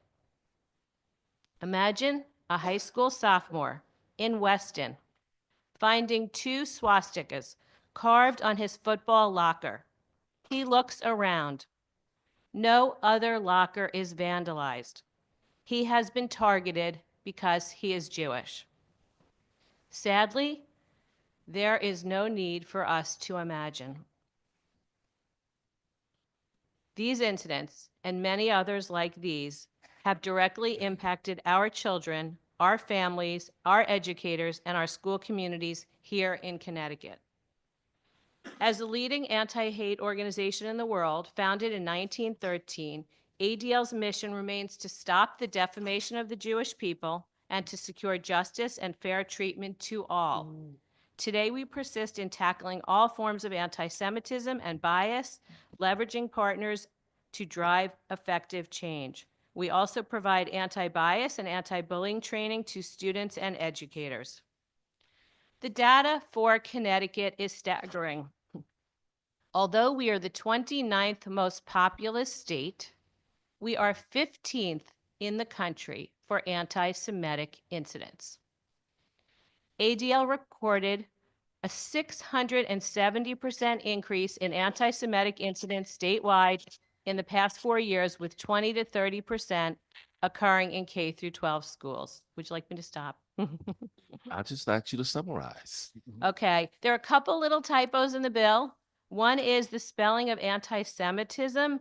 The preferred spelling by leading experts in the world is one word with no capital S.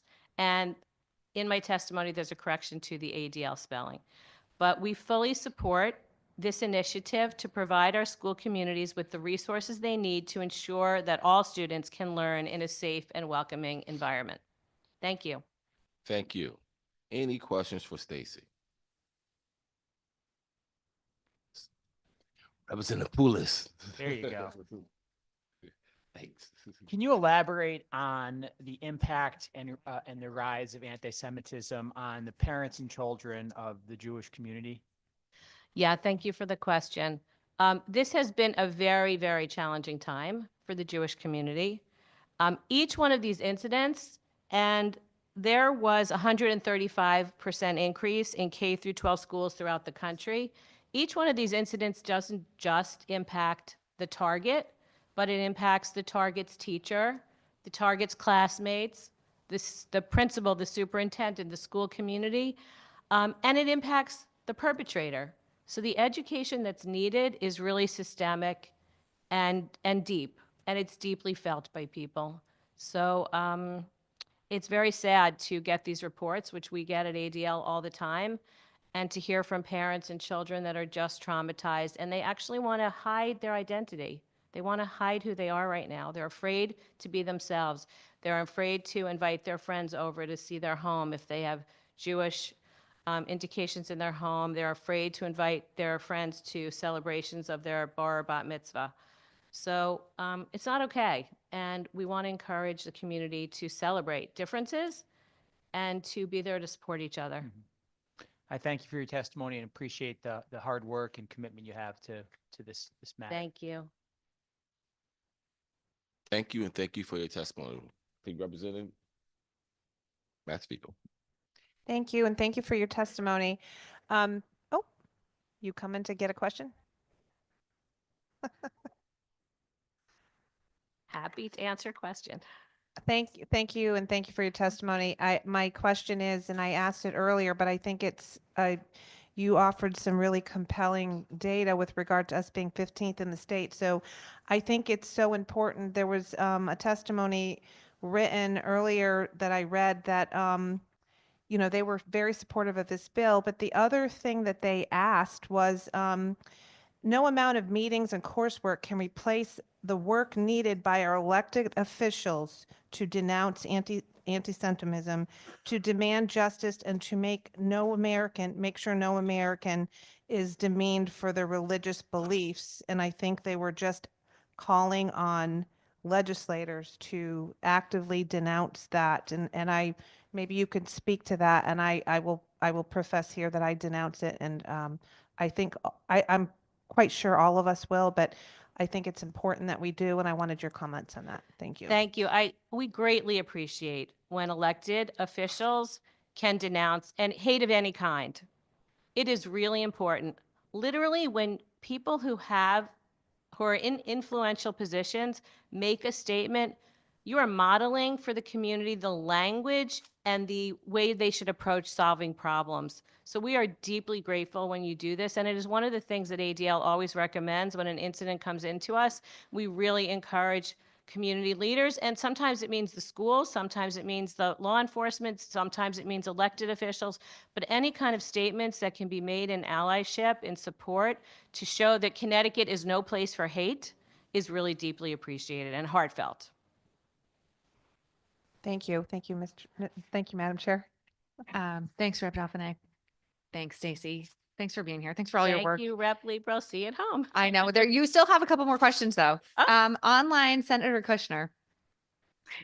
Thank you, Stacy, for being here today and for your testimony. And I particularly appreciate your comments about there's no place for hate or bullying for any discriminatory reason. And I really appreciate that. I just wanted to tell you, as someone who experienced anti-Semitism from a playmate in school when I was 6 years old in first grade, it's something I've never forgotten. And I know the impact that this has. As someone who just recently heard about a friend who knew a young student who someone said, I hope they deport you soon, to that Latino student in our community.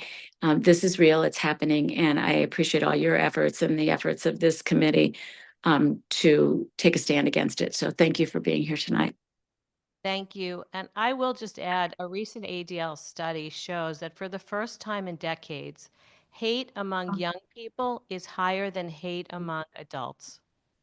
So really, it is incumbent upon us. We're kind of in the middle of a social experiment of young people that have grown up with this drip of hate, not the way any of us grew up.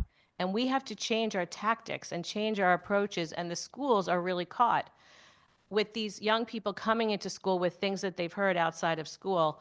And we all as a community really need to meet together to tackle this. It was extremely disturbing for ADL to see that young people were holding more hate than older generations.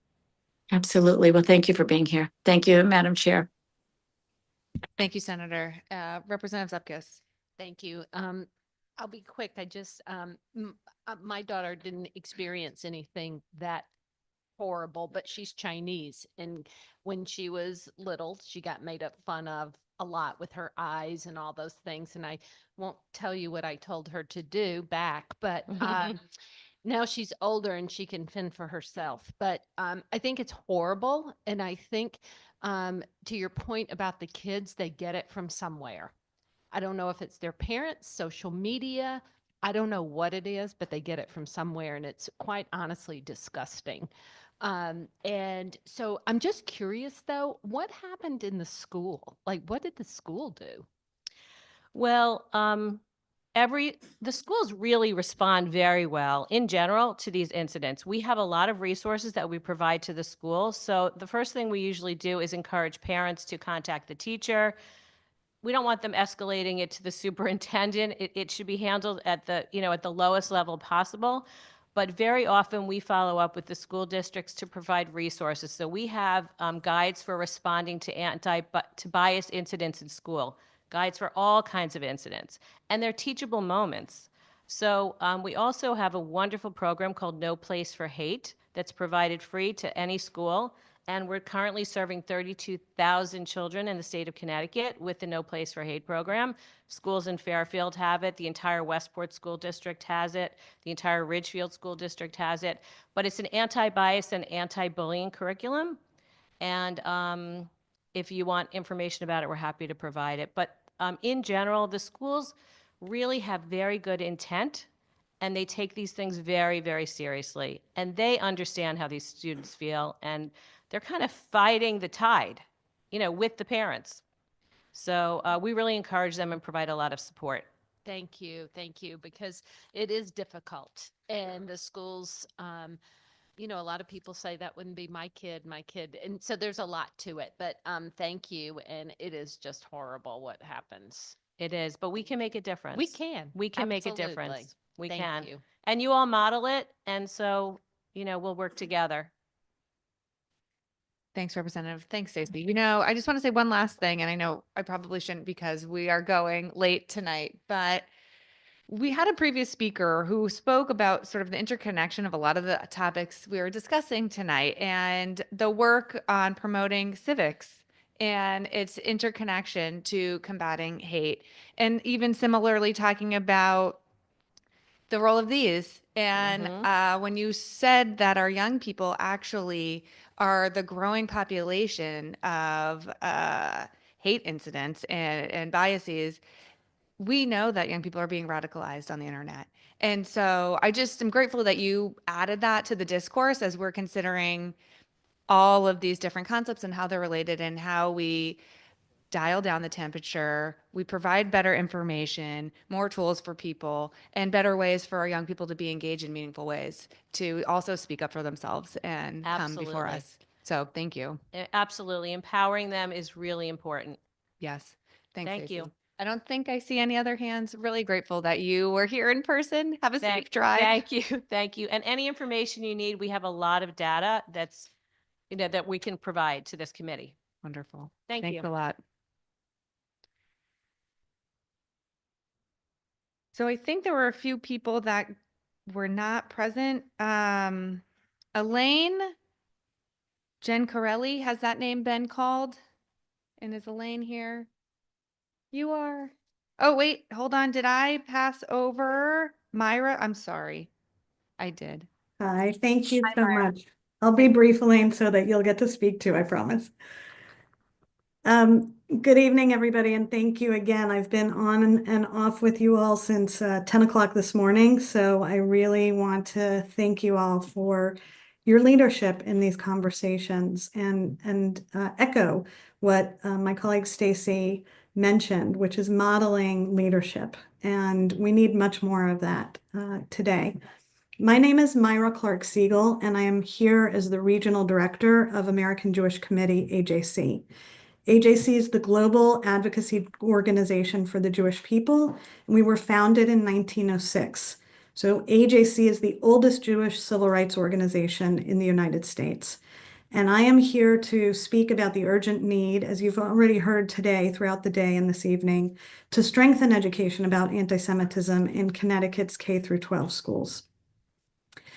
Just 2 weeks ago, on February 12th, AJC released our 6th annual State of Anti-Semitism in America report.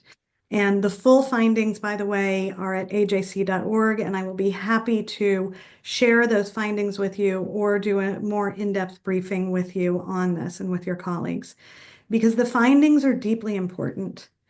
There is a deeply concerning reality that anti-Semitism, or if we call it in plain language, and I think we need to use plain language, anti-Jewish hate is rising, and yet education on this issue is insufficient. Some of the highlights, and I don't even want to use that word, some of the key findings of our State of Anti-Semitism report in America shows that 94% of American Jews and 84% of US adults overall agree that students need to learn more than Holocaust history to fully understand anti-Semitism. And this needs to start well before high school, because by the time students get to high school, it is almost too late. Their ideas are formed, concepts about civil discourse, concepts about othering are already so well in place. One of the big findings that we also found in the State of Anti-Semitism report is that 6 out of 10 Jews here in the United States have changed their behavior, hiding any outwardly visible aspects of being Jewish. So they're going to hide their Jewish star. I see some of the leaders on the screen here wearing a cross, for example, and you should. Or someone who wears a hijab, you should. And Jews should be able to wear a Jewish star or a kippah if they're religious. And the problem is that there is a climate of fear and a normalization of anti-Semitism that has taken hold in this country. And I also want to say we need to be very swivel-headed. It is on the far right, it is on the far left, and it is in religious extremism. And I say this, AJC is fiercely nonpartisan because these issues are too important to ascribe to any political party, viewpoint, or individual. But the fact that 6 in 10 American Jews today, including throughout Connecticut here, are hiding who they are has to give us pause. And I also want to share with you that 1 out of 3 American Jews have reported being the personal target of anti-Semitic hate over the past 12 months. I just want to pause for a minute to let that settle in. We are not talking about Europe in the 1930s or 40s. We are talking about here in Connecticut, in the United States, now. And that's why Bill 7012 is so important, because to establish a working group dedicated to this issue is going to ensure that Connecticut schools and educational professionals have the ability, the resources, and the training and the curriculum enhancements to ensure that we have a safe and respectful environment for all students. And AJC is a leading expert on this issue, and we are happy to provide resources and materials for you together to ensure that our educators really can model and know and have the content to address these issues. And I want to actually pick up on something very important. Ira, can you please summarize? Yes, of course. Holocaust education alone is not enough. In fact, what we have seen is that over the past few years, there's been a decline in Holocaust knowledge. And so what we see is that we have to, yes, teach about the Holocaust, but we must also teach about contemporary Jewish contributions to civil society. We are in the middle of Black History Month. We are raising up, and we should be, the contributions of the Black community in our communities. That is vitally important so that we learn about each other. May is Jewish American Heritage Month. That is a moment that we can adopt Jewish American Heritage Month. It also happens to be Asian American Pacific Islander Heritage Month, and be able to lift up the contributions, because if we are only focused on Holocaust education, we are not teaching each other about Jews in America today. So again, I'm happy to provide resources for you, provide briefings. We've been doing briefings with heads of schools, superintendents, both in the independent and public school systems, and are happy to be a resource for you. And I'm happy to answer any questions. And again, I really want to thank you for your leadership on this issue. Myra, thank you so much for your testimony. I've had the pleasure of attending 2 other of your seminars, and you came and spoke with high schoolers in Fairfield, and you are always incredibly compelling. So I just want to thank you for that. Does anyone have questions? No. Thank you very much for your time tonight and your testimony. Thank you so much. I do want to also echo, by the way, what Stacy said about anti-Semitism being lowercase and one word. Absolutely. So thank you. I think that was an oversight, so I appreciate it. A few people have brought it to our attention. And Yes, indeed. Thank you all so much. Thank correction. you. Thanks. Next, Marcella Kurowski. Yes, thank you. Members of the committee, I'm Marcella Kurowski. Thank you for the opportunity to speak today. And I do want to express my compassion for those that have experienced bigotry and trauma. So I would also like to oppose HB 7014 because citizens have the right to challenge what is available in public spaces and what is accessible to minors. Whether or not materials are geared towards older teens or may reference consent, in a library, they would still be in the purview of people of all ages. Even older teens reading sexually explicit materials is unacceptable. Parents are to determine a child's education, and that includes determining when it is appropriate to explain the facts of life. I, as a late teenager, had the unfortunate experience of being groomed into sexual intercourse with a perverse book. This was not my intention because I had believed in waiting until marriage. After reading detailed descriptions of sexual acts, I lost my innocence, my virginity, my dignity, and eventually I lost my faith. grooming itself is abuse. Thank you for your time. Thank you for sharing that testimony, and I'm so sorry that happened to you. Thank you, Representative Leeper. Rep. Dauphine? Thank you, Madam Chair. And I just wanted to thank you, Marcella, for being here to testify. I just wanted your input. We're talking a lot today about this mandate on our local towns with regard to a policy and a process to challenge a book in a library.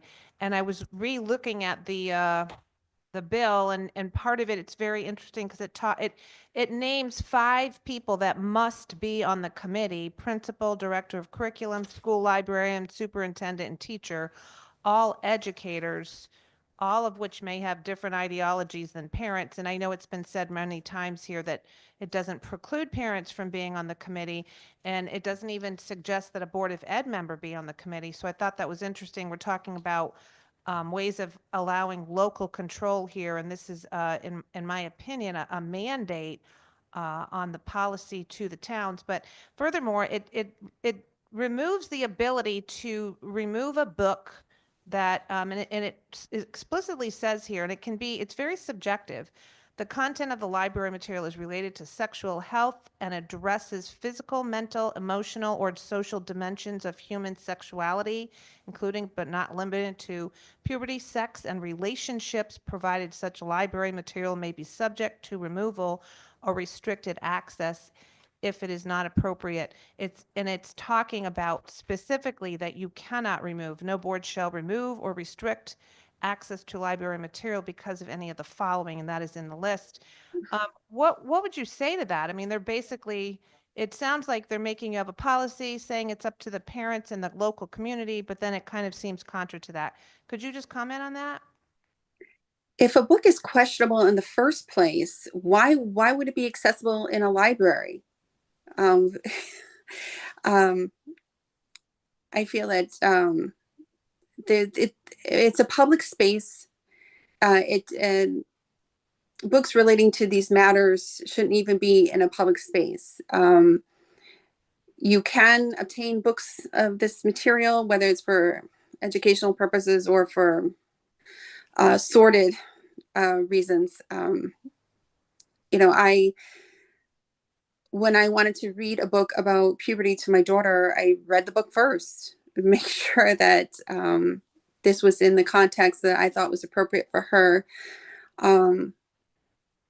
I do teach my children at home, so when we went over systems of the body, of course, we had to go over the reproductive system, but there were certain details that I left out because I didn't feel that they were ready for that.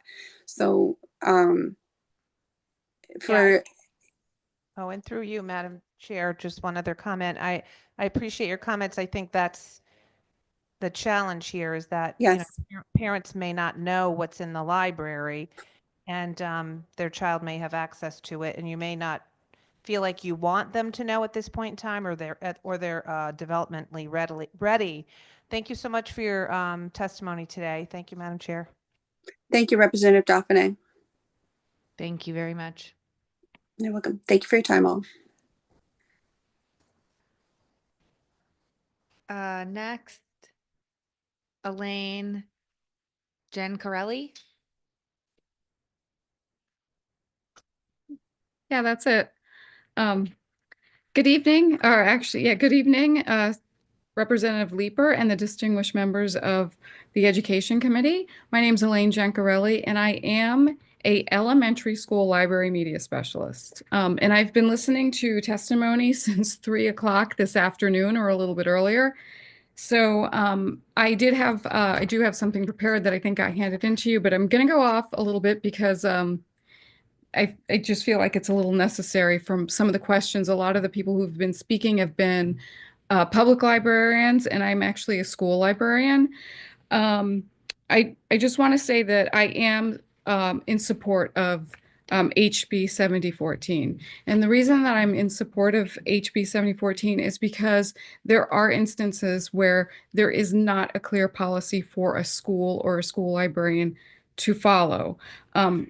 not that long ago when I was switching districts, I actually had an interview in a district that was closer to home. And one of the questions that they asked me on more than one occasion, they just worded it differently, was how would I deal with a parent who wants a book removed from the library? I immediately said, well, I would follow district policy first, see what that entailed, and then I would sort of go through proper channels, talk to my administrator, work with the parent. I have had instances where I have had to work with a parent because they didn't want their child reading a particular type of book or a particular book. I actually have had to remove books from the media center. In all of those instances, though, I didn't have a policy to follow. It was actually me and the administrator working together with the parent. So for someone who absolutely loves her constitutional rights, I don't feel like this is a big brother looking over my shoulder. I feel like this would be something that would help. And you could have parents on this board. I mean, there's nothing that says that you can't have parents on the committee to be a part of this and create these policies and procedures. I had one parent who was very religious and they followed a pretty strict religious doctrine. And in 2001, there was a little known book that came out called Harry Potter and the Sorcerer's Stone. And that parent absolutely didn't want their child reading it. So we worked with that parent. We did not take it out of the library because I think pandemonium would have ensued. But I don't know what kind of OPAC, which is the online public access catalog, other libraries use, but I use Destiny. I've used it in more than one library. You can go into the child's account. You can type a little note saying, please do not let my child take out either the book title or the type of book. And a little flag will come up. And when that child comes up to you with books in their hand, if they accidentally got something that their parent didn't want them to read, you can say, oh, sweetie, I'm sorry, you're gonna have to talk to mom and dad about this one. So I can't let you check it out. But there are different ways of handling book checkout, but not everybody has a policy and procedure. And to have a policy and procedure in place for a library, which it's, we generally don't like to ban books or take books out of our collection. But the other thing that librarians do on a daily basis, and there's no higher or more sacred honor in my mind than curating a collection of books for kids and resources for kids. And my mantra is age appropriateness at all times. I'm elementary, so I'm very aware of age appropriate books. When I first got to one of my new libraries, there was a set of The Hunger Games by Suzanne Collins on the shelf. I made the decision to take that off because I didn't think it was appropriate for elementary level. I moved it over to the middle school. I sent it over to the middle school with the permission of my administrator. We look at our Oh, just to let you know, that's what school library media specialists, which every school in Connecticut should have, a certified one. That's what we do on a daily basis. And we are willing to work with parents and the community. You just have to walk in our door and ask us. Thank you. And through you, Madam Chair, just to follow up on that, I appreciate your thoughtfulness. It sounds like that you're one of the librarians that really takes their job seriously. And I'm sure there's many. I love my job. Yeah, I just was kind of looking specifically to, while I don't disagree that everyone should have a policy, I guess my problem is the edict on this bill, and I kind of read you some very specifics, which eliminates the library's ability to remove some of the things that they've listed. So I just wanted to make that comment. I do appreciate you hanging in with us and testifying. Thank you, Madam Chair. Thanks, Rep. Doffman. Representative Poulos. Hi, good evening. Thank you for your testimony. Thank you for your work as a public school librarian. I'm a public school teacher, and so I appreciate your hard work and what you've done to get there and your thoughtful testimony. I want to make it very clear for the record that I'm not here advocating for or against any particular content. Mhm. I'm not here advocating for or against retaining or removing items from a school library. I am here because this is a public hearing about a policy that I'm going to be asked to vote on, a policy about removal, and I want to understand that policy so that I could make an informed vote. And so I've asked this question a couple times, and I'm so glad we finally got a good public school librarian here to answer it, who has experience. But if you could share, and by the way, I think that like my closest friend at school is a librarian, and I think it's great that you curate collections, and I'm sure they're wonderful. But what I'm curious about is sometimes the people in the public might disagree with a curation, or they might say that they're uncomfortable with the book. Okay, and so we're talking about a process now that will address that disagreement between the people that work at the library and the people in the general public.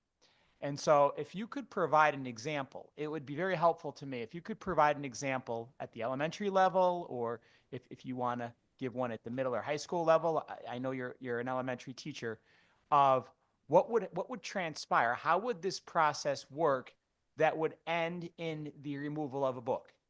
Okay, it would be very informative to me in terms of how the process worked.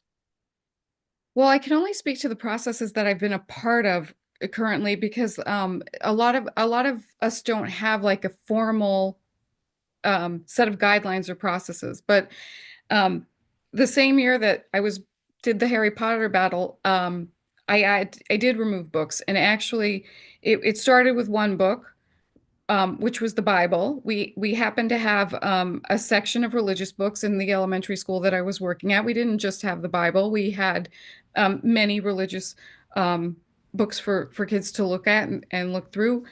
The Bible is the one that got challenged more than once. And so what we did is we spoke to the parent in question. I worked with my administrator. We kind of thought that we needed to go a little bit further up the food chain. So we actually did bring in our superintendent at that point. And we took a look. He came down and we sort of took a look at what we had. And we decided that we would take those books off the shelf for, there was a little list of reasons that we had. And we took them off the shelf, we put them in a cupboard, but we just kind of followed the separation of church and state sort of thing. And we didn't just take the one book. We decided if we're going to do this, we'll just take all of these religious titles off the shelf and deal with it that way. But it was working with the parent, it was working with the administrator. In this case, it was working with a superintendent as well, and just making sort of that judgment. There wasn't a process. That was the process that we used, was having just very civil discussions about it. And would this be okay? Would this be okay? How would you feel about this? And throughout those civil discussions, that's what transpired. That's how we took the small religious section out of that particular elementary school and put it in a cupboard. But I think a policy would help with that. So if there is a policy where there's a book in question and it goes through a review like that, maybe it doesn't have to go through a review of like, this was a 3-person review.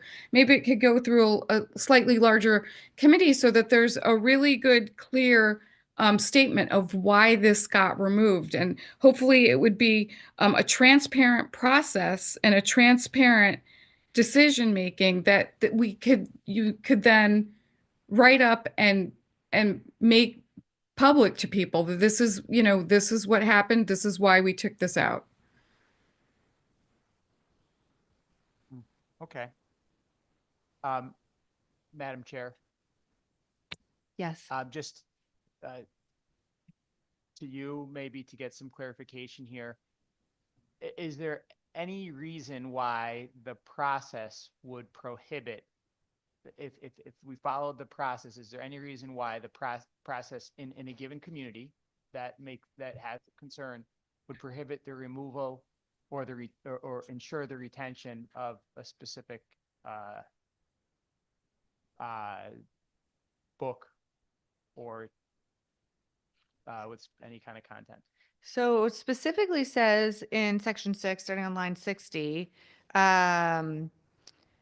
some elements about what, are allowed to be in there, but specifically says that library material related to those areas may be subject to removal or restricted access if it is not appropriate for students based on age, development, and grade level. So there's absolutely a process for which titles can be removed from a collection, removed or restricted. I think that's part of what we've been discussing, that maybe some titles are appropriate for high school, but not appropriate for middle school. I think middle school is likely a place where we have the most gray. And I think that's also what we've heard from our librarians, our school librarians. And so having this committee and a process, and again, I just want to reiterate, it details who must be on there, but explicitly says not need to be limited to those folks. So if we want more parental folks on the committee, nothing in this bill prohibits that.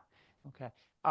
Great. And just for the public record, I just want to again reiterate that I'm hoping that we get to a process that ensures we retain books that are appropriate, and that we have if they're not, that there's a pathway for removal if the community or the community where this library resides follows that process. And I want to thank Ms.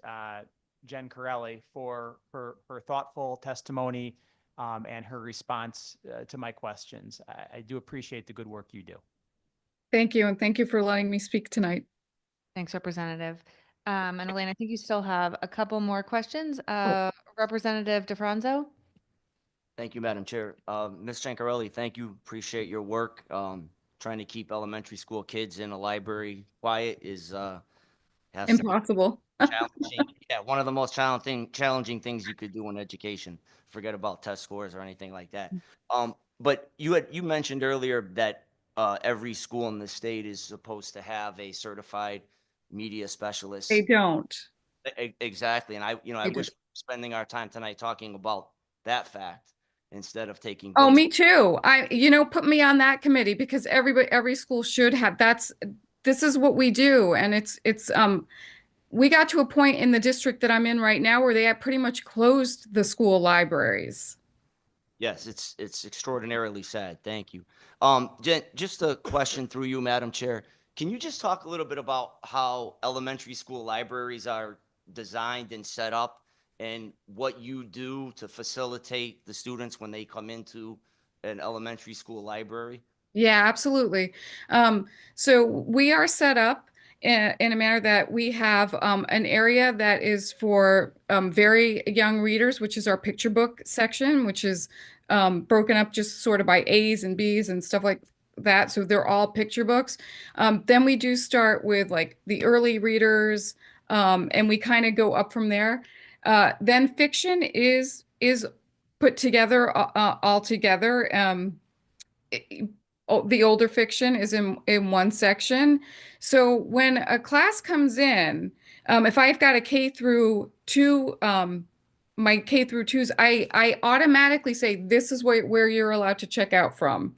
Unless I'm getting a notice from either a teacher or a parent saying, well, they can handle a little bit higher level. They can do like a harder chapter book or something. They have a very specific area that I allow them to check out from. And most media specialists do the same thing. Then our 3 through 4, another particular area. And then my 5th grade, my 4th and 5th grade, I pretty much let check out picture books through fiction and all nonfiction. I have easy nonfiction separated, and I do that too for the teacher's ease. So when they come in for materials and reference materials for their classroom that they want to check out, they'll know where the easier nonfiction is as opposed to the more difficult nonfiction. So everything is, I don't level it per se, but I do make sure that my students know where they're allowed to check out from, so that they don't come up with something that would be inappropriate for them to read at that time. You know, I always have the first grader who's trying to sneak out with Captain Underpants, which would be a little too hard for him. So, or her. So I say, no, not yet. That one, you got one more year, or, you know, you can check out this book at this grade level. You know, because they do try to sneak out with stuff, and it's very cute, but we just take it out of their little hands and make them go back. And that's what a library media specialist does. We get to know the kids, and through their teachers, we get to know their reading levels, and maybe, okay, maybe you can handle something a little higher. But just because you have a higher reading level does not mean you're ready for like the Hunger Games, because the concepts in that are too difficult. So yeah, maybe you could read the words, but can you understand the concepts? So it's the same thing with the little kids. Yeah, maybe you can read Captain Underpants, but can you understand what the humor really is saying? So that's how I've always worked with all the libraries elementary libraries that I've worked in. Like I said, for me, there's like no higher honor than showing the kids the right books for them. I do believe in keeping kids where they should be developmentally. Nobody should be grown up too quickly. I had a great shout out to my Mrs. Miller, Mrs. Abazia at North Miana's elementary school for doing the amazing job they did with that library when I was growing up. So that's what I try to emulate every single day, those two teachers. Thank you very much. I appreciate your work. Thank you, Madam Chair. Thank you for that. Representative Zepkis. Thank you, Madam Chair. Thank you for coming. You happen to be the first elementary teacher that that I've known of being here tonight. So I do have a couple of questions, and this is kind of following Representative Poulis's. It's strictly on process. Okay. So my question, so in the last year, how many challenges have you had? In this last year, I haven't had any challenges. Okay. So an average over since you've been there? An average in this particular district, I've probably had 4 challenges, and I've been here since 2018. Okay. And all of them were dealt with at the building level with the parent. Thank you, which I think is great. I think it is good. I understand having a policy helps you and the school. Why doesn't your school have a policy? I think that, well, I think there's a lot going on in education, and again, my particular school, they did away with library media specialists. Technically, I'm a multimedia specialist and I do computer science, but I refuse to let go of the books. So I do that with the kids too. So there's just a lot going on, and I think that's kind of the low man on the totem pole when administrators and superintendents are thinking about things. So I tend to not want the state. I believe in local control. And so I would say, why doesn't the school have a policy?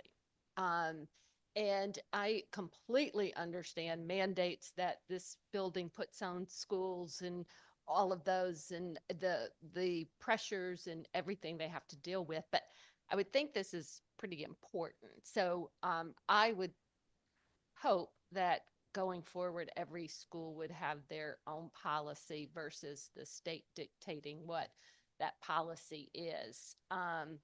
So my next question is, I think you talked like a child comes in and the parent has said, I don't want my child to have this book, and you tag them.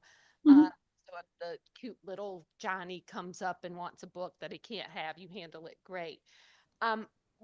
As far as when you were talking about the religious books, if they were in the cupboard and a kid came in, could they ask to check it out and they would get to check it out? No, in that instance, we actually did. I know they were in the cupboard because I can't throw away a book, but in that instance, we effectively removed them from our collection. So those wouldn't have gone out because they were taken out of the collection. Okay, thank you. Yeah. And then my last question, Madam Chair, is you mentioned something about a library specialist that you- Library media specialists. yeah, versus a librarian. I'm trying to understand what you were saying about the two different positions. Oh, no. So no, at the public school level, you don't have a librarian there. We're called library media specialists. That's our degree. And we are librarian. I mean, we do handle the books and stuff. It's just that at a public library, you're a librarian. At an elementary school library, you're a library media specialist. Because you also teach tech classes and you also teach 21st century skills. So it's all of it. It's encompasses the books and the research and the technology.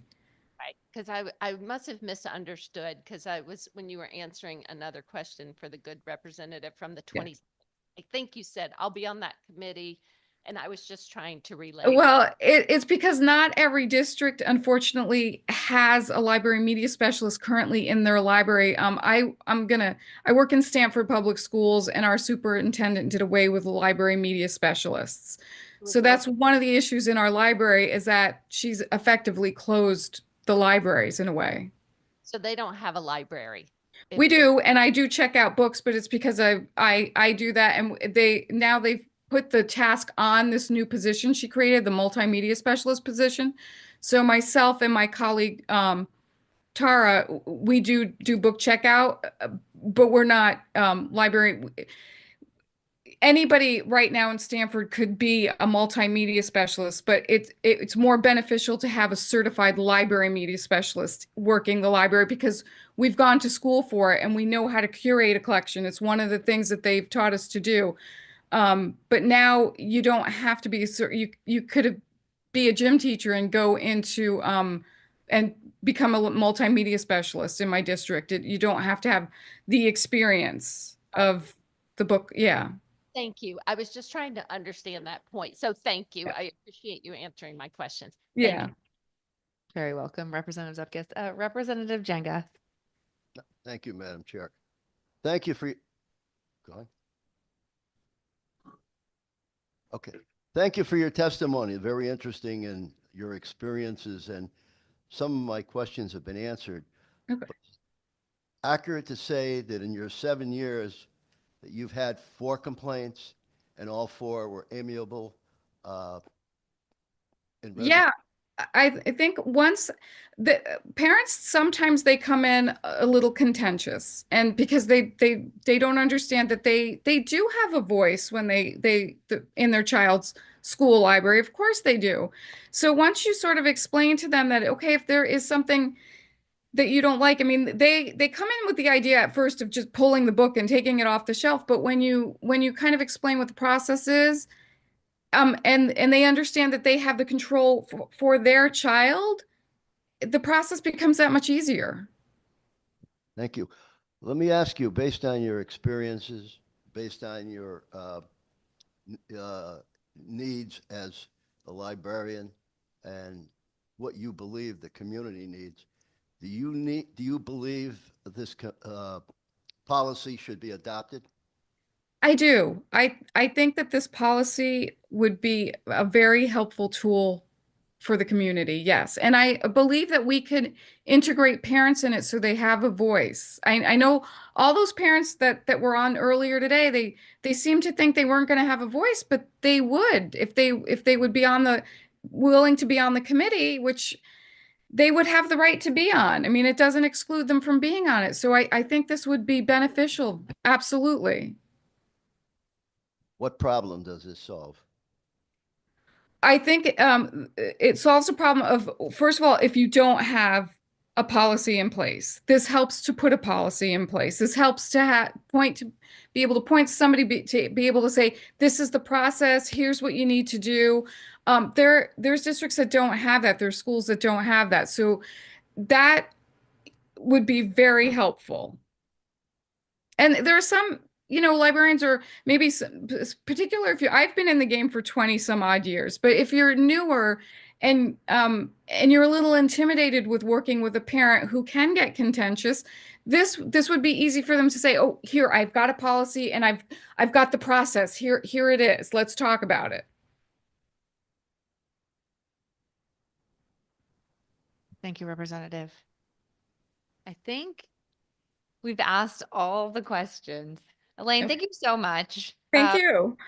Your patience and your willingness to walk us through your experience and help us all better understand. Thank you. We're going to go back to people who are here in person. Gail Jordan.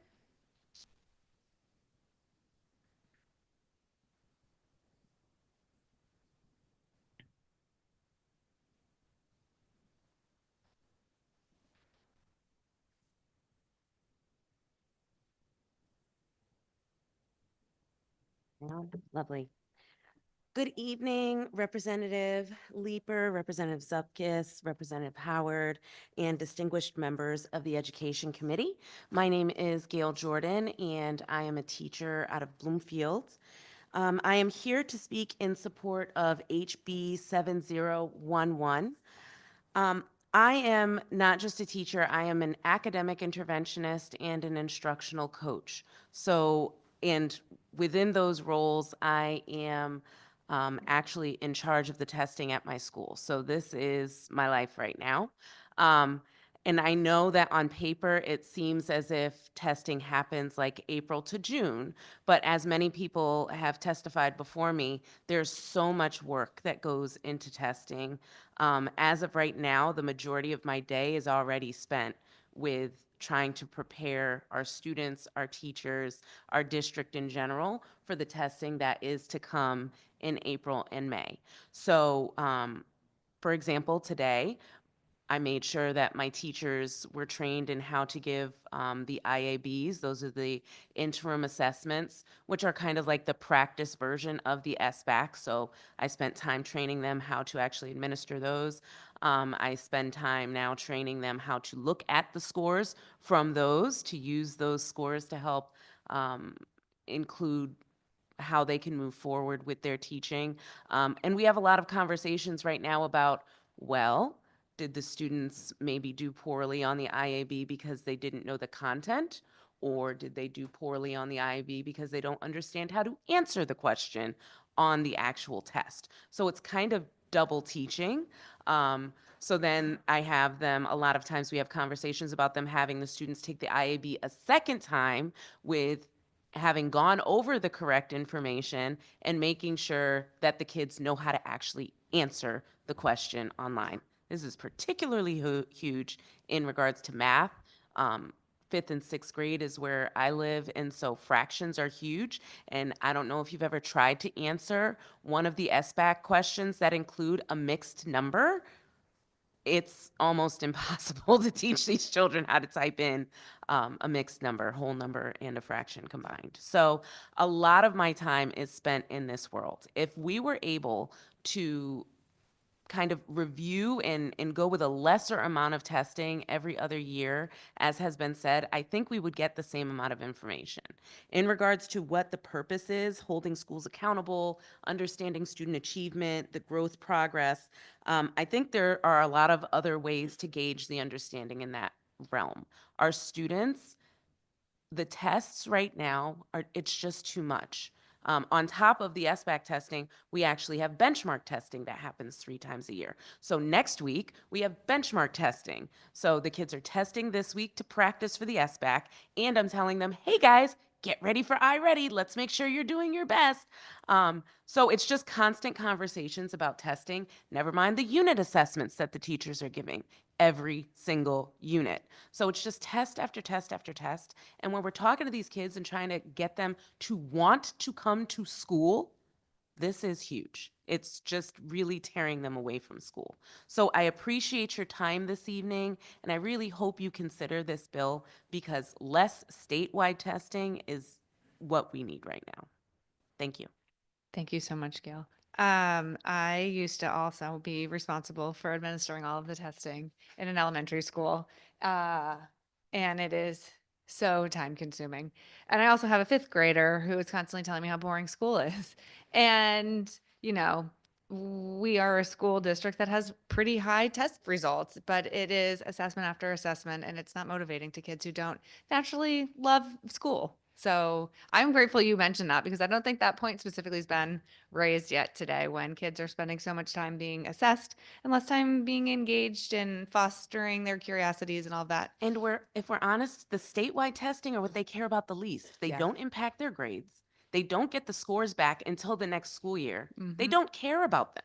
Correct. So is that truly gauging their understanding as much as even the unit assessments that we give each unit? Yeah. They don't care. Yeah, absolutely. And it's not the real-time information for teachers to even adjust any gaps in understanding, right? So, Correct. absolutely. And I'm sure we could talk about this longer than is helpful tonight, but Rep. Wieland had a question. Thank you, Madam Chair. Through you, would you be able to walk us through how many assessments that kids are roughly taking and that process for 1 year? So we just had to submit information about this to the state. And it's different between 5th and 6th grade depending on the programs that we're using. So for language arts in 5th grade, my district, we have 7 units. Each unit ends with an assessment. And don't worry, the program comes with a pre-assessment for each unit if you want to do that as well. So there's that. We don't. But we do the end of unit assessments for ELA. 5th grade math, I believe there are 8 units, if I recall correctly. So each of those units have an end of unit assessment. Instead of giving the before unit assessment, because it is a bit more important in regards to math to understand where they're starting, we give what's called the screener. And it's not as long as the unit assessment, but it is a dip to kind of gauge students' understanding of the skills that we're about to go into. And science and social studies right now, we don't have formal assessments just because we're already giving so many of the others. And in 6th grade, it's about the same. With the exception, the math units in 6th grade, I think there are actually 10. So it's just an enormous amount of testing. And then, like I said, we're giving these IABs, which are the practice versions of the SBAC, to ensure they know how to even answer the questions. Never mind, do they know the skill, but do they know how to answer the question online? So through you, Madam Chair, we're looking at, does that, I guess if I can make it a 2-question thing, does that include like the STAR math, STAR reading, So then- SBAC, and that's all? Correct. So in my district, we've moved over to a program called iReady. Okay. And that's 3 times a year for reading and math as well. So minimum, we're looking at 20 Oh, yeah. minimum assessments. Correct. Standardized tests that the kids are doing.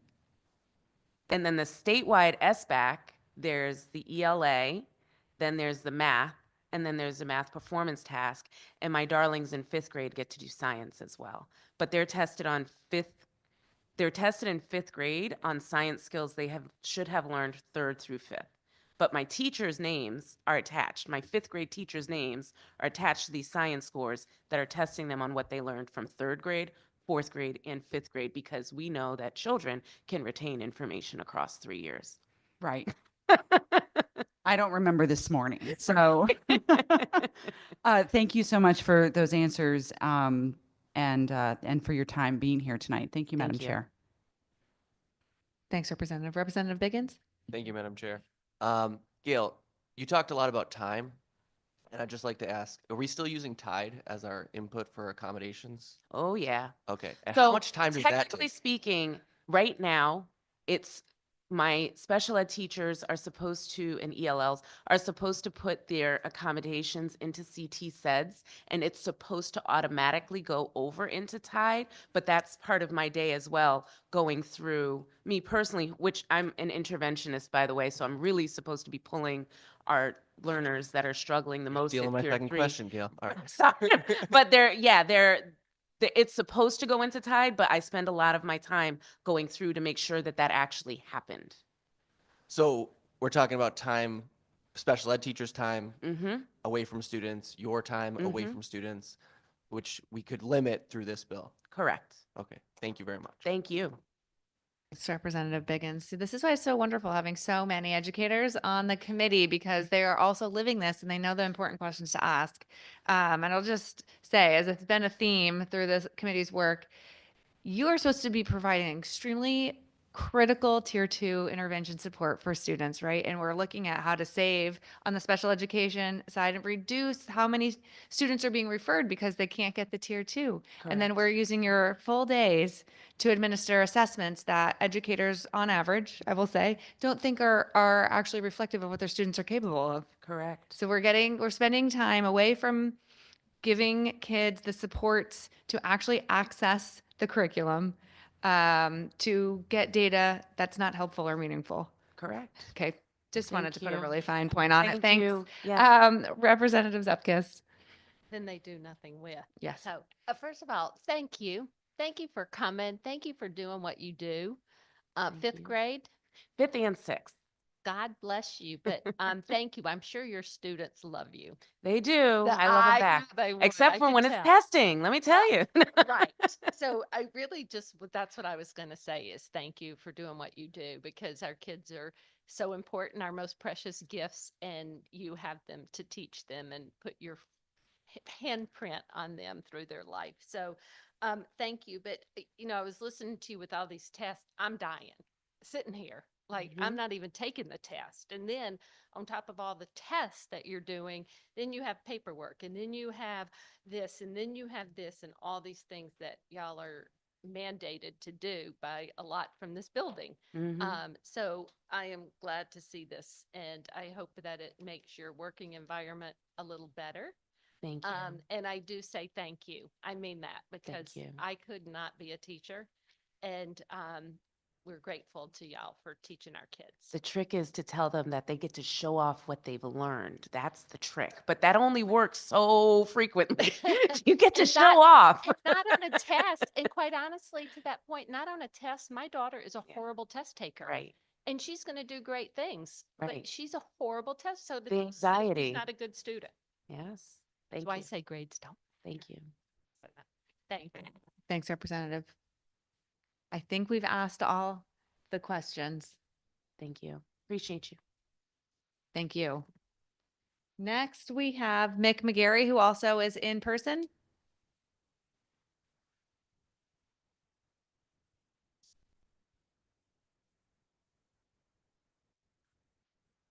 Hi, Mick. Hi. Good evening. Thank you for having us and taking the time to hear our testimony today. I'm a high school English teacher in Fairfield, Connecticut, and I'm speaking today in support of HB 7011 to reduce the number of standardized tests. I'd like to share a personal experience that changed my thinking about standardized testing. I had the privilege to teach our multi-language learners for a number of years at my school. It was a privilege to work with these students who are new to the country and learning the language and culture of America. When the CAPT test was still in place back in 2010, I was teaching a brother and sister from India who were brand new to the United States. They were eager to learn, wonderful students and young people, and they had acquired very, very little of the English language. So multi-language learners do not get a lot of support during the tests. They can use a paper word dictionary, and they do have extended time. So we spent several weeks leading up to the test talking about how to read the story closely, to understand the meaning. We studied the questions so they would know what the questions would be ahead of time. We talked about how to answer the questions, and we made sure they had their dictionaries. So the short story for the test that year was titled Viva New Jersey, which is a wonderful story about a young woman from Cuba who is learning to adapt to life in America after her family moved to New Jersey from Cuba. But you may notice that the very first word of that story is in a language that is in neither Hindi nor English, so it did not exist in their dictionary. So precious minutes were spent as they were combing through the dictionaries, wondering, what is this word? It also, the phrase viva has cultural connections that we're simply unaware of that also hurt their understanding of the story. So all this time, all the confidence that they had going in was shaken from that very first word, their understanding of the story, and we had given them it is a common strategy. Look at the title of the story or of the book. What clue does that give you about the theme? None of that was available to them because they simply could not understand that word. So that and many other experiences like that have led me to to come here today and ask you to please, yes, reduce the standardized testing that we do for our students. Weeks of school are spent on test prep instead of, more authentic learning experiences. The school environment, as I'm sure you're aware, is more stressful now than it's ever been. And with all of the mandatory testing that our students do have to do, it just increases, it's more and more stress upon our students who are already reporting very high levels of anxiety, as I'm sure you're aware. So please support the bill and reduce mandatory testing for our students. Thanks so much, Mick. And I think that's such a great and really vivid example. And we haven't yet heard the perspective of somebody who is teaching English learners. So we've heard sort of the difficulties and frustrations under otherwise ideal circumstances. And this is just a whole nother layer. And I think it's particularly difficult for our districts that have really high percentages of students who are English learners, right? And we haven't really even talked about that component of this challenge. But And I could add, as we mentioned before, they're both doing just fine now. Even though that was a very stressful time for them, they did not perform well on that test. He went to college, she's got a good job, all is well, but that test didn't help them achieve any of that. they're lucky to have you. Does any Representative Zupkis?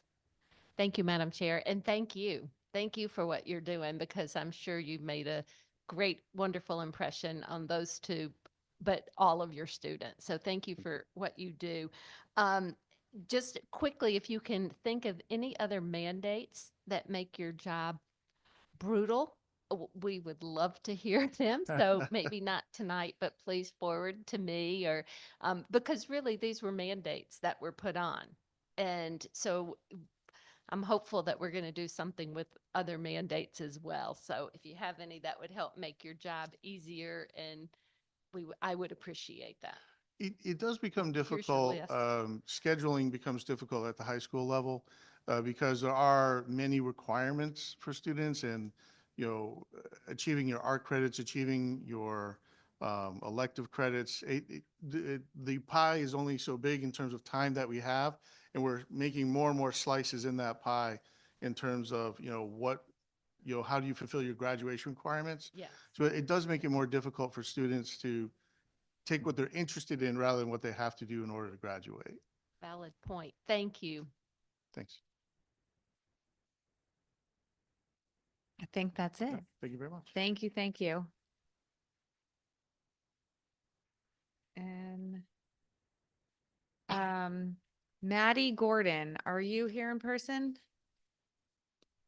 Nope. Emily Gunsberg. All right. Jenny Lussier.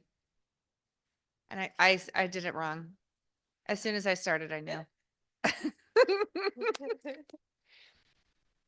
It's really fine. My previous name was WAJDA, so that would have been a really good one for you. That was Vida. Oh, Yeah. So anyway, so good evening, and thank you guys so much for being here. To Senator McCrory's not here anymore, but Representative Leeper and all the distinguished members of this committee. I'm here speaking in support of HB 7014, an act concerning public school libraries. My name is Jenny Lucier. I am a resident of Durham. I am a certified pre-K through 3 school librarian with 2 master's degrees serving about 400 readers in 2 elementary schools. I'm also the president of the Connecticut Association of School Librarians, the state's largest professional organization for school librarians. And I know we talked a lot about all of this tonight, but I just want to say, I am really passionate about my job as a school librarian because I do get to help my elementary students discover books that they love to read and information that interests them. We know that they are little kids, so they ask a lot of questions. Voluntary inquiry figures enormously when they come to the library. My students read widely. what this confirms for me is that a diverse collection matters. And as a certified librarian, I've had these specific trainings in collection development. I follow my school district selection and collection development policies. I wanted to be clear because I know this has come up a lot. I don't place a book order all by myself. I curate a collection. I put that list goes to my office, so my secretary and my principal. From there, it goes to central office. So we have all these layers of people looking at these lists of books that I'm suggesting that we purchase. I've done my due diligence. We have magazines and journals and things that show us what grade levels that these books are appropriate for. So it takes a really long time to follow all of these things. So we're not just willy-nilly buying books. These are really thoughtful and carefully, selected things. Once those are approved, then the order can actually be placed. I want to make sure that like so many people have mentioned, that this collection and the order is appropriate for my students. One of my schools is a pre-K through 1 school, so I am going to be very clear about the books that I'm buying for that school. My collection is balanced though, and it represents both the students that I have and the world in which we live. So it makes my heart really happy when I do see, a student that uses a wheelchair and she sees a book that represents her, or a student of color that sees a book with themselves on the cover, and they are so excited to see those things. And like we said, while adding books to the collection by following that policy is important, it's just as important to follow those policies when removing books too. In my district, we have 4 reasons: condition of the item, date of publication, inaccuracies, and the date of last circulation. As much as I would like to keep, I think like one of the last speakers said, as much as I would like to keep every single book, your library just cannot fit all of those. And so we do have to make some really hard decisions. And so that's what the policy is for. And the last thing I just want to say is, it's also come up, do I communicate with my families all the time? And I think that's one of the most important things to notice is that, if I get a message from a parent saying, my kids checked out a shark book 65,000 times, could you please suggest something else? I do that. And I shared this before, but another child came up because it was a book about the American Revolution, a kindergartner. He noticed that there were some American Revolutionary weapons on the cover, and he came up and said, Mrs. Lucy, I'm a little nervous about this. And so I messaged his mom, and his mom was like, you know what, it's fine. So I think you guys need to understand that we totally are talking to our families all the time about these things. We know our families inside and out, and that's what makes this job really so special. So, again, just want to support this bill and just make sure our students continue to have the freedom to read. Thank you so much for that testimony. And I think you really brought the work to life, and also appreciated that 75 shark book. As a mom of 2 little boys, we have a lot Dinosaurs, of snakes in our sharks, house. whatever. All the Mhm. snakes. Yep. You pick your topic, whatever it is that. Yeah, thank you. Because that's what they do, that's what little kids do. And they Yes. get on a topic and they, whether it's a series, if they want to read, Weird Mystery. My Weird School or whatever it is, that's what they do. Thank you. Representative Zupkis, followed by Representative Dauphiné. Thank you, Madam Chair. And if snakes were on our list, I would call and say, tag my kid that they can't bring a snake book home. Just a couple of questions. Thank you for doing what you do. And my comment first is, thank you for talking to the parents. I totally get it. That's what you should be doing. That's what should be happening. That's how it works. That's how we communicate better. Our kids do better. So thank you. I think we I mean, avoid a lot of issues when we are Exactly. proactive like that. And I'll be honest, I also live in my town that I teach in. And Even so better. I know that community inside and out. These are the same people I sit at ball games with and everything else. Right. And so that's to my point of you're doing it. But I have 2 questions. Mm-hmm. How many challenges so how long have you been there? I'm sorry. So I've been teaching in this district for over 26 years. I've been a school librarian for over 17 years. 17. Yeah. And how many challenges have you? So I only have myself personally, I have only ever had one. It was a dork diary challenge. Yeah. And, and, we worked it out. It didn't have to go anywhere. We didn't have to, have a big discussion about it. We were able to talk to the parent and solve that problem, Easy. which is, Right, which is easy. really nice. Easy and very nice. Yeah. So you've had one, and you said you've only Personally. had one. Have there Correct. been others in your district? If so, 2, 12, 100? I wish I could speak to like Okay. the high, I really can't speak to That's the okay. middle school and high school. Oh, just Sorry. in your school? No, Yeah, that's great. So yeah. 1 in 17 years. Correct. And why doesn't your school have its own policy? Oh, we do. Oh, you do? We absolutely do. Yep. And again, I'm we sorry, I didn't, missed no, that. that's okay. We didn't need to do it. We didn't need to use it because because when I'm able to speak with my parents and talk to them, I believe my principal, of course wanted to let my principal know just because that's part of the, how it rolls, Of but course. absolutely. And so the policy y'all created in your school on your own and you working with parents, it's 1 in 17 years and it's been a great experience. Correct. Yeah. And Thank you. can I say on behalf of Castle, I think, and if I put my Castle hat on, Connecticut Association of School Librarians, I think the issue, and I think people have asked this before, why do we need this bill?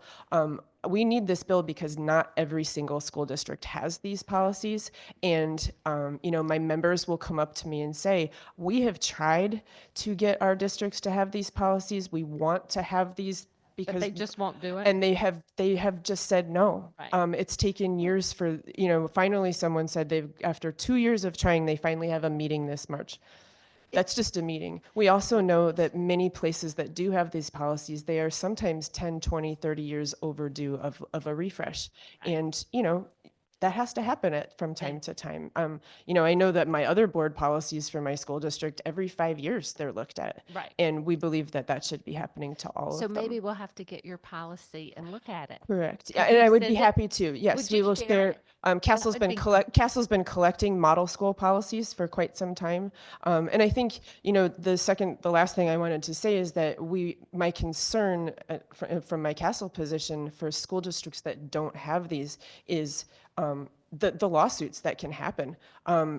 I have a collection of articles from around the United States for school districts that don't have these policies and the tens to hundreds of thousands of dollars of legal fees that they are dealing with Yeah. because they don't. Have a To me, it's a protection for everyone. Right. So I'm surprised they don't do it. But- Well, yeah. Well, thank you. But if you would share your you can send it 100%. to me. Yep, I Or will. maybe everybody Oh, wants it. well, so so I'll send get it to you guys. Okay. Absolutely. Thank you so much. Thank you.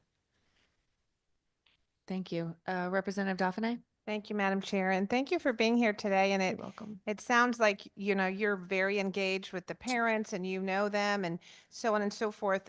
We heard from many parents that don't have that in their school. So that makes them different than your particular school. You spoke about already having a policy, and if I understood you right, you talked about 4 reasons why you would get rid of a book, if I understood And that would be right. for me as the librarian weeding that book. Correct. Okay, Yes. and so that wasn't really, I think I was Okay. just confirming that, but Okay. I don't want to use up my Yeah, no, that won't questions be too your quick. question. But so have you read this bill and do you understand that, let me push that around. We want parents and Board of Ed members to be a big part of this, and they weren't even really named in here. It was Well, and I five- think it's been said a couple times that while they weren't named, they were not named. Like it really specifically said, we want these people, but that's not the limit. I understand, but I guess my point was, it feels like parents weren't really the central piece of this. It seemed as though they were picking out other people. But moreover, I just wanted to comment that if you did read it and you read on the final statement of purpose, it says to require local and regional boards of education to develop a policy for the evaluation of public school library materials to provide a reason for any removal or restriction of access to such materials and to prohibit removal or restricted access to such materials for certain reasons, and they list several. So while they say they want to give parental control, local control, this mandate does not do that. This mandate tells them who can and who can't and why and for what reason and how they have to do that. So it sounds very different from the policy that you've devised. So while I don't really have a problem with schools making a policy, what I have a problem with is these demands on the school process. And if you read it, this last section here in section 6 is very subjective. So I think some of the books that were mentioned, I don't know if you heard of the books or heard some of the language that people had to blank out because it was considered not child worthy. Those books have been found in some of the schools that parents believe are inappropriate. Sounds like you're doing a good job trying to pick out those books, but it would be very subjective to this paragraph here where they're defining how they would prohibit certain books from being eliminated. So I just wanted to comment on that. I don't know if you have anything to say about that, but I certainly yeah. want parents and school boards to be Oh, involved in and this. I think we do too. I think that was part of the point that I just lost my train of thought on that one. But I think we really want parents and boards of ed to be part of this, and I think that's the crux of having these reconsideration policies. And I think the difference between the policy that I just talked about was, for me as a librarian, a book removal policy, like for me to look at my collection overall. That's different from our reconsideration policy. So those are two different things. So I also think that looking at like the numbers 1 through 6 on those lists of reasons, I think most of those already have been affirmed by Supreme Court cases, PICO, all kinds of things. And so I think, in particular, number 6, where it talks about being age appropriate, I think for me as a school librarian, that is enough of a qualifier. Yeah, and I appreciate that. Because I would never in my elementary school library have some of the books that are being read. That just would never happen. And I'll just say that age appropriate and again, they're very subjective. And I would say that what you think is appropriate may not be appropriate to a parent. So that is going to be a big issue for many schools who say, well, we can't remove the book for these reasons. And the parent may not agree with that. They may say, no, this does not, there's going to be a big, dissension with that, with some parents, with how they feel. I know that you've got parents that you're interacting with, but there's parents that came in today to speak about the children that might come in and see a book and not talk to their parent about it and not engage that. So the parent may not know. So those are the things that are very concerning about mandating this policy and making it across the board for everybody. While I think it's a great idea that schools have policies, and I'm not saying that it's not a beneficial thing to do, I know people are really concerned with this mandate. But thank you so you're much. welcome. No, and Thank you. I think you're, I know that you all have legal people that I think can dig a little deeper into some of that. Thank you as for well. your testimony You're today. welcome. Thank you, Madam Chair. Representative Biggins?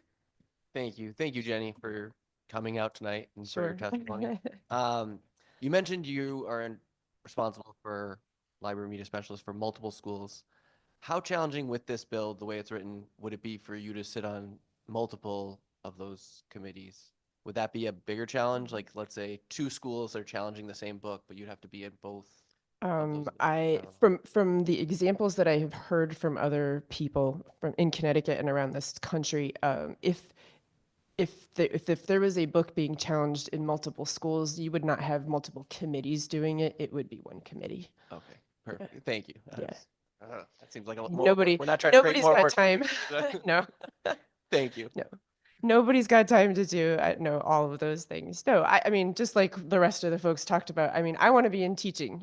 I recommend books. I teach inquiry. I teach technology and robotics. We do all of those things. And so, yeah, we want to make sure that, I mean, obviously we want to make sure we do a good job and we're doing our due diligence. I'm not saying that at all, but we want to make sure it's done the right way, not in duplicate. Thank you, Representative. Thank you so much. You're welcome. This was wonderful. Thank you, guys. And apologies because I think maybe we skipped over Zoe Masters, who was here in person.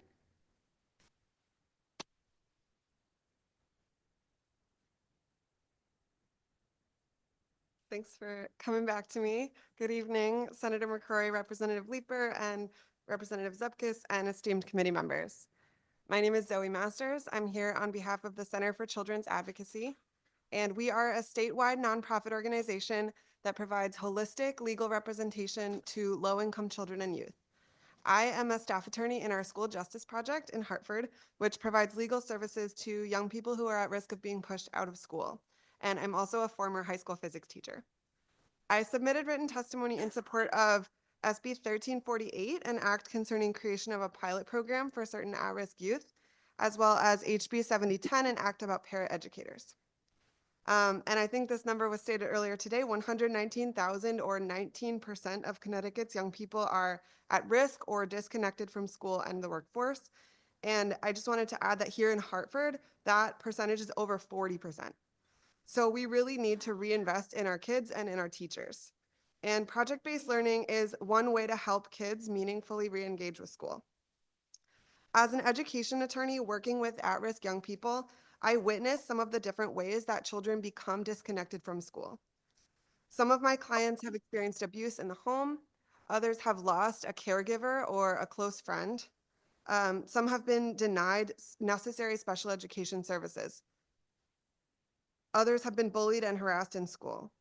So all of these ways, through no fault of their own, kids are getting pushed out of school, but they still are eager to learn, and they really want relevant curriculum that will prepare them for the real world. I just want to share two specific examples. I have a client who really wanted to attend a technical school, but he was in the hospital for a lot of 9th grade, and so he just missed the deadline to apply for those lotteries.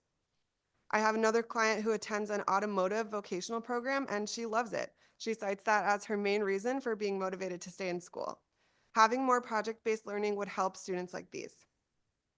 I want to note that we support expanding project-based learning for at-risk students, whether it is through a pilot, as in this bill, or by expanding and supporting existing programs, as Commissioner Russell Tucker discussed a long time ago this morning, or both.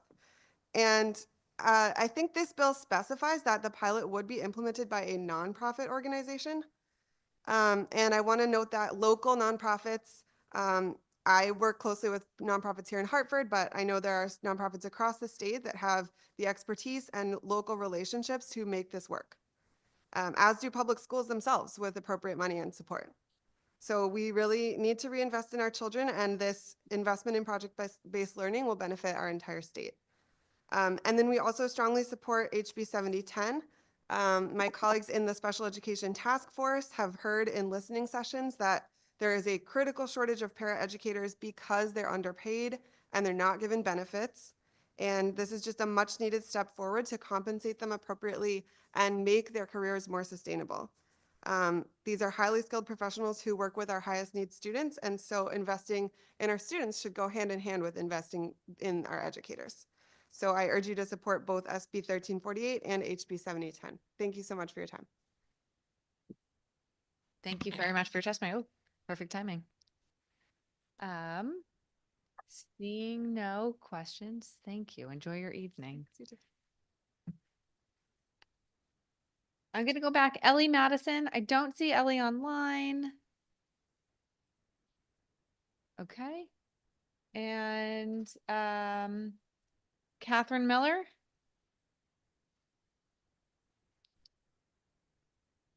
Okay. Kylie Kierjek. I don't think I pronounced that right. Number 79. Okay. Highcliff Williams.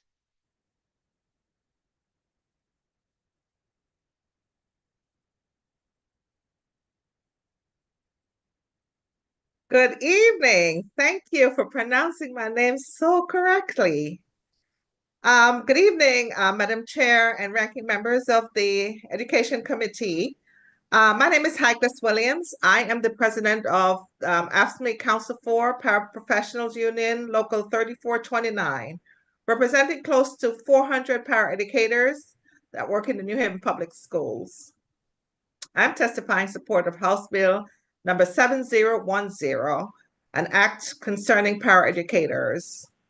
House Bill 7010 is an important step in the continued improvement of the working conditions of paraeducators in Connecticut. Most of all, this bill shows a continued commitment to support paraeducators from the committee and the General Assembly. We play an integral role in supporting students and families, yet we are the lowest paid employees in our school district. We're often the go-to person in our school to assist our students' needs, whether it be literacy, behavior management, personal care. We often support our students with special needs in interpersonal ways that allow them to continue their learning. Paraeducators receive inconsistent and often inadequate retirement benefits. In New Haven, we do not have a retirement plan, and due to our low wages, our Social Security benefits are not sustainable. This forces us to take on multiple jobs or work longer than we should, instead of being able to retire securely after a lifetime of working to educate our students. We have paraeducators in New Haven that have been working for over 55 years, but are unable to retire because of the low wages. We thank the committee for raising House Bill number 7010, which would address this issue by putting paraeducators into CMERS, which is a stable and well-funded retirement plan. This will provide paraeducators with the economic stability we have earned in our careers.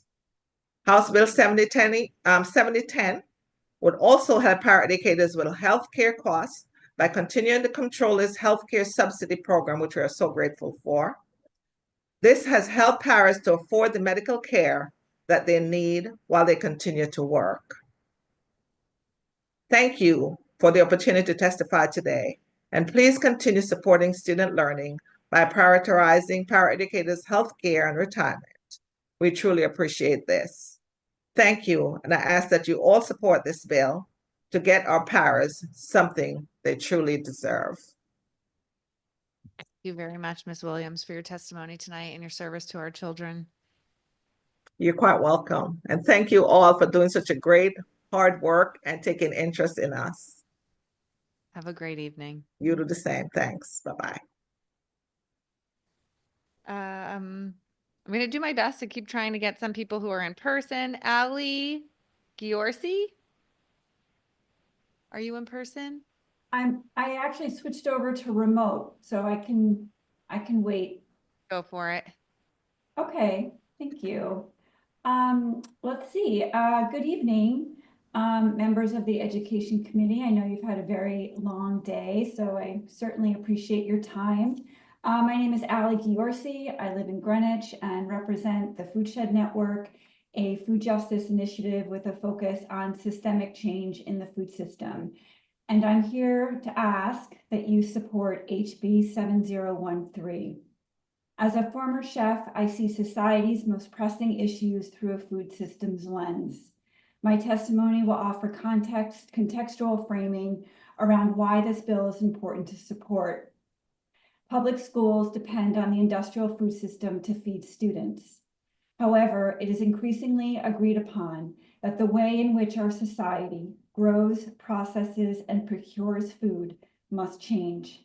The industrial food system perpetuates racial inequity, economic and health disparities, rural poverty, and increasingly impacts physical health and emotional well-being at an alarming rate.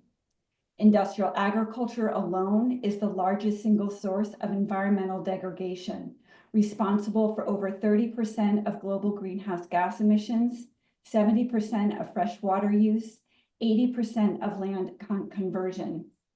It is a primary driver of biodiversity loss and climate change, soil erosion, water pollution, and is a threat to food security worldwide.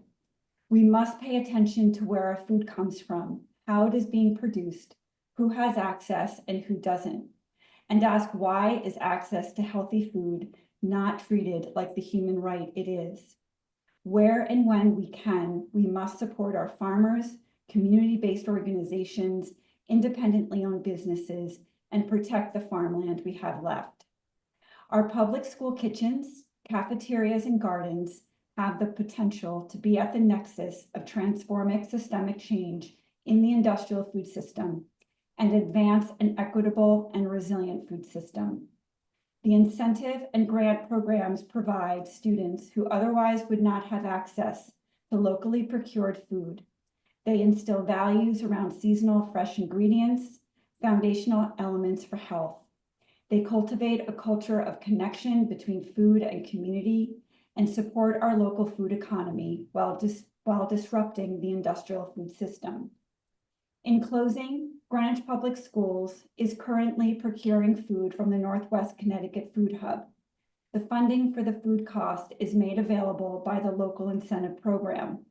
The Food Shed Network offered technical assistance to the GPS Director of Food Services, helping to set up a partnership between GPS and the Food Hub.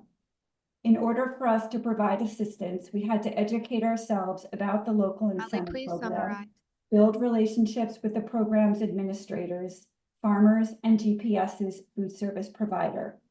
This took time and persistence. Not all communities have an organization like the Food Shed Network committed to helping advance Ali, farm- please summarize. Yep. Sorry. HP 703 will provide this essential support.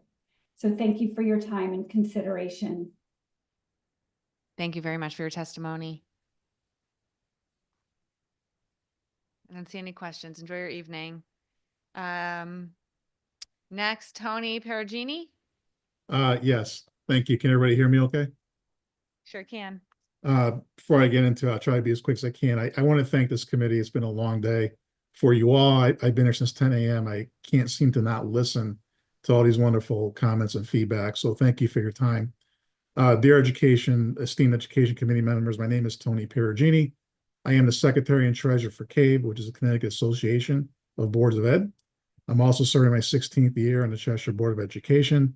I represent CABE on the Civics Education Engagement and Media Literacy Task Force, where we did discuss the idea of a civic seal.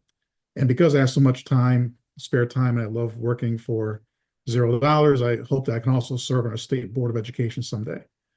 We truly enjoy what we do. I certainly do, and happy to be here tonight. My experience supporting public education has allowed me to work with and hear from many stakeholders, from our many hardworking Board of Ed member volunteers to our educators, administrators, superintendents, many, many others, but especially our students. So I always try to incorporate these shared perspectives into my commentary. I and CABE largely support HB 7009, which is a civics seal. We do need more civility, more common sense with civics engagement, especially in these politically charged times. Today, we witnessed these characteristics when our students spoke before this committee. Their positive energy, professionalism, respect, willingness to engage in a civil manner were prominently displayed today. This is our future, and we should encourage even more civics participation. Yes, we should expand this seal to other disciplines, such as STEAM, which is STEM with the addition of arts. But let's first use civics as a model. Let's learn from it, collect feedback, tweak it before we roll it out to other disciplines. The walk, crawl, run approach, if you will. The one exception I personally have with this bill is the mandate of a standard test. While the intent is clear and just, it just adds to the standard test lamented throughout the day. Yes, I've listened to the meeting since 10 a.m. and the testing came up quite a bit. Students are already tested in history, social science, and government-related subjects. So standardized test here is really redundant. Instead, I echo what our student speaker suggested today. Let's measure the seal using a type of a capstone project. A capstone or similar projects helps our students demonstrate proficiency using their overall body of civics work and knowledge. Engagement and civility cannot be measured by checking the box on a test, but by demonstration. If you haven't witnessed a student capstone project or something similar, you're missing out. It's quite spectacular. The program can be successful if it involves a top-down and bottom-up collaboration between the State Board of Education, SDE, local boards of ed, and school districts. This is where the prescription should come from. So please allow local boards of ed and school districts to lend their voices as to how we can implement and measure this program. That being said, as written, I believe this bill is not overly prescriptive and does present a reasonable framework.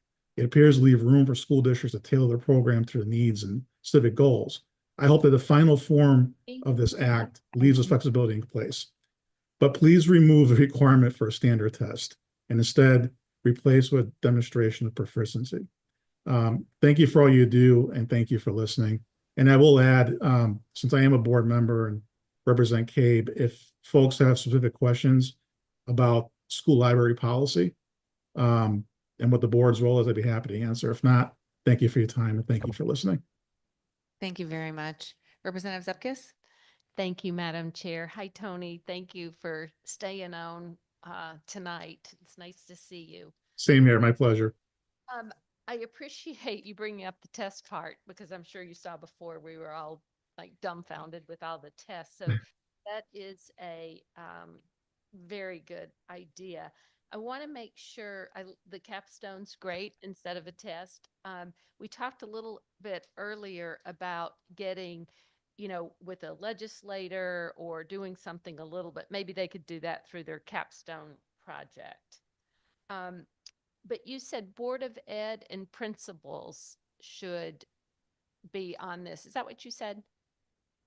Well, no. In coming up with the potentially other subject areas that should be covered as part of civics, there was a mention of a couple of history courses and a government course, but not limited to that. I think that's an opportunity for local school districts and boards perhaps implement a local government course or a local government assignment where students can participate or observe what's going on in Cheshire, for example, in a town council or in a ward or alderman setting and learn that experience that they're not going to learn in the classroom. It was not to be part of the capstone. So I'm sorry if I confused you. Thank you. And I will just one last question, if I may, Madam Sure. Chair. About the library bill, does Cheshire have a library policy that we've been discussing tonight? So Cheshire has a policy, it's policy 1312 under community relations that details what the process is for instructional material selection, classroom methods, and other instructional materials, as well as what the process is for essentially any person who wants to request evaluation of a textbooks or library material. It details what the process is for initiating the review selection, talks a little bit about the superintendent's role. It doesn't detail what the library book selection process is. There is a process for that that's done by the administration. Our curriculum committee reviews that on a frequent basis with our assistant director, assistant superintendent. And we've had situations in last couple of years where a community has come out in response to some assigned reading materials at the middle school level that some thought were not age appropriate. And we actually got involved in the process. We met with these folks, with the teachers and with the actual book selection committee at the middle school. And the parents, a couple of parents actually volunteered to sit and learn the process. And when we got through with that, they were fine with the process. The issue, which I think other speakers talked about earlier, was it would be nice if there was another alternative selection in case something's not age appropriate for their child. And we made that accommodation, and that was made by the superintendent of schools along with our professionals. So there's something in place. As to whether or not why all boards don't have a policy in place, I haven't looked at the general statutes in a while on this, but 1312 I don't believe is something that is legally mandated. So perhaps if there was language that instructed that boards of ed shall have a library selection process, I think that would be a good idea because we are ultimately responsible through the superintendent of schools instruct the materials and what should be in place. I haven't, to be honest with you, I haven't read the act thoroughly, but if it does remove partial responsibility, it could be problematic. Tony, I'm going to call you and talk to you about this. Yeah, absolutely. And please, We're going to do it. I can't take up everybody's time tonight. No, I'm sorry to go on and on, but I thank you, everyone. I do appreciate it. And I'm glad Cheshire has one. Seems to work. Haven't seen anything in the paper or seen anything on social media. So thank you, but we will be in touch. Thank you. Thank you. And thank you, everyone, for your time. Thanks, Tony. You've been with us a long time and we're grateful for that. So very much appreciate your time. Thanks, Representative Zupkis. Representative Dauphiné. Thank you, Madam Chair. And just, I don't know if it's a comment or question, but You said you had a policy, which is great, because I think that's what the goal is here, to have a policy. But have you read the bill this proposed policy that schools would have to embrace if this bill were passed? I'm sorry, is that for me, Representative? Yeah, yeah, it's for you. I'm sorry, I I almost logged off. I apologize. I did not read the entire bill in its entirety. Okay. I've been reading everything else, but I am going to go through it. Our superintendent is very much well aware of it. CABE is aware. So Thank I you will for definitely that. come to speed on it. I urge you to read it because it will perhaps put limitations on you that you do not have right now. And many of them are subjective if you look at the last page. So I urge you to read that and understand what might be coming down the pike, in particular, if your policy is working well for you in your town. Thank you so much today for your testimony. Thank you, and I will read Madam it. Chair. Thank you, Representative. Next, we're going to go back to in person, Tomas Reyes.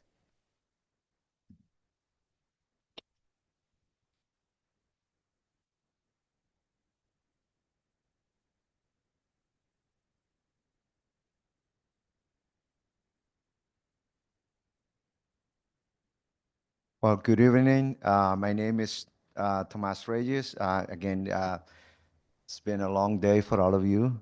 So I hope you can get up at some point and make your body a little happier. This is a great day to be here.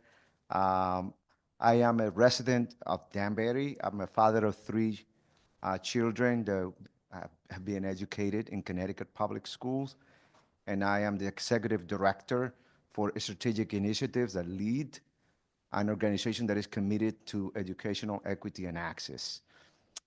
2 of my children have already completed their higher education, one graduating from UConn and another one from Penn State, and my youngest daughter currently attends and is thriving in a magnet school of her choice.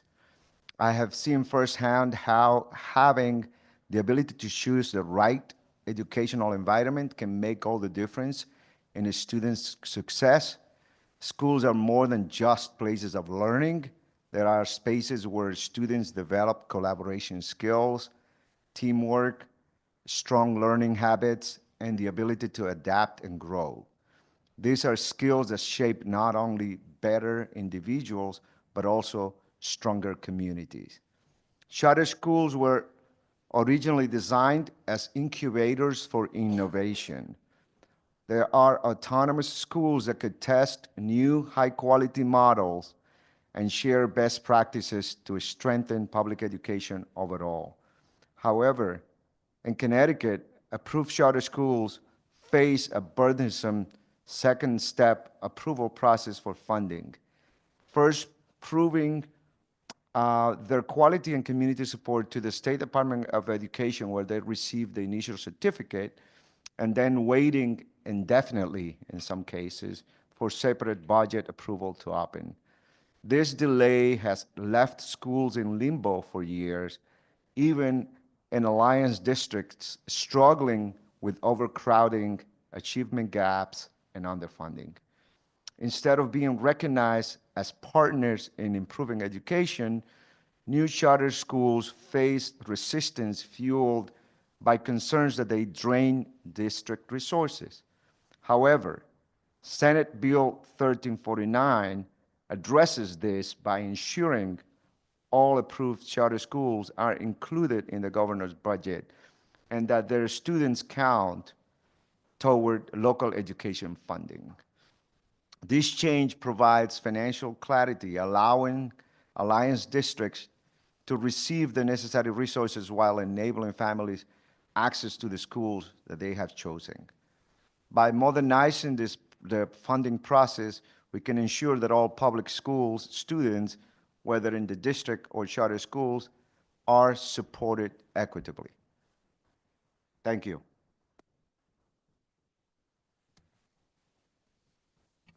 Thank you, Tomas. Appreciate your advocacy for your community and for your kids.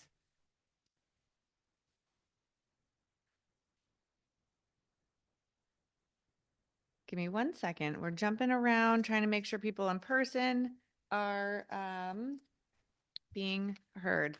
Number 95, Maddie Gordon. Oh, nope, I'm sorry. Leslie Wolfgang. Sorry about that.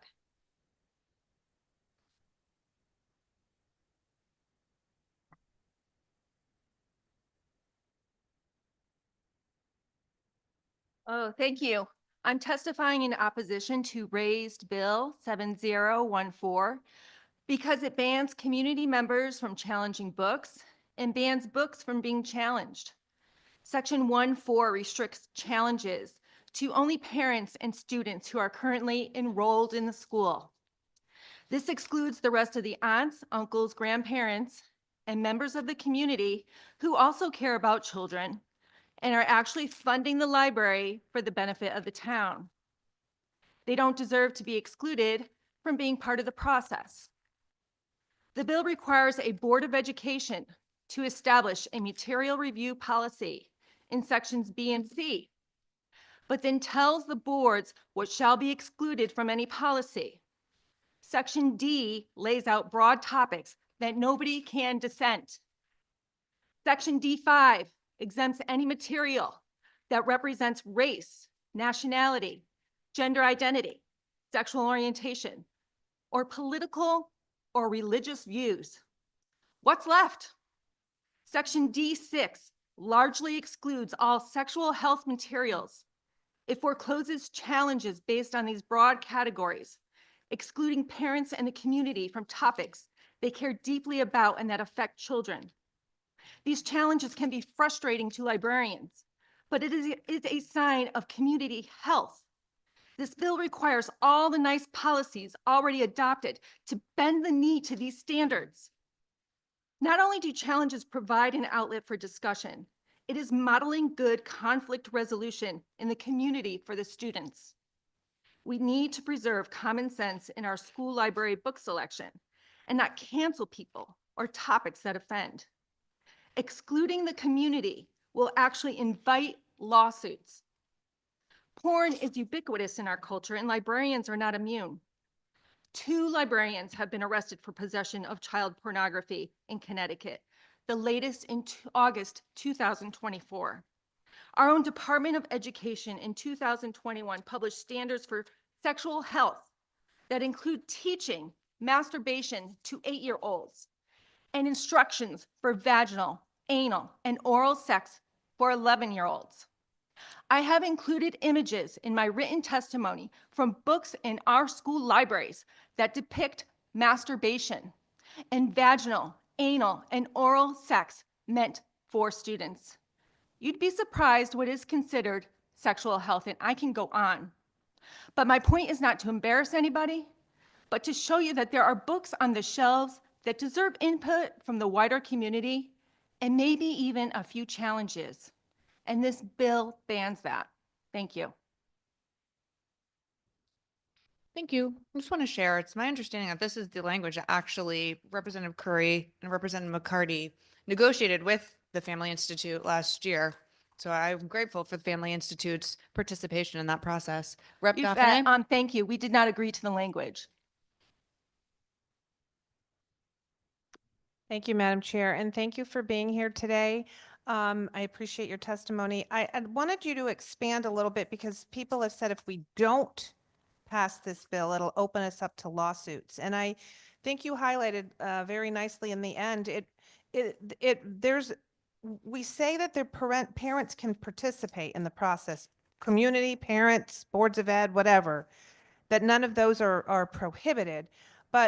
And that we talk about local control and local choice, but really when you look at this list, and I think you highlighted it quite nicely, it really prohibits a lot of things from being challenged. So can you speak a little bit to how that would invite lawsuits with Oh, regard to that? absolutely. Thank you for asking that.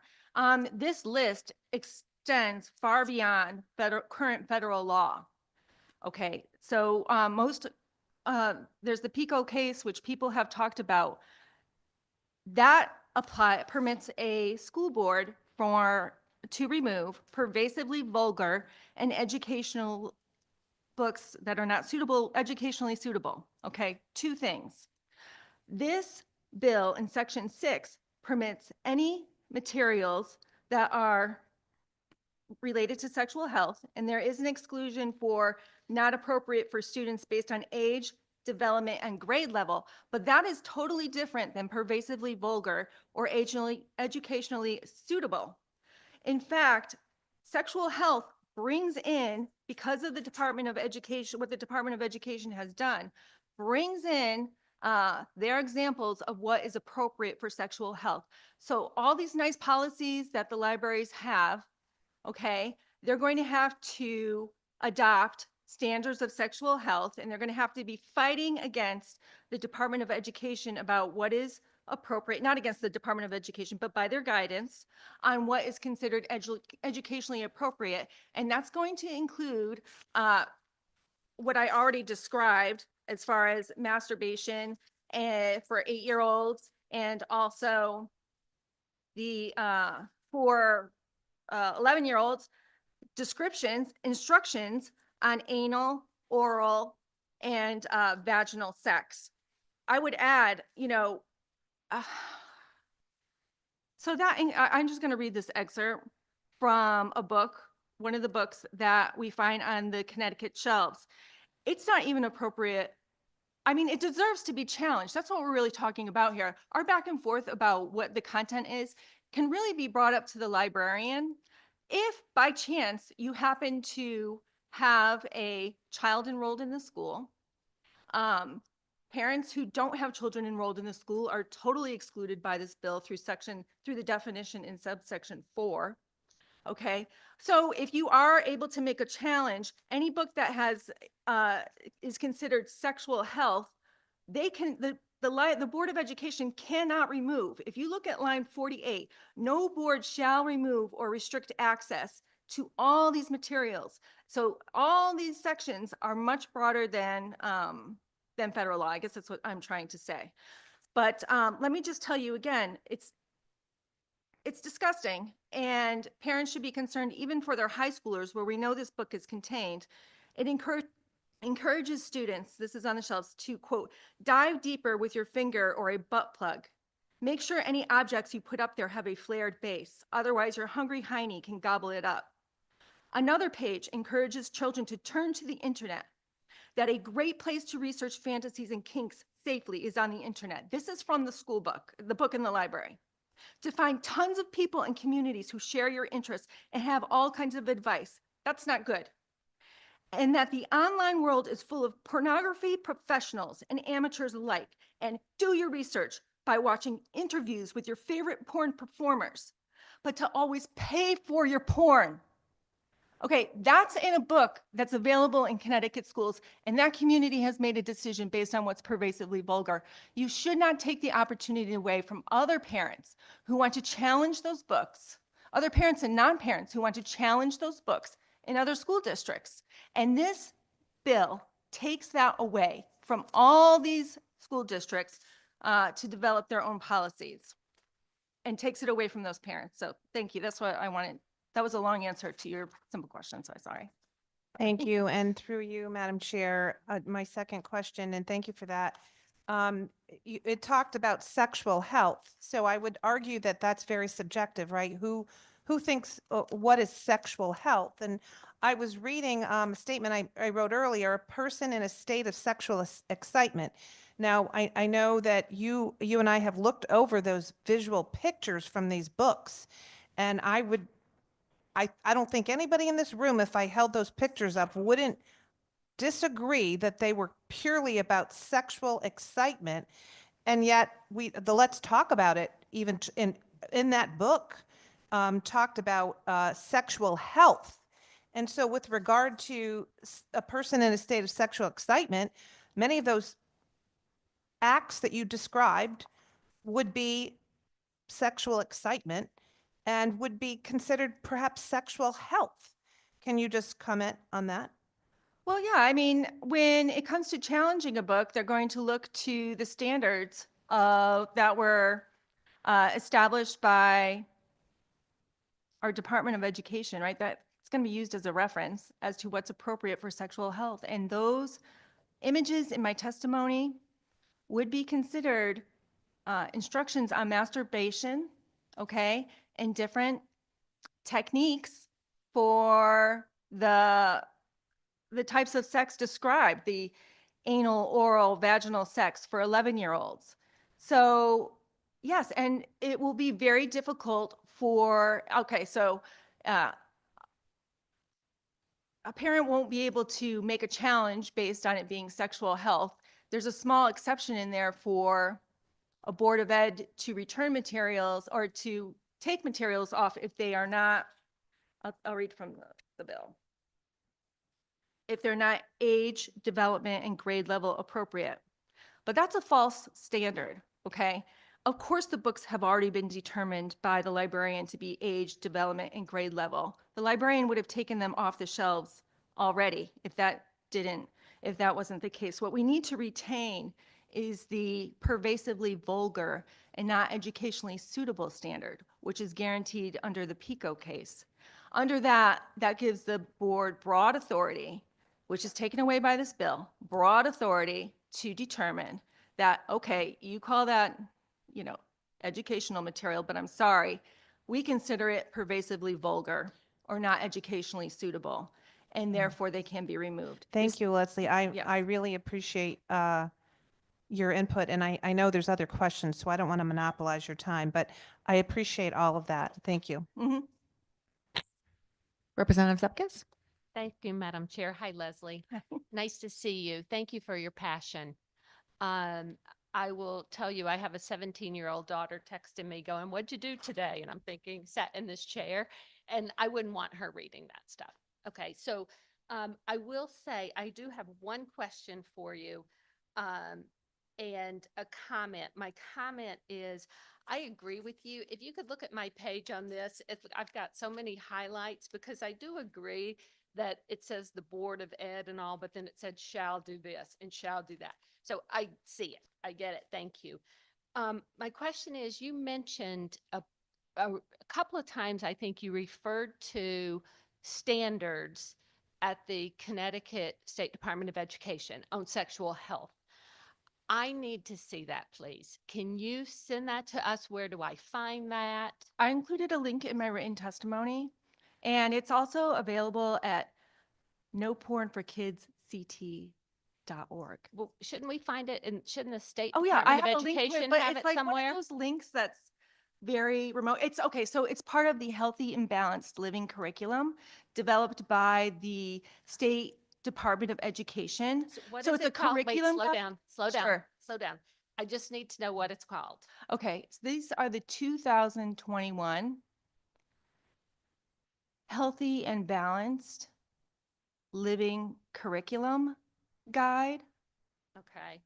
Sent- Balanced Living Curriculum Guide. Yeah. Okay. It's like So page if I 12. contact page 12? Okay. Thank you. I am going to find that. Okay, good. I appreciate it. Thank You're you welcome. so much. I will note that they have been updated. And so the most vulgar portions Okay. that mention masturbation and anal, oral, and Yeah, yeah. they were quietly removed 6 months Okay. later. All right. Well, Okay, because I so can only look up they were what's up- on there now. Yeah. Okay. Thank you. Mhm. Thank you.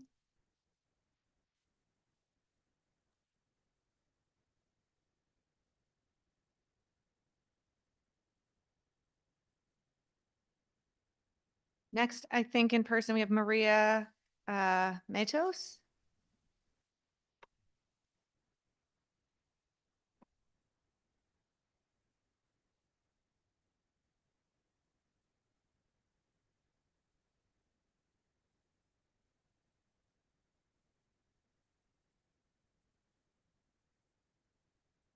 Good evening. Yeah, here we are. Good evening, Senator Douglas McCrory, Madam Chair, and honorable members of the Education Committee. My name is Maria Matos, and I serve as the Vice President and Chief Programs Officer at Latinos for Education, Advocacy, and Diversity, LEAD. I'm here today to urge you to pass this bill. I'm sorry. Thank you for the opportunity to testify today in support of Race Bill number 1349, which seeks to improve the charter school approval process and ensure funding for newly approved charter schools. My name is Maria Matos, and I serve as the Vice President and Chief Officer of Latinos for Education Advocacy and Diversity Lead. I'm here today to urge you to pass this bill, which is critical for providing high-quality educational opportunities to students across Connecticut, particularly those in underserved communities. For too long, families have faced uncertainty when seeking alternative education options for their children.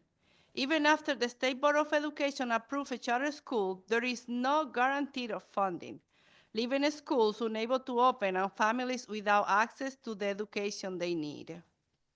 This bill addresses that issue by ensuring that the governor's annual budget includes funding for charter schools that have been granted a charter by the State Board of Education.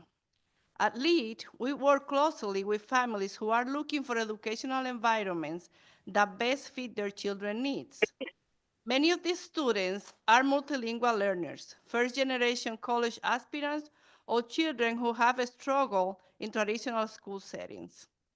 Charter schools provide these students with options that can better address their educational needs and help them succeed. However, the current approval process is slow and unpredictable, preventing students from accessing these critical opportunities. Race Bill number 1349 helps to change that.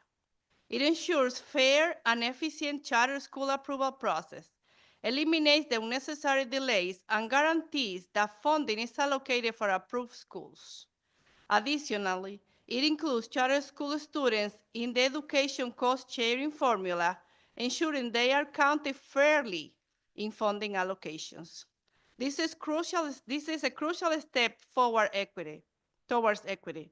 These students are part of our public education system and should receive the same financial support as their peers in traditional public schools. By passing Race Bill 1349, you are sending a clear message that Connecticut values educational choice, equity, and access for all students, regardless of their zip code or background.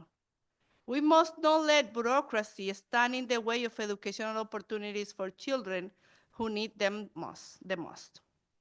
I urge this committee to support this bill and remove the barriers that prevent children from receiving the education they deserve. Thank you for your time and consideration, and I'm happy to answer any questions. Maria, you've been with us a very long time. Maybe this whole day? Yeah, all day. Thank This you. morning, 9:30. Wow. Thank Yeah. you so much. I want you to know we really appreciate your testimony and your advocacy for your community and your kids. It's worth it. I mean, I've been here. If I had to be here 2 days for what I think is fair, because I think just being in balance, just treating the charter school children as all other children, because they're part of the society, they're part of the schools. It's just a choice. And like somebody before me was talking about having the opportunity of have their child choose a magnet school. Why? Danbury, for example, in my case, that we've been coming here for 8 years now, since 2018. I mean, 7 years in a row. And the poll keeps just be moving every year is something different. Every year is something different. It's like why the children in Danbury are being treated different than the other children in the whole Connecticut. Danbury is the only big city without a charter school. And what is it? Is bureaucracy? Is interest? Is what is it? Why?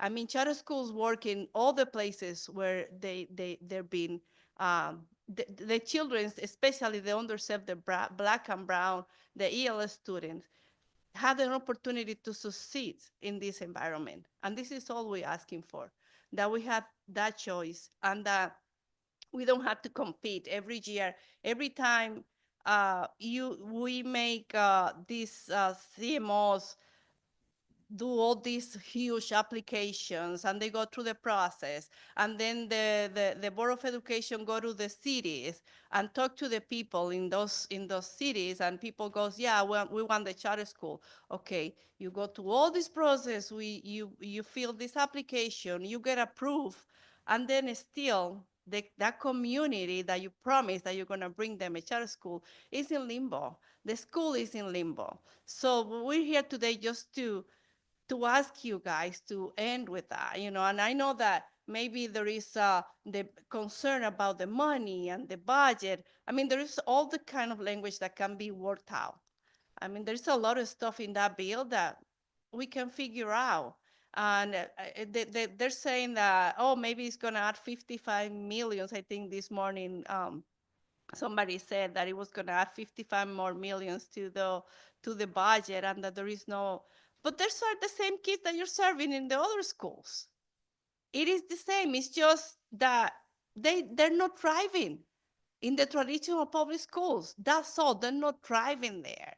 And we had to look at this bill, and we had to look at these children instead of looking at the money or how much it costs.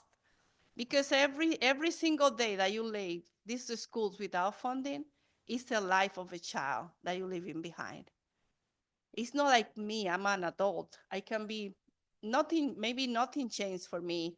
After you're 30, it's like, okay, what are you gonna get? I know I'm not gonna say I'm gonna almost 60. It's like, it's not the same. But when your child is 7, 8 years, 9, 10, 11, 17, every single day matters. Every single year that you leave that child without an opportunity to choose or to thrive in an environment, it's a life that you're deciding the future of that family, of that complete generation. So it's like, I think charter schools is a change.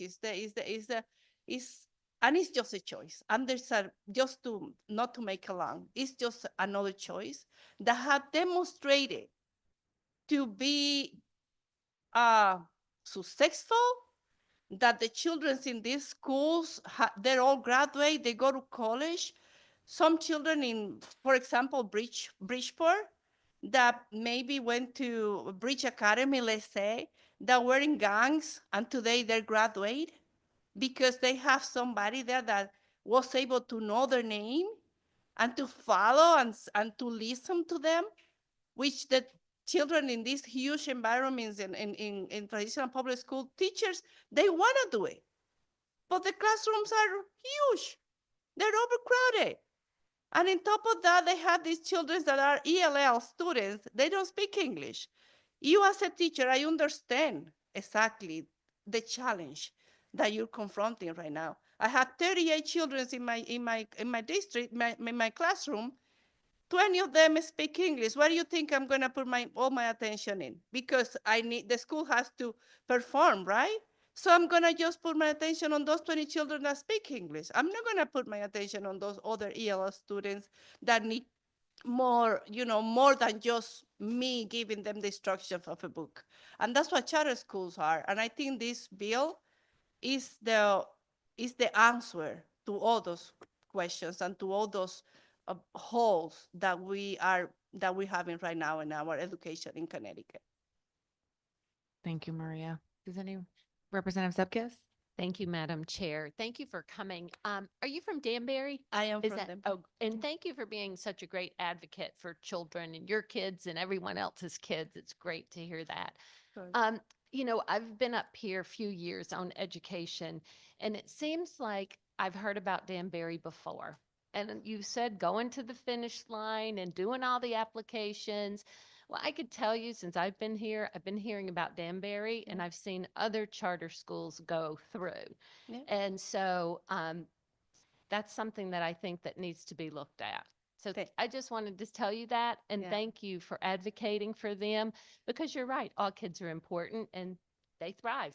Exactly. Why can't all schools operate like charter schools? That's another issue, but thank you. Thank you. I appreciate you. And that's truth. Other charter schools that have applied after Danbury charter schools have already been funded. They're already operating. And Denbury Charter School at the time was, and still I think it's one of the highest, have had one of the highest ranking. Like it was a perfect application. We have changed operators because the first operator decided, you know what? I'm not gonna be in Connecticut. I'm not gonna be in Denbury. I have so many people that wants us to, operate on their state. So we're leaving. So it's like, thank you. I appreciate the comment. Thank you. Thank you, course. Madam Chair. Well, Maria, I just want to say thank you for your testimony. I know you've been here all day, but trust and believe, I know it was worth it. It was definitely worth it. Thank you. And this bill is a mechanism to try to clean up what you're talking about. Because at the end of the day, if SDE in the state of Connecticut is going to approve these schools, then we need to have money available for them open. If not, then just don't approve them and stop giving people false hopes. And I think that's what's been happening. And it's kind of crazy because the mixed message. Some get them, some don't. And we gotta do better. We gotta do better for all the reasons you just testified about. So again, thank you for your testimony today, and look forward to working with you as we move along. Thank you. Thank you. Yes. Don't put those RFP out there. Don't put all these people to go through all these hoops and all these things and then leave them in limbo. Thank you so much. Emily Gunsberg, I think I called on you before and I don't think you were online at that time. Are you with us now? Cheers.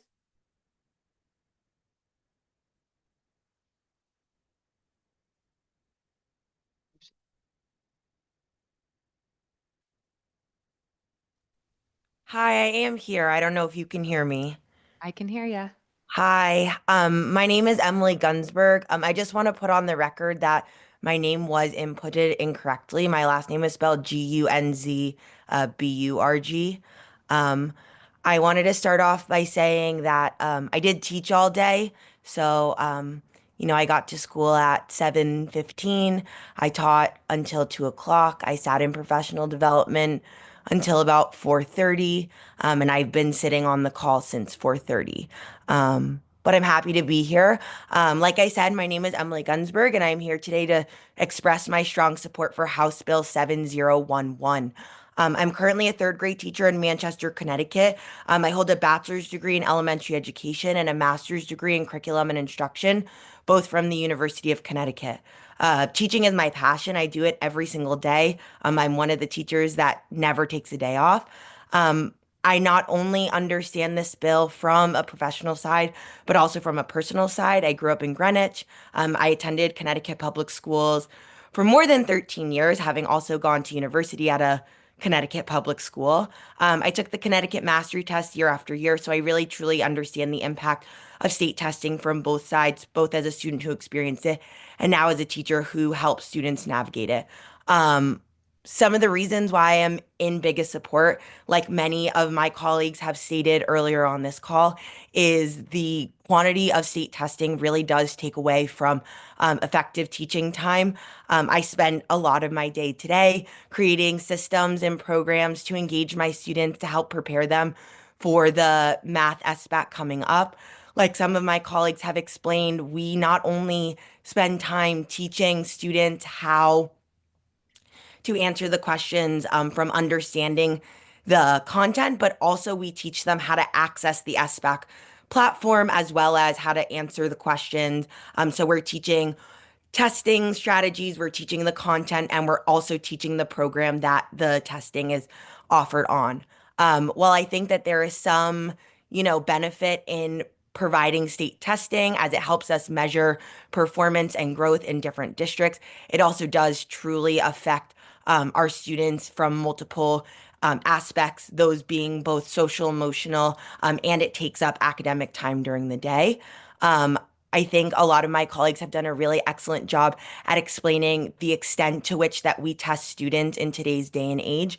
And I'm in extreme support of this bill while still offering state testing, but limiting it to about half the time that it's currently being presented right now to both support our students, but also our teachers and our administrators that are part of the part of administering some of that testing. And thank you for giving me the time to speak, even at 9 p.m. And I'm open to answering any questions for my viewpoint.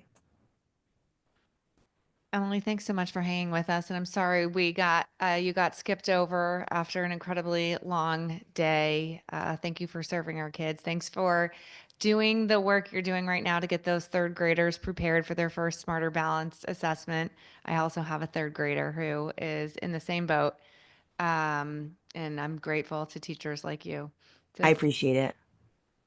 anyone have a question? No, but thank you. Please go probably to bed for another early morning tomorrow, but we really do appreciate you sharing your experience and your support for this bill with us.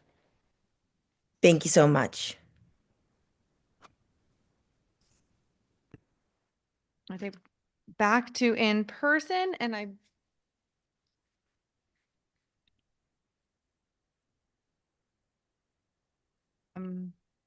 Christine Rebstock, I think you're back in the room.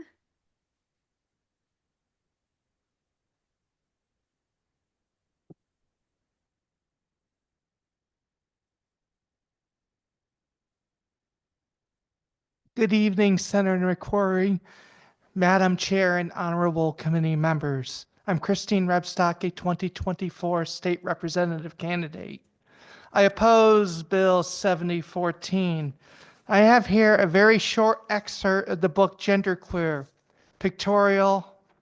I'll read just one line and I'll keep it clean. I remembered it from 2 weeks ago. I was 11 or 12 years old the first time I could remember fantasizing having a bleep, which is a male reproductive part that begins with a P. This is very sexually graphic and explicit. If this was pictorial versus illustrated, unequivocally it would be for adults only. I don't know how this book is geared from ages 12 to 18. This is sexually explicit for any children. We would not have seen this book at Maloney High School 40 years ago, the year I graduated. It wouldn't have been acceptable then, and I don't think it's acceptable now. Why are we sexualizing our children? And who could call this sexual health? Who could make a case for that? I can't. You know, this is not about banning books. This book is not sexually appropriate, not age appropriate for kids. And I'm not picking on this book as everyone because it's LGBT. I am part of that community myself. It's about, we want books to be age appropriate. And the more parents and people find out about these books in their school, public libraries and school libraries, there's gonna be more outrage. And more school boards are gonna be calling for this book to be taken out of the library because it's not age appropriate. And this bill, if passed, could usurp the will of the people. And before I close, I just want to bring up something that's, I would think it's under the purview of the Education Committee, and it has to do with one of our president's executive orders. When you look at the transgender girls' eligibility in the CIAC website, it simply says it's based on gender identity.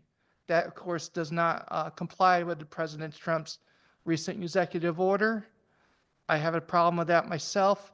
I can, on the spot, offer a common sense solution to protect girls' sports and not dehumanize trans girls at the same time. And let me just close by this, as it's getting late. We live in a day and age in Connecticut where many of our school districts are spending north of $20,000 per student, and yet rank and file teachers are paying out of their pocket for school supplies. And what we are getting in return is many kids are graduating functionally illiterate. Too many kids aren't taught basic life skills. It's time for all of us in Connecticut to come together and fix this. Thank you. Christine, thanks for your testimony and thanks for being with us a very large portion of this day. Representative Zupkis? Thank you, Madam Chair. Just a quick comment. Thank you for coming. And I think I said it earlier. I have a 17-year-old, and me personally, I would not want that book for her to be able to get it. So I agree with you. I am going to be calling my libraries at school, but I don't even know what books are in there. And maybe shame on me as a parent when she would bring them home. I would see them obviously, but she could check them out at school. So it brings up a valid point because I would not want that in the schools. I don't think that's the appropriate place. And my opinion, you know, I agree with you, but I just wanted to say thank you because I wouldn't want my daughter to see that book either. I really wouldn't want to look at it. I'll add that 2 weeks ago on the Children's Committee, I got through the first sentence and a half before I was stopped in my testimony because it was age inappropriate for some of the viewers. But the irony is that it was age inappropriate for them. But what about it's in our children, it's in school libraries and children's sections of public libraries. It's not acceptable for any of that either. Thank you. Thank you. Thank you very much. Thank you.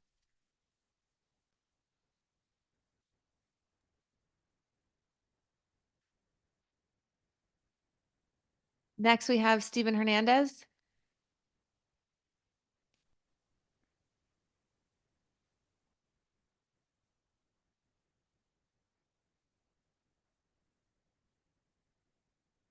He's here. I think they are.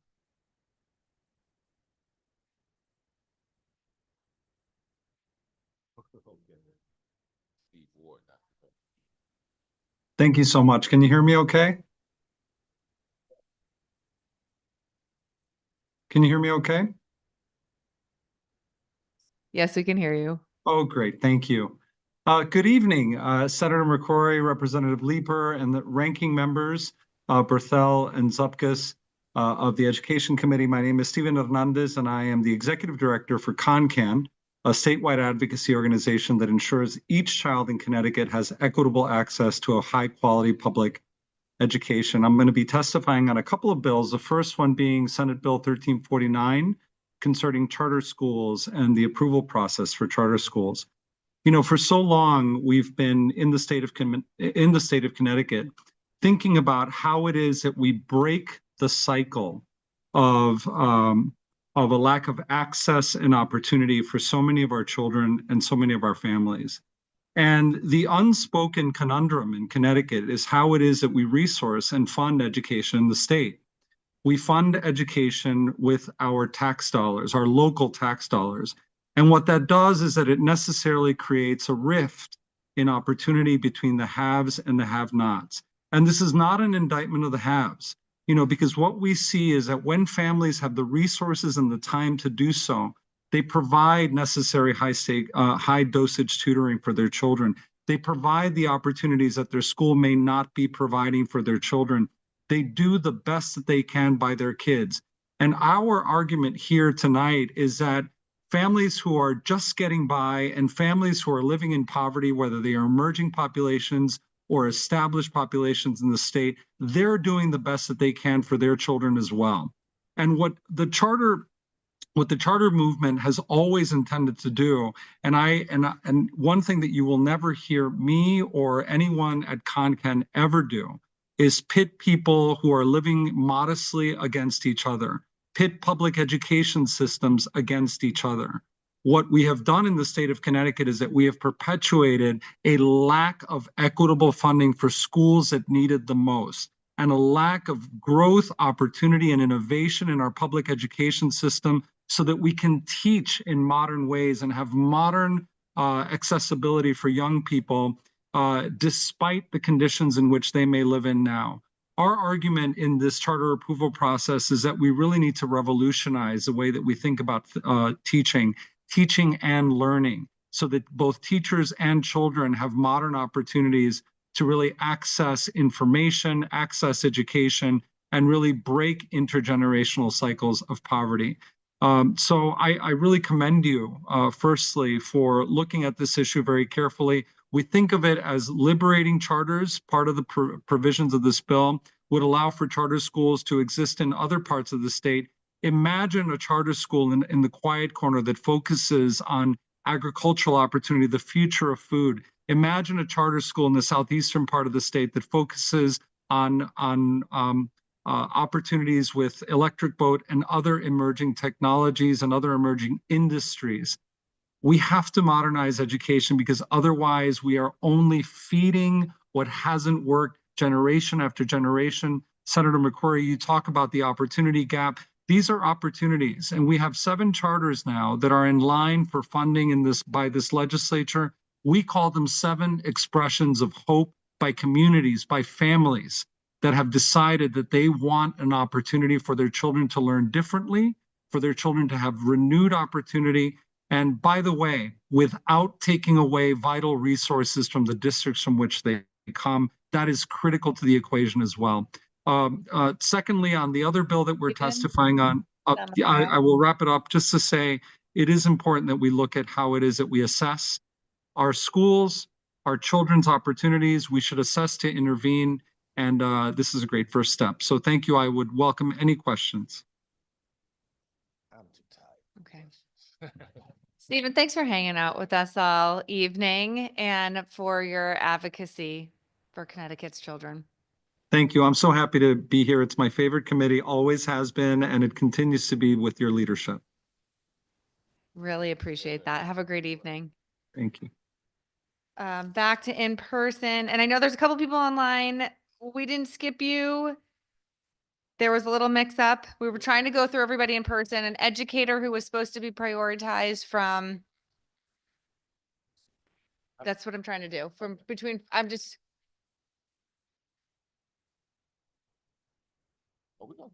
Anne LaMonica, I believe, is next for in person.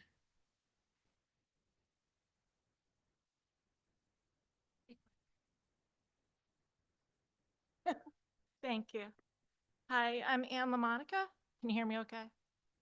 And I am here as Associate Director for the Connecticut Catholic Public Affairs Conference. And on behalf of our Catholic school families, including over 19,000 students and our staff, I would like to express our support for SB 1347, an act concerning school choice. We would like to thank you for raising this bill. And we also filed testimony in support of House Bill number 7012 or 7012. We encourage a thorough study of expansion of school choice in Connecticut that would include non-public school options. Our 80,000 plus Catholic schools are part of the fabric of our state and strongly enhance our quality of life. We attract a diverse population of students. 21% of our students are not Catholic, and 31% of our students are minorities. Our Catholic school superintendents, principals, and teachers would like to collaborate with the Commissioner of Education to answer questions and share how and why our schools are so successful. If federal funds can be used to support non-public school choice in Connecticut, our schools would be strong, accredited options for families. Thank you. That was short and sweet. Thank you. You waited a really long time to share that with us. And I have more information in my written testimony, but I'm just trying to shorten it for everybody. I really appreciate you being here. Thank you. Okay, next online, Steve Ward. Hello, thank you so much for having me. I appreciate the conversation so far. My name is Dr. Steve Ward. I'm an internal medicine physician. I'm a primary care doc in Cheshire, and I've been practicing for about 16 years. And I oppose SB 7014. And I'd like to bring a little bit of a different perspective because I treat adults ages 18 and older. And what I've noticed anecdotally in my practice is that it's become a lot more common for young adults, men in particular, to have significant anxiety, depression issues, sexual performance issues, even requests for prescriptions for Viagra, Cialis, and so forth because of pornography addiction. And this is so important because we know in the literature that first exposure is very young, age 11, and there are now reports that starting at age 9 that first exposure is more commonly occurring. So even in the elementary school ages. And my concern is that the explicit materials, especially materials that direct children to go to the internet, which is like the definition of an unsafe place, they find online pornography, they become addicted, they become groomed, and all of the host of problems that goes along with that It's very difficult to overcome, and those long-term complications last long into adulthood. And I'm seeing that in my own practice even. So I'd like to raise that for awareness. I think it's a very significant issue. In addition to the parents' rights issue, that is also paramount. I do support Leslie Wolfgang's earlier testimony. I do appreciate the efforts made by librarians and library media specialists. We're all on the same page in the sense that we want the best for our children, but I do disagree with the content. Explicit material is not appropriate in any school at any age level, even in high school. Material that directs people and encourages them to pursue their outlets online, and then pornography is leading them down a path of destruction. And that's well known in the psychological and addiction literature. And I can tell you firsthand that I'm dealing with it. As kids leave the school system, they come see me and they're bringing these things with them. Thank you. Thank you very much for your testimony. Rep. Daphne? Thank you, Madam Chair. And thank you, Dr. Ward. I appreciate you being here and hanging on with us. I know I've spoken to you earlier with regard to what you spoke about, but we're talking about the process here with this bill and the mandate that it'll put on the schools, and it's very specific. And I know, I'm pretty sure you read it, but on the last page in the last paragraph, it talks about prohibiting books to be removed for the reason of sexual health. I wondered if you could expand a little bit on that. I know you were that you earlier today it was brought to your attention and you saw the graphic pictures. Yes. You speak to the sexual health and the pictures that you saw with regard to your experience, because some people also mentioned that there was no proof of data, but we've had 2 or 3 doctors, I think, speak on their own experience in their practice and what they're seeing and this exposure to these pictures in these books. Right. No, I understand. So sexual health is such a broad term, and that's really the problem with it. So the state and the Board of Education should not be in the business of practicing medicine, essentially, which is what this would be doing. So explicit materials such as what has been shown is simply unnecessary for one, but it directs people towards behaviors that are known to be harmful to them. So in fact, it does not promote health at all. It's the exact opposite, and it's just not appropriate. Thank you for that. And one more, if I may, Madam Chair. So, I think we're trying to define sexual health, and I think you're agreeing that that could be very, very subjective with regard to what you might think sexual health is and what I might think sexual health is. It goes on to describe many other things, puberty, sex, and relationships. So we're talking about young individuals. I just wanted to mention one thing that I know the other day the doctor said, once you see it, you can't unsee it. Do you agree with that? And Yes. That with your term? Okay. Yeah, absolutely. I appreciate you hanging on with us and your testimony today. Thank you. Sure. Thank you. Next in person, we have Alexandra Gitzitsa. I apologize.